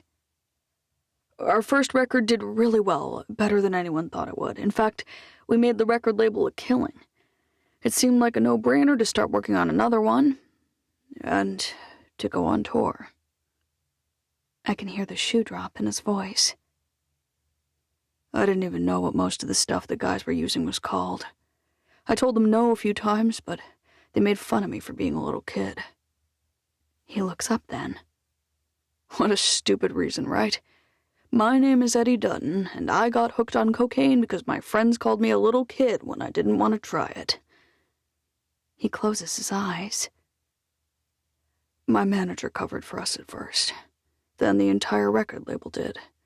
The tour was a success. The second record recorded, and everything was fine. He winces. Until I was high as a kite, and I hit a pedestrian with my car. Oh no. He died immediately. I don't remember anything about... He drops his head in his hands. You'd probably remember our band if I played you a song or two. You might even remember our name, the Shenanigans. I'm pretty sure I'd remember a lead singer killing someone with his car. I got lucky, he says bitterly. The man I killed, the man I murdered, really, was out on bail. The evidence against him was overwhelming, from witness testimonies to forensic evidence. He had killed 11 different women. The media decided, with a little incentive from my manager, to drop coverage of his death. I was a minor for another 3 weeks, and they even managed to get me out of criminal charges. He sighs. What if I'd hit someone else? And what makes it okay that I took someone's life just because the person I killed was a terrible person? I robbed all the families whose daughters and wives he killed of their justice, too. I'm not sure what to say. I went to rehab, he says. Twice. The first time, I graduated. Couldn't really even consider drugs after what I'd done. But when I went back out on tour, I felt so guilty. I felt like I was worthless. And when someone handed me a way to forget, I took it. He sighs. The second time I graduated from rehab, I broke my contract and went home. The record label threatened me every which way from Sunday. They even filed a suit against me personally, as I was 18 at that point, for breach of contract. I didn't argue. I let them take everything I still had left in my bank accounts. I let them do whatever they wanted. I knew I could never go back to that life. Not if I wanted to find the kid I'd been before it all started. That was clearly the right call. Look at the life he's made for himself since. Eddie, I'm not someone who... He shakes his head. You don't get it yet, right? I looked you up. I blink. He looked me up? I saw your Insta account, your loyal followers. They love your brand. I did some research into what that means. They're in a frenzy over the photos of me, not because of who I am, but because of how it looks, to have a smart, sophisticated widow dating a cowboy. A rugged, good-looking cowboy, but still. I'm the handsome everyman that they want to believe you would fall for if given a chance. What's wrong with that? Think for a moment what would happen to your brand if the media saw my full face and discovered who I am. If they look me up and discover that I killed a man, think what would happen if they discover that it took not 1, but 2 trips to rehab for me to stay straight. I still go to AA meetings regularly, Mandy. Do you think your fans would appreciate your choice of a hot, rugged cowboy then? You sped away? For me? Because you think that's what I need? He shrugs. I thought you were smart and fun and cute. I knew you were only here for a while, but I liked spending time with you. But the thought of inviting the media back into my life, the thought of all that scrutiny and stress and pressure, I did it for both of us. That's why we can't date. That's why I'm not going to be asking you out again. I didn't want to tell you any of this, you know. But the thought of you blaming yourself or thinking you'd done something wrong. The waitress finally shows up with coffee in to-go cups. Thanks. Eddie throws some cash on the table and stands. The second the waitress is gone, he says, I did it because I didn't want to hurt anyone else, at least not any more than I had to. At least I know it's not me. But like the Lolo Lime news, it doesn't really make me feel any better. 21. Abigail. My initial reservations notwithstanding, Robert acts entirely and completely normal all day, and the morning of the 4th. He's not flirty, he's not inappropriate. I think he just missed us. He spends as much time with the kids as he does with me. I forgot how much they like him. He and Gabe play with an old train set that he finds in the attic. Izzy and Whitney and Emery convince him to play an unknown number of hands of Uno. This morning, when I wake up to help the girls feed and water goats, chickens, cats, and horses, he's already awake and about to head out with Ethan to move the water. "I didn't realize you'd be up this early," I say. "It's kind of unfair," he says. "For me, this feels like 7 o'clock. That's true. Different time zones. "You're sure you want to wear those?" I eye his shiny white and black sneakers. He laughs. "These are almost a year old, but I run on a treadmill mostly, so they don't look it. I've put about twice the miles on them that I was supposed to, so I bought a new pair already. I'm prepared to toss these in the trash before I leave." "Smart man," Ethan says. "They'll probably be ready for it." He winks at me. "Unless Aunt Amanda gets her hands on them. I wonder what her Tide junk could do with them." "Her what?" Robert met Amanda last night. She seemed too tired to stay up and talk when she got back from wherever she went. But at least he knows who she is. "She's a social media influencer," I say. "She's been doing a lot of features for Tide lately, showcasing what kinds of ranch life stains their stuff can successfully eliminate." "Ah." He turns to Ethan. "Ready?" "I'm going to watch the saddle bronc riding for the rodeo," I say. Steve's judging it. "I'll be leaving at 9:30 to make sure I'm there on time, and the girls are pretty excited to watch as well. Barrel racing happens right after it." "We'll be back by 9, Ethan says. "Perfect," Robert says. "I'll come with you." Wonderful. I keep thinking I should text or call Steve to warn him, but I'm not sure what I'd say. He's already mentioned there was probably a guy who was interested in me back home. Someone suitable, someone viable, but that I probably ran here, in part, to escape him. Stupid Steve and his horse-inspired insight. I can hardly call him and say, "Hey, you know that guy you predicted existed? Well, he's here visiting on the one day we were supposed to spend together. Sorry about that." And what if he asks me how I feel about Robert? I don't even know myself. But I don't put things off. That's not who I am. So, once we're done feeding the animals, and I know Steve might already be at the rodeo, I text him. "My oldest family friend surprised us by coming into town for a visit." "Can't wait to meet her." I cringe. Of course he assumed it's a female. Is it weird that our oldest family friend is a guy? I can't let that one go. "He'll probably come with me, so you can meet him if you have any time today." I almost send it just like that, but I figure, while I'm disclosing information, I may as well get it all out there. He's also my boss. Steve calls. Of course he does.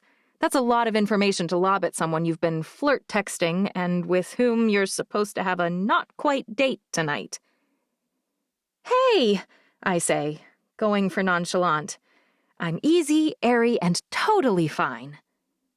"Your boss is here?" I can't tell if he's angry or if he's laughing. Yeah. So Robert and Nate and I went to law school together. We met our first year, and we've all been friends ever since." "So he's the guy." I knew he'd know, but I played dumb anyway. It's a reflex, like an opossum playing dead, an armadillo rolling into a ball, or a turtle sucking into its shell. We're all just hoping we won't be squashed. "What guy? My boss? Yeah, I went part-time when I started having kids, and Nate and Robert kept working full-time. They both made partner while I changed diapers." Good one, Abby. Toss in a little feminist irritation, and maybe that will throw him off the scent.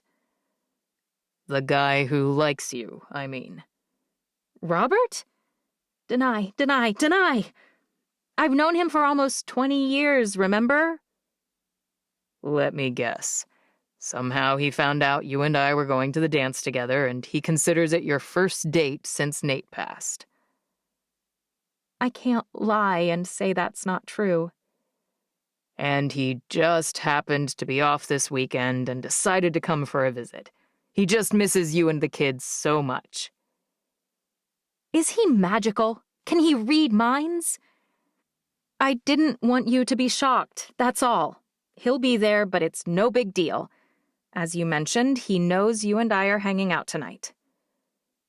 Thanks for the warning, Steve says. I appreciate it. I'll still be there to watch while you judge. With your dear old pal sitting next to you, I'm sure. And the kids. Is this going to be terribly awkward? Not on my account, Steve says. Scout's honor. I'll be on my best behavior. Thank you. Now, if I could get Robert to make the same promise, maybe we'd actually be fine. Ethan and Robert finish earlier than usual, which isn't much of a surprise, since Ethan had an extra set of hands with him. I can't help laughing when Robert walks in barefoot. Shoes didn't even pass the test to come inside, huh? He laughs.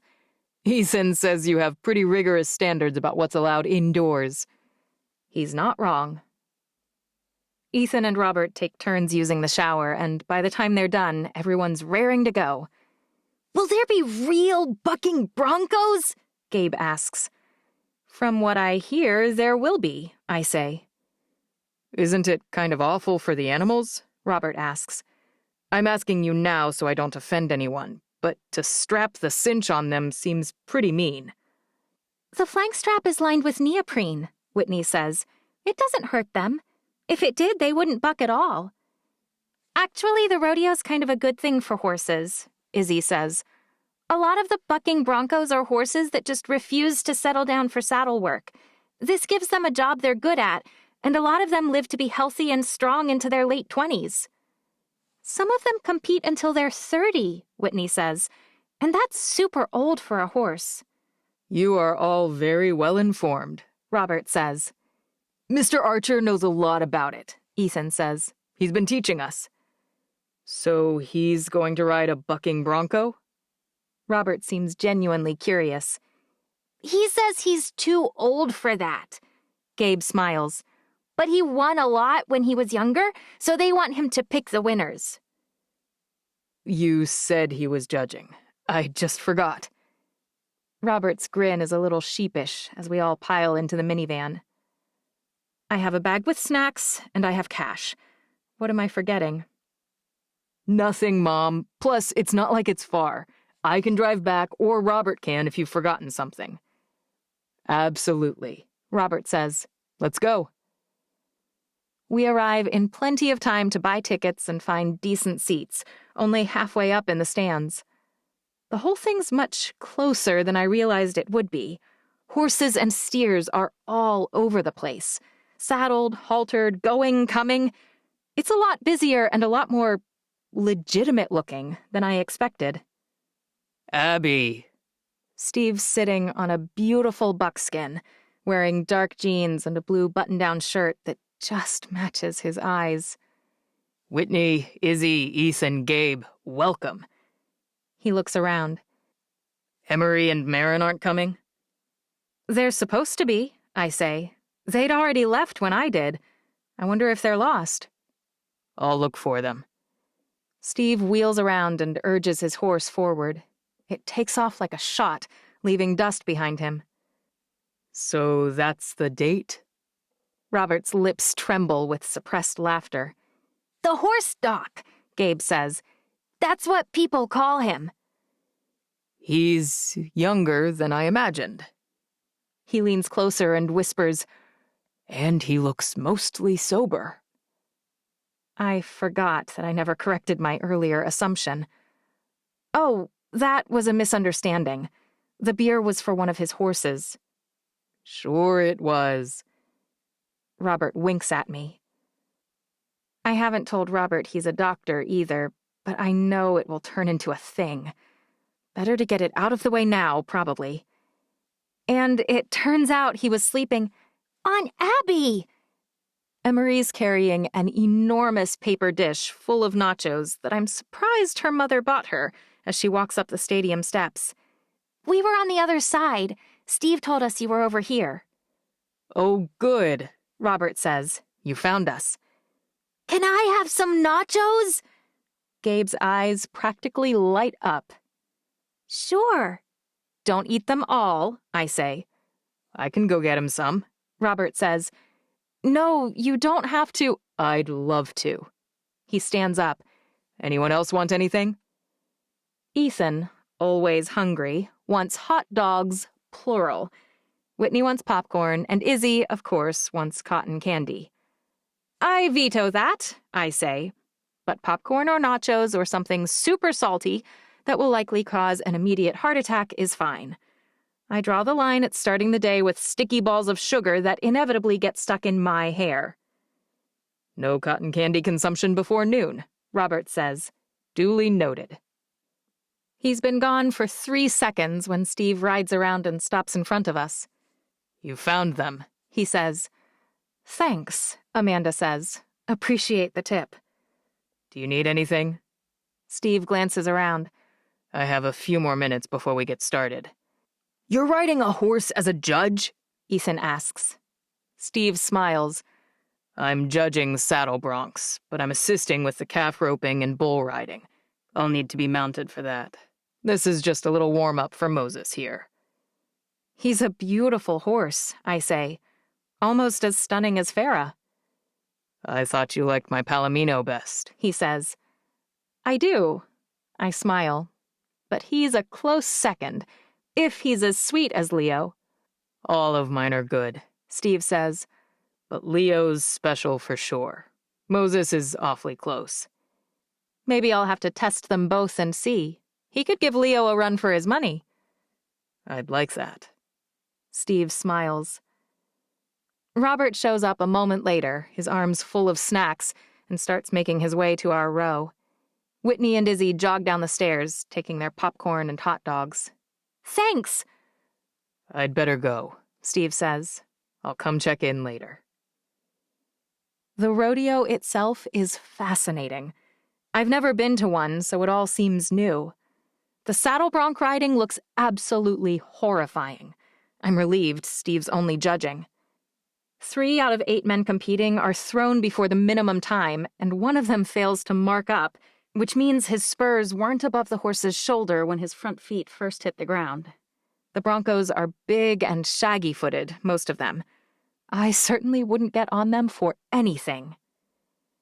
You don't have an interest in this, right? I glare at Ethan, as if I can somehow ensure he doesn't. Steve did it, he says. I bet he could teach me. Not if he values his life. I'm kidding, Mom. I don't need my brain scrambled. It's hard enough to focus as it is. Thank goodness. But when the barrel racing starts, all 4 of the girls shift to the front of their seats.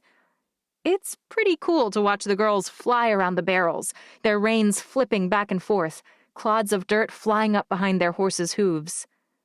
Wow! Emery sits back. I want to do that. Amanda's mouth drops open. I mean, I'd like to one day. I know I probably won't. They don't even have rodeos in New York City, Amanda says. Actually, I looked it up, Marin says. They have them in Madison Square Garden. Marin looked it up? I don't laugh, but it's kind of hard. She's changed quite a lot in a very short time. The bull riding's almost too much for me. One guy nearly gets trampled, but Steve rides past and yanks him out of the way just in time. That was awesome, Gabe says. Good job, Mr. Steve! He claps and cheers as loudly as he can at his size. It's pretty cute to watch. But eventually, it's time to head back. The kids all whine and complain, but that's how I know they had fun. It took me a while as a parent to discover that truth. If your kids are having a good time, assume there will be a lot of whining later on. Now, as a seasoned parent, I'm immune. Guys, we have chores to do, and I have to make a potato salad for the barbecue. Fine, fine, Whitney grumbles, but she stops whining. It's something. Once we reach the house, Robert says, I can help with the potato salad. My mom taught me how to make the best kind, if you have apples. Apples? He smiles. Trust me. I welcome any and all help in the kitchen, and his mother doesn't let me down. Adding apples to a fairly traditional potato salad really makes it stand out. Thanks. I'm happy to watch the kiddos so you can focus on your date, he says. The kids are watching Gravity Falls, which is a show I do not understand at all. But they're entertained, which means I can actually talk for a moment. I lean against the table. Is that why you came, Robert? Be honest, because Ethan and Izzy can keep an eye on the other two. It's not like I'm a negligent parent. I didn't mean to imply that you were at all. He sighs. And yes, it makes me sound like an idiot, but you know how I feel. And I'm afraid when I heard you had a date, I don't know. He drops his eyes to his shoes. Maybe I went a little crazy. It's hard for me, I say. I miss Nate every single day. Most days I miss him every minute. I hate being all alone. It's not even about needing to take the trash cans to the curb and do all the laundry alone. The kids have really pitched in. But it's not the same as having someone to talk to about everything, and someone who cares about the little details as much as I do. I laugh. Or at least someone who pretends to care. Nate never paid much attention to the kids' school stuff or the horseback lessons or the gymnastics lessons. But he did care if one of them was hurting or lonely or upset.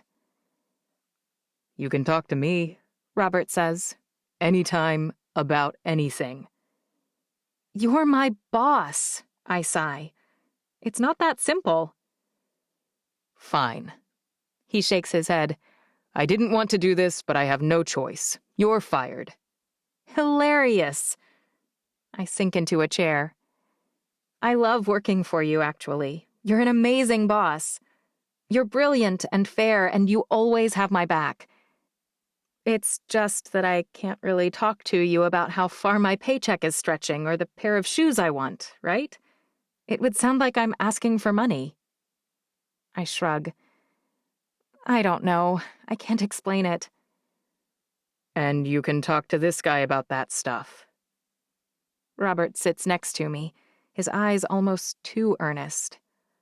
Oh, please, I barely know him, truly. He's nice, and he's attractive, and he's funny. I sigh. I want to have someone I can talk to about those things again. I think I realized that out here, in part because I'm in an unfamiliar place, so things feel more stressful. In part, maybe it's because I feel more isolated. But also, Robert, I won't be here much longer. So if I want to go on a date and not worry that I might break down and start bawling over a plate of ribs and potato salad, well, it's low risk. He nods. I get that, actually. But the last time I figured you'd be done dating someone pretty quickly, you married him. That's true. I know I said I wouldn't bring it up again, but it turns out that was a lie. If you're going to date, I'm going to be throwing my hat into the ring over and over. Because, Abby? Yeah? His intense eyes lock on mine. You're worth all the effort and then some. And I don't want you to be alone either. This time, I don't feel uncomfortable. I don't feel uneasy. Maybe talking to Steve helped me somehow. I just feel like I'm waking up after a too long nap.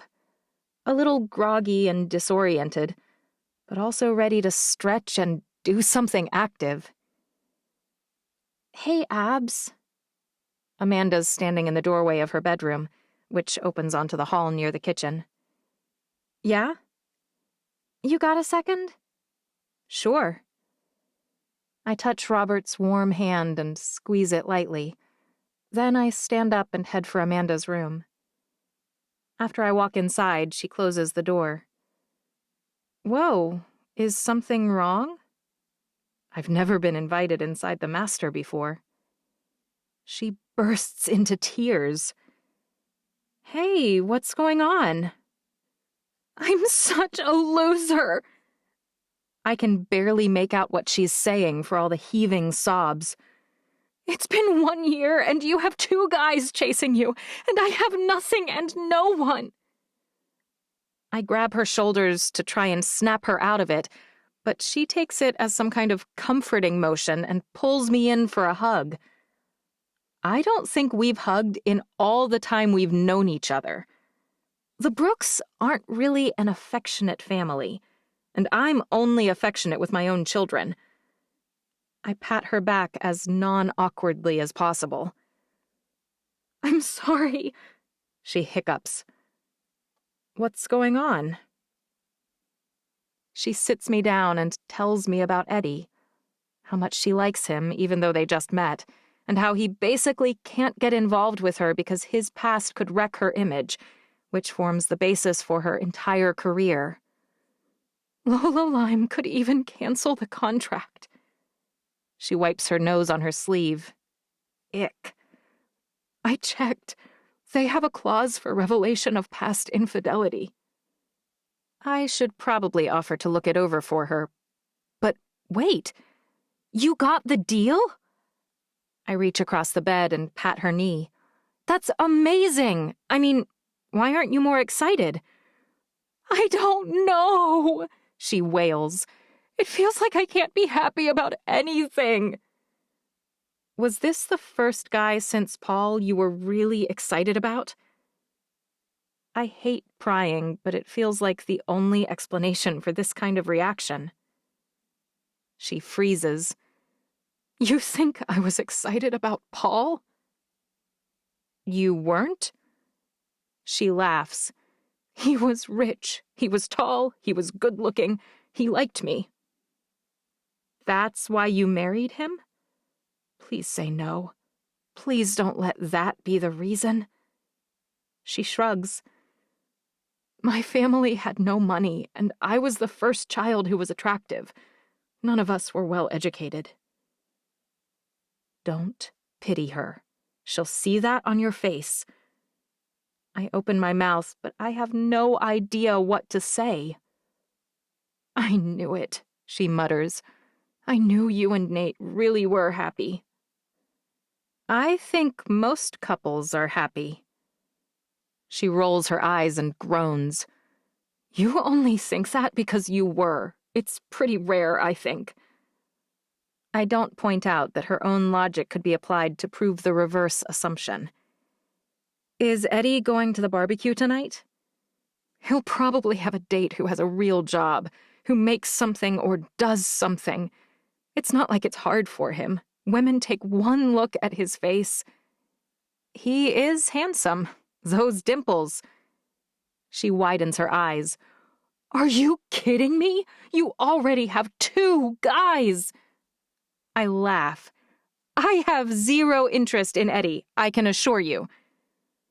How did you and Nate stay happy? She asks. Was it all the hard work people are always talking about? I've never really understood all that claptrap. Life with anyone requires a lot of work. I like work, but things between me and Nate were never hard. They were the best part of my life. I think it helps when you like them at the beginning. Truly like them, I mean. It was apparently the wrong thing to say. She bursts out crying again. I'm so sorry, I say. But for what it's worth, your biggest problem right now seems to be that you don't know how amazing you are. Eddie would be lucky to date you. You're gorgeous. You're talented. I've seen you run that business. It's not all pretty pictures and clever filters. You're also kind and you're creative. Don't undervalue yourself. Says the Harvard lawyer with the perfect children. You mean the one who will be going to community college this fall? Or do you mean the second grader who kept eating dried glue? What? After Nate died, Gabe started secretly pouring glue into the cubby on his desk, waiting for it to dry and then eating it. I had no idea how to stop him. We took the glue away, but he'd find more. It was like trying to get rid of all the spinning wheels in Sleeping Beauty. It was a plan doomed to failure. That, inexplicably, was the right thing to say. So you're not 100% perfect. Not even close, I say. What should I do? You should get dressed, I say. Look like dynamite. Go to the barbecue, sit by Robert, and flirt outrageously if Eddie comes anywhere near. He may not want to be photographed for your account, but he's a red-blooded male. I bet he'll rise to the occasion if he sees someone else pursuing you. Do you really think so? Let's see if Robert will help. I pitch it perfectly, appealing to Robert's pride by describing him, accurately, as the hotshot big city lawyer with the pretty face, and giving him something to do while I'm on my date. Flirt with another beautiful and age-appropriate woman. Okay, He says. I'll do it. I knew he would. Sometimes dealing with men is like stealing candy from an inattentive grocery checker. Taking from babies was never a good analogy in my book. First, they eat their candy too fast. And second, there's too much guilt if you take something from them. Steve and I agreed we'd meet at the barbecue, since his truck won't fit all my kids comfortably. So we all pile into the van and minivan, and we head out. Luckily, parking isn't hard. Steve's waiting in front of the city building in faded jeans and a polo shirt. He looks so different from the rodeo Steve I saw earlier. This looks more like Dr. Steve. What? Robert asks. No horse? Steve frowns. Robert holds out his hand. I'm Robert Marwell. I worked with Abby for a long time. I saw you earlier, but we didn't really meet. Is this where you threaten to take me out back and shoot me if I break her heart? Steve asks. To my utter shock, Robert actually laughs. I'm not sure I could shoot you before you punched me. I'm not the most violent person alive. But if I survived whatever you did, I'd be sure to slap a vicious restraining order on you afterward. Steve laughs too, and I hope that the rest of the night will be just as friendly. All right, I say. The kids disappear faster than a box of name-brand cereal in a house with 6 children.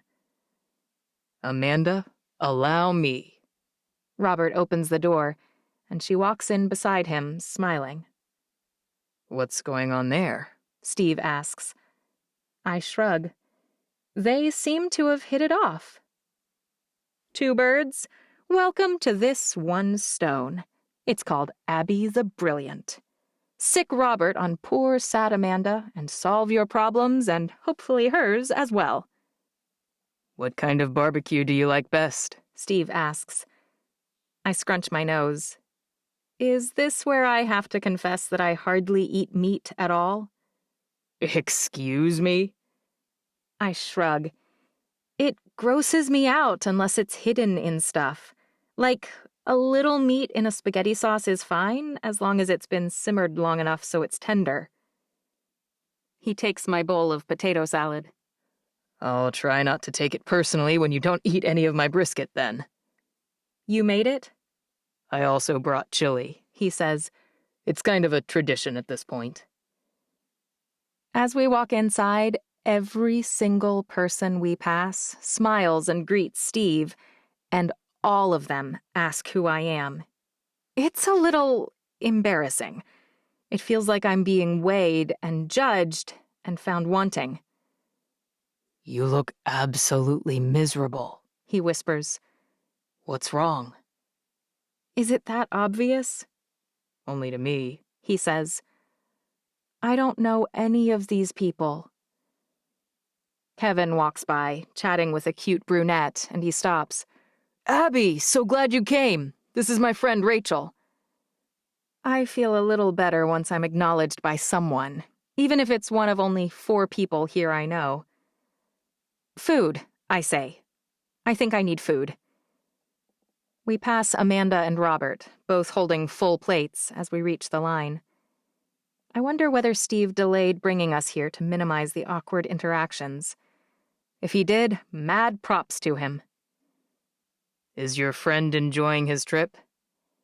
Steve really likes baked beans, judging by the size of his spoonful.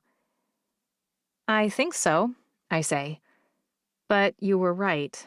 He did confess that he came because he heard I had a date. No shock there.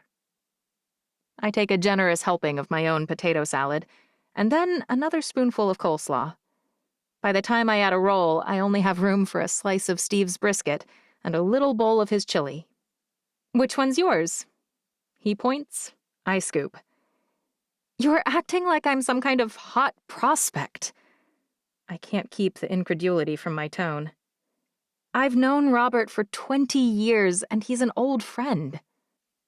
You don't see yourself clearly. Isn't that what I was just telling Amanda? How can I argue with him now in good faith? Agree to disagree. I'm pretty objective about most things. You okay to sit outside? He points. The view over the water is about perfect as the sun sets. Sure. As a bonus, Amanda's sitting with Robert inside, and Eddie's watching them like a hawk eyeing chickens. Now that I've actually seen a hawk watching little spring chickens, that phrase has new meaning. Like a hawk. Hawks are kind of jerks. That seems to be going well. What? Steve asks. Your friend and your sister-in-law? I nod. He's just trying to make you jealous. I didn't intend to tell him, but now I'm kind of stuck. I explained that Amanda likes Eddie and that Robert just happened to be on hand.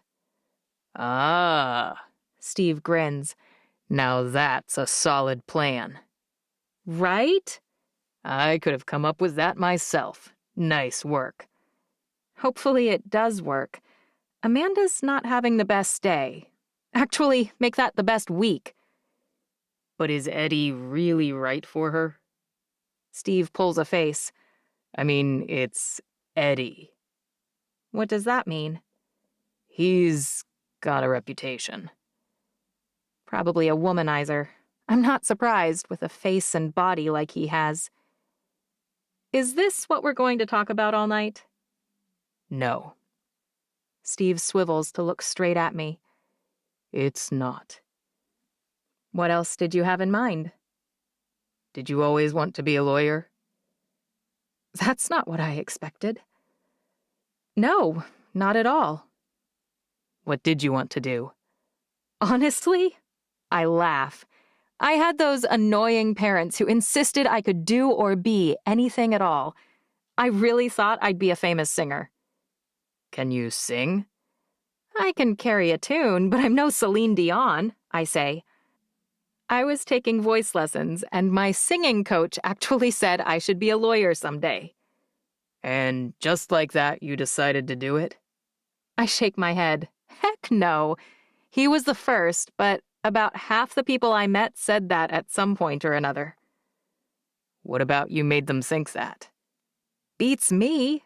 I didn't lie, cheat, or steal, and I never clocked my time, so by my accounting, I did nothing lawyerly. You probably just intimidated them with your poise, he says. Stop. Steve! A woman with her hair in a bun, surrounded with a halo of graying frizz, rushes up. Come quick! It's Ron! I think he's having a heart attack! He leaps to his feet and follows her, pausing only to say, I'll be back as soon as I can. I watch as he drops to his knees in front of someone just outside the door.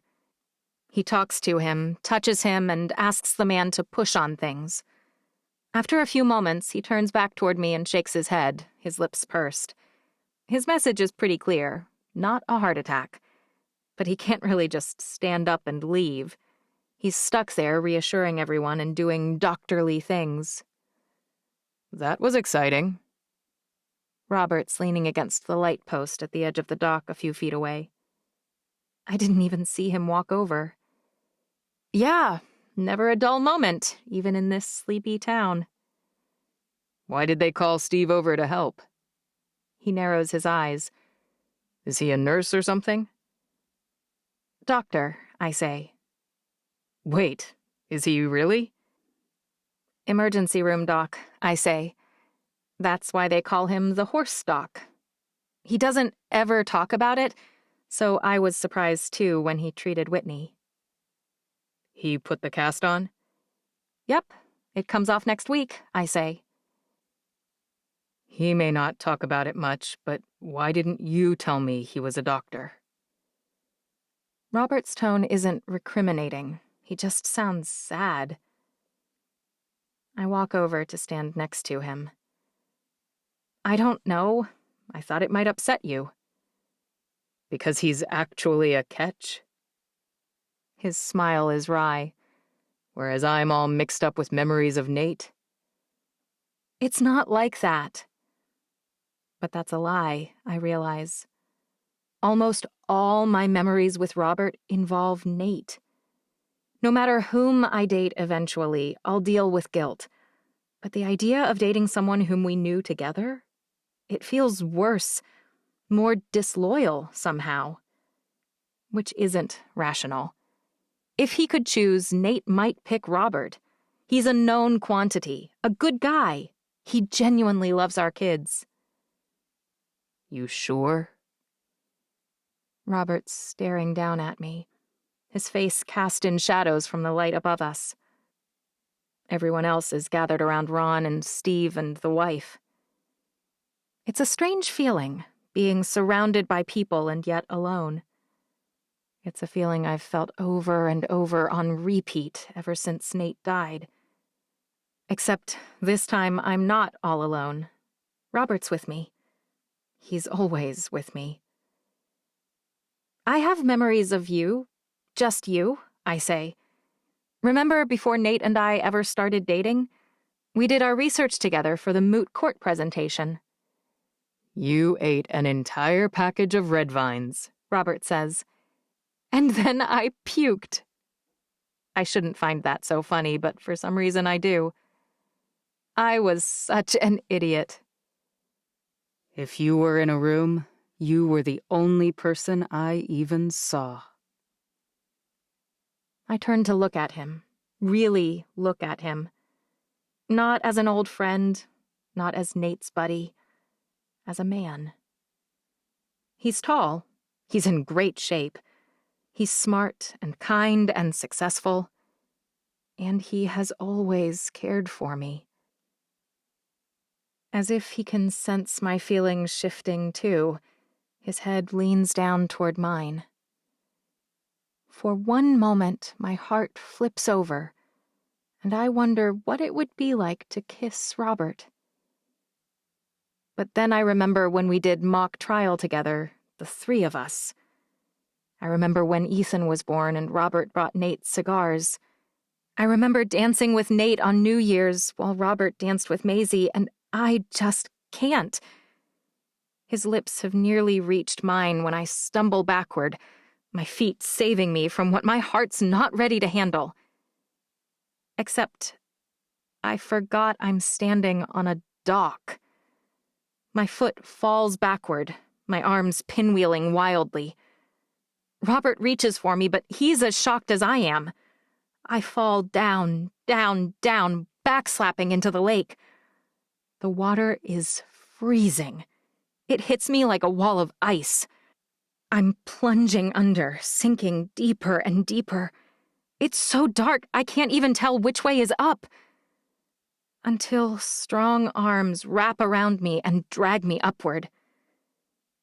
When I finally recover enough to open my eyes and make sense of what I'm seeing, I realize it's Steve. He must have taken off at a dead run and dived headfirst to reach me that fast. Thanks. My teeth chatter. I'm no expert, but we may need to get you home and dried off. He grabs a wooden ladder. I'm afraid we may miss the dance. You're no expert? I'm shaking head to toe. If you're not an expert on stuff like this, who is? He leans a little closer, the heat from his body radiating toward me. It's too bad you had to dive into the lake to avoid an unwanted kiss, because I'm pretty impressive on the dance floor. Maybe for our second date, don't bring your boss. I'm not sure my heart can take another. Doctor says it'll be fine. Tonight certainly went off course, but when he mentioned a second date, I didn't want to escape. I'm going to call that progress. 22. Amanda. I always knew Abby was dumb, but I had no idea what a monumental idiot she truly was. If I had someone like Robert on the hook, I would never let him go. He does exactly as he promises he will, staying by my side, attentive to me from the moment we walk through the door. He's intelligent and witty. Many people mistakenly think these are the same thing, but they're really quite different. He's polite and thoughtful, and he's so beautiful that he actually gives Eddie a run for his money. Where Eddie is all light brown and blonde and grassy green eyes, Robert has more olive skin, golden brown eyes, and black hair. Where Eddie is longish hair that falls in his face, Robert is perfectly groomed short hair with just a hint of dark stubble. In all honesty, if someone had told me that another such perfect-looking guy existed in real life in our age bracket, I'd have laughed in their face. If anyone has the power to make me forget Eddie, it's Robert. But his eyes never stop following her. As if it wasn't already obvious from the way his body angles toward her, the way he talks about nothing else, this man is so far gone, it's almost obnoxious. It serves as a reminder that I really am entirely and utterly pathetic. I need my sister-in-law's cast-offs that flew in from another state to be my date. I am such a loser. After about 15 minutes with no Eddie in sight, I'm ready to throw in the towel and go home. If there was any way Marin and Emery could fit in the car with Abigail, I'd be begging off right now. Sometimes having kids is a real drag. Robert's still talking, and this time he's telling a story about how Abigail had the idea to start working song lyrics and later animals into their various legal briefs when they were associates. Once, in a crowning achievement, she managed to use the word platypus in the phrase, "the sun'll come out tomorrow," in the same legal brief, and it actually improved the argument. That might sound silly to you, but among lawyers, this kind of thing, talent meeting whimsy, it's rare. Even in a very boring, very stodgy profession, she brings extra light to every room just by being there, he says with a sigh.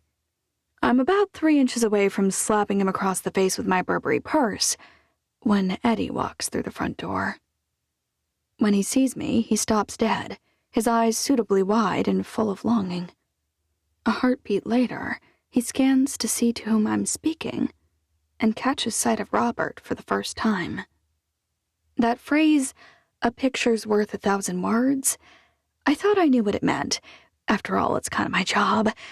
I take photos that are compelling enough to convince people to purchase products they didn't know they needed. I make sure that I come across as thrifty while also posh. I show my daughters grace and beauty while also exposing their underlying vulnerability so that people feel compelled to help me and also want to be like me. That's what makes my brand work. But I never really got it. When Abigail gave me my pep talk, I heard the words she was saying, how could I not? But deep down, I didn't believe any of it. There's never been a time in my life I couldn't hear my mother saying, "Why can't you sit up straighter? Smile more elegantly. This posture will never get you number 1. At every single pageant Mom dragged me to, she'd repeat the same thing over and over like a crazed mantra. Shoulders back, head slightly tilted, lips pursed. That's how to win first place, nice and easy. That's where the money is. That's where the money is. Except I never did quite measure up. I was lucky to take second place most of the time. Or worse, I'd win Miss Personality. I'd shove those plaques so far under my bed that Mom would never find them again. They were worse than taking last place ever could have been. So Abby's words, while kind, had years and years of stronger, more calculated words to fight with and lose. But Eddie's face? In nearly 15 years of marriage to Paul, he never once looked at me like Eddie is looking at me now. In more than 3 years of dating the most eligible men in New York City, not one of them has reacted in an even somewhat similar way. Eddie's nostrils flare, his jaw locks, and his eyes, they're shocked, and then hurt, and then enraged. If he were a bull in Spain, he'd be charging Robert. If he were a dog in an alley, he'd be lunging at him, snarling, feral. But he's not either of those things. He's an educated, civilized man, and his brain reminds him that it's unacceptable to behave in such a way at a community event. And then his date walks through the door after him and takes his arm. I wonder what my face looks like. Robert says, "Amanda, what's—" He spins around and notices the tall, beautiful couple by the door. "Oh, got it. Game time." No matter what he does, no matter how things go with Abigail, I will be eternally grateful to him. In that moment, he leans closer to me, shifts his arm to the outside of mine, his fingers brushing my forearm, and he whispers in my ear, "Don't worry. He may have been able to find someone else to bring, but she's a dime a dozen. You're a rare beauty. And you're an impressive career woman, too. He's wishing he had never come."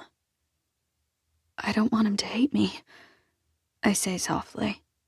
Robert chuckles. "Oh, it's not you he hates. It's me he'd like to rip limb from limb. It's me he's boiling to punch." He arches one eyebrow. "Does this job come with hazard pay, if he does boil over?" "Pretending to go to the bathroom," I say. He tilts his head until our eyes meet. "Excuse me?" "I want to see what he'll do if you leave for a moment. Go to the bathroom." "Where is it?" "I think it's just outside," I say. "Look, there." I point toward the back door. "All right, but I'm not going to be gone long. Tonight's all about making him jealous. It's not about seeming available." I nod.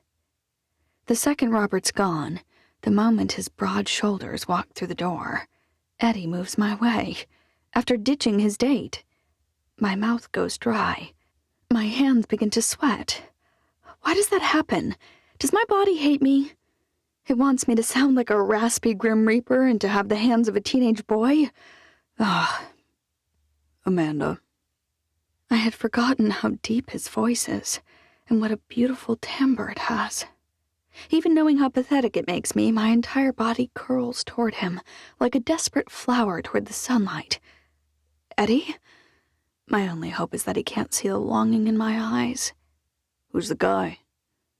I should have known he wouldn't tiptoe around it. "He's a lawyer from Houston." His eyes widen. "He works with Abby?" How did he figure it out so fast? "He came out to see—" "At least he's smart," Eddie spits out. "Took him 5 minutes to attach himself to you, I see." Wait, he is jealous? Even knowing that Robert came for Abby? I bet he can't stay very long, though. What's he here for? Some kind of trial prep thing? Sure. But their firm has an office in New York City. Where did that come from? I'm not even sure whether it's true. But Eddie's hand clenches at his side. How perfect for you. His words are entirely at odds with his tone and his body language. Eddie? I realize where I've seen her before. She's the woman who won the barrels competition today. That must be why her eyes look just a little crazy, like a female version of the leader of a biker gang. Didn't you say you were going to sing? Everyone's asking. Later, he says, not even turning to face her. We were so late getting here that it's already later. I hate the past that phrase indicates. They were late. It makes me desperate to know why they were late. You're like a nagging wife, Eddie says. She laughs, totally unconcerned that she might be too loud or too much anything. I want to laugh like that, completely secure in my own skin. Sing now, Edward Dutton, or forever be remembered as the former pop star who reneged on his promise.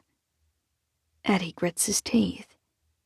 Clearly, everyone here knows about his past, which makes me feel significantly less special. He came and picked me up and made a big production of telling me the very thing that everyone else already knows. Then again, why wouldn't they? They've probably known him his entire life. Some of them lived through it. Probably not this lady, who is clearly at least 10 years younger than I am, but some of them. The same sense that came over me when we arrived, that I don't belong here and never will, washes over me again. Fine, he says. The girl beams and spins around, presumably to tell whoever was bugging them that he'll do it. But only on one condition. He whispers, so quietly he must be talking to me. No one else can hear him. I glance around anyway, just to make sure. I'm the idiot who's always waving back to people when they were waving to the person behind me. Or I'll say, "You're welcome," to someone who is saying thank you to someone on the phone. But no one else is close. He must be talking to me, right? "What's that?" I finally ask. I'll sing for all the people who have loved and hated and been annoyed with me my entire life, like I do at every one of these dumb community events. People who don't really care, but just want something akin to a real celebrity among them. He pauses. But only if you promise to dance with me once tonight. He's the one looking around this time. I know you have a date. And I know he's perfect for you, with his boardroom hair and his practiced smile. He probably has no skeletons in his closet, and he can drink a dozen beers at your side instead of clutching his stupid AA chip and avoiding photographs of his face. But you owe me. I do? I'm the sexy cowboy. I'm heroes ride horses. This time his smile is sly. I saved your horses after that storm. I figure the least I'm due is one stupid dance. He searches my eyes, looking for something. Plus, it's always good to keep them guessing. A little jealousy will only help you. Heaven help me, he's suggesting the very ploy we're using on him. My laugh is so nervous it belongs at a speed dating event. Right. I mean, okay. So you will? He bites his lip. Even if I sound off-key and pitchy, you'll still dance with me? Somehow I doubt that will be his problem. I'll try and look past it. I was talking about his singing, but the way his face brightens, I wonder if he's thinking of something else. Will you really? I'm not sure what we're talking about anymore. And as always, Eddie Dutton has been badgered into agreeing to perform a few songs for us tonight. A tall man wearing a black cowboy hat at the front of the room gestures. No matter how many times I've heard this guy, it never gets old. Eddie stands up and makes his way to the front. And I heard a rumor he's even got a few new songs. As he turns, I can see that Eddie's irritated. I wonder why. They're definitely not ready to perform. He frowns. We don't mind if they're rough. The guy claps him on the back. We're your biggest fans. My only fans. Eddie chuckles. Maybe by Labor Day. We're just happy to hear you're writing new stuff. It's been a hot minute. The guy hands him the mic and walks away, but he's moving with purpose. I promised one song, Eddie says. And that's all you really want, trust me. A surprising amount of booze and haze rise up from the people in the room. Here's your guitar. The brunette barrel racer hands him a beautiful gold and black acoustic, and I have to suppress a twinge of jealousy. That feels like a pretty personal thing for her to be in charge of providing. Thanks. The tall man shows up with a mic stand and sets it up. These people don't mess around. They all want to be able to hear. The sound of chairs being shifted around, the rubber bottoms of their metal legs squeaking on the polished wooden floor, is the only sound that fills the room, my own chair among them. This is a song I haven't sung in a while, but I think it fits for the 4th. I expect it to be a cover, a song I've heard before, but sung by Eddie. I'm totally wrong. When his fingers begin moving over the guitar strings, a little thrill runs through me. The chords are strong and sure, as if this is nothing to him. He doesn't look nervous at all. I suppose if he's performed in front of thousands and thousands of people, a little meeting room with 100 people he knows is no big deal.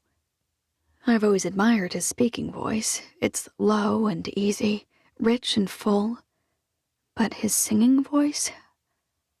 I'm not surprised those people scouted him for his face, but he made it sound like that was all he brought to the table. That's clearly not true.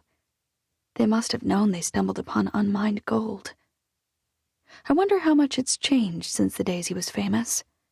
Even now, as an adult, it's vibrant and thick, without being scratchy or heavy. He's singing about how life rolls along, fast and then slow, boring and nothing new. And then wham, unexpected, it socks you in the face, and nothing looks the same anymore. I can certainly relate to that. The chorus, though, he sings more slowly, more forcefully. Waves and wild wind buffeted me until I met you. You were the course I didn't know I could find.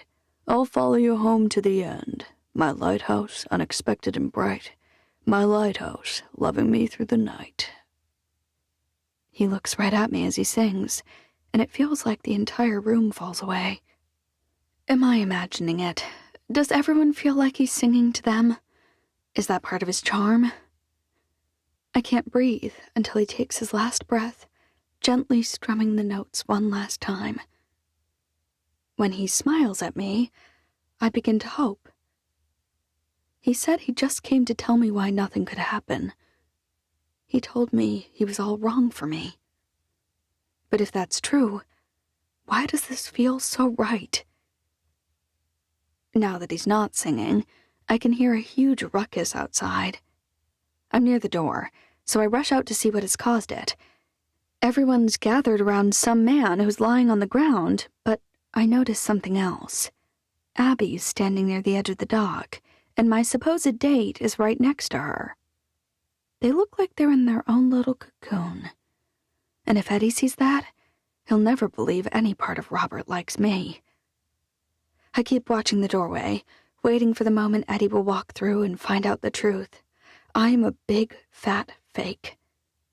Sometimes it feels like I've been waiting for the world to figure that out my entire life. Only, just as I see him coming, there's some new hubbub behind me. It takes a moment for me to process what happened. Abby fell into the lake. Before I can even take a step, Steve's sprinting across the dock. I watch, completely transfixed, as he leaps off the edge and into the water. I shiver just thinking about it.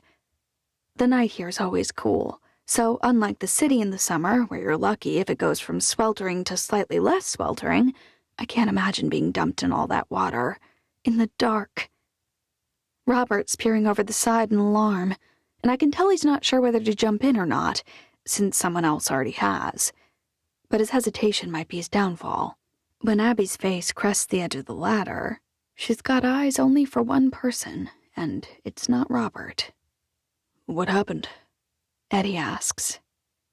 Looks like my sister-in-law miscalculated how close she could stand to the edge.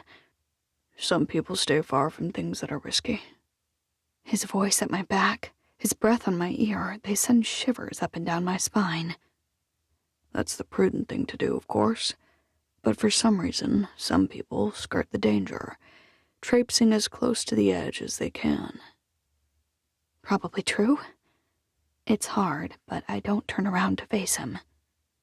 Which are you? What does that mean? I can't help it this time. I turn.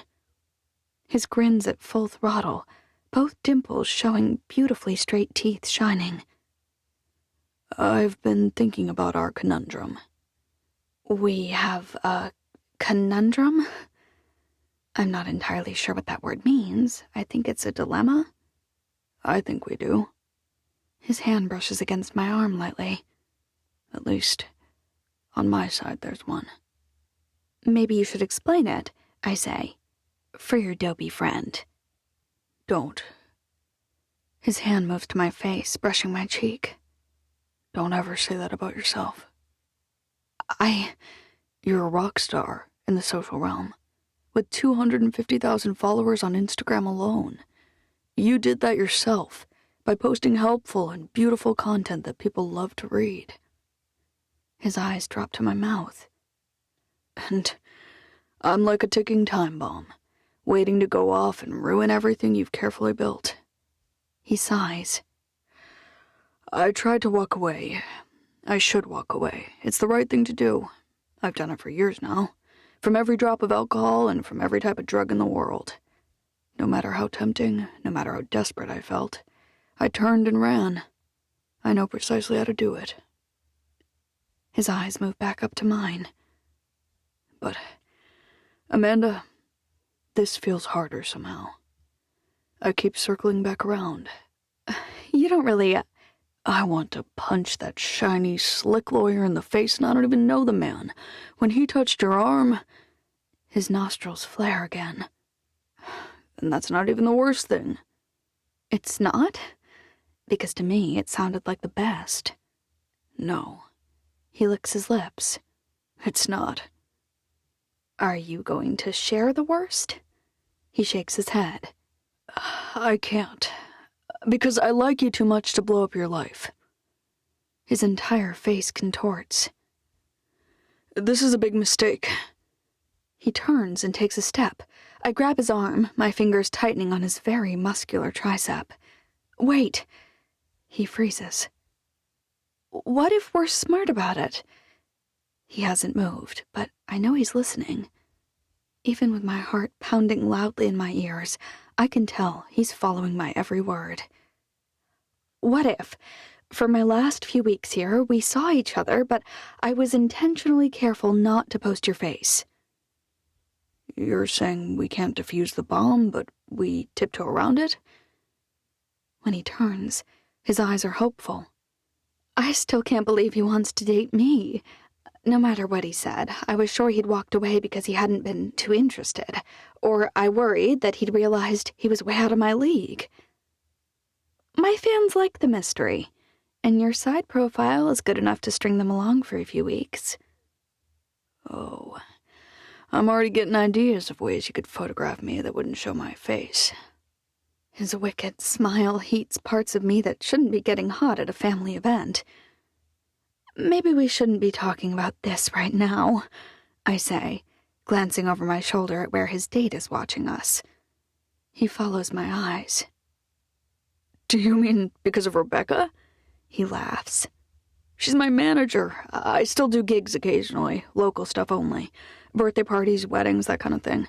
She takes 15% for setting them all up and collecting payment. I told her I wasn't coming tonight, and she showed up at my place and dragged me here. Her kid's turning 2 soon, and she wants to make enough money to pay for some kind of themed birthday. He shakes his head. After I sing at one of these things, there's always a little flurry of new bookings. How did I read that so wrong? But Rebecca's certainly curious about us. She's looked over here no less than 5 times. So she's married, then? Eddie pauses. Actually, she's single. The dad turned out to be a jerk. Which means I was right. She may want the bookings, but that doesn't mean she's not also hoping for Eddie himself. Listen, The music starts up then, and 2 or 3 couples walk out onto the middle of the dock.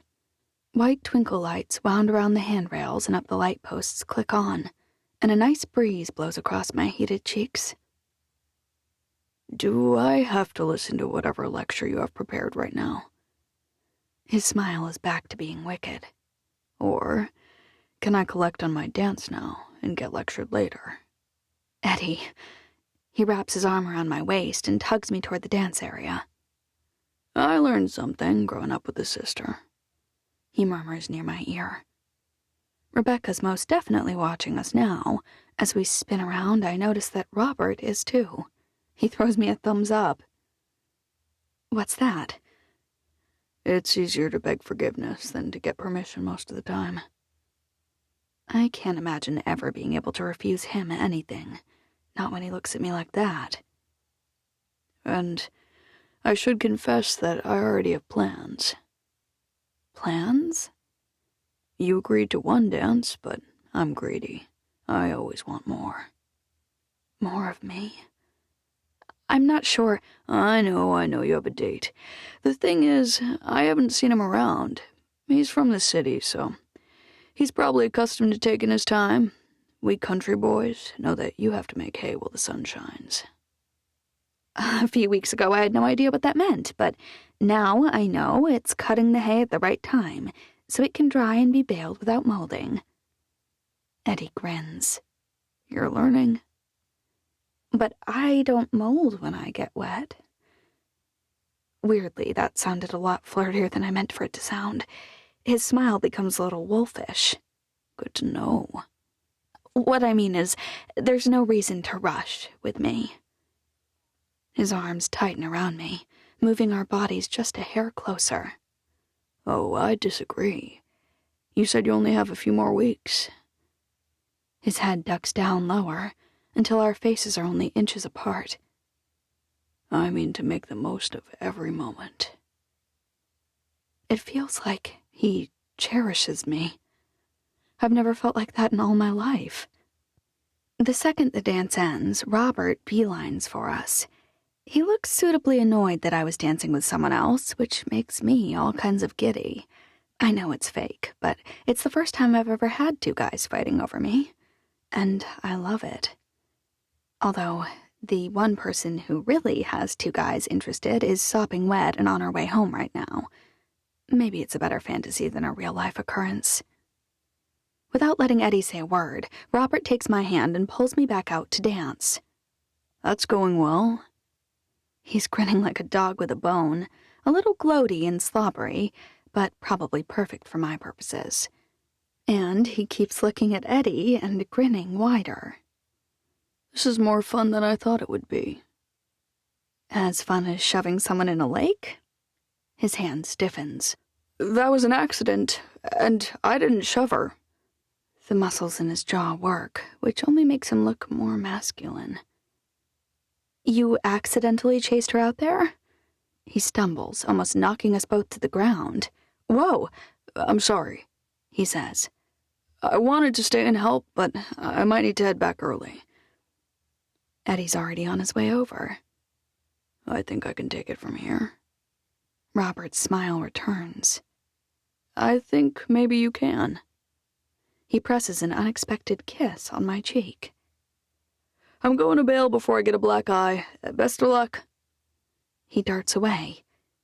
Eddie doesn't stop when he reaches me, moving past to follow Robert. I grab his arm. Slow down there, Cujo. His eyes are wide when he turns back to me. Cujo? I shrug. An attack dog? I don't know. That's what came to mind. He's not an attack dog. He laughs, his shoulders relaxing and his focus returning to me. He's bitten by a bat and becomes rabid. Maybe. Maybe? He's laughing harder. I'm a vet. I think I would know. Mom? Marin's voice is not joyful. I scan until I find her. Yeah, darling? What's wrong? Izzy and Whitney and Gabe just left. Ethan, too. Can we go? Her eyes dart to Eddie and then back to me unapologetically. Right. I forgot I had the kids and didn't plan to stay for the dance. Of course. Grab Emery and meet me at the car. For once, she doesn't argue with me. It's a miracle. About to turn into a pumpkin? Eddie asks. I guess so, I say. Though I refute the premise that I'm a princess who can't come up with her own ball gown, I own plenty of ball gowns. You can't leave quite yet, though, right? Why not? He slings an arm around me. 4th of July. Your followers will be expecting some kind of fireworks. A lump forms in my throat. My hands start to sweat again. So stupid.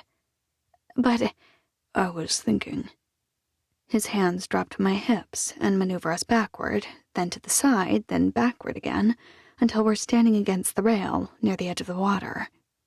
You're not about to toss me in, right? Because that's not something I'm interested in doing. His laugh comes from deep in his throat. Not at all. That's a relief. But I do think that if I were to hold my camera just right, he angles it and holds it away from us, I could get a really great profile shot of us. Oh, really? Really. His face lowers slowly, so slowly that I'm aware of my heart racing, of my hands trembling, of my breath coming more quickly, and still, he's so far away. When is he going to take the photo? Will it even show up when it's this dark? His free hand tilts my chin up, and his fingers brush against my lips. Then he shifts my hair away from my brow, and his mouth lowers toward mine. There may not be any explosions happening in the sky above us, but there are more than one kind of fireworks. These are the most intense I've ever felt. His lips are less than a fingertip away from mine when he stops, and then he straightens.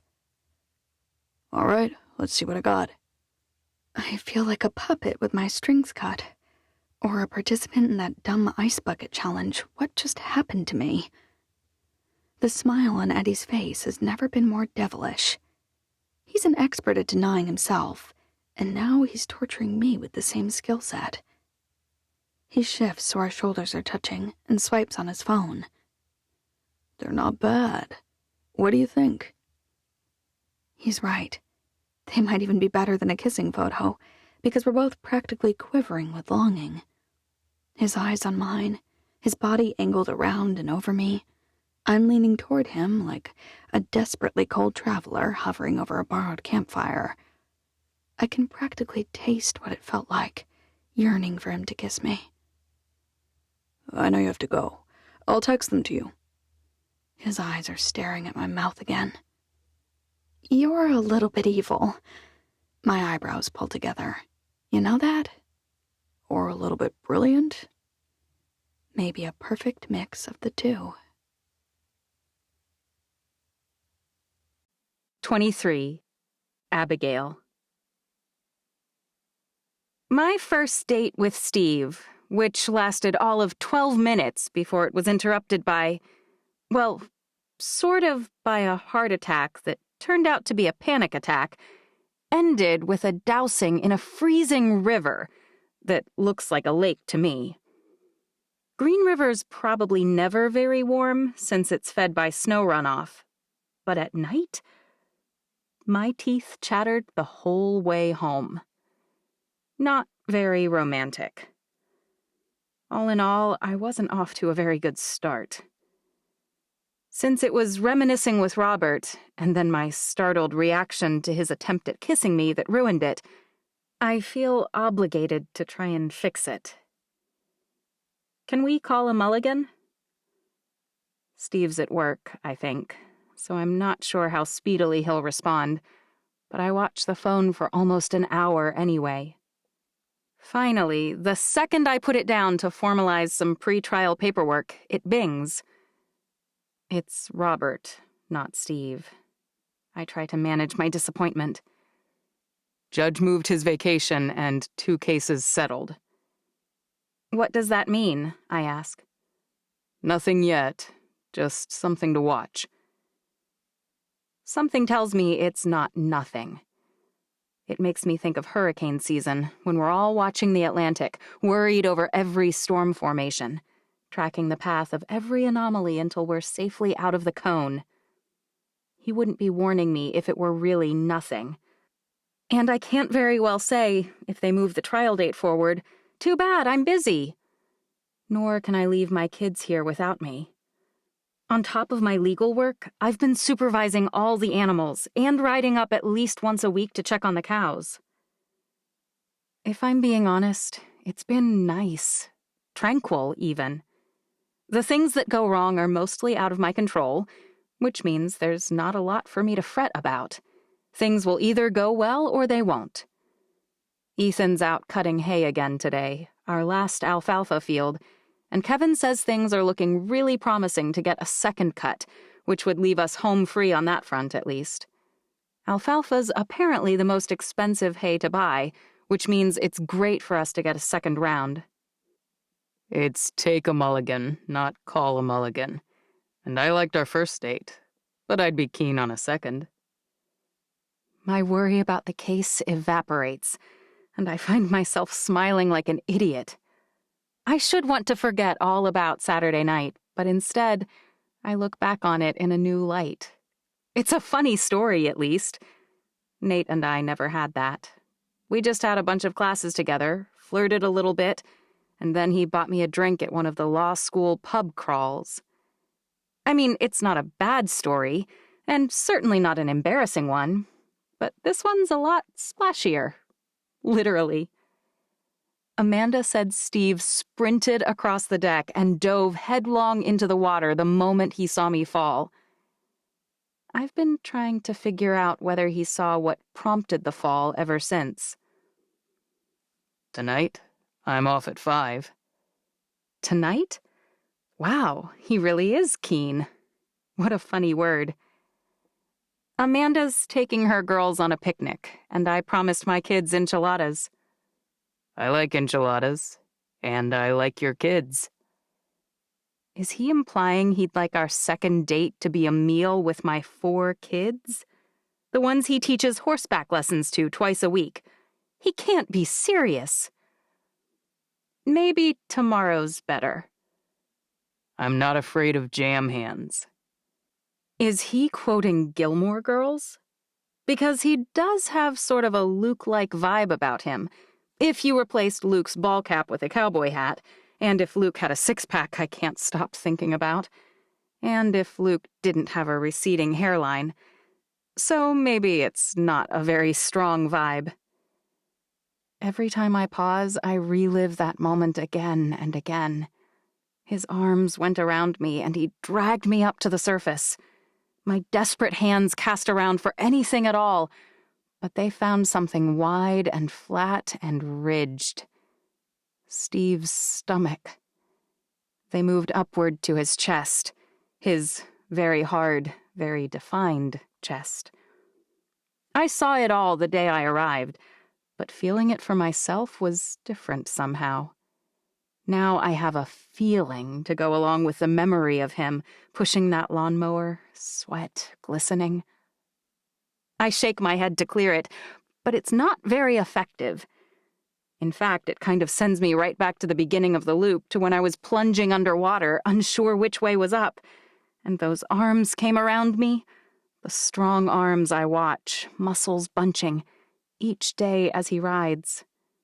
I'm sure he contracts the abs to stabilize himself. Oh, the abs. On second thought, if we go out tomorrow night without kids, I might leap on him and rub my hands all over his torso. He'd then assume I was rabid or insane and never talk to me again. Fine. I'll be sure to have plenty of jam. That's the beauty of kids. Even without jam in the house, they still manage to have jam hands. He's definitely referencing Luke. He's my favorite character. He's my spirit animal. Sorry, but I'm pretty sure that's a horse. Crap, you got me. I am desperate to know what woman made him watch Gilmore Girls. Not that I have the guts to ask. Not yet, anyway. 7 o'clock? 6:15. I'm starving when I get off work. And that's 45 minutes sooner. I'm not about to complain. Sure. What can I bring? Your sparkling personality? Maybe some wet wipes. Wet wipes? For the sticky fingers. He sends me a laughing emoji, which makes me kind of proud of him.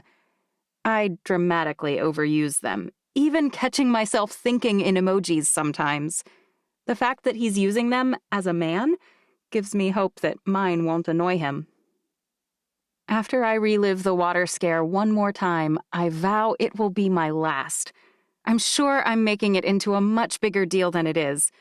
Probably because I'm so starved for affection, like a barn cat.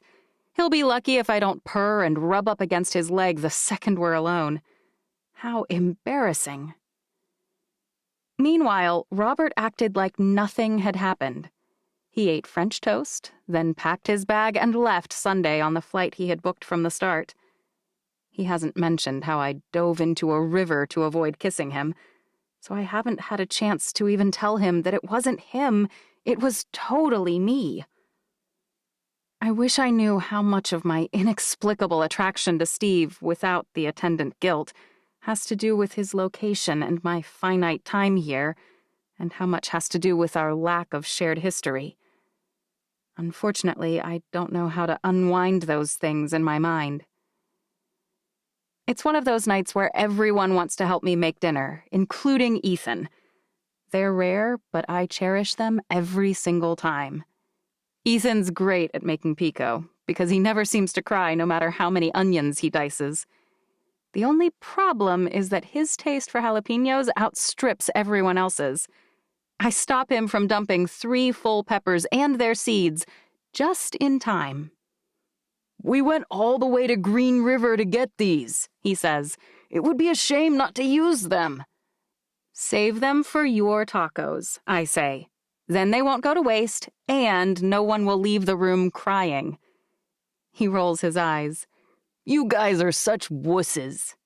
But we're your wusses. He wraps his arms around my neck and squeezes me. That's true. I hate to admit it, but he seems happier here. Much happier than he has for more than a year. Maybe it's working outside. Maybe it's not having the threat of more school hanging over his head.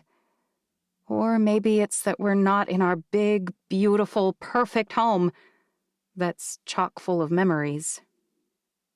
Better than anyone, I understand that those memories cut both ways. They console when I miss the thought of Nate, but they hurt when I feel his loss most keenly. It's almost like everything around me is mocking me for the light that used to be present. Gabe nearly slices his finger off, but he successfully dices his first tomato for the salad. Whitney's a pro at baking Rhodes rolls. She always pulls them out when they're perfectly golden. Not doughy, but not a bit overcooked either. They don't really go with enchiladas, but it's Whitney's thing, and I couldn't tell her no. She's rubbing butter on the tops of them when Izzy whimpers. What's wrong? These chips are stale. They're gross. I text Steve immediately. Chip emergency. Can you pick up non-stale corn chips? Manila's finest. Great timing. Was just passing through town. Which means he's close. Will he stop at his house first? Probably.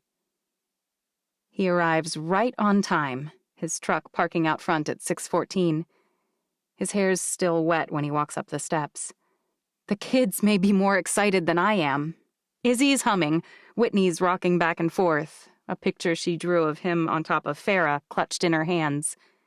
Ethan's been asking me rodeo questions all afternoon.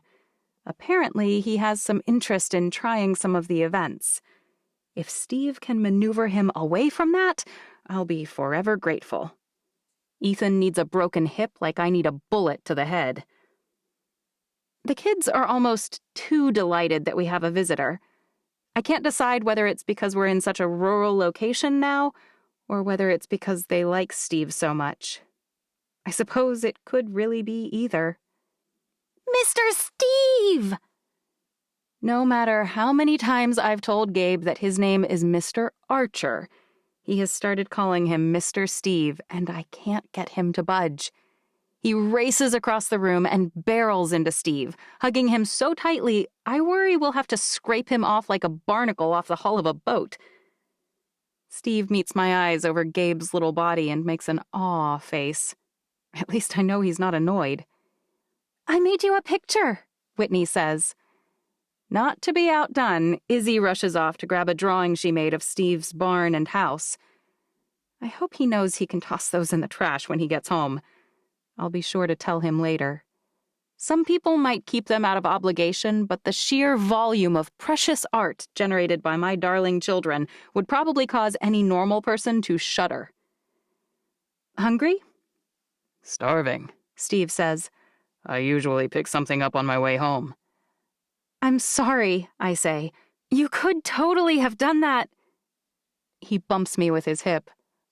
I'm way more excited about enchiladas here, made by Texans. I assume you guys really know what you're doing. The pico is fresh, Ethan says proudly. Made it myself. But we usually just buy sauce at H-E-B, so we're all a little nervous about how this will taste. Me the most, Gabe says. I'm the pickiest.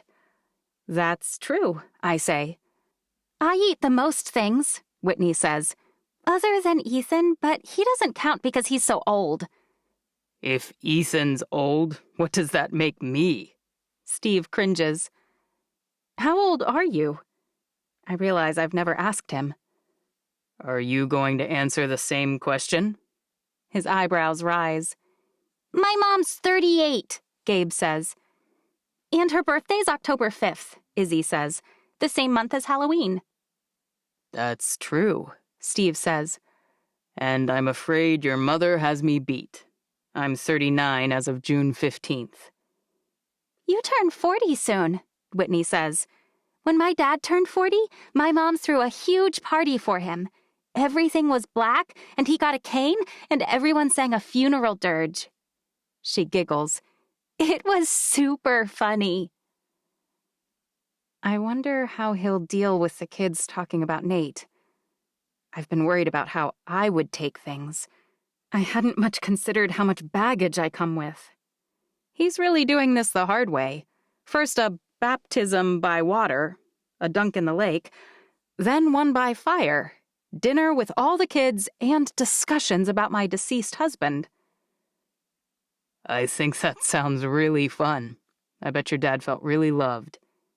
He did, Izzy says. He told me that. Mom does really cool parties, Whitney says. The food is good, but sometimes the decorations aren't that great, Gabe says. Like one year, I wanted to have a Last Airbender party with a sword like Sokka and real boomerangs, but Mom only got balloon swords and the boomerangs were made out of styrofoam. Ethan snorts. Mom always makes the best food, though. How are you only 38 with a 17-year-old son? Steve asks. She was super duper smart, Izzy says. She graduated from high school early and finished college at 19. Of course she did, Steve says. I should have known. Hey, what are we going to do about my birthday? Whitney asks. It's in August. We'll still be here, but I don't have any friends. You have me, Steve says. Gabe scrunches his face and looks at Mr. Steve for a moment. I wonder what's going on inside his head. I'd usually ask, but I can't really do that right now. One of the first rules you learn as a litigator is to never ask a witness a question to which you don't already know the answer. It's too dangerous. I already feel like this meal is akin to navigating an active minefield. It kind of zaps some of the excitement. It's like meeting someone's parents on the second date. Too much real world, not enough stomach flutters and little thrills.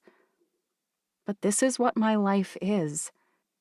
I'm not a 22-year-old with nothing on her mind but education and meeting my happily ever after. I've gotten one happily ever after and discovered that nothing is guaranteed to last. Plans change, and what makes us who we are is how well we navigate the choppy waters of the unexpected. Abby? Let's eat. I wave the kids forward and they stampede, rushing to grab plates and load them with food. Enchiladas, rolls, chips and pico, beans and Spanish rice, and honeydew melon. We should tell Mr. Steve the house rules, Whitney says. He's holding a plate, his hand on the spatula to scoop up an enchilada, but he sets it back down. Oh, you really should. I'd hate to go to detention on my very first day. He looks at her intently. First, you have to eat at least 2 bites of everything. Whitney looks so serious that I have to suppress a laugh. Even lima beans when we have those. Gabe makes a blech sound. Don't worry, Izzy says. Mom hardly ever makes them, only if we've been real stinkers. Steve chuckles. Rule 2, Gabe says. If you make your own plate, you have to eat everything you serve, so start small and go back for seconds. Very good tip, Steve says. And last, no singing at the table. Ethan glares at Whitney, who has a tendency to sing whenever she's happy. Loudly, and sometimes a little off-key. I'm not stupid, Whitney says. I know it's a rule. We don't use that word, I say without thinking. Sorry, Whitney says, but I was using it about myself. That might be worse, Ethan says. Are there any rules about what utensils I use or how I sit or hold my fork? Gabe shakes his head. No, but once I tried to eat like a dog, and that is not okay. Steve laughs. Another gem. Keep lobbing those at me. I'd hate to upset your mother on our first real date. Wait, this is a date and we're here for it? Ethan pulls a face. Sorry. Don't be, Steve says. I don't know your mom that well yet, but I've noticed that for her, it's kids first, then work, and then everything else. You're smart, Izzy says. We all sit down, and Izzy insists on pouring everyone lemonade. I suspect Steve might not really have wanted any, but he didn't formally protest, so I let it go. He'll have to learn to speak up if he's not interested in something. The conversation meanders quite a lot, as it usually does, from Pokemon to the fireworks we missed, to the cutting of hay, and then to horses. Mom needs to pick a horse, Izzy says. Because now Marin's riding Snoopy, and no one else can handle her pulling and kicking at the same time. Not without bucking her off, it seems. Smarty isn't a bad option, Whitney says. Remember? He's older, but I rode him once and I liked him. I'll take Snoopy tomorrow when we go to check the cows, and he'll be fine for Marin's lesson on Wednesday. Still, Izzy huffs. I'm kinda mad she took him. Yeah, it's nice to have your own things, Gabe says. I really like my Pokemon cards, and I don't like to share. What other things do you have that you like? Steve asks. Gabe's the world's slowest eater, and even he has finished his food. That's my cue to get dessert. I stand up and walk to the counter in the kitchen. At home, I have a really cool train table. And I have shoes with air pockets that make me run super fast. I left them there so they wouldn't get muddy, but I think that was dumb. I'm so much slower without them. You still look pretty fast to me, Steve says. You're really nice, and I like you, Gabe says. Are you going to be our new dad? I drop the plate with the cake on it, but luckily it only falls to the counter. The plate breaks, but the cake doesn't splatter. Here. Ethan grabs a spatula. I'll get that on a new plate. I need to go out to the car and grab something from the glove box, I say. I think there are... What can I say I need? What excuse can I give? Wipes. We need wipes. Whitney stands up. Can't we just use paper towels? Izzy grabs her arm and yanks her back down, watching me carefully. Not for the frosting. It's not water-based. It has oil in it. I can go get them, Whitney says. Let Mom go. Izzy's eyes are worried.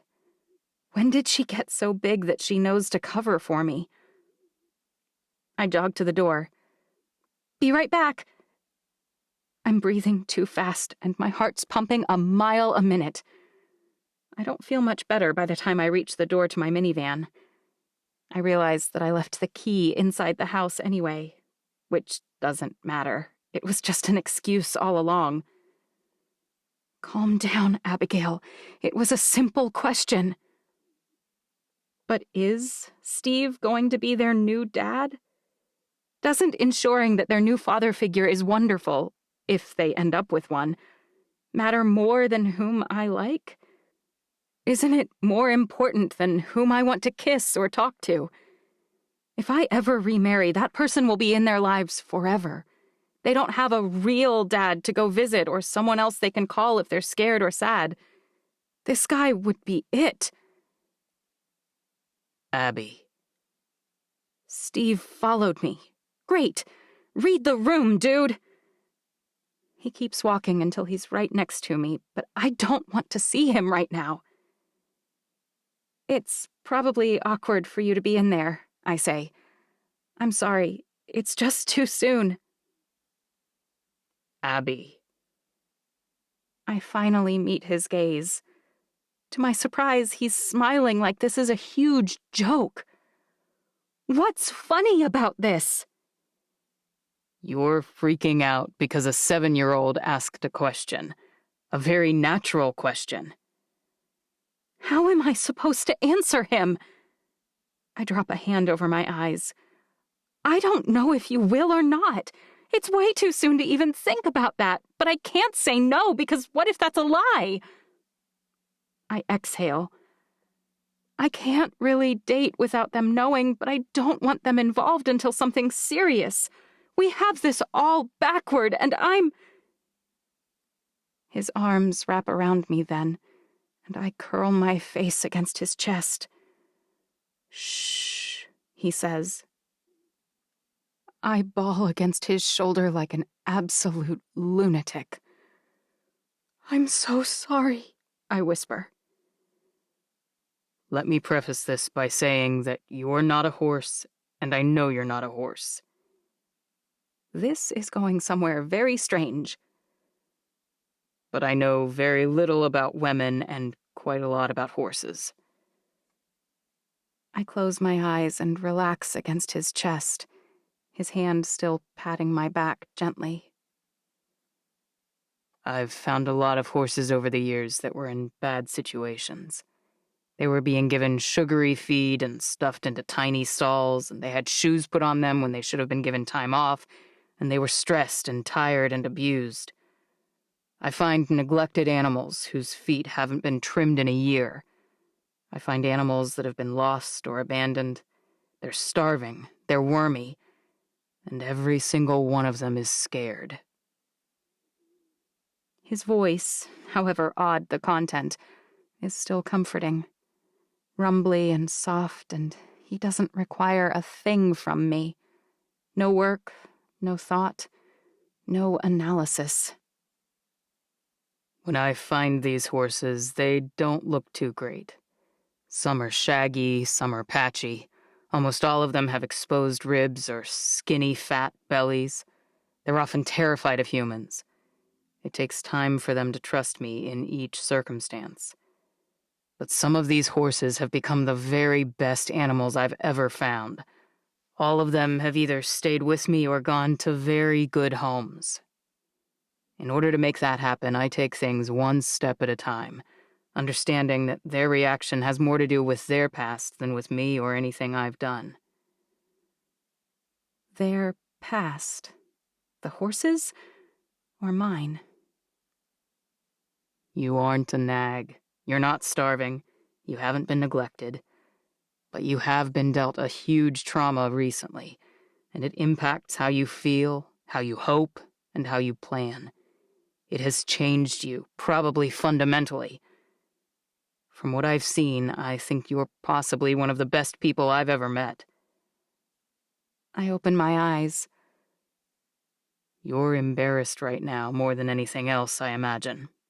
But you're also hurting and unsure how to proceed.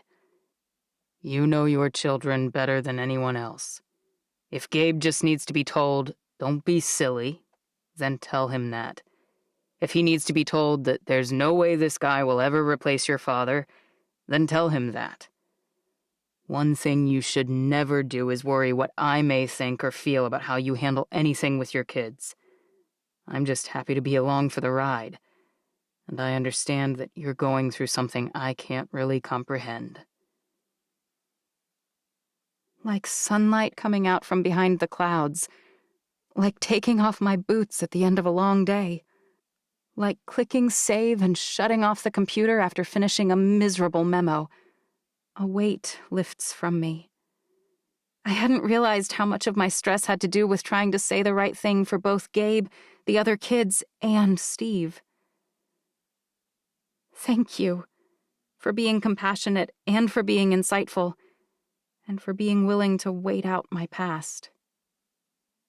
I may not be a spring chicken, Steve says, but nothing good comes from rushing things, and I don't intend to rush this.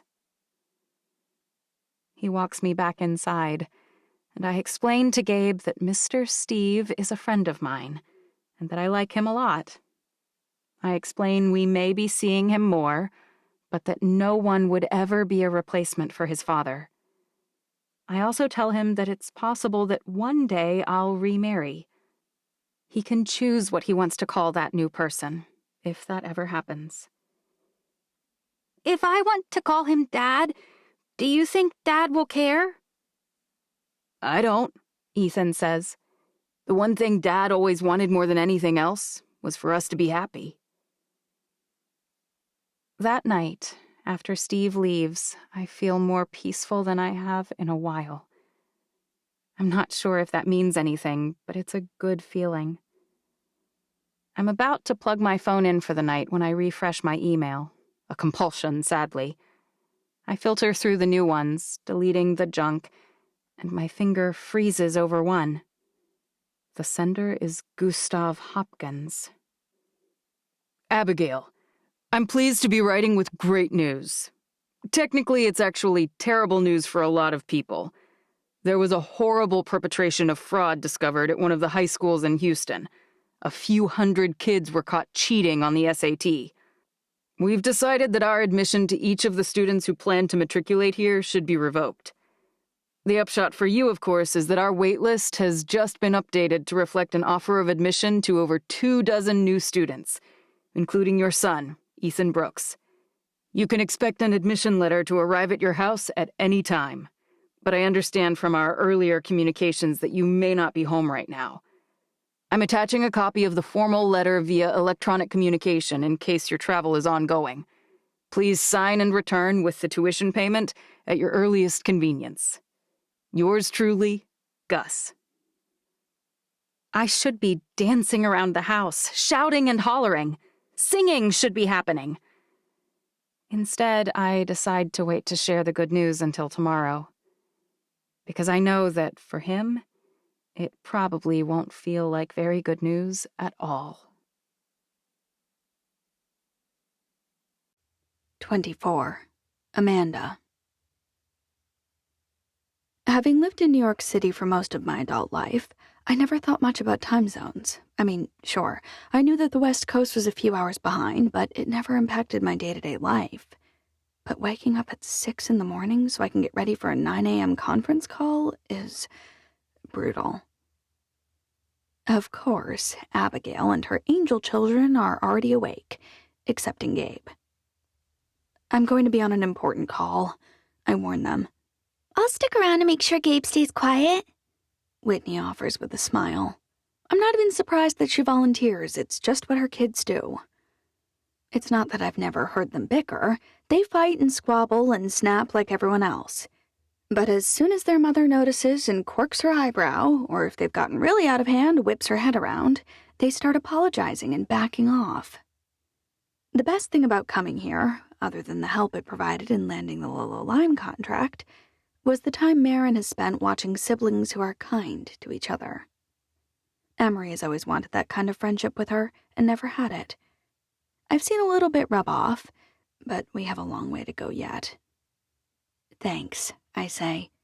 I'll let you know when I'm off. Great, Whitney says. Then I'll head out and help feed the animals. Of course you will. Their kids don't even drag their feet to avoid doing work. Well, maybe Gabe does. He is only a 7-year-old, but he basically does nothing other than play games, follow the bigger kids around, and whine. I'm sure mine were that bad at 7, but I've forgotten. Or blocked it. I sit down, the printed list in front of me, my laptop open. Roscoe circles me once, and then curls up in a ball near my feet. I keep expecting him to follow everyone else out the door, chase animals, race around like a dog should, but he only does that when I go outside. If I'm inside, so is he. My phone rings. Hello? Amanda? This is Amanda, I say. It's Victoria Davis, the vice president in charge of social media with Lolo Lime. As if I didn't already know she was calling today. I'm happy to hear from you, and excited to be a part of the team. Thanks for executing the agreement. From here on out, you can expect my office to schedule a monthly meeting for about an hour at the beginning of each month to discuss our goals and your plans for achieving them. Great, I look forward to it. I think Heather sent you the list of goals we put together for your account for July. She did, I say, although I wanted to sort of clarify expectations. My heart picks up speed. I wholeheartedly agree. The best thing we can do on these calls is have you share your ideas for how to specifically boost the products we've assigned, and also how to improve your own brand and following, and then we can provide input on whether our visions align and tweak where necessary. Okay. Why does it feel like all the tweaking will be on my part? I suppose they are the ones paying me, so that's likely quite common. Heather tells me you plan to stay on the family ranch through the end of July. About 4 more weeks?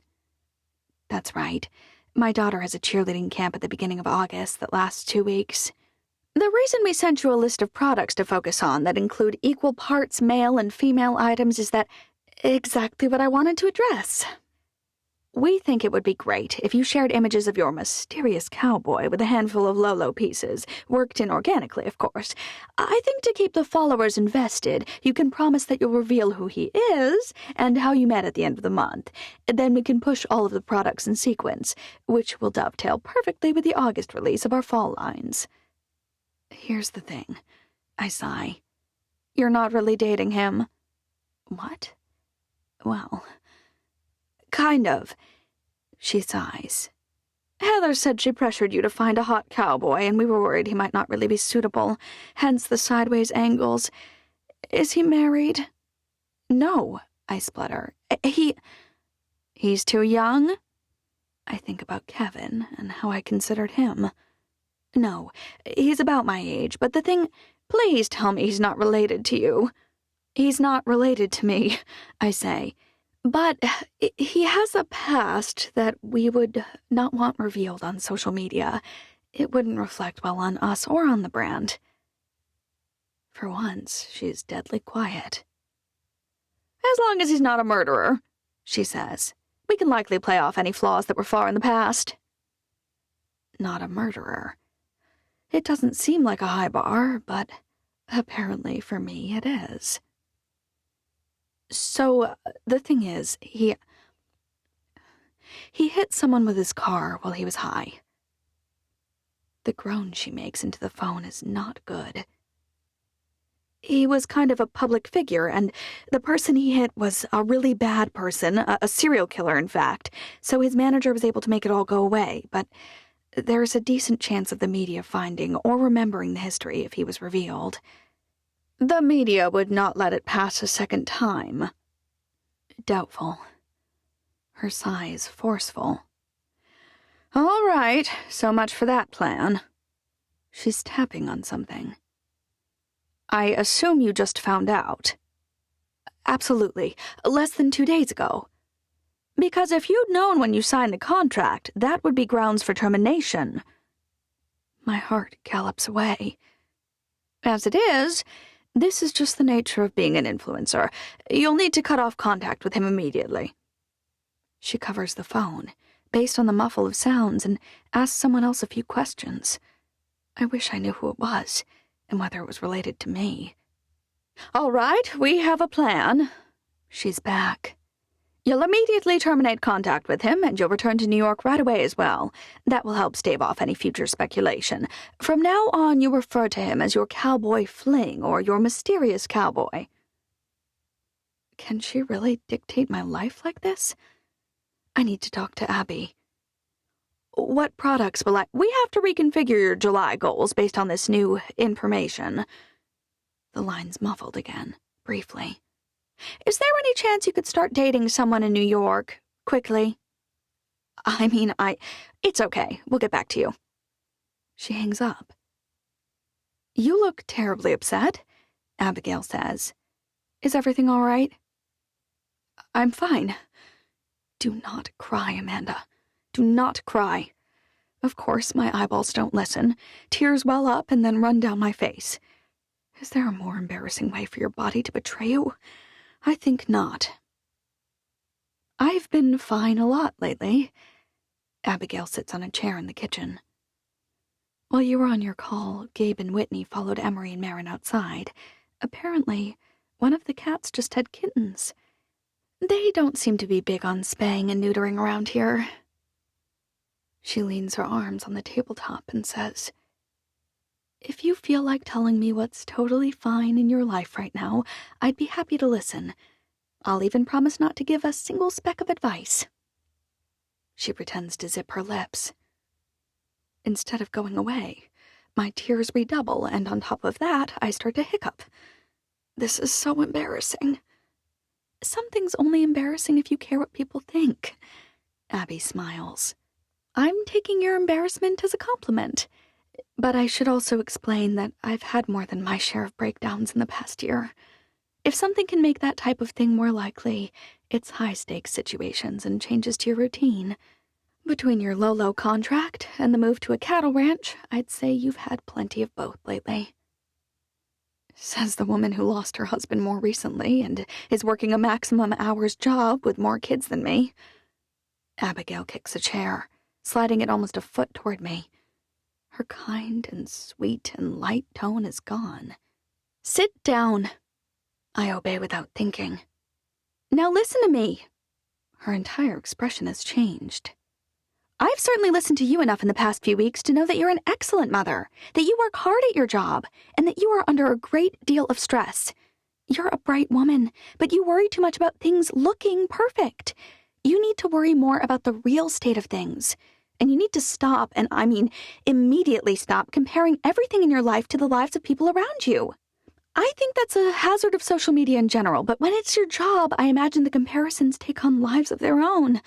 All that looking around and judging isn't helping you. She holds up her hand, with 2 fingers held up. 2 kids can be just as hard or harder than 3, depending on the time in their life and yours, the personalities involved, and the type of parent you are. As single moms, there is no value in criticizing one another, and there's no point in trying to figure out who has life harder. I open my mouth, but she forges ahead. Never feel like you don't have a right to complain or to struggle because someone else may have dealt with more. Her entire rant is perfect, and it only makes me sob harder. After practically yelling at me, I do not expect her to scoot her chair closer and hug me. Suddenly, I'm bawling against her shoulder. I really like Eddie. He's the first guy I've liked this much. Maybe ever. She stiffens a bit at that, but I forge on. But he has a past that makes him unsuitable. I know you think I don't really do anything. I was misinformed, she says. I think what you do is bold and difficult, and I couldn't manage it half as gracefully as you do. That stops me short for a moment. Really? Absolutely, she says. I've always envied your style and your easy grace. I've always admired how you make being a mother look effortless. I, on the other hand, was always lugging around a huge bag of stuff. I could never find what I needed, and I always looked sweaty, lost, and scattered. She's just described a person I've never seen. You're the most competent person that I know. You're never sweaty, scattered, or lost. Abby laughs. Maybe we need magical mirrors in here that show us what other people see in us, not what we do. If I could market something like that, I could make a killing, I say. I'm sorry about Eddie, she says. Really sorry. She scrunches her nose. Are you absolutely positive that his past... My boss just told me to move back to New York immediately, and that I cannot continue to pursue a relationship with him in any way. I'm not sure that's legal, Abby says. But even if your contract would allow them to terminate, I need that revenue, I say. The last 3 years have been anxiety-inducing hope and pray sort of months, where more often than not I'm crossing my fingers and wishing my post will be interesting enough to scrape together new sponsors. I shake my head. Lola Lime's contract gives me consistent income. Sure, they tell me what they want, but we discuss how to achieve it together. There are no engagement minimums, no specified clicks, nothing like that. But they tell you who you can and can't date. Her lips are compressed, signaling her clear disapproval. I think it's a fair trade-off, I insist, even though it makes me uneasy too. You're the only one who can decide what that deal is worth to you, she says. And I'll support anything you decide. For the first time, I'm actually sad at the thought that I won't see Abby anymore. We'll probably end up reverting to how we were before, never talking. The thought should be a relief. Living here has been exhausting. But I find that I'm more upset than relieved at the thought of returning home and getting my normal life back. This helps, I say. I felt this bizarre rush of emotion, which makes no sense. In my entire life, I've never been anything but let down by men. There's no reason for me to think that Eddie would be any different, and based on what I've discovered about him, there's every reason for me to believe my rotten luck will hold. I mean, he's admitted that he's an addict and a murderer. But it was so long ago, and the way I feel around him. I'd be livid if work told me I couldn't date someone. She shrugs. Human nature. She lowers her voice. And I'm so sorry to hear that you've had terrible luck with men. I'm sorry Paul wasn't a good husband. I will say, you only need to find one really good one. So having terrible past luck doesn't really make Eddie less likely to be great. Her eyes widen, and she sucks in a breath. What? Her eyes well with tears. I suppose sometimes you need to have good luck more than once. She swipes at her face, wiping away the errant tear that escaped. I wonder if it's worse to lose an amazing husband, or to never have had a good husband at all. Then it hits me what Abby was saying. Why do I have to decide which scenario is worse? Can't they both suck? Why do I make everything into some kind of sick competition? I reach out and place one hand over hers. I'm so sorry that Nate got sick. She bobs her head. I know.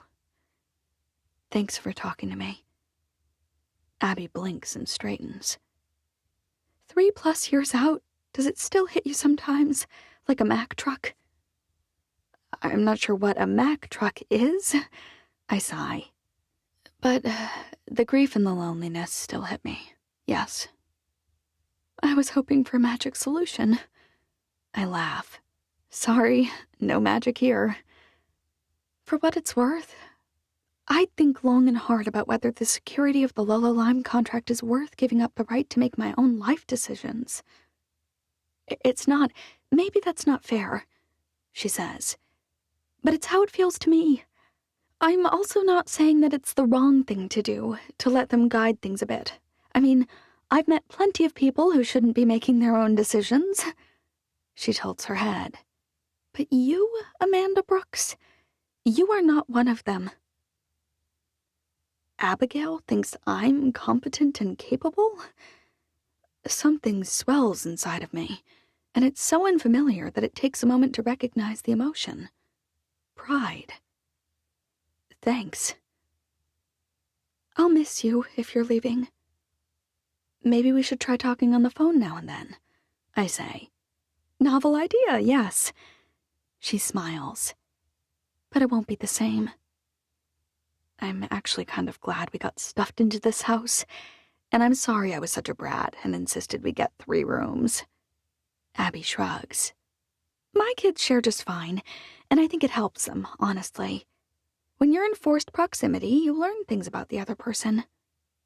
Her knowing smile would have annoyed me a month ago. Now I know she's making a joke about herself and me. I should probably have made my girls share for precisely that reason.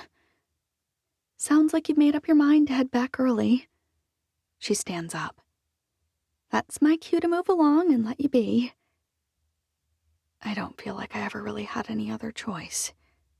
Mom? Ethan walks in the door. You're not working right now.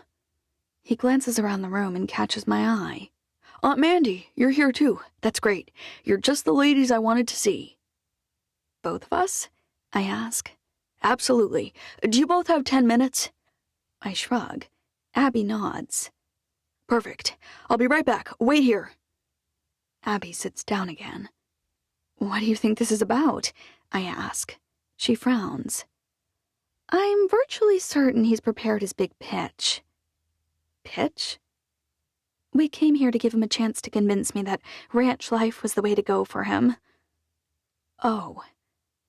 I can't imagine Marin or Emery putting together any kind of presentation about what they wanted. They simply demand things and argue or cry alternately until I either freak out or they get what they want. Should I duck into my room? No, please stay. Ethan steps back into the family room. Why do you want me around? I ask. To keep Mom honest. Ethan's turned the charm to maximum +1. His smile's obnoxiously cute, with those double dimples and beautiful teeth. All right, I say. I'm ready. I'm even thinking honest thoughts. He chuckles. It's not that you need to do anything, but having you here means she has to really listen and consider. Just go ahead already, Abby says.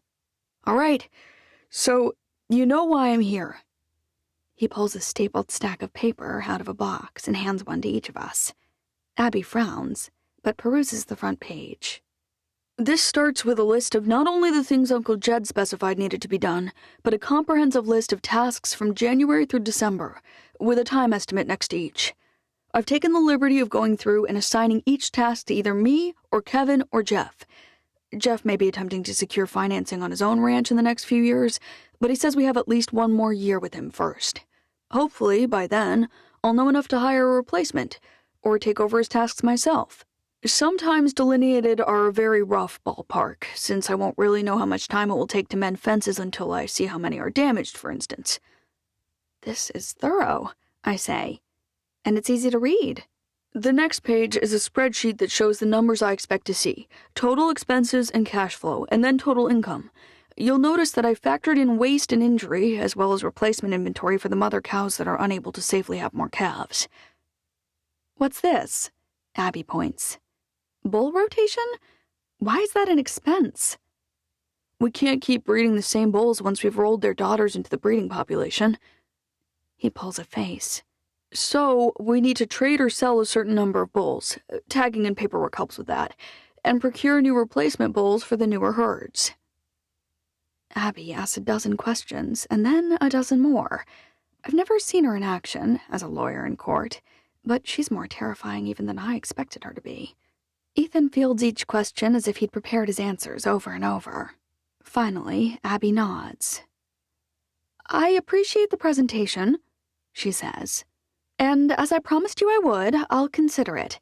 I expect you to consider this as well. I heard from Gus yesterday, and you've been moved from the wait list to approved status at Rice. His face falls. in much the same way I imagine mine did when Victoria told me I couldn't post more photos of the cowboy if I can't reveal his identity. I actually feel bad for Ethan, because as even-handed as Abby is clearly trying to be, I doubt she's going to let him stay here and manage a ranch alone. He's just too young. Aunt Mandy, Ethan says. If I do manage to convince Mom, are you guys going to insist on being half-owners? Isn't that how it works? The terms of the will are a little confusing, Abby says. It's not clear whether all of the named beneficiaries take if one of them fulfills the terms, or whether only the beneficiaries who work the ranch would receive the full title. You and your girls haven't really done anything, he says. Except for, offering moral support, which I appreciate. We haven't done anything? I've been here for all the meals. I've helped clean and cook for all the kids. My girls have helped feed animals.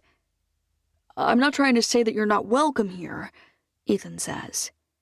But I'm the only one who's done watering, and Mom and I have done all the rides out to make sure the cattle are okay, and to take more salt and supplements. We've set up the pens and treated the calves and cows that were injured. Instead of getting upset, I breathe in and out a few times. I'll have to call Mr. Swift, I say. All right, Ethan says. Thanks for listening. He ducks back outside, presumably to do more work that none of my family has helped with in the slightest. Don't stress about any of that, Abby says. It's a moot point. We aren't going to stay here. Ethan will be going to school. I can't help wondering, as she grabs her laptop and starts to work on some kind of legal thing, whether Abby realizes that she's a bit inconsistent. She can't really tell me that I should be able to manage my own life, while simultaneously micromanaging her own very capable child. 25. Abigail. That cliché, women can't live with them, can't live without them, has always bothered me immensely. But the same sentiment does apply well to work. In many ways, I can't live with it, but I also can't live without it. After Ethan was born, I actually tried staying home. I took a semester off from law school and considered never finishing. I felt so overwhelmed with the baby and so desperate to be a perfect mother that I thought the only way I could do it was to do nothing else. I hated that few months of my life. I've always been the kind of parent who loves being a mom and needs to do other things in addition to mothering. I've learned over the past few years that I'm a better version of myself when I have more than one thing on which to focus. Lately, as I've been working extra in order to prove to the partners that I'm qualified and capable, especially from so far away, I've felt this even more keenly. And for the first time in over a year, it's not only my work schedule that's monkeying with my life. Wait, you have to work tomorrow? I exhale into the phone a little too gustily. I thought you were off for the next few days. I really wanted to talk to Steve about the whole Ethan at Rice versus on a ranch thing. And also have a real, no kids, no lake date, of course. I was supposed to be off. He clears his throat and drops to a whisper, as if he's sharing a government secret. You didn't hear this from me, but one of the docs at my hospital was recently fired. How else would I hear about employment details of a doctor in Wyoming? You're hilarious, but seriously, don't tell anyone I told you. I only know you. Who would I tell? You know Jeff and Kevin, and Eddie, sort of. You think Kevin's high risk? I had to show him how to set up a Facebook account on his phone. It's a small world over here. He sighs.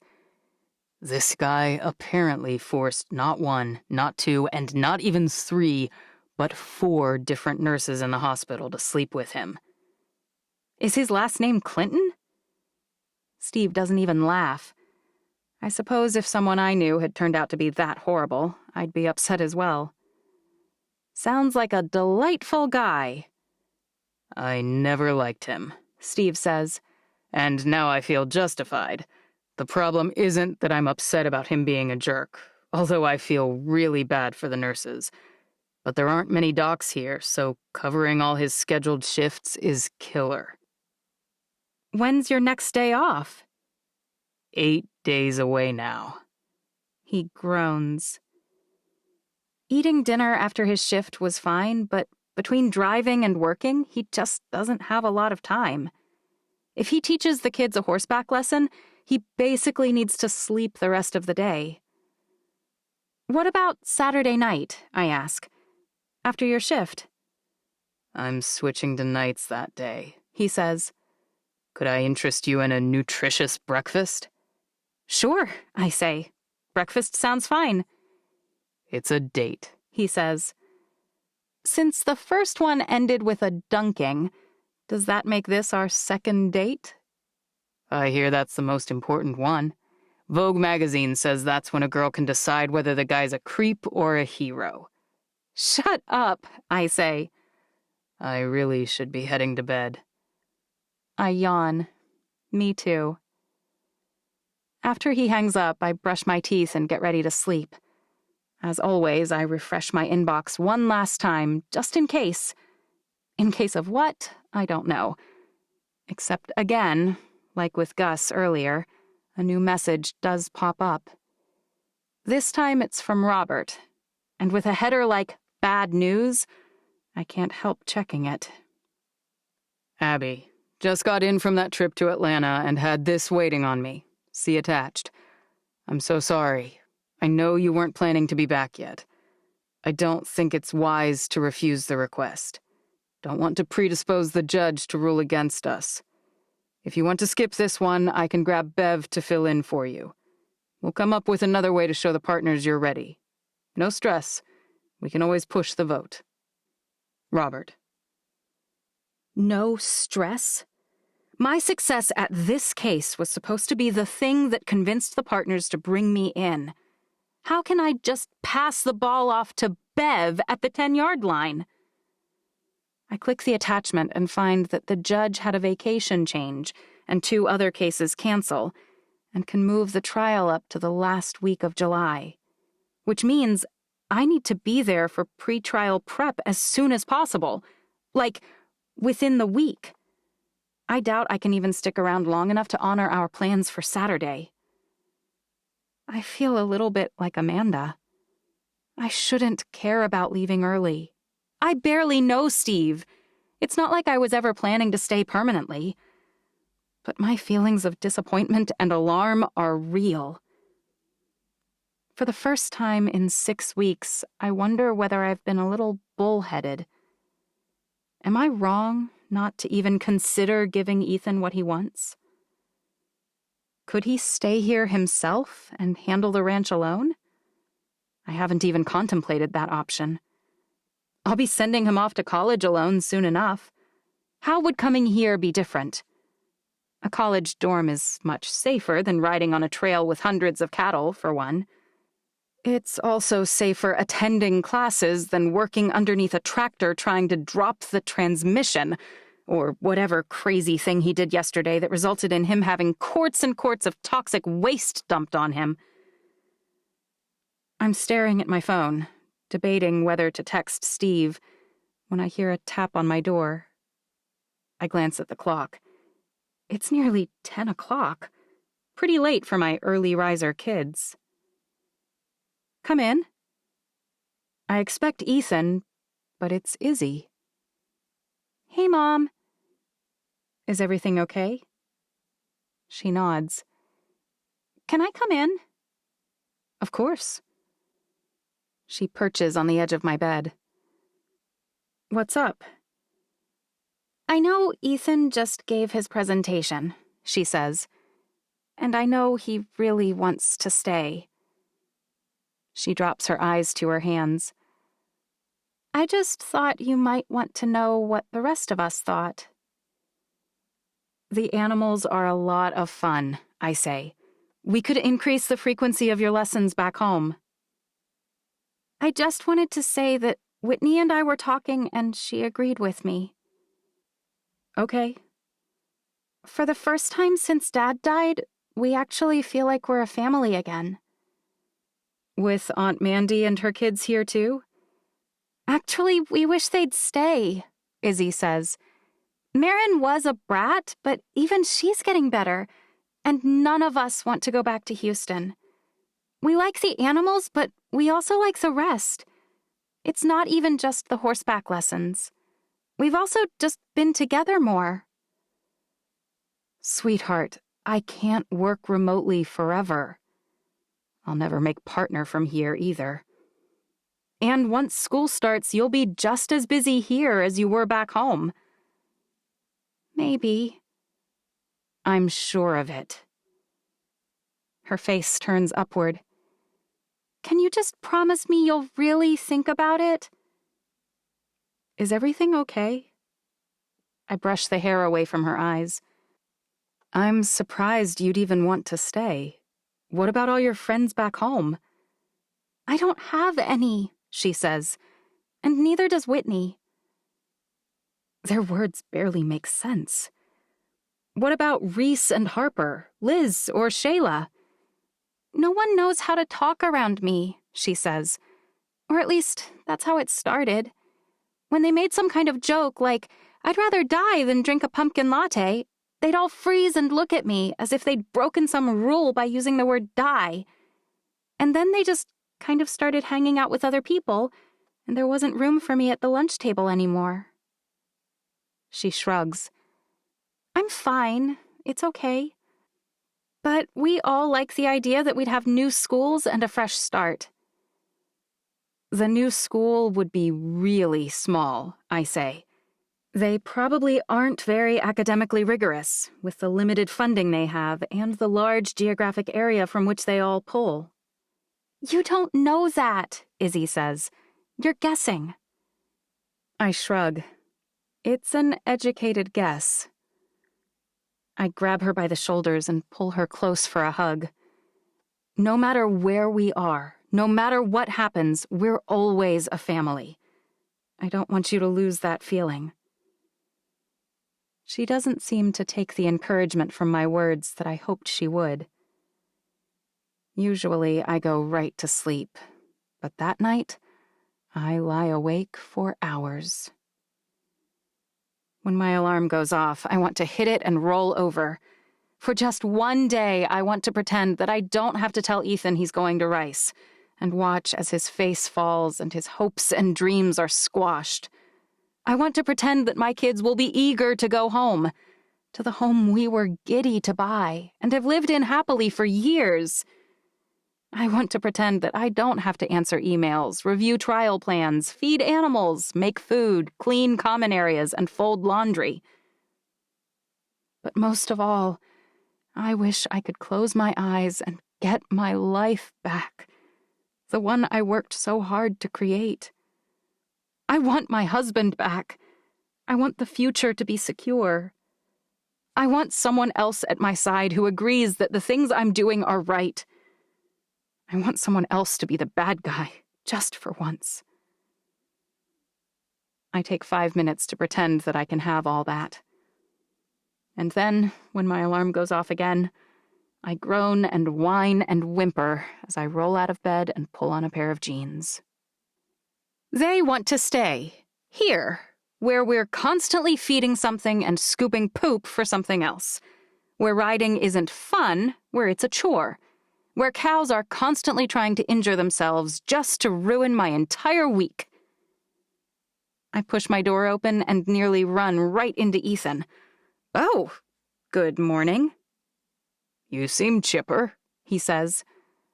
I'm tired. His shoulders droop. I'm sorry. He looks broader than he did before, and bulkier, too. His eyes are brighter, and his skin has a healthy glow from being outdoors. All of that will disappear when he's stuck in a classroom all day. But his future will be safe and secure.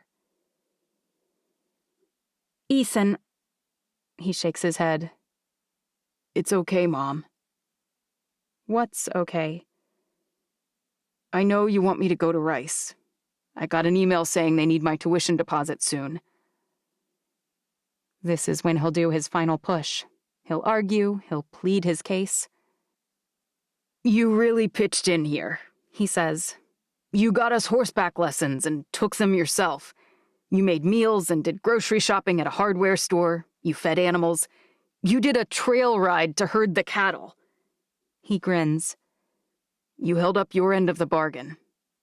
I'm not going to complain or guilt you. And I swear, once school starts, I'll work my hardest at Rice, too. I won't waste your money. Whoa, have you changed your mind? I ask. Do you want to go? He wraps an arm around me, his expression wistful. I'd way rather stay here. I'm dreading college, to be honest. But if I survived high school, I'm sure I can survive college, too. Why aren't you upset? I ask. Why aren't you arguing to stay? More than I want to run a ranch, and I do want to run this ranch a lot. I want you to be happy. I realized yesterday that even if you let me stay, you'd all be leaving. His voice becomes very small. This has been the best summer I could have imagined without Dad. But I don't think I'd have liked it much if you guys hadn't come with me. It was even fun sharing a room with Gabe. He's a funnier little dude than I realized. Gabe's actually hilarious, with his incessant drawing and his overblown vocabulary. I really appreciate you getting me into Rice, by the way. I know it took a lot of work on your part and stressed you out. I'm sorry I put you in that situation to begin with. I should never have thrown out all those applications. I'm sorry I haven't had as much time as... Ethan says, don't apologize for that. It's what makes you the best mom. You want what's best for our entire family, and you'll work as hard as it takes to get there. At work, at home, on a ranch. It was actually watching you give 125% out here that helped me be okay with going back. He's giving me more credit than I deserve. I hope you'll still think that when you hear about the email I got last night. The court changed the docket, and now my trial starts at the end of July. Ethan frowns. What does that... If we don't leave by the end of this week, my case will go to Bev. Crazy Bev? The lady with the beehive mullet? The one who accused you of dressing like a sex kitten?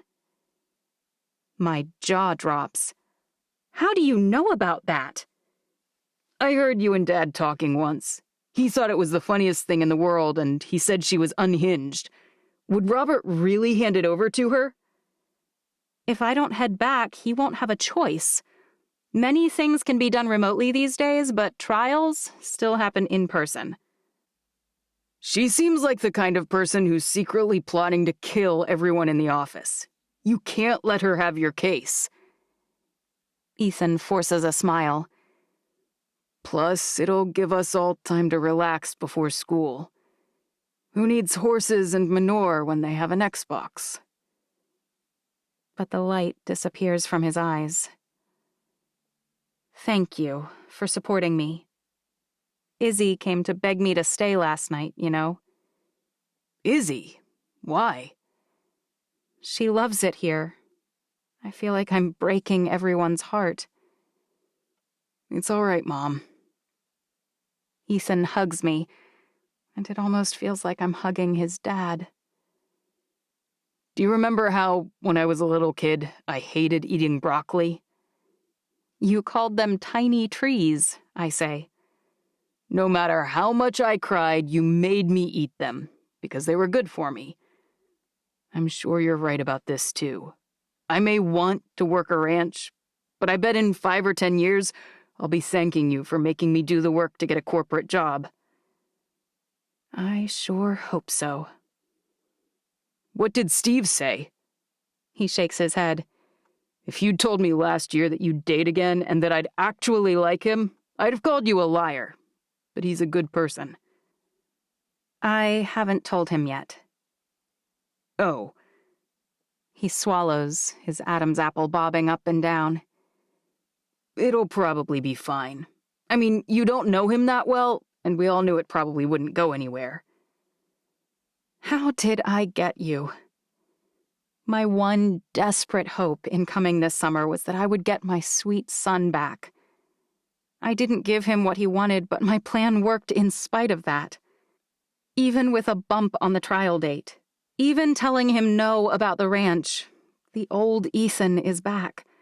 He's worried about his mother. He's comforting me. All is right with the world. You should probably tell Mr. Steve, he says. I mean, if I were him, I'd want to know sooner. Not like via postcard after you've left. Guilted by my teenage son. I'll take it under advisement.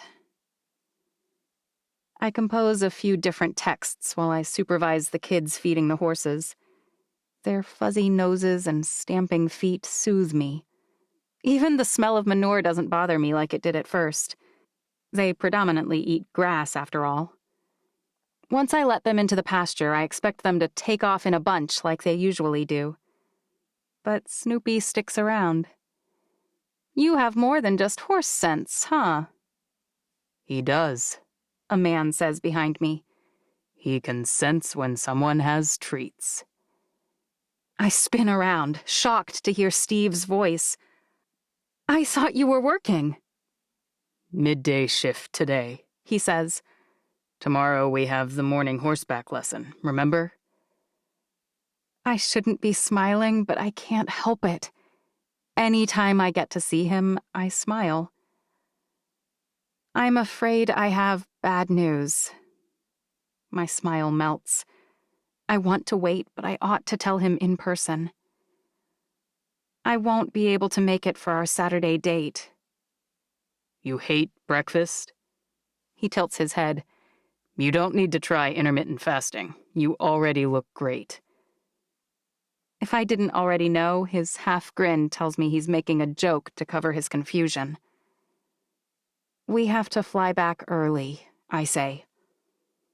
Snoopy gives up on me and jogs towards Steve, bumping him over the fence. Steve pulls out a carrot and breaks it into pieces, giving him the first piece. Why? The trial date on the big case I'm in charge of moved up. Does that happen often? I shake my head. Usually one party would complain. I frown. But neither did? The judge sent a request. I consider the language.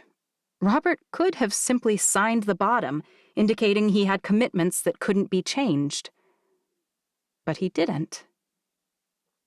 We didn't really have a choice. But I wonder whether that's strictly true. I'm guessing your friend Robert was all for the shift. He shakes his head. That guy doesn't play fair. He wouldn't have encouraged something that wrecked my plans. But I wish he'd tried a little harder to discourage it. Ethan's going back too? He got into Rice, I say. There was apparently some kind of foul play with an admissions test, and a bunch of kids got scratched. It was a lucky break for him. Sounds like it. Steve hands the last piece of carrot to Snoopy and stuffs his hands in his pockets. I'm sorry to duck out before our breakfast. Did I ever tell you that my little sister died? Steve's not looking at my face. He's staring at Snoopy's hooves. No. He inhales.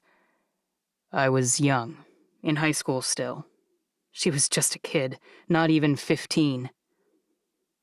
How tragic. Before she drowned, he says, we did everything together. We rode horses, we swam in the creek. Every time we went into town with Mom or Dad, we'd spend every dime we had on baseball cards. Weird. She loved baseball. She'd watch it every chance she got. Her favorite player was Mike Piazza. He shakes his head. We had Beckett's and baseball cards hidden all over our rooms. I'm so sorry for your loss, I say. After she died, I kept spending every dime I had on baseball cards. He finally meets my eye. My senior year, my friend Beth came over. She looked around my room and said, "I had no idea you even like baseball." Did you? He chuckles. Nope. I actually think it's boring. But I kept right on collecting cards until Beth pointed that out, because that was our dream, to have the biggest baseball card collection on the whole West Coast. But it wasn't your dream. I never bought another card, not since that day. Do you still have the ones the two of you bought? Even packed up, they take up 3 boxes. But I still have them all. It's pretty neat that he's held on to them all this time. I wonder if any of them are worth anything. They're all worth something to me. His hand reaches across the fence and catches mine. I hope all your dreams come true, Abby. I really do. He pulls my hand toward his mouth and presses his lips to the center of my palm. A thrill races through my entire body and my fingers curl, their tips brushing against the scruff on his face. Then he turns and walks away. 26. Amanda. I never liked eggs much. I'd eat them, but only if they were paired with something else. Chickens freak me right out. Their bizarre, jerky movements, their beady eyes, their staccato pecking. Until we arrived at Birch Creek Ranch. I'm the first to admit that I was the most useless person who arrived in Utah. I didn't touch a horse the whole time I was there. I never fed the goats. Their bawing grated on my nerves, and their little black piles of poo balls gave me the willies. At first, the chickens strolling around everywhere and pooping everywhere made me crazy. But over time, I started to recognize the different hens. Some were red, some were white. My favorite ones had little beard-looking feathers under their beaks. I called them the aunties. Some of those chickens laid light brown eggs, some laid white eggs, but some of them laid light sky blue eggs. Initially, the bizarre shell color freaked me out, but by the time we board the plane to go home, I'm already missing them. When a hawk called overhead, or when they dove and screamed, those chickens would dive under the porch, into the bushes, or underneath a wheelbarrow. The 2 roosters, one a brilliant rainbow of colors, one a snowy white, with long black tail feathers, would fluff up and strut, cawing right back. It gave me new insight into the phrase, to chicken out. So, when I say that I chickened out and texted Eddie my goodbye, I really mean it. I wanted to go and see him. I wanted to call him and set up a time to meet, but every single time I replayed the way it would go in my head, it came out the same. I looked like a complete jerk, or I sounded like a ninny who lets a company dictate all my actions. Plus, if I saw his dimples, I might do something stupid, like tell Lola Lime to jump in a lake. I just got the renewal of the contract on our apartment. Our rent's going up by a hefty amount. The girls' private school tuition is going up again as well. We need the income from that deal. Emergency back home. I'm so sorry. We're leaving tomorrow morning. That's all I said in my text. He texted back right away. I hope you're okay. I'm sad you have to leave so soon. Wish you all the best. Part of me was hoping he'd freak out. If my life was a movie, he'd drive over and interrupt our packing. Then he'd try to convince me to stay, or he might even demand to know what the emergency is and offer to lend a hand. But my life would be far too depressing to be a movie or a television show. And in real life, good people respect boundaries. No means no, and when I say I have an emergency and I'm leaving, a guy wishes me luck and lets things go. Maybe that's been my problem all along, wishing that my life would be more like a movie. It's not realistic, which sets up all the wrong expectations. It hurt almost as much to leave Roscoe as it did to text Eddie my goodbye. The poor little dog was my perfect companion during my time. He followed me everywhere, waiting dejectedly by the front door whenever I left. Sure, I tripped over him, and every time he licked my hand I cringed a little, knowing all the places his tongue would go. But of all the people who arrived, he chose me to love. Being chosen and loved is always an honor. And with the recent loss of Jedediah, I'm worried how he'll handle the fact that I've left again. I even considered bringing him to New York, but in the end, I decided that would be more traumatic for him than the departure of a woman he barely knew. I'm sitting on the plane, Marin and Emery both plugged into their fully charged iPads, when I get the new proposal from Lola Lime. I frantically download the attachment, worried they'll make me shut off my phone before I can read it. They want me to push 2 lines again, the juvenile female line and the adult one. More specifically, they want Marin to model the juvenile line, and not only through images I selectively upload to my account, they want posts from her Insta account to interact with and somewhat mirror mine. I can't articulate why, but the very idea of forcing posts on my teenage daughter enrages me. They signed with me, not with her. She only has a few thousand followers. Why would they want me to post the same images she does and then tag her account? All the proposal says is that it will be more interactive and impactful. What does that even mean? It's almost as bad as the word dynamic was. You okay, Mom? Emery's brow is furrowed. You look upset. I smooth my face and force a smile. I'm fine, darling. Completely fine. I just can't wait to get home. Something brushes against the side of my leg, and I reach down automatically to pet Roscoe, only he's not there. It's a kid holding a teddy bear, and I've just grabbed it. The little boy immediately starts bawling, and his mother looks like she's about to report me to Child Protective Services. I'm so sorry, I say. His bear bumped me, and it surprised me, that's all. Are you saying it's his fault you grabbed him?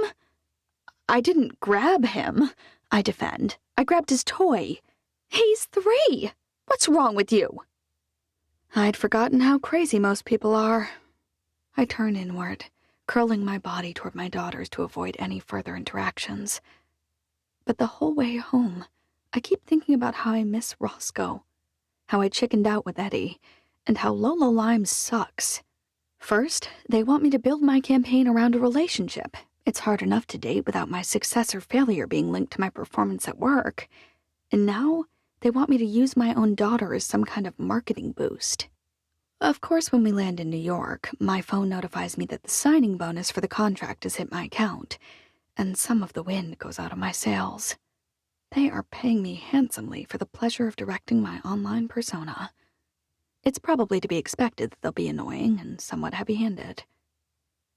The second we arrive, before we even reach baggage claim, Marin's on her phone. At first she's just texting, but within half an hour she's sending Marco Polos and voice messages to everyone she knows. I forgot how catty she sounds when she's talking to her friends. It sets my teeth on edge. When we're getting into the cab, I glance at Emery. Her shoulders are hunched, her eyes cast down at her feet, and her fingers are twitching. It's her norm, or it was before our vacation.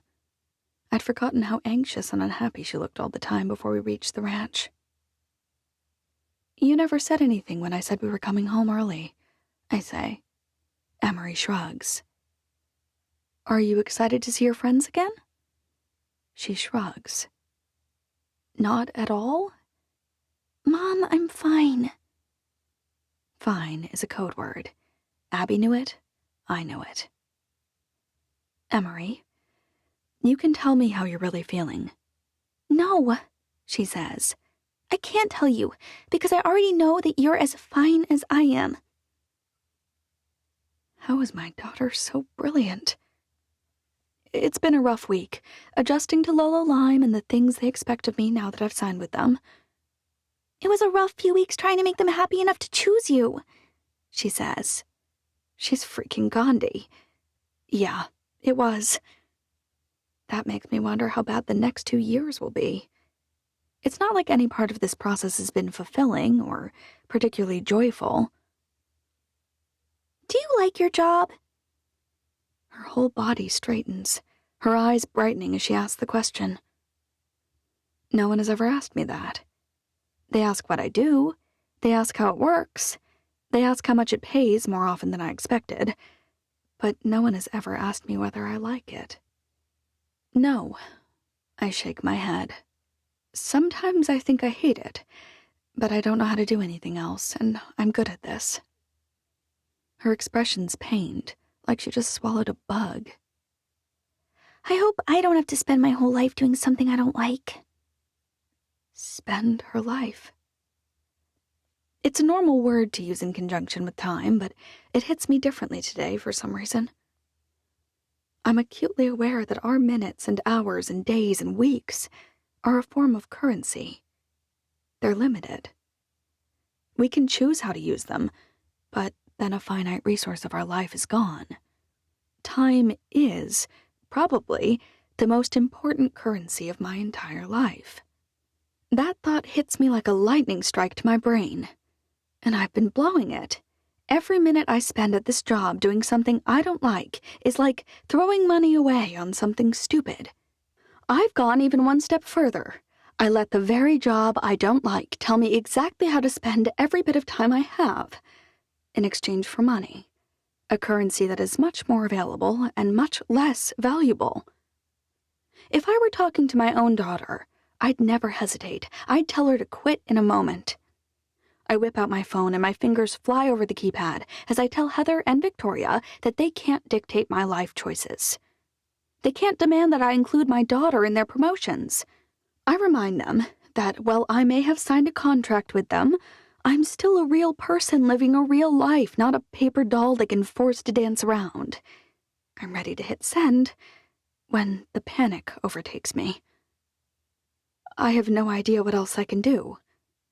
With no plan, no ideas, and no place to stay if I can't afford to renew our current apartment, I'm going to, what? Burn down the house? Do it, Mom. Emery smiles, a real happy smile, as she peers over my shoulder. Don't keep doing things you hate for me. We need income, I say. What about your school? Keep the Instagram account until you find something else, but ditch the people who order you around and make you feel like a loser. She taps my finger, sending the angry email out into the ether. My heart races. Your school tuition's due, I say, and our apartment rent is going up. Then we go to public school, she says, and we find a smaller place. Marin and I can share a room. Marin pulls her headphones off. If we have to share anyway, we may as well live somewhere free. She purses her lips. Free? I blink. We could go back to Birch Creek. And run a ranch? I laugh. You couldn't even... I was taking lessons. Her voice is small. Her eyes are unsure. Her fingers are white across the knuckles where they're gripping the armrest in the cab. Yoria, the cab driver says in heavily accented English. I pay him, and the girls help me wrangle our luggage out of the trunk. The second our final bag is out, he speeds off, the momentum from the car closing the trunk. What a jerk, I say. Mom, Marin says. Yeah? He was a normal cab driver. You just think he was rude because you've been somewhere that people are mostly nice. Is she right? My friends are all horrible. She tucks her phone in her pocket and hefts both her suitcases. I didn't realize that I was just like them until I got away from it, and then came back. Could we go back to Birch Creek? We just left. I imagine the farmhouse with just the three of us. I could turn one of the rooms into an office and another into a storage room. Maybe I could sell or make, or I could... Surely there's something I'd be good at and also enjoy. I rack my brain as the doorman helps us drag the mountain of bags inside. I keep flogging it as we unpack. Could I sell jam? Where? That's probably ill-advised since I've never made jam. Could I design clothes? I have excellent fashion sense. But I can't sew. I'm guessing that would be an issue. Maybe I could teach. What? Social media? Ugh. I haven't had a single good idea. A bumping noise outside my door makes me smile. Roscoe wants inside. Except, of course, I left him back in Utah. The thought of him curled up against the door, mourning the loss of another owner, breaks my heart. Tears rush to my eyes. Is someone there? Marin pokes her head through the doorway. I think you used to like your job when you first started. It was exciting then, to get contacted by a company, or to be asked to use their products. I tried so many things I'd never have checked out, and I helped people find them, too. But the newer companies, the ones I liked working with, that I enjoyed finding, they can't afford to pay much. It would help if your expenses were lower. A paid-off house and free schooling would make that easier. She smiles. Are you really interested in going back to Birch Creek? That school's going to be tiny. I'm a little nervous about the school, she admits. But I could attend an online school if it came to that. There is internet there now. But what about friends? I was thinking maybe you could call Aunt Abby, she says. Her kids are kind of the first real friends I've ever had, I think. They're your cousins. Cousins can be friends too, right? When I call Abby, she emphatically tells me that there's no way they'll go back. Emery and Marin are both disappointed. I doubt we could run the ranch alone, Marin says. With Kevin and Jeff, we can do it, Emery says. I know we can. I can't ride a horse. We'll buy a four-wheeler, Emery says. And I heard Roscoe was awesome at helping on cattle drives. There won't be enough of us to bring them home, I say. It's easier to get them back. They kind of find their way home for the most part. Emery looks so hopeful. I think about Ethan's face when he said we hadn't done anything. He was right. We hadn't. But if my girls and I have our way, that will change. All right. We'll spend the next few weeks here packing, wrapping, and shipping, and at the end of July, when our lease is up, we'll get in a truck and move to Birch Creek. If I wasn't positive before, the girls' whoops and hollers reassure me that it's the right call. It may be scary, but I'm done spending my time on things that don't bring me joy. That night, when I finally pull up my email to send the message to my landlord that I won't be renewing our lease, I notice that Lolo Lime responded. Twice. The first email is from Heather, and it's rather heated. She points out accurately that her ideas gain me 25% again as many followers.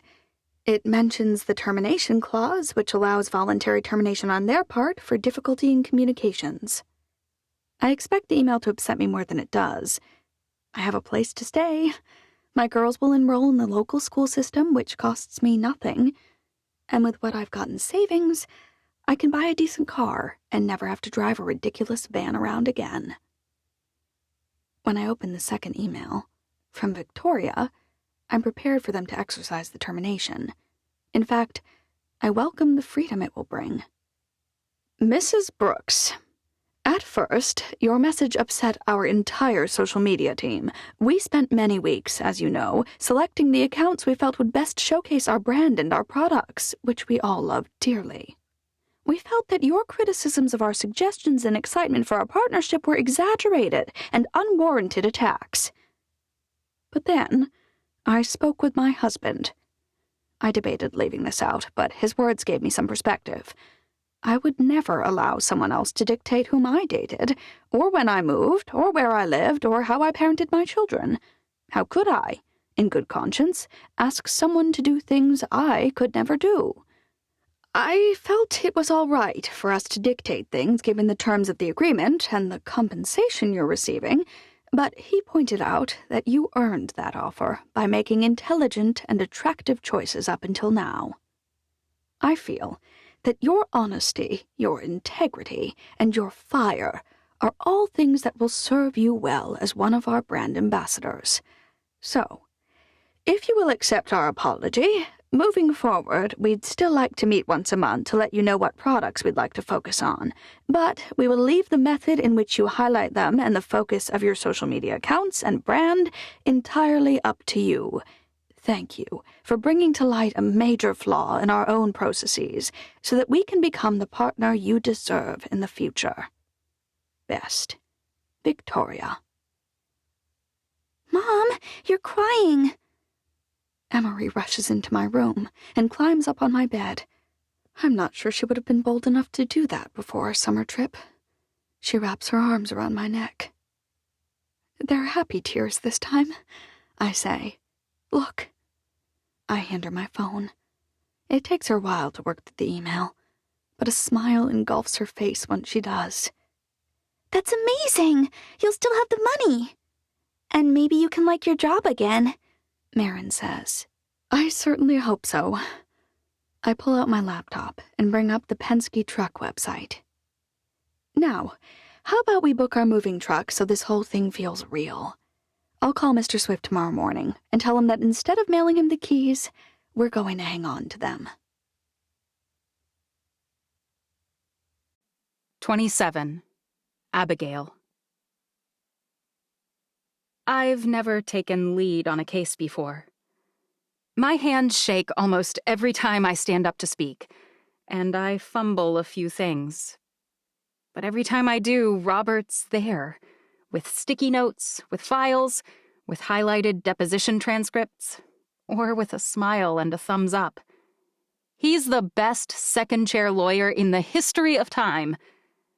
And even so, as I make my closing arguments, I'm not sure how the judge is going to rule. You nailed that, Robert says. You think so? I sink into the wooden chair and begin gathering our files. They had a few really good points, and I tried to— No, really. He places his hand over mine. Instead of making me uncomfortable, it calms me down. Robert really came through with all his promises. He let me run the case, he gave me control over the direction in prep, and he let me do it all remotely. And then he made me point person for the trial itself. Thank you. Thank you, Joey Mayhew says. You were brilliant, and we feel confident this is going to go our way. I hope he's right. There's always a chance. No one could have done better. If that judge rules against us, he's a blind fool. A door creaks, and I realize the judge is already coming back out from his chambers. He has a half smile on his face, his lips twitching. We all stand. He walks across the platform and takes his seat. I am happy to say that I am neither blind nor a fool. He motions for us to sit. Poor Joey looks like he's about to pass out cold. I pat the chair next to me until he actually sits. I've given all of this careful consideration, and not only am I ruling in favor of the defendant, but I'm also going to order that Middle Point Power has to pay a penalty for acting in bad faith. I believe the requested penalty amount was $50,000, plus all court costs and legal fees, and that seems more than fair. It's my genuine hope that this case will provide guidance for the other cases like this currently being prosecuted all over Texas, and I have no doubt my reasoning will be upheld if the plaintiff appeals. He bangs his gavel. Joey claps. Robert picks me up and spins me in a circle. I text Ethan and Izzy with the news. Part of me wants to save it and tell them when I get home, but I can't wait. I'm sure they'll be happy enough when we go out to dinner to celebrate. This may be a little premature, Robert says, but I know that you have the balance of Ethan's tuition due soon, and I wanted to make sure you had as much time as possible to work out the finances. A smile steals across his face. The partners and I met last night about a separate matter, but they all voted, assuming the case turned out the way we hoped, that you would be the next partner at our firm. He hands me a piece of paper. This is the buy-in information. I know it looks steep, but I can tell you from past years' experience that yours and Nate's shares will pay out enough to replenish the old coffers this coming New Year's. Thank you, I say. I imagine you'll be having dinner with the kids tonight, he says, and I don't want to pressure you, but I'd love to take you out to celebrate any time you name. I think I'd like that, I say. This time, his smile doesn't steal over his face. It hijacks it. The rest of the day feels a bit like walking on a cloud. When Nate passed, after being partner for only 3 years, I wasn't sure how I'd ever be able to make enough alone to save for retirement and college funds like we planned. Then Ethan tried to bail on college, and I wondered what I was doing any of it for in the first place. But now he's enrolled, and I've made partner, and life will be as close to normal as it can possibly be. It was a lot of work, and I wanted to quit over and over and over.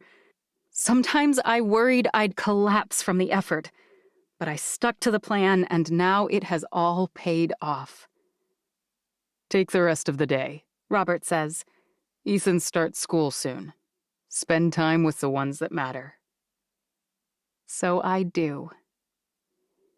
My kids and I love Texas Roadhouse. Their hot, buttered rolls are like legal cocaine, and they keep them coming. There are plenty of sides to choose from, and who doesn't like a good steak? But for special occasions, we always go to the same place. Yay! Gabe says, when I tell them we're going to Taste of Texas. We haven't been in years, Izzy says. That may be an exaggeration, I say. Whitney shakes her head. We haven't been since before Dad died. Is she right? I think about it and realize that first he was sick, and then he died, and then I started working, and we've been hanging on by our toenails ever since. Besides, there hasn't been much to celebrate in the past 18 months. Well, we're going now.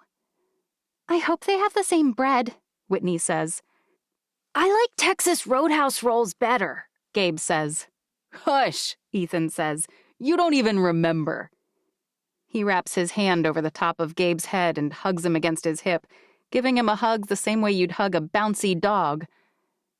Which makes me think of Roscoe. That dog barely ate a bite after Amanda left, and he wouldn't move from the door. I should text Kevin and Jeff and see how he's doing. What's wrong, Mom? Izzy asks.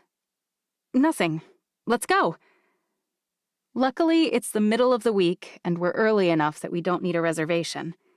They're seating us when my phone rings, and it's the courthouse. Hang on just a second, kids, I say. Let me take this. Ethan gives me a thumbs up, and I know he'll keep an eye on the others and make sure they're not too boisterous. Hello? Mrs. Brooks? It's the judge. I certainly didn't expect him to call. Is everything okay? Don't worry, I didn't change my mind. That's a relief. My laugh is nervous. What can I do for you? I just realized that the email information I had on file was for the other lawyer on the case, Mr. Robert Marwell. Since you were lead, and you handled things so gracefully, even after he volunteered to take my open slot, I thought I should send it directly to you. Wait, volunteered? Mr. Marwell, I mean. When he heard through the court reporter that I had a week free on my docket, he called to let me know that you could be ready in time. He did? Steve was right. Robert wanted me out of Birch Creek, and he lied to me about having no choice. He used Bev to force me back early. The whole win feels tainted, and I'm suddenly far less excited about Taste of Texas. Is there any strategic reason he would have done that? Strategic? I can almost hear the frown in the judge's voice. Not really. I mean, the other side might feel pressured to agree to it, but if they really weren't ready, they could have simply refused. He pauses. Actually, it might have made it more difficult for you. I know they have at least a dozen of these cases pending, and big companies like that tend to focus heavily on the first in terms of time and resources. So being the first case made it more likely you'd get a fair shake, but their defense would be hitting it harder, too.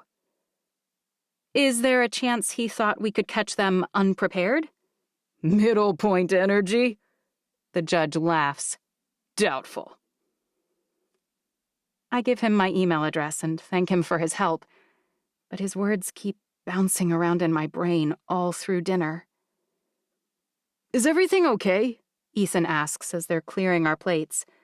You seem deflated, like an old birthday balloon. Gee, you're going to be a hit with the ladies at Rice. You sure know how to turn a phrase. He rolls his eyes. You know what I mean. Sadly, I do. Robert volunteered to move the case forward. Why would he do that? Izzy asks. It ruined our summer. I wouldn't say it ruined it, I say. No, it did, Whitney says. Oh, yeah, Ethan says. Big time. I have trouble taking Gabe seriously when he has butter smeared on his cheek, but his eyes are as earnest as I've ever seen them. Big time? Coming home ruined their summer? We like living here, though, I say. You've had pool parties, and you've gone back to gymnastics and horseback lessons here. Yeah, Izzy nods. Uh-huh, Whitney says. I miss Roscoe, Gabe says. I've been praying for him. That hurts my heart. I miss the chickens, Izzy says. And Kronk and Maggie and Snoopy. Ethan's utterly silent. Are you okay? I touch his shoulder. He jumps. Yeah. You sure? His eyes are intense when he asks, Do you like your job? Being a lawyer? I shrug. Did you like winning the case? Everyone likes winning. For some reason, Steve's parting story comes to mind. He collected baseball cards, not because he liked them, because he did it with his sister. And after she died, he mourned her death by continuing the practice. He hadn't even considered whether he actually liked collecting them. He didn't even like baseball. And now Ethan's asking me whether I like to practice law, and I realize I haven't considered this since he was a baby. Do I like legal work? Nate and I always planned to save enough that our lifestyle didn't need to change at all when we retired. We could spend at our current rate and go right on spending. Our house is already paid off. Our retirement funds are in all right shape. And now that I'll be a partner, we'll be able to keep spending the same thing year in and year out and still save almost the exact amount we planned. The stress that hounded my steps from the diagnosis of Nate's cancer is gone. But is that what I want? The same life I had planned with Nate, only without him? Or am I just collecting cards none of us want because it's what we did before? Would Nate even want me to be a partner in his firm? Robert's my only real friend there, and it feels like he manipulated me to get me to come back. I really hope it wasn't so that I would have less time with Steve, but I can't be sure that wasn't his reasoning. I'm not saying that I'll do what you all ask, but I'd like to raise something. The waiter shows up just then, of course, asking about dessert plans. I order the tower of chocolate cake, which is enough for all of us, and a key lime pie and a Snickers pie.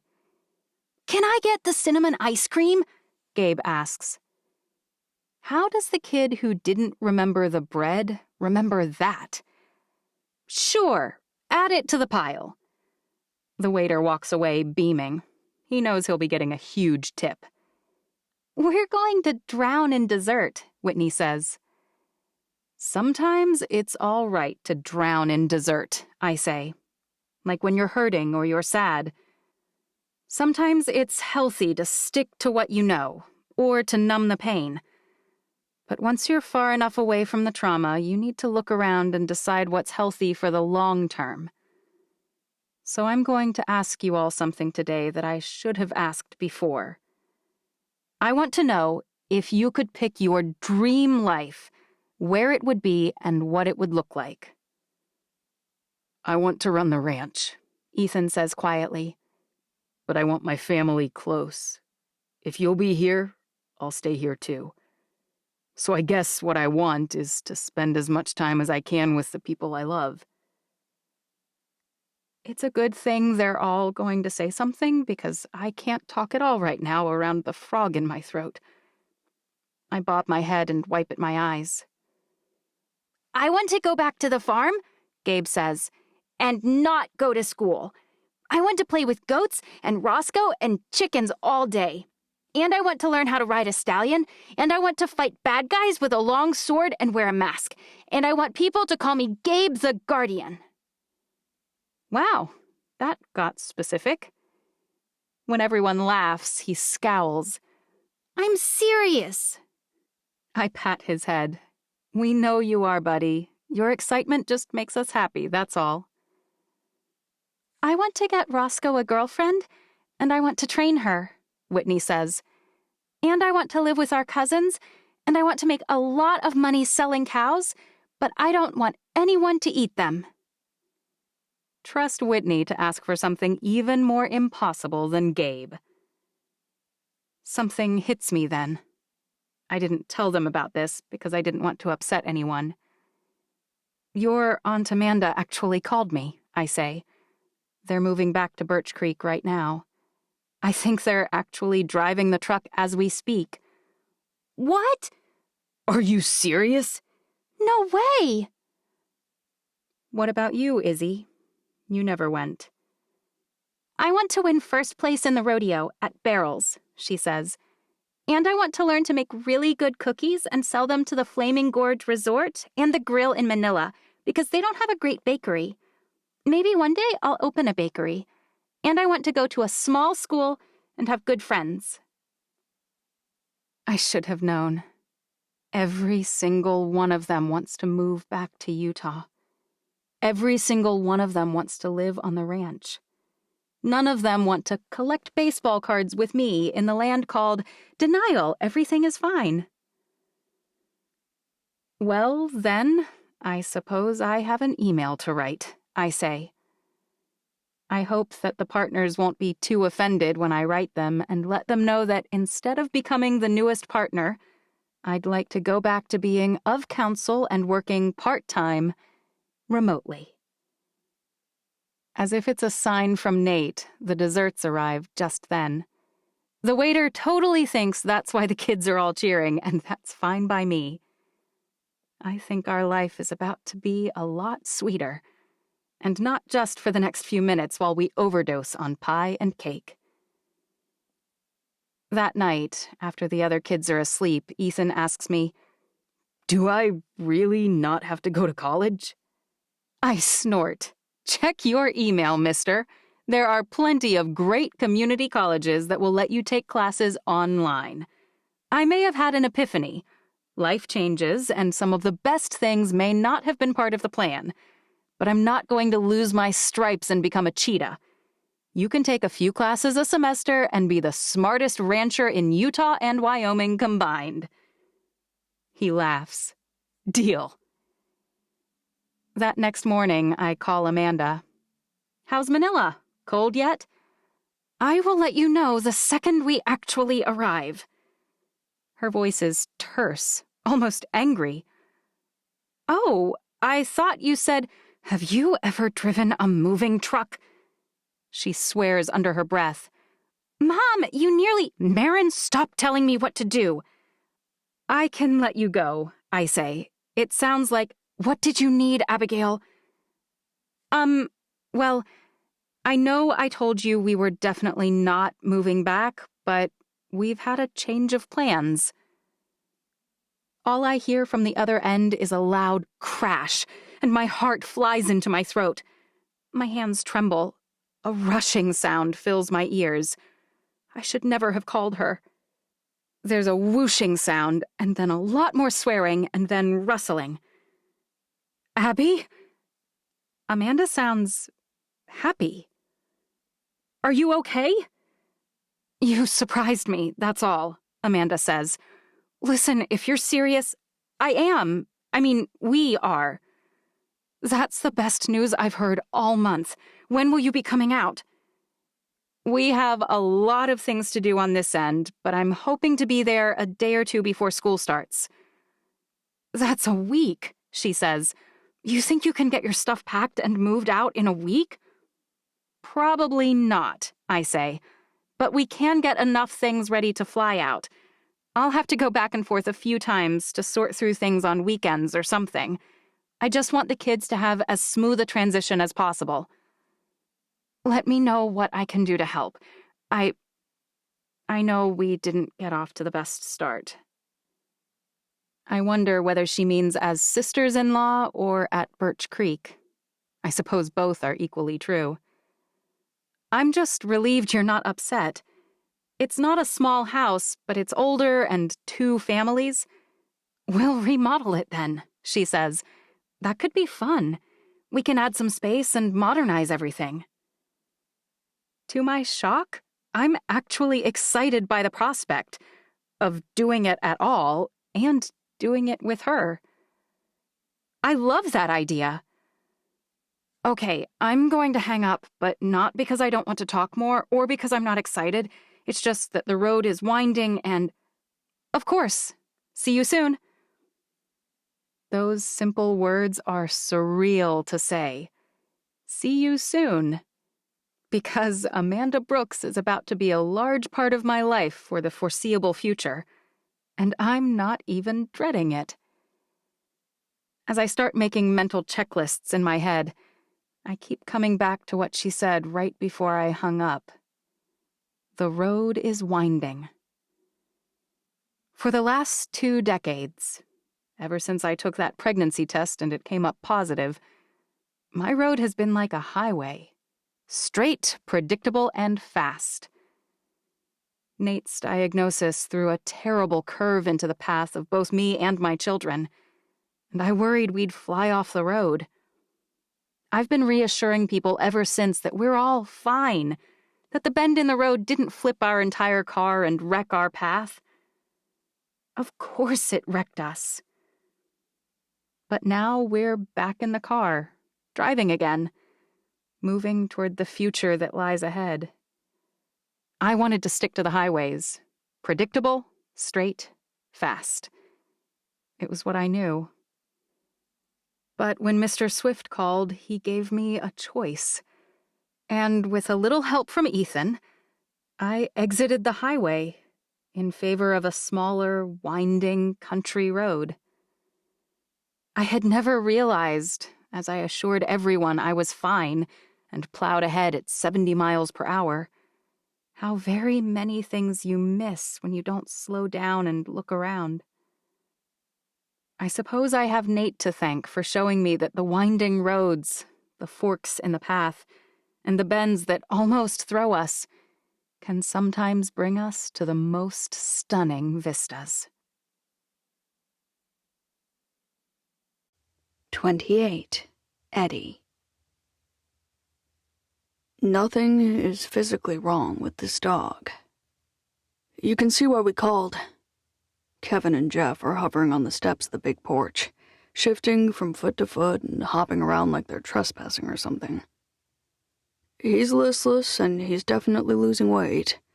I sigh. But I don't think it's a medical issue. You mostly see large animals.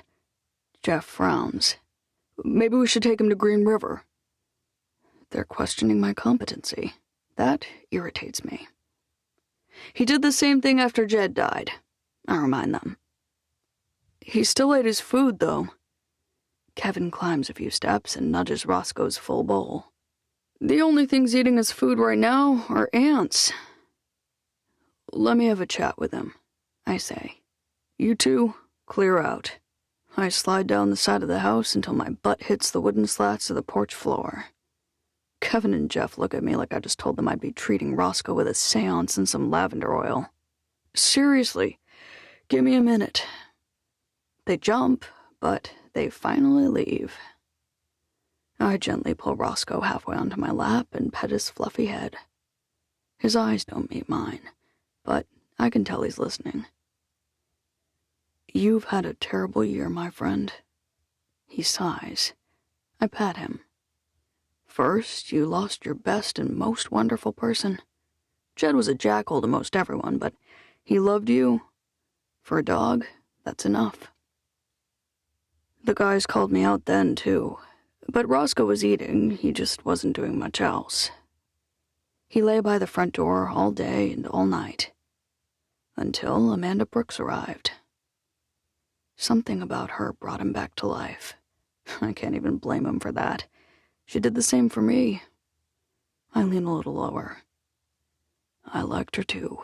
Although, if you tell anyone I've said that, I'll never scratch you behind your ears again. Roscoe closes his eyes. I have an idea. I pull out my phone. I have one voicemail from Amanda. One single voicemail. I put it on speaker and press play. The audio on my cell phone isn't perfect, but her voice still floods the surrounding area, loud and clear. Eddie? She clears her throat. I don't really have a reason to call, except that I wanted to hear your voice. I had a surprisingly good time last night.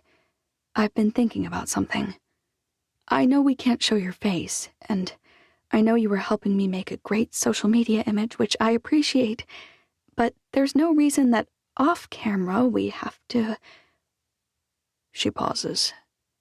I'm rambling today. Anyway, I thought you might want to, I don't know, eat something today? Or tomorrow? Whatever. And that's it. Before I could call her back, she texted me to tell me she was gone. The moment Roscoe hears her voice, he sits up, his ears attentive, his eyes bright. When it stops, he stands up, looking around the porch. He races down the steps and circles the house 3 times. Then he races up the steps to my side, his eyes searching mine. His message is clear. Where is she? I thought it might help, but watching his distress and obvious agitation, maybe what I did was actually mean. I feel the same way when I listen to it, I admit.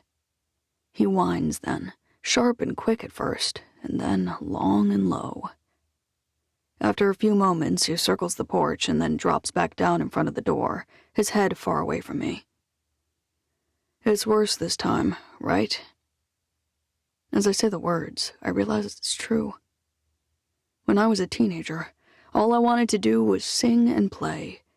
I wanted to make great music and have fans and friends who liked it. I wanted to impress my parents, and I wanted the shiny, bright future that was shaping up around that surprising talent. I had no idea that my own flawed nature would wreck it all.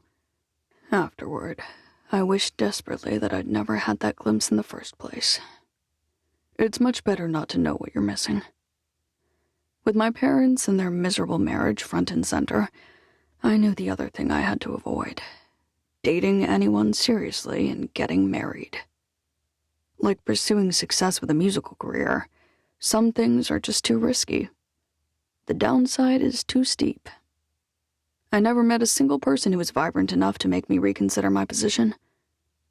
Not until I met Amanda, anyway. She's hilarious.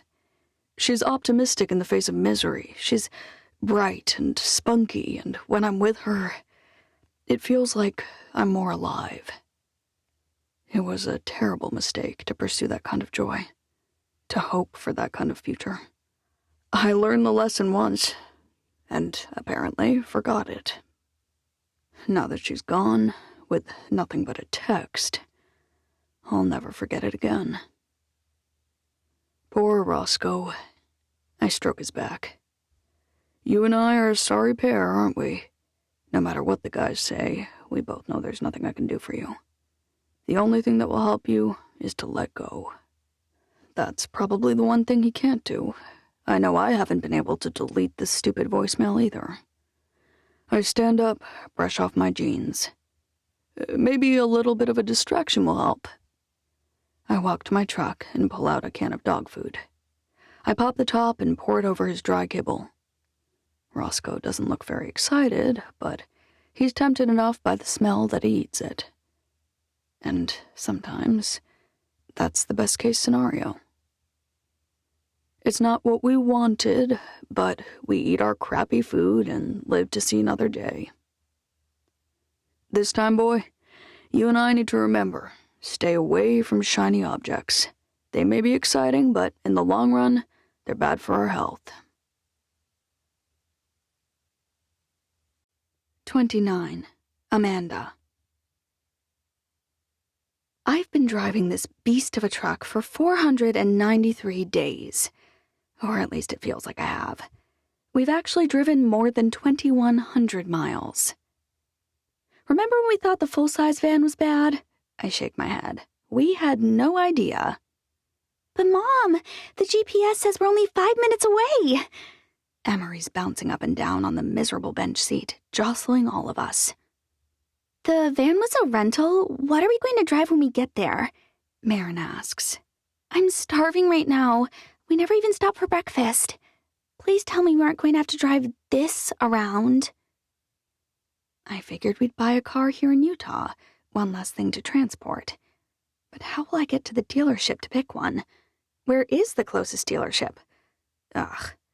These are all things Abby would have planned for, things she'd effortlessly navigate. This has been the world's worst road trip, Marin says. She's right. I'm absolutely exhausted. At least we're almost there. A terrible thought hits me. But once we arrive and I park, how will I ever back the dumb truck out again? Mom, the ranch house is a circular drive, remember? Marin sighs dramatically. You need more sleep. She's right about both things. I toss my phone at her. Check the Finder app and look for movers, now that we're close enough. She pokes at my phone for a moment. Bad news. There's nothing in range, it says. Nothing? That can't be right. Nothing at all. Out of the corner of my eye, I see Marin swivel the phone toward me. Nada. I can't look at that right now. I'm trying not to crash. We can't even unload our stuff from the truck, not until we've cleared out all of Uncle Jed's stuff, right? Marin asks.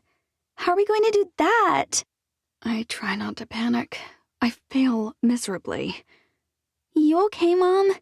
Emery asks. You're breathing kind of strange. I might be a little stressed, I say. We have a lot of things at the house to disposition. Dispo what? Marin asks. Uncle Jed's things and ours won't all fit, I say. Right. Marin's quiet for a moment. What about Kevin and Jeff? Maybe they can do it. They do work for us. They work for the ranch, doing ranch things. We can't really expect them to move a bunch of stuff. But maybe they can help us find people we can pay. I breathe in and out slowly, and I turn into the driveway, and very nearly plow into a white SUV parked there. I slam on the brakes, and they screech, and thankfully, the enormous, awful truck stops. I shift into park. Whoa! Marin says. Isn't that Dr. Dutton's SUV? Telling him we were coming was so smart. I most certainly didn't tell him anything, but she's right. He's here, standing on the porch, Roscoe lying beside him. Why is he here? Did Mr. Swift tell him I was coming? I figured Eddie'd be too mad at me for the way I left to care. I open the door and climb down from the 10-foot-tall platform masquerading as a seat. I toss the keys on the cushion. Eddie walks down a few porch steps to get a better view. I know it's him, thanks to the familiar SUV and his general shape, but from this distance, he has no way of knowing who I am or what I'm doing here. "It's me," I say. "Amanda Brooks?" At the sound of my voice, Roscoe leaps to his feet and sprints toward me like a shot. He practically knocks me over in his excitement. I drop to my knees and grit my teeth while he licks me all over my face. "I'm happy to see you too, big guy. Did you miss me?" We both did. Eddie didn't bolt toward me, but he moved this way too. He's now only a few feet away. I thought you were gone for good. My heart's beating 1,000,000 miles a second when I look up at him. That was the plan. Actually, Lolo Lime ordered me to go back to New York, but it turns out I don't take orders very well. I'll keep that in mind. You should. The full-size van didn't get you enough attention? He asks. Don't tell me the rental place only had moving trucks. His expression is bemused. In a small town like this, I need a gimmick, right? There's already an old lady with a pig. There's an inattentive postal worker. There's a woman who sings to her plants. There just aren't that many good options out there at this point. I decided I'd be the Penske girl. That has a nice ring to it, right? Actually, Amory climbs out of the passenger seat and circles around. Mom had a meltdown about a mile back. The trip here was hard, and we don't really know anyone. She was kind of panicking about how we're going to unload the truck and clear out the old stuff from Uncle Jed's house by ourselves. Great. Now he thinks I'm helpless, and worse, hysterical. I was merely concerned I wouldn't be able to locate movers here, I say. The app I used in New York turned up no results. I was hoping Kevin and Jeff might know some people. Eddie takes another few steps, until he's close enough to reach out and touch me. You've been in New York City too long. We weren't there very long, I say. It hasn't even been 3 weeks. Roscoe will attest that it felt more than long enough. Eddie crouches down, but Roscoe doesn't so much as shift from my side. That's why I was here. He's been absolutely miserable without you. Oh, no. I rub his head again. I'm sorry you've been sad. It's probably because he lost Jed. I was worried about that. But I figured taking a country dog to New York would be harder on him. That's not what I meant when I said you were in New York too long. I meant that you're thinking about things all wrong. You know plenty of people in Birch Creek. Eddie stands up. We're all your neighbors now, and we'll all lend a hand with whatever you need. Hey, Jeff shouts. He's driving the little utility cart and Kevin's riding with him. You're back. I am, I say. But I'm afraid you'll be wishing I wasn't soon enough. She's worried about how she and the girls will get the house cleared out and her stuff moved in, Eddie says. Jeff and Kevin both whip out their phones. Within 15 minutes, a dozen neighbors are on site. After introducing myself to 3 women and 7 men, I finally see a familiar face. Amanda, you're back! Amanda Sadler's beaming at me, her wrinkled face as animated as ever. I hear another season of Bridgerton will be out soon. I was worried I'd have to watch it by myself. You didn't have to drive down here, I say. It's exhausting work. Oh, please, Amanda says. I may be old, but I'm healthy as a horse. Another truck pulls up on the side of the road. The driveway is clear full, and Steve climbs out. He jogs over immediately, his eyes scanning the area. Wonder what he's looking for. I think we should move Jed's stuff into the front of the metal building. Kevin says. Then you can sort through your things and figure out what to keep before we fill it with the end of the hay crop. Good idea, Steve says. Do you have enough furniture in the truck to fill up all the rooms? I don't, I say. And I think we ought to leave beds in at least 3 of the rooms for now. Abigail isn't going to have anything with her when she gets here. Or, at least, I don't think she will. She really wants to catch the beginning of the school year.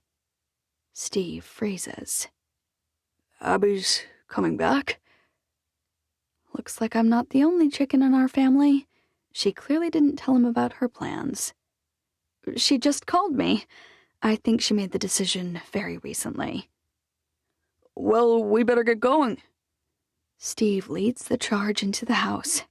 Amanda Sadler hefts a huge bag full of cleaning supplies over her shoulder. Amanda, really, please don't. You're one of us now, so you should learn this, she says. What? Marin asks. City folks stop working when they get old. They retire. She cackles. Out here, we never stop working. Sitting around ain't good for you. She trudges up the steps and into the house. I doubt anyone could stop her. For hours, as soon as a room's cleared out, Amanda's there, wielding a broom or a vacuum and an armful of cleaning rags and solvents. Every single room we clear is cleaned and ready by the time we've prepared to move the boxes and furniture inside. Where does this go? Eddie points at a whitewashed bunk bed. That's mine, Emery says. but me and Marin are going to share the front room, the one with the big bay window. If we have to share, it's only fair that we get the best room, Marin says. Don't you think? Absolutely I do. Eddie hefts the back of the bed and carries it into the house. But the real question is, who gets the top bunk? The girls follow him, both making their case, and for a moment, no one is talking to me or asking me anything. As I look around at all the people here to lend a hand, most of whom I've just met for the first time, I realize that Eddie's right.